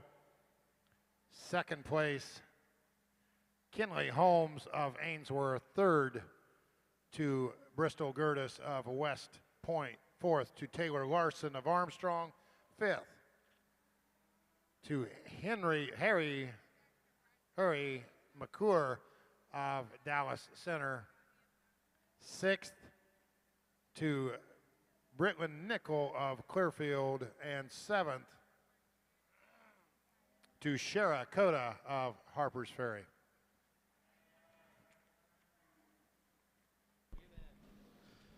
Just 4 heifers in this class, Noel, but man, got some quality. And final class here to catch up on the percentage Simmental side. Class 188, first place, Gavin Hunt, Columbus Junction. Second, Claire Blackford of Weldon. Third, Garrett Aarons to third place, Garrett Aarons, Underwood. Fourth to Garrett Mosier of Tipton. And fifth to Jake Clarahan of Harper.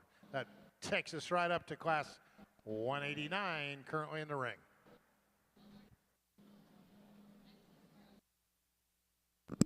Yeah, we've seen a lot of good heifers today, but we kind of just been waiting on that one class where it's just, a lot of good ones real deep. And, like you said, only 4 in this class, but especially the 2, I think, on the top. But all 4 of these are pretty darn nice. Yes, they Over really on the market have heifer the look side, and the placing muscle. for the first class of market heifers, Division 3, 346 class. First place, Allison Wallace Harris. Second to Leah Ringknob of Mobile. Third to Brock Thoman of Ainsworth. Fourth to Wyatt Pasteur of Mitchellville. Fifth, Ace Studer of Wesley. Sixth to McCoy Llewellyn of Minburn. Seventh to Courtney Robb of Mount Pleasant. Currently in the ring, class 347. Well, that white-tailed one there, Abby Talak, that's down in my neck of the woods, Indian Knoll, Iowa. Well, there's a big square-topped one, tons of power, but real chiseled up front. That's a nice heifer. Yeah, she's got that freak of the neck and still has the power from behind. That's hard. That's a hard combo to do. Plenty to back it up, as we again say here. These heifers, when they line up head to tail here, they're headed south, and we're up here on the north end of the arena, getting the rear view of them all day long. And boy, she is opened up and powerful. And not taking anything away from that yellow one. Boy, she's awful good too. sturdy-footed and big bone and wide, but maybe just not quite as square in her edges. So good choice for these guys here, and as we said, just a really good pair of market heifers that they're going to have to sit down and decide what they like to lean towards. Yeah, that first heifer, man, she's got some foot size and some natural raw bone to her. Yep, still flexible. That white-chested one, she kind of reminds me of one there. We talked about Dave Marty and Jessica Marty several times, but the year they had the man-child heifer, she's kind of similar in her design and build to that heifer. Yeah, just the kind that's really extreme in a lot of ways and really fun to look at.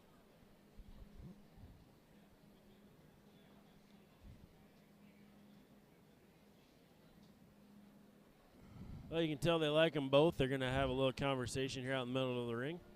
Yeah, and I think at this point they've, obviously seen quite a few, but we're getting here in this third division and kind of where the heat's coming, and this is a pretty important decision as you think about moving forward and how the market heifer show will probably shake out.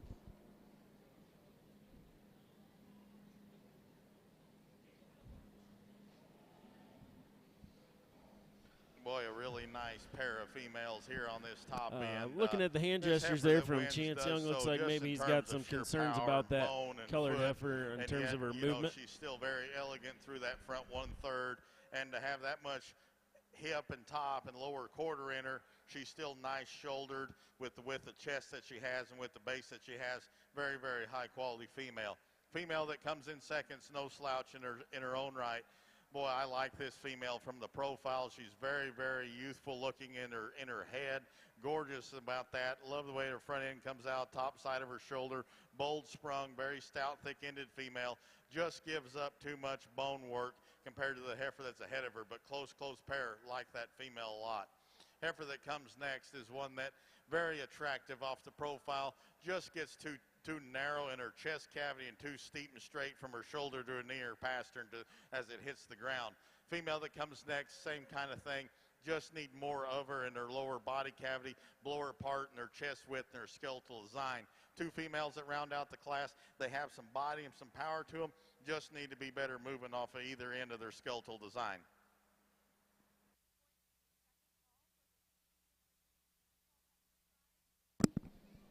A little more debate and conversation here between our judges, and awfully nice pair of heifers, and again, just some give and take between them, and just interesting to see where these guys hang their hat and which direction they lean towards.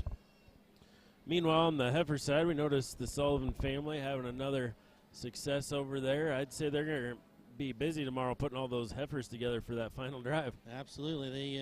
They always bring their best to town, and they bring them in quantity, don't they? Yes, they do.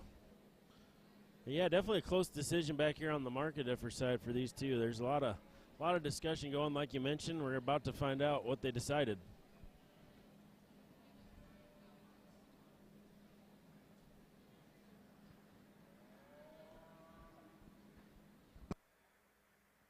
We get out here in this class, and to be perfectly honest with you, I apologize for taking a notch longer here on this pair, but they're exact opposites, if you want to be honest, guys. And I think, we sat out here and talked about the differences, and if you want to go either way, hey, that's cool. I'm just going to break them down and tell you what we see. Peach calf, there's no doubt about it. That one is ready. I mean, that is one massive animal, huge in terms of her body, actually really stout in terms of her hip. I actually told Chance, that one's hair coat and how it just kind of wants to lay a shot flatter almost just gives her the deception as you back off the cattle that she's not as massive as she is. And I think also where she has the decided advantage today is in terms of foot size and in terms of how her shoulder blends back into her forerib. Is she 100% perfect in terms of her rear leg structure? I don't think so. She's also the one that's wanting to fight the halter the most today. But when you combine that much body mass and power and still keep them that good looking up front, they're hard to deny. This black and white one is, she's out there, and she's probably the freakiest one we've seen this far today. I told Chance, when you make them that wild-necked and you step in behind them and you go, holy smokes, that thing is busted open. Very, very unique. We need her shoulder to blend a shot better today. And my personal just concern or question mark, She's a shot smaller footed, and then if we're going to just go ahead and ride with her, in my opinion, and not side with foot and bone, she's got to hit that surface a shot just more secure there on her rear too. That's getting extremely critical of two very high quality animals. The young man's calf from her shoulder back, very, very good. Big back, square hipped one that still gets out and moves relatively well off of her rear too. The problem with her is in her shoulder design. She's just a shot too straight up front. Very nice project for that young man. She was still the sounder option over the black and white heifer. The black and white heifer's foot design and structural integrity is our question mark there. She definitely has enough body and muscle.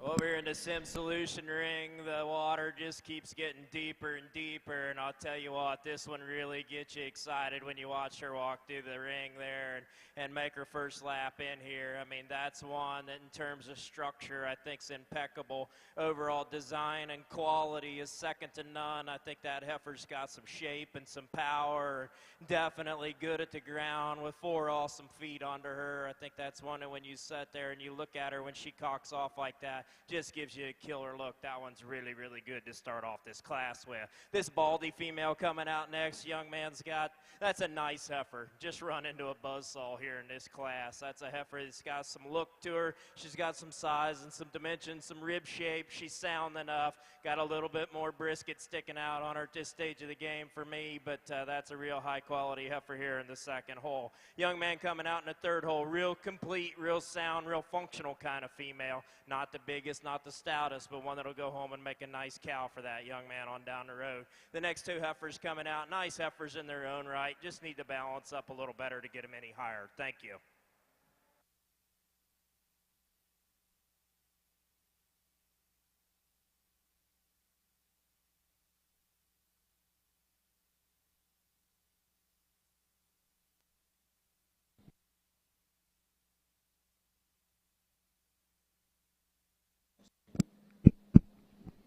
Another good class of market heifers here, and a couple more colored ones. Peach is popular in the market heifer division this year. I guess. My goodness, they just are all over the place. You can even see the next class coming in the holding area is loaded with them. You betcha. Another nice class here, and as you just heard the judges describe on that close pair in the last class, just as they broke them down, they just preferred the extra substance and foot size. The peach heifer that won that particular drive. Good class there, and another nice one here is these youngsters round the corner and take them for a walk. Yeah, it was a fun class and appreciated their analysis there. Definitely a situation where with personal preference you can go either way and be correct. Sure, you bet.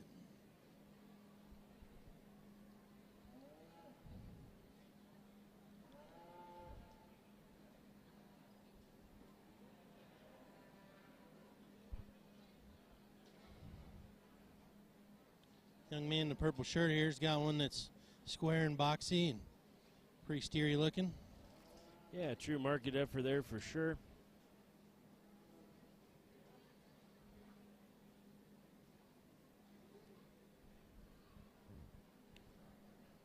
Heifer in the middle lineup there is probably just going to get overpowered here in this lineup, I would imagine. I think so, yeah. You called it, and there she goes. That's why showmanship's so important in these deals, too, and not that they would have missed her, but you, when they're trying to make their decision, you go to make a circle, you don't want to give them an easy way to just push you right to the wall. So that's right. A lot of gamesmanship. They pulled in that colored heifer that's probably having some mobility issues compared to the other lineup.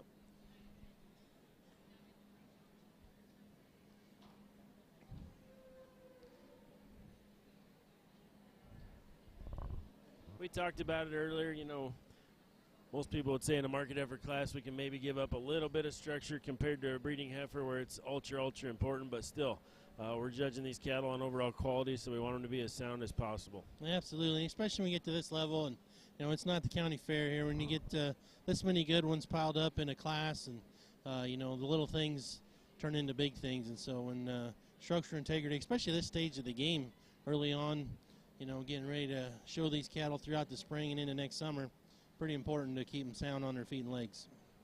That's right. If you're starting to see some issues in their skeleton, spine, feet, and legs already, it's probably only going to go the wrong direction on you in the forward. Not enough supplements in the world to help fix that. Yeah, nice that's right. class of falls here. This bigger heifer wins for us just because she simply puts the most good pieces together, the way she hooks up everywhere. And speaking got of some mobility, body, here got we some go. The top stoutness, 3 heifers are got a going nice around the fresh ring one more look to her. time. Just a really nice, logical place to start. The young lady that comes in second, just in terms of brood cowness and flatness of shoulder and better in her skeletal design, lands her in second. We would like to just maybe give her some more width of base as she goes away from us, but it's just a good, complete kind of a heifer. The heifer that rounds out the class got not a nice quality to her. She just gets too opened up in the point of her shoulder, too steep in her knee for us to get any higher today.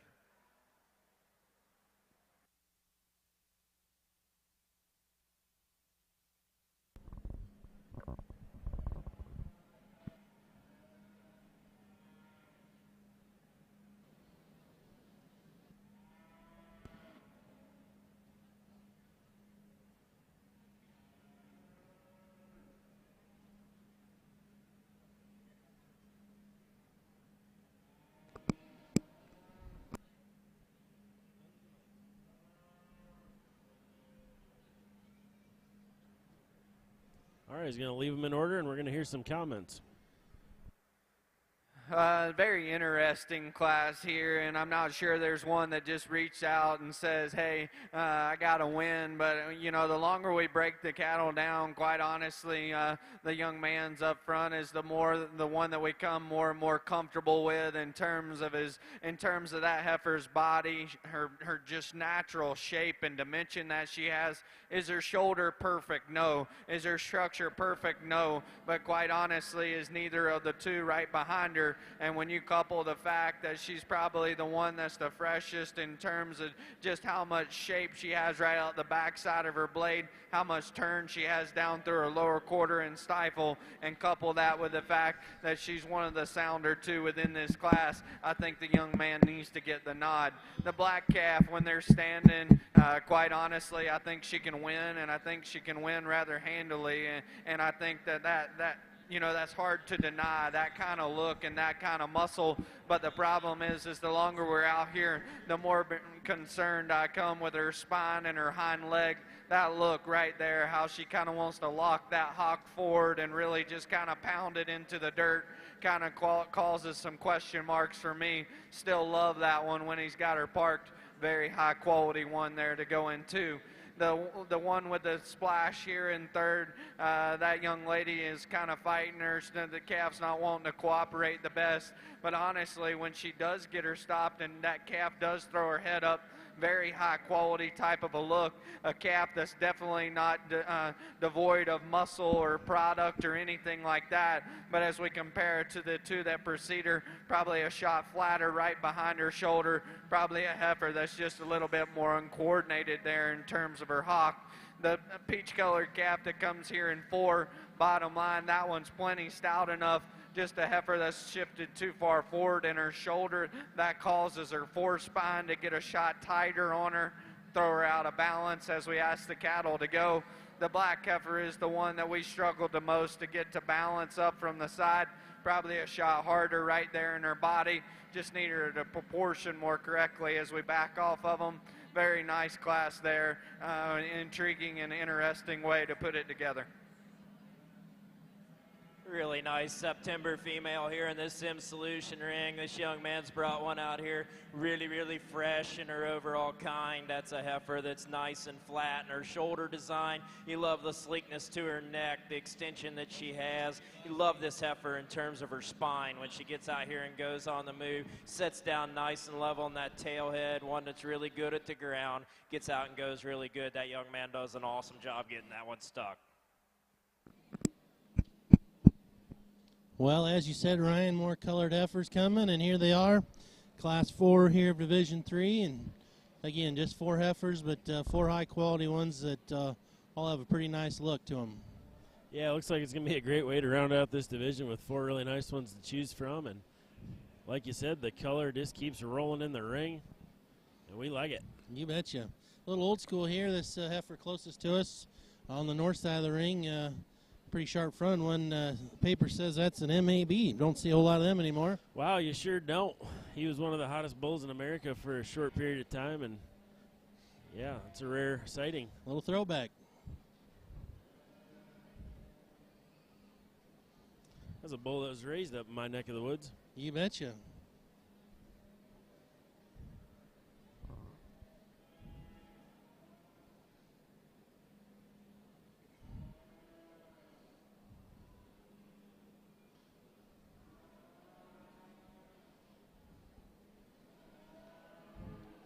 Going to take him for a walk here.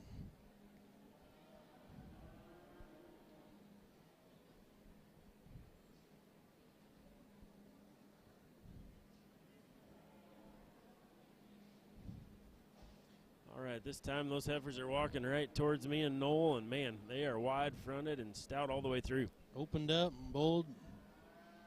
Yep, good class of heifers here.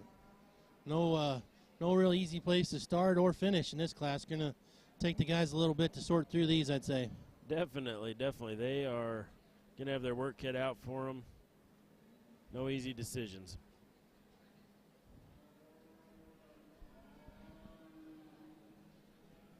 That's what makes it fun as an evaluator when you get into those classes, in my opinion, though, when they're all high quality and they're close to each other. That's what's fun. You bet. That's the way to do it. When there's one good one and a bunch of average ones and one real bad one, that's not as fun of a day. But when they all have some quality and the kids are showing them the best of their ability like we've seen today, it sure makes for an interesting and fun show.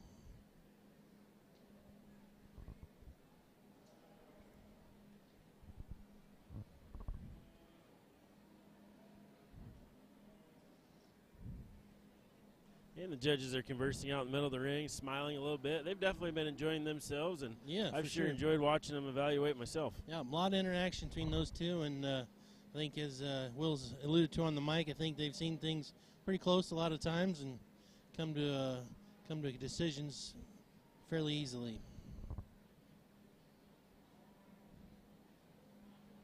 Once again, our two judges on the market side here, Mr. Will Coor and Mr. Chance Young. Mr. Coor there's the taller gentleman in the gray sports coat.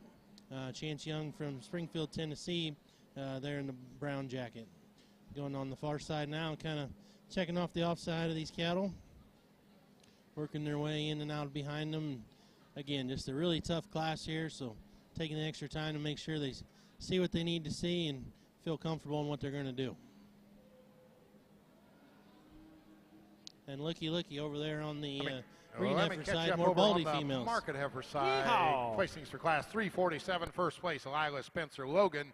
Second to Abby Tlock of Parole. Third to Bryson Litcher of Stan Wood. And fourth to Graceland Eastman of Rolfe. Placings for class 348, market heifers. First place, Logan Knowles, Albia. Second to Nick Reemsma of DeWitt. Third, Kea Byers of Runnels. Fourth to Marissa Muff of Ventura, and fifth to Caden Knopp of Maxwell. Currently in the ring, class 349 market heifers. This will be the final class of Division III.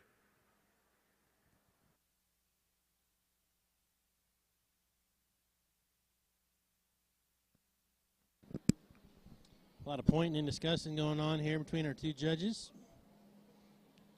Will they come to terms with what they're going to do here in this particular class?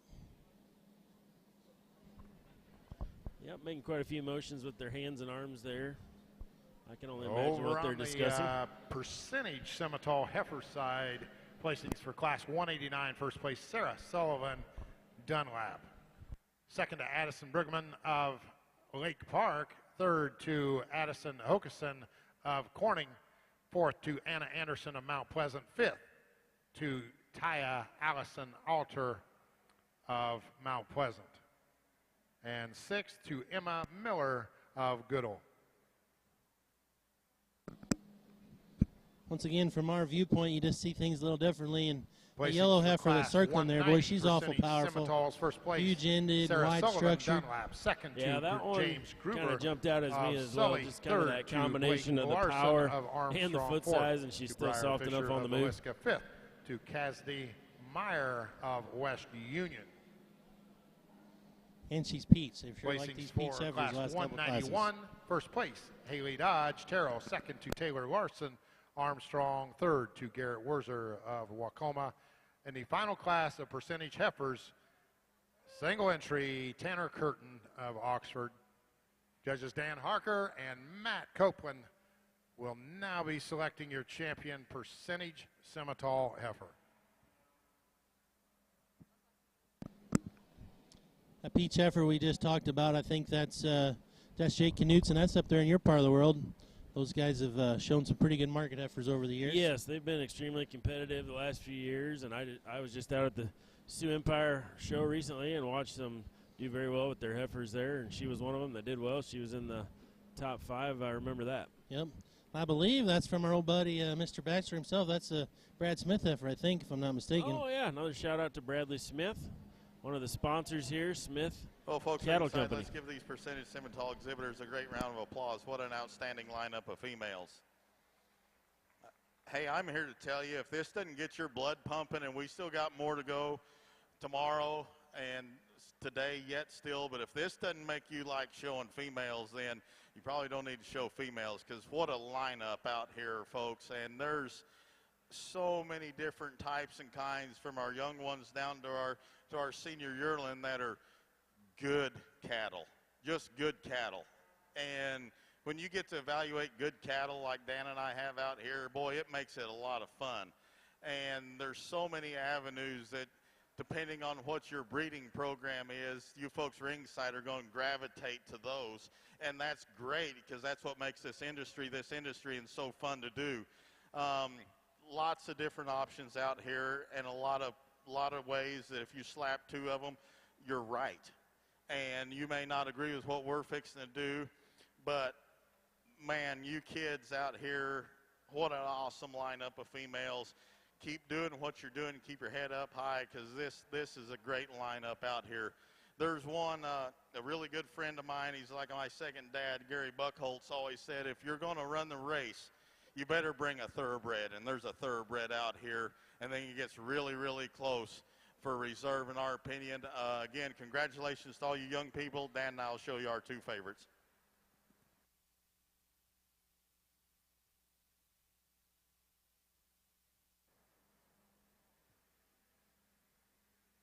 Your champion percentage Simmental, coming out of Dunlap, Iowa, Miss Sarah Sullivan.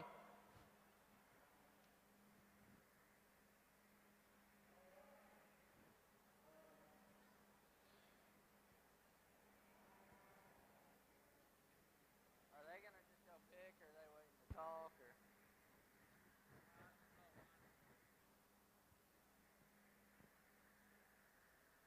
They're just going to pick. And your reserve, that's Miss Chesney Steenhook, coming out of, what is Jay's address? Maxwell, Iowa. So your champion percentage Simmental going to Sarah Sullivan of Dunlap, reserve Chesney Steenhook of Maxwell.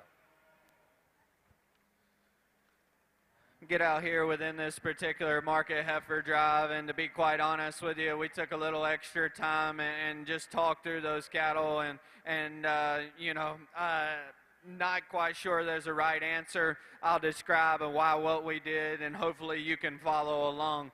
The calf that we decide to win with, in our opinion, from her shoulder back, she's undoubtedly the best creature out here. That one's awesome in terms of her back shape, really pried apart in terms of the shape and just the mass that she has out of her hip.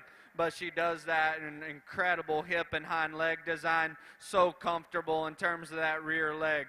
Now, if you're sitting on ringside and go, dude, I just can't jive with that one shoulder design, I'm not going to lie to you and tell you it's absolutely perfect, because it's not. She's a little bit more opened up right there at the point of her shoulder. It's rocked a little bit further forward, but at the same time, I always keep in my mind, if we're going to pick one tree out of the forest, I think we're missing the big picture. And if we're really going to pick one thing on each one of these animals, each one of them has it. We're the most comfortable the longer we study that one in terms of her muscle, body, and rear end structure. The cap that comes into, quite honestly, there's nothing that reaches out there and grabs you, but the longer we study the cattle, we think she's the sounder option of the remaining cattle. And honestly, as you step in behind them, she's actually very surprising in terms of the amount of just dimension that she has.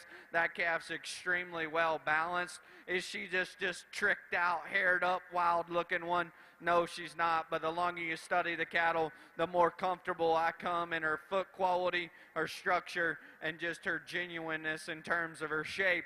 And that's where she gets the nod over the black one. This is the big-haired, highly presented one. There's no doubt about it. This one, when that young lady gets her on the stand and gets her loin down and put together, gives you that come-hither type of a look. But bottom line, the longer we watch that one move, the more concern that we got. And quite honestly, if we're going to go down in structural quality, I want to see more shape, more true mass right out the backside of that one's shoulder. But that is a very high-quality female. Young man here with the red and white calf, awesome on the stand, powered up, haired up, good looking, just too straight off of both ends of her skeleton. Extremely hard class to put together. I think no matter what, if you kind of mix up those top three and talk them how you want to, someone can't argue.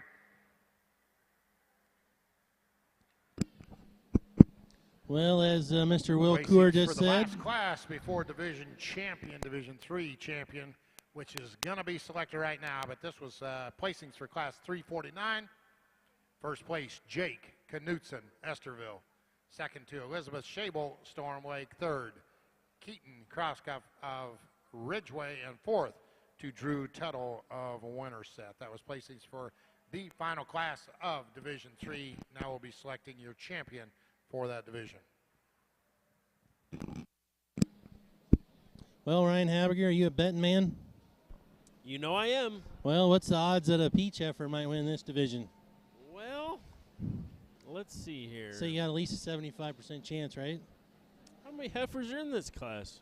Well, this is our champion in Division 3. Oh, I'm sorry. Yeah.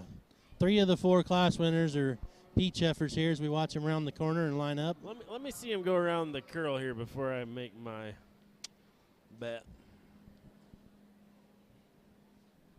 All right, I think I'm in on that bet.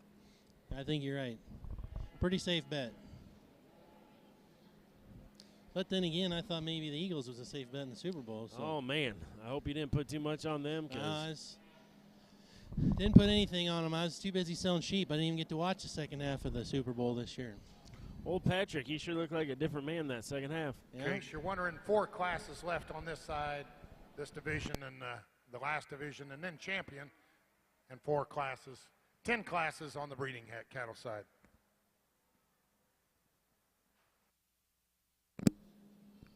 Probably need to get some of the training staff from the Chiefs into the livestock arena, help some of these cattle move around the ring a little better. Or we could just try to breed them a little Nice sounder. class of male either way. females here. We start off with one that definitely has some power and some shape and dimension to her. One that's laid in nice and neat and flat in that shoulder design, and definitely got some mass and some substance of bone to her, and just looks like she's going to be a whale of a cow on down the road. Young man's done an awesome job getting that one stuck out here. The little one coming out next, young man's that's one that's got a lot of neat pieces to her. When she's standing still, she kind of wants to roll a little off those rear two as she's going away from you, but that's a heifer with a really bright future. Just get that one squared up as she goes away from you on those 2 rears. I think that one's going to be really nice. The next heifer coming out, a big broody, high capacity kind of female, gives you a nice look from the side. Just needs to track a little truer in the hock when you get her out and get her going here. Young lady in the yellow shirt's one that's giving her a handful out here, but that's a heifer with some attractiveness and some length of body to her and some grow. The next 3 heifers coming out, just like to balance those heifers up, give them a little bit more quality to get them any higher. Thank you.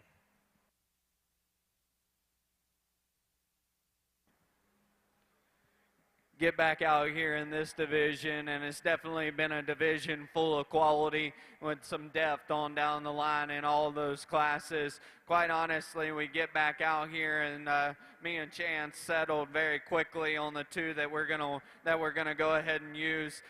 Just go through real briefly. The young lady that wins that class did so because she combined muscle, body, and balance. We get that calf back out here, and maybe we want to redesign her in terms of her shoulder. Maybe a shot just broader there at the point of it. Very high quality animal. Calf in the second class, overwhelming in terms of body density and mass, still combines that with a high quality look. That was a very nice pair of them there. The black and white heifer that was second, extremely good looking, very close pair with that class. The young man there out of class 3, we decided with that female because she was just the most complete within that initial drive there. We get her back out here, maybe a calf. We want to lay her back in her shoulder, see her just more relaxed there in her hock. We talked that last class there, that female that comes out shoulder back. That one's as good as they get. We just got to kind of nitpick her up front there, lay that shoulder back on her skeleton as we break those cattle down. I think there's a pair of them we got to keep together. Young lady out of class 2 here will be your grand. Followed right behind her with a young lady that was second to her for reserve. Congratulations. Your champion Division 3 coming out of class 347. That's Lila Spencer of Logan.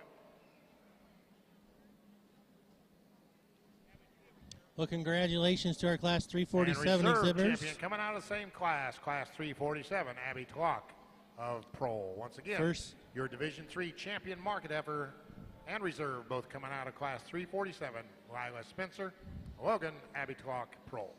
Congratulations to those two heifers, both coming out of class 2 there. And again, as we remember that class, they took a little extra time to decide between those two, and I guess they decided to go ahead and keep them together. Yes, they did. It was a really impressive pair of heifers, as they talked about in the class. They're quite a bit different in terms of what they brought to the table, but they're both extremely high quality, so no fault to them to keep those two together. Absolutely. This little fun fact to bring to the table, that kind of chromed up bellied one, as I said, Abby Tlack, that's my neighbors down there around Indianola. That's a home raised heifer, so congratulations to the Tlack family for raising a really high quality one like that. Wow, that's pretty awesome. Home raised and get a piece of a division at the Iowa Beef Expo. Not a lot of people can say that. Nope, not at all, but that's pretty awesome. Oh my goodness, we got some colored ones. I can't believe it. Say it ain't so. Man, oh man. Class 1, Division 4. Here we go again. Got a couple smoky heifers, got a couple peach heifers. As you can see, we got one there with white legs as well. And again, the quality just keeps coming and coming here in this market heifer show. Yes, they do. Look at that peach-colored one that just pulled into position there. Oh, my. They got every hair on that one dialed in, don't they? She is very highly presented, and she's very high quality.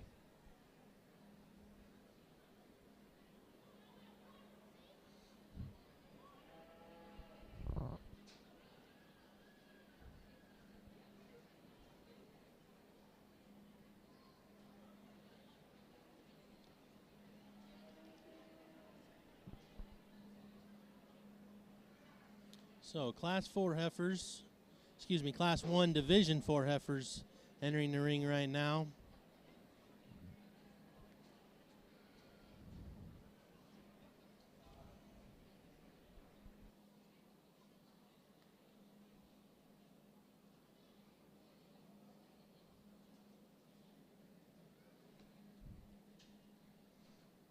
Just kind of like in the main steer show earlier, a lot of quality, through all those classes. And as we got towards the end, towards the champion main steer, we just started getting a little buzz in the crowd and a little more people drawing near. And as we get closer in the market effort show, I got the same feeling. In terms of foot size and depth of heel and just your structural integrity, if you will, on either side of her skeletal design, and yet still got a really neat look from the profile. Boy, she gets that head cocked off and them fuzzy ears go forward. Boy, she sure gives you a nice look. And yes, she has some body shape and capacity to her and some stoutness of hip when you get in behind her. Just a very logical place to start. The heifer that comes here in second, beautiful red baldy female, very fresh in terms of her condition. I like that about her. We just like to see her just a little bit bigger boned and see her handle those hind two pasterns a little softer than the one that's ahead of you. Very, very high quality female in second. female that comes around here in third. Nice quality female, got some growth and performance to her, got some body and some power. Just needs to be softer, ended off either end of her shoulder, into her knee set, and off her hind two. The heifer that comes next is one that's just very nice in terms of her overall mass and design. Just gets too much up in the center portion of her spine. Just like to relax her as she gets out and goes. The two females that round out the class, high quality females. Young man on the end is doing a great job getting his heifer stuck. Probably his first time here to show, doing a great job. Both these females just need more body capacity and stoutness to get them any higher today. Nice class of females.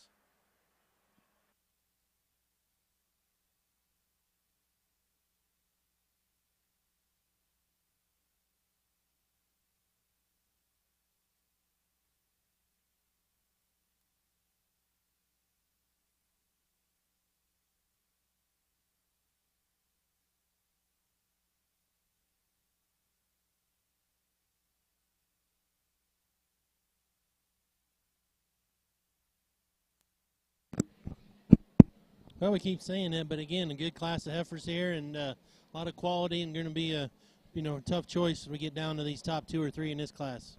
Yeah, another dogfight here at the top end. Some heifers that have a lot of look and substance and can get out and move. Yeah, that orange heifer there turning around, as we said when she hit the ring, boy, they got every hair on that one prim and proper. She's awfully impressive animal. She is. She really hits a guy hard and just gets wider all the way back to her hip and carries it down to her lower quarter from the view we're standing at here. Just a nice one. You bet. Built the way you like them.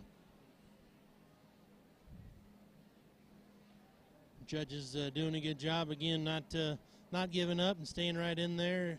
As you said, this is going to be another dogfight, and they're again giving extra examination and with a fine-tooth comb and making sure they're doing what they need to as we get ready to move on to the next division here in this heavyweight market heifer division.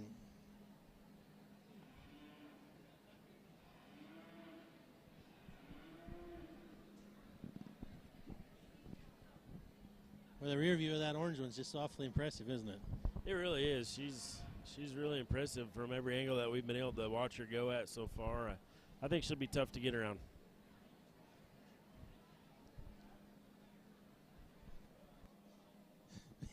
Open mouth, insert foot. Well, we missed again, but we're up in the crow's nest. Very nice class of market heifers, depth of quality all the way down, and honestly, you get down to that final trio. Here's the 2 cattle that have muscle, and how we break those down is the black heifer's just square and more genuine and more correct there in terms of her hock design and how she gets out and uses it. Awesome in terms of how much shape she has right out the backside of her shoulder. Very well presented, one that balances awesome from the side. She's also the one that probably hits the ground a shot more square up front. Is she 100 in terms of her shoulder? Maybe we'd like to lay that back ever so slightly. That's getting extremely nitpicky on a very high quality one. The peach one here gives you a wow factor type of a look. I mean, she is high tying, wild neck, no chested, and to be that good looking, to have that much product packed in there behind her shoulder, I think is very, very impressive. Maybe wants to turn out just a shot up front as we ask her to go. Maybe wants to pull that hock in and get a shot more uncoordinated, but that's a very high quality animal. The white heifer, as you're back off the cattle, honestly, you can argue just in terms of how awesome she is in her body shape. That one's incredible in terms of just her hip and her hind leg and how she gets out and uses it. Of the initial trio, we thought she was maybe the frailest in terms of her ankle, maybe the one that needed more just actual market animal shape and muscle right out the backside of her blade. Young man's calf that comes next, very good looking, very high quality in terms of her front end design. A heifer that gets maybe a shot shorter and quicker in terms of her hip design, causing her to kind of pull those pins up underneath her and throw her out of balance when we ask the cattle to go. The black and white one is one that still has a great deal of body. With that body and power, she maybe gets a shot coarser about her shoulder, a shot just lower in terms of where her chest sets in her. Like to just tuck that up and make her a shot just more attractive up front. we still thought she was the one that had more power and more muscle than the young man's calf that's going to round us out. Calf kind of wanting to fight him, a little bit harder to read, but that's still a big-bodied one that has a nice hind leg. That'll be easy feeding for him as he continues to go down the road. Well, we talked about soundness being important in the Market Heifer show, and that peach-colored heifer just didn't quite travel the way they Over wanted on it to. the purebred Semitol heifer division, class 193, first place, Regan McClure of Burlington, second to Owen Weisinger of Fort Madison, third to Aurora Schlichty of Melbourne, fourth to Casey Fink of Center Point, fifth to Maxwell Skellinger of Orient, sixth to Carlin Scott of Oskaloosa, and seventh to Hudson Ross of Minden. That was placings for class 193.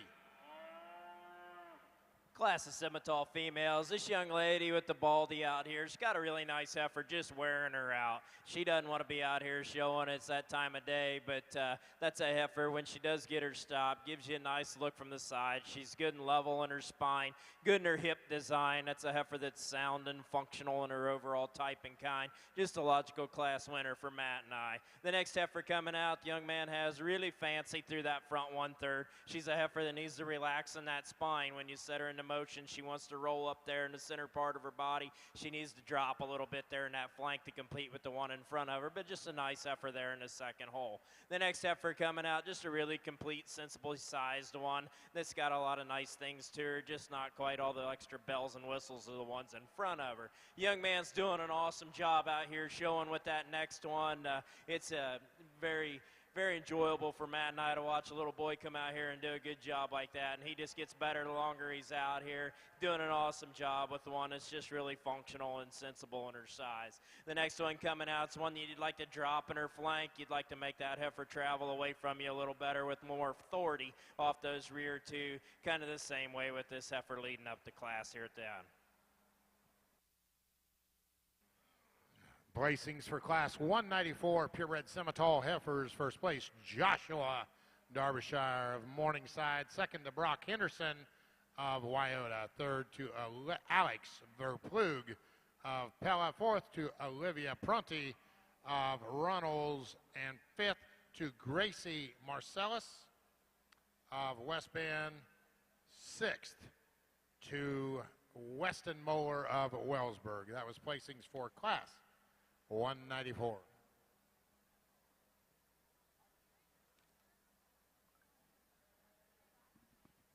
And placings for class 195. First place, Clara Ballinger, Moravia. Second to Tucker Carroll of Guthrie Center. Third, Ryan Hilby of Manchester. Fourth to Weston Moeller of Wellsburg. Fifth to Cadley Bailey of Creston. And sixth to Braden Dawson of Anita. Currently in the ring on the heifer side, class 196, purebred Semitol heifer.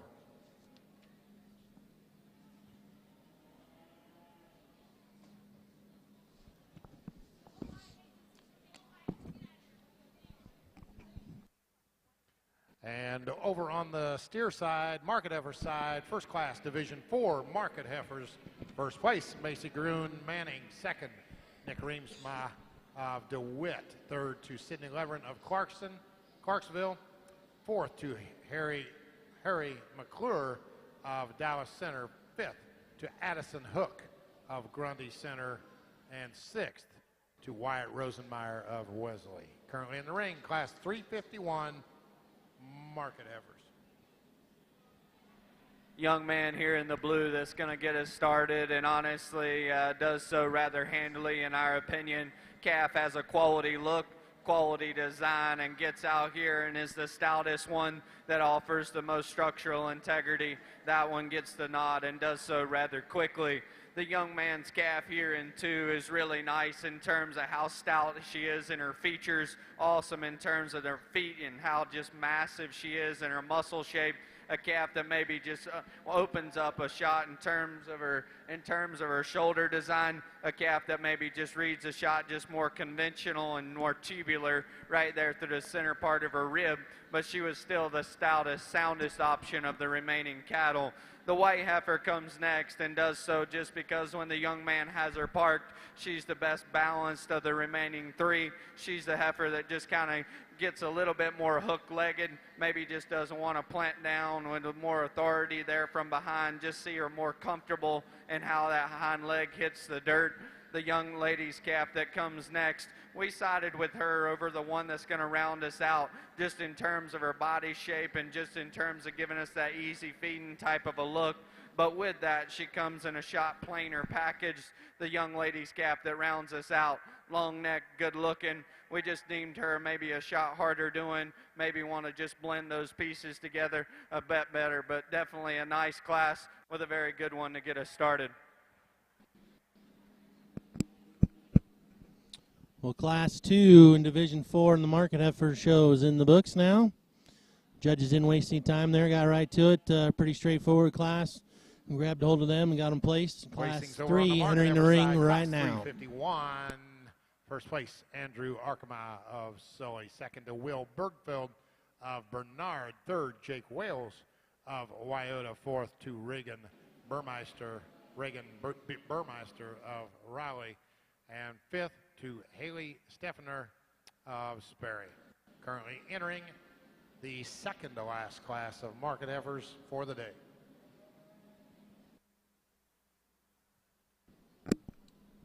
Class 352 is now in the ring. Market heifer side. This is the third class of Division 4.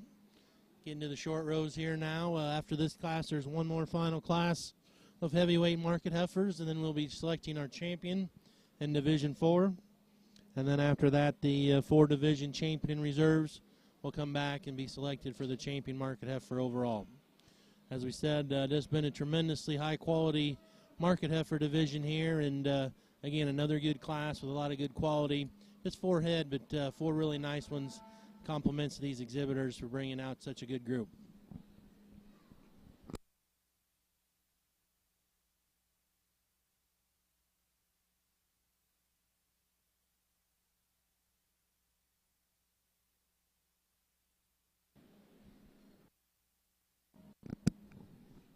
As the judges evaluate this class here, just one more time, I'd like to thank all the sponsors that make this thing go around.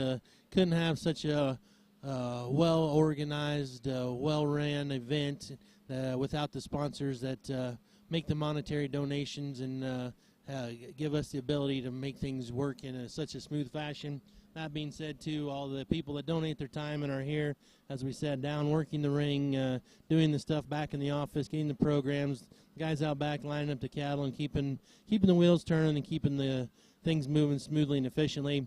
Sure makes it fun, I know, for the judges to be able to evaluate the cattle. Sure makes it nice for guys like us sitting up here following along, and you guys following at home, or the people here in the stands, to make the show go smooth and no downtime, no dead time, and just enjoyable for all involved. So, again, our hats off and kudos to everybody that's played a part in making this such a great event that gets bigger and better every year. Here to come in to the the second Beef to Expo. last class of market heifers, and the young man brings in this calf, and I told Chance, I'm like, hey, I dig that thing. Like, that thing's awesome in terms of her build. Love how much just shape she has in terms of her body, in terms of out of her hip. Still ties that all together in a very fresh and attractive package. Very, very comfortable with that one and her quality. I thought she started and did so rather handily. The black and white calf can rival her when she's standing still. The young man does an awesome job of getting her parked and put together. That look right there, you just want to freeze her in time and take a picture. The problem is, as we ask the cattle to go, she gets a little bit more uncoordinated in her hock,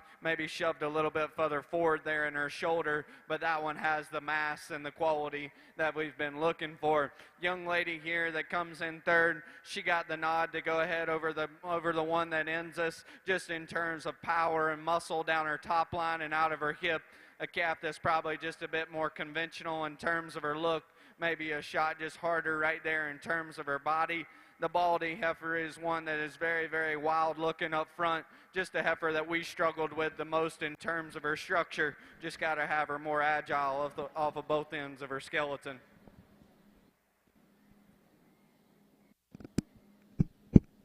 Well, how about that? 16 classes just flew right by in the blink of an eye. It did. It went quicker than I expected. Here we go, last class of the day, Class 4 of Division 4. There's 3 entries in this class. We're getting the big girls here weighing over 1,000. As we said, after this class, we will go ahead and pick our champion here in Division 4. It's going to be an exciting championship drive. I guess at this point, I don't really know which one's going to take it. Yeah, it's wide open. And boy, here, even in the last class, I know some of these heavier weight classes we've seen in the steer show, things got a little sloppy looking and maybe just not quite as neat and tidy, but these 3 heifers here are not dropping the ball at all. They are not. For the poundage they are at, they are fresh and they are still youthful. Nice big stout Baldy heifer there on the end. Looks like Kennick Paulson's dragging in. Yeah, they got her put together, don't they? Yeah. And of course, you can't have a market heifer class without a couple smoky heifers. Absolutely. I think it's a rule at this point.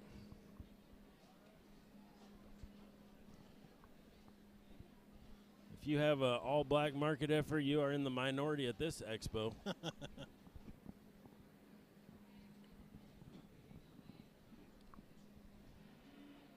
Mr. Young making the circle. Going to give him the green light here, and here we go. Off to the races.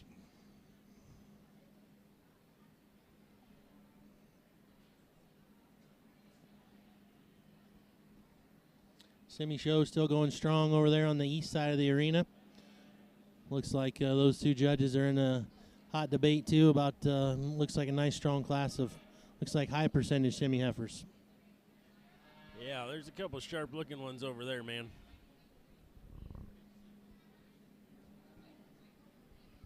Once again, from our bird's eye view here up at the north side of the arena, boy, you can just see, as we talked about heavyweight heifers, but boy, these gals are powerful and wide made. Lots of beef in these girls. Coming around the corner here, we're going to get them parked on the profile.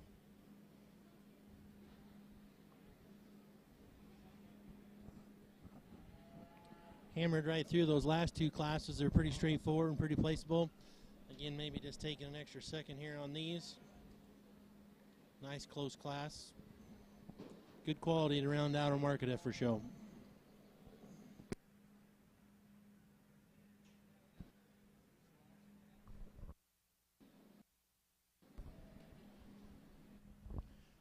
Coming out to Mill to discuss their findings.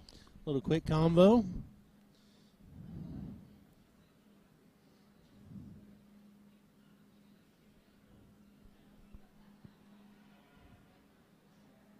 Definitely one of the toughest classes we've had today in terms of quality from top to bottom. And we start off with a pair of heifers here at the top of this class that are just impeccable, we think. We stand here and we hashed out things and we talked about both of them. And both of them are really, really good in their type and kind. When you get back and you analyze this star-headed female, we think she's just dead level from her tail head all the way to the top of her shoulder there. She's one that just puts everything together in a nice, true, straight, level package. We like that heifer in terms of the way she handles her hock as she walks away from you. She's square and truer all the way to the ground. But 2 really, really high-quality heifers here at the top of this class. We just like this Baldy to go ahead and win this class. The heifer here in the second hole, there's a lot of things that are really, really nice about this heifer. Just like to pick this heifer up there in that shoulder. She wants to run downhill for us. She's one that when you get behind her and you watch her go away from you, she wants to get a little bow-legged out here on the go, which is kind of a sad deal because when you watch that one go from the side, she's just impeccable in her structure. You watch her go from behind you, she just gets out there in that hawk, and you'd like to put her back together there, but a really nice heifer in the second hole. Another good heifer here in the third hole. I think it's a heifer that's a little further along there in their brisket compared to what the ones in front of her were, but that's a heifer with a really nice body shape to her, plenty of dimension. You like that about her, good hip design in her, and gets out and goes around the ring really well. The next heifer coming out, really long and extended heifer. She's a heifer that gets a little tighter bellied on us compared to what the ones in front of her do, but a heifer with a lot of quality, and young man does a really nice job showing. The next two heifers coming out are really similar in their type and kind. They get a little rounder in their hip, get a little shallower there in the center portion of their body. The rest of the heifers on down the line, you'd just like to change some structure and some quality issues to get them up any higher.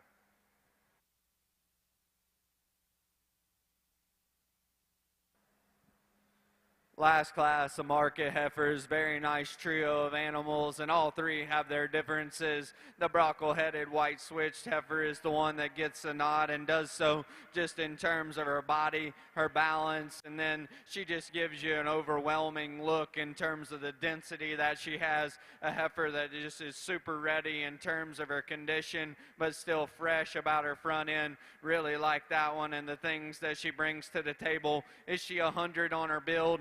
Not exactly sure yet. We'll break her down a little bit more when we get her back out here in division, but thought that that was the one that needed to go ahead and start us off.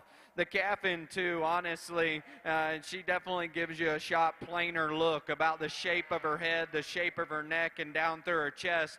But quite honestly, I'm the most comfortable in her structure. She's the loosest in her spine, definitely more ideal in terms of her hind leg and the reach that she has to it than the heifer that ends up in 3. She's one that needs drop down in her flank, needs help out in her balance, but I was still the most comfortable with her structure, and Chance was right there with me. The calf that goes in 3, highly presented. Young lady's done an incredible job. That hair coat's awesome. She couldn't have done any better than what she did here. Calf for us just gets a shot too straight off of both ends of her skeleton. Very highly presented one, very high quality calf for that young lady, and a very just interesting trio of individuals there in the last class of the day. Well, I concur with that. A good way to round out the market heifer show. 3 high quality ones in that last class. Here we bring our 4 class winners in from these 4 classes in Division 4. Going to get us a champion heavyweight market heifer here, and then we'll go ahead and bring those 4 division champions back, pick us a champion overall. Yeah, this will sure be interesting. All 4 of these heifers that are coming out to compete, obviously they like them for different reasons, and it'll be fun to see which one they land on. Right, for sure.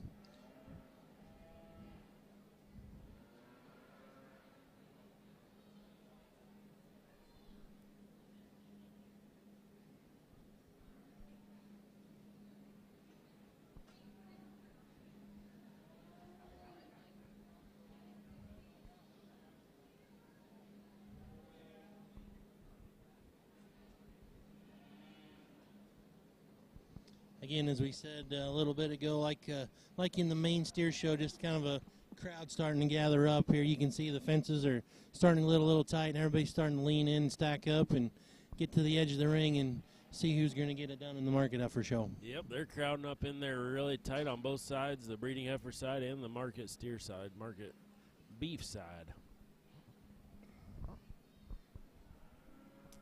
Well, it's sure been a fun day. I know we're getting close to the end of this. We're going to come back and do it again tomorrow, but thanks for the opportunity. I really appreciate this. It's been fun working alongside you here and talking through this show. Yeah, it's been a great day, a lot of fun, and a lot of fun to kind of interact with our cohorts here, too. I know Chad and Tim are over there doing the breeding heifer side, but kind of in our breaks we get a chance to do a little banter and a little back and forth and a little pranking, a little joking around. So made it a fun day, and again, sure appreciate the opportunity, like you said, and again, one more time, and just putting our hands together and taking our hats off for the IJBBA crew, Jenny Studer, Kim Lewis, and Taylor Etzel, just gathering their gang up and doing such a great job of getting volunteers and sponsors put together to make this such a great event. And a great event it truly is, you know. Black and white heifer here that wins this class does so just in terms of structural integrity, growth and performance, length of spine, length of hip. Got a nice look to her. She's fresh in terms of her condition. Got a really nice silhouette to her. Just a really nice place to start. Young man's heifer that comes here in second maybe getting a little bit open in the point of her shoulder, a little bit chesty, like to relax her in those ankles. Still like the power and rib that she has, the stoutness she has, just like change that about her. The heifer that comes around in next is one that, you know, just gives up a little true size and performance. Gives up a little true size and performance to the ones that are ahead of her and gets up in her spine. But she's very good-bodied, very stout and thick-ended, very elegant made about her head. Just like to change those few things, we can move her up a notch or two higher. Two heifers that round out the class high quality. One of them just needs more cow power. The other one just needs a little bit more show ring pizzazz today.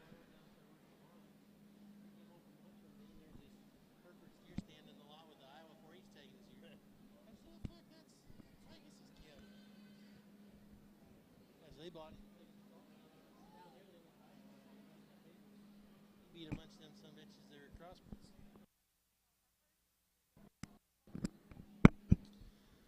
Judge Will Coor and Chance Young taking another look here and having a calf or two circle. Take one last quick peek as they make their decision here in our Division 4 of Market Efforts. Market Efforts first place, Peyton Gall, Strawberry Point. Second to Jake Knudsen of Esterville. Third to Madeline Howe of Columbus Junction. And fourth to Brooklyn Wicks of Allison. Final class of the day over on the market side, class 353. First place, Kennick Paulson, Preston. Second to Ada Lund, Corning. Third to Sydney Matthias. Your Division 4 selection is going on right now. Then we will bring in all your division champions and select an overall champion, market effort, plus I'm not sure how many others. Well, not to outguess anything because we've tried that before and, you know, maybe failed. But in this particular lineup, her from the very beginning, I think when we made that spin, I think she's put a lot of things together that these guys have talked about all day in terms of completeness and soundness and stoutness of feature, yet still being smooth and attractive and mobile. So I guess if you were asking me to place a bet, that's where I'm going to put my money. I agree with you. I just watched them when we watched them go around the ring. I mean, she's the most complete package from the point of view we're at. We're not down the ring, obviously, but she's definitely the one that I would go with as well. Right. That's an interesting thought, too, because obviously we're up high and it's a little different view, as we said, and you never know, even if you're down at ground level. It's never the same unless you're the guy in the middle of the ring that can see him close hand and seeing all the little intricacies. But definitely, as we said, appreciate what these two guys are doing a tremendously good job, and maybe a pair switch or two from what we've seen, but at the end of the day, you know, I think they've done a really good job and been consistent all day long throughout. Yep, they absolutely have, and they're very efficient and smooth about the process. Really like the comments that Will has given us throughout the day of explaining what he liked and staying positive for the most part while still breaking them down. Yep, for sure. A lot to be positive about, too, at this deal. And as we said, you know, we're kind of spoiled because we grew up here, but this is a huge event. And for those of you watching online and maybe not from Iowa or never seen it before, and this year have the opportunity to follow along on the Live Auctions TV, we're sure glad you're there and tuning in and watching, and hopefully you're seeing what we see and just enjoying the show, because it's been a tremendous one today, and looking forward to a really strong crossbred steer show tomorrow as well. Yeah, I can only imagine what's coming tomorrow in that crossbreds. I mean, they're going to have trouble topping that main division, but yeah, boy, that was a humdinger, wasn't it? Yes, it was. That's one to remember for a while. I mean, that baby was tough.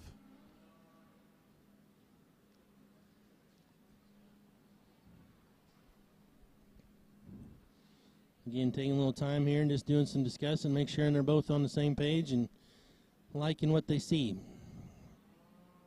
They're going down there and looking that heifer over closely that came out of that first class we just talked about. Yep. Maybe they're trying to figure out whichever they think pairs up next behind her. I guess we'll find out. Well, that's a awfully nice lineup of first-place heifers, but, you know, as we saw in that last division, you know, don't take anything away from the second-place lineups. That first and second out of that class, really tough class in that last division. They kept them together, even though we're a little different type and kind, just tremendous quality. So the second-place one's nothing to take away from them. Oh, yeah, they're definitely in contention over there in that row. I mean, if they do land on that first heifer, I wouldn't be shocked at all if they fall in with that peach heifer, because that was a awfully nice one as well. We were both high on her. For sure. Here's Mr. Coor tell us about his division All right, lineup. here we go in the last division of the market heifers, and to be perfectly honest with you, we still have no idea what we're going to do. I told Chance to keep studying. I'll talk them and talk about what me and him have talked about to this point. Then we'll go select your champion. One that comes out of Class 1, honestly, from her shoulder back, we deem her the most ideal within this particular drive. I think that she has enough shape right out the backside of her shoulder. She's awesome in her hip and hind leg design, still really genuine in terms of her width all the way to the ground. Where our concern comes with her, you watch that one move up front, that shoulder's shifted kind of further forward there in terms of her skeleton, and that also kind of causes her not to just bring that neck very high out the top side of her shoulder, kind of wants to just stay a notch, just kind of lower tying up front. If we could rock that shoulder back on that animal, I think she would get the nod and would do so really handily. The young man out of Class 2, that one's probably the outlier out here, and I say that in a good way. You know, that calf is busted open. She has a great deal of power, a great deal of muscle to her. For us, you know, out here, does she blend her shoulder back into her forerib good enough? Is she tidy enough right there in her chest? And does she tie her tail head down into her pins there good enough? You know, those are 3 question marks, but at the same time, that's an extremely high quality unit that young man has a very bright future with. The calf that comes out of the 3rd class, we talked about her there, and I told you guys that were ringside. I like that animal. I love her in terms of her build, her looseness of skeleton, and how she can just get out and go. Love that one, and I think she has the decided advantage within this particular lineup, like I said, at the ground in terms of her structure. She's awesome in terms of her body shape, still really neat looking. The question mark is, do you deem her stout enough right out the backside of her shoulder? If you do, roll tide, you pick that one and never look back.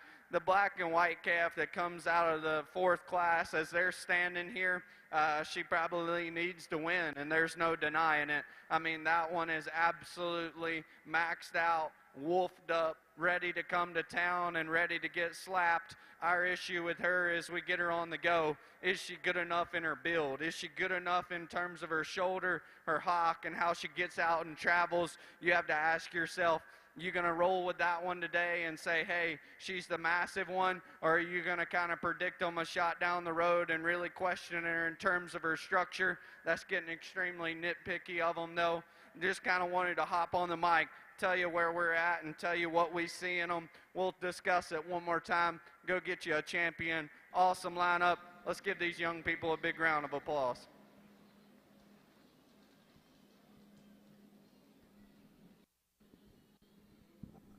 Really nice class of heifers here. You start off with one that I think just in terms of rib shape and dimension and that brood cow look and the way she handles her spine nice and softly when you get her on the move out here, just comes to the top of this class. Perfect in her foot shape. That's one that's really nice. I think just a logical class winner. You get into this 2nd heifer here. She really follows the type and kind of our 1st place heifer. Maybe wants to get up in her spine ever so slightly when she gets out here and gets to going, but a long-bodied heifer, just a nickel rounder in her shoulder than what our 1st place one is. The heifer here in 3rd is kind of one of those 1st or 3rd kind of heifers. We think that one's getting up a little too much in her spine as she gets out here and goes for that young man. I'd like to see that one just relax herself to get up any higher in this class, but a really good built one just needs to relax as she gets around the ring. The next one coming out, big, broody, soft-made kind of female, just not quite as attractive through that front 1/3 as some of them we've seen earlier. The next 2 heifers just need to balance up better.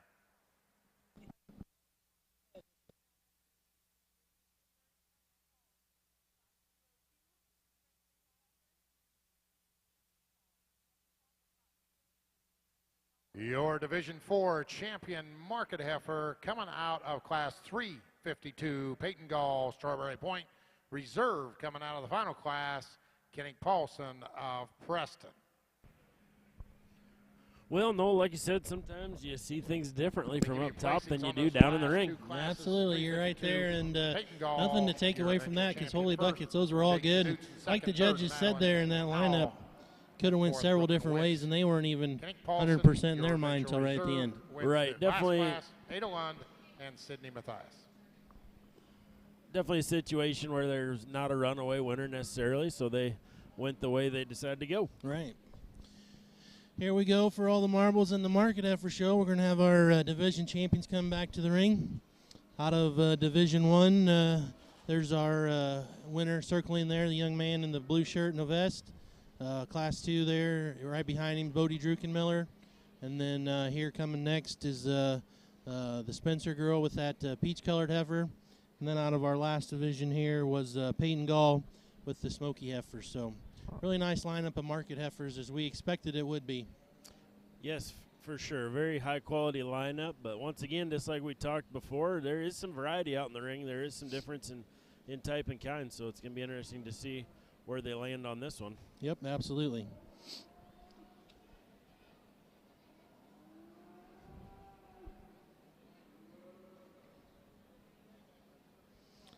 Looks like pretty steady diet of Here I Am's again, too, as I just kind of look down the list. All right, over on the heifer side, class 196, purebred Simmental heifers. First place, Rachel Clark, Grand Mound. Second to Abby Tlock of Parole. Third to Chloe Rogers of Iowa City. Fourth to Lane Elmquist of Audubon. Fifth to Katie Miller of Winfield. Sixth to Garrett Werzer of Wacoma. Seventh to Elizabeth Findling of Royal. Eighth to Colton Whitaker of Ames. Ninth to Mikkel Jones of Tingley. And 10th to Colton Gropper of Chelsea. That was placings for class 196. Placings for class 197. First place, Jake Teat of Tripoli. Second to Owen Kale Call of Tipton.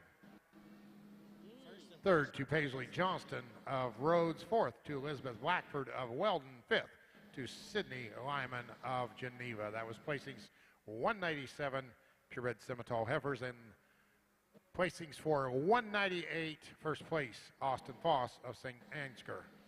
Second to Grant Hoffman of Dixon.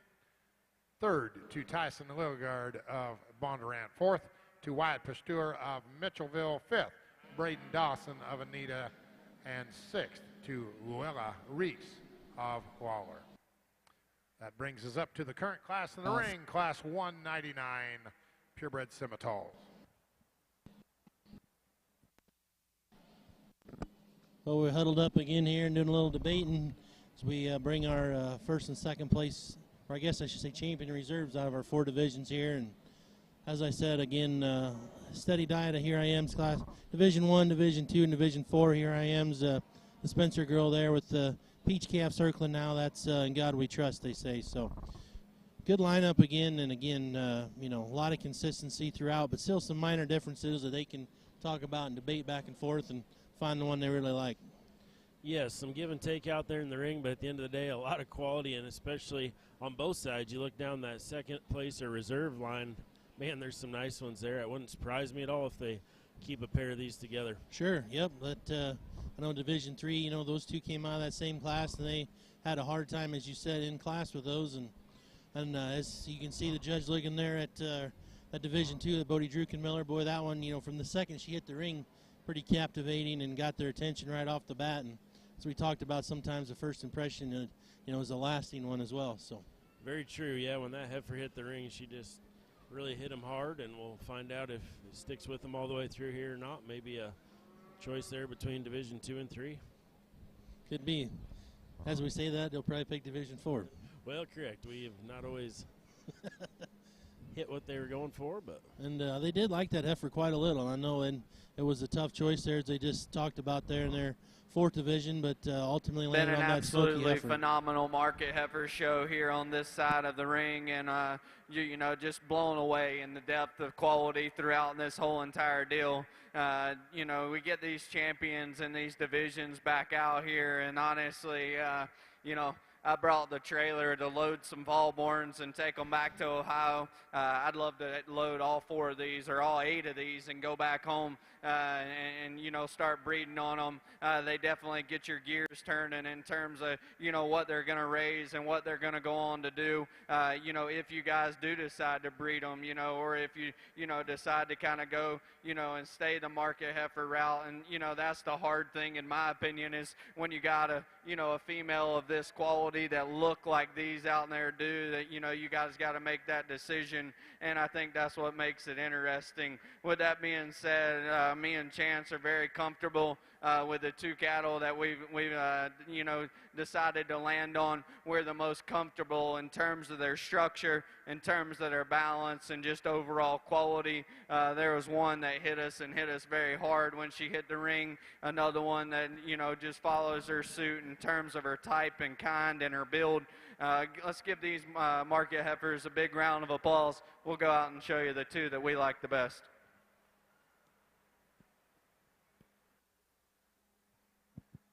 Well, over here in the Simmental side, this young lady's brought one out here that Matt and I both were in agreement is just the elegant female within this class. Really nice in her shoulder design. You love the rib shape and dimension that one has to her. When she's not pushing this young lady around the ring out here, that's one that's really sound and comfortable with her stride. Really like the way that one's designed. Just a really nice female to start off this class with. Young man here with the Baldy, really nice female. If I'm going to knock on this one a little bit, she could use a good old-fashioned foot trimming. She's a little long in her toe, a little big there in her foot for this stage of the game here today.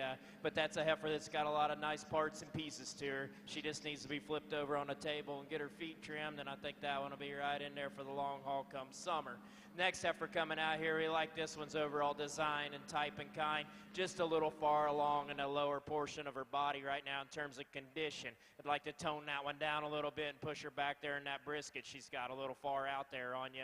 Just need to tone her down on her condition. But that's a heifer that's really made nice, gives you a nice look. I think that one's really high quality. The next heifer coming out, a really long spined individual, a little rounder in her shoulder design than the ones in front of her. But that's a heifer that's got a lot of good to her. Young lady does a really nice job with. The strip face heifer coming out next, a little straighter in her shoulder, a little straighter in that hock. And when you set her into motion, you just like to free her up and make her a little softer and easier when you get her out and get her going.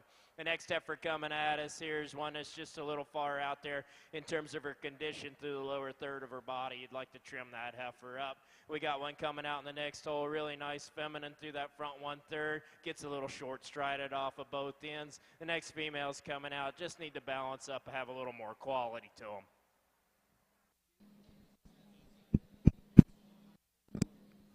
Well, congratulations to our market heifer.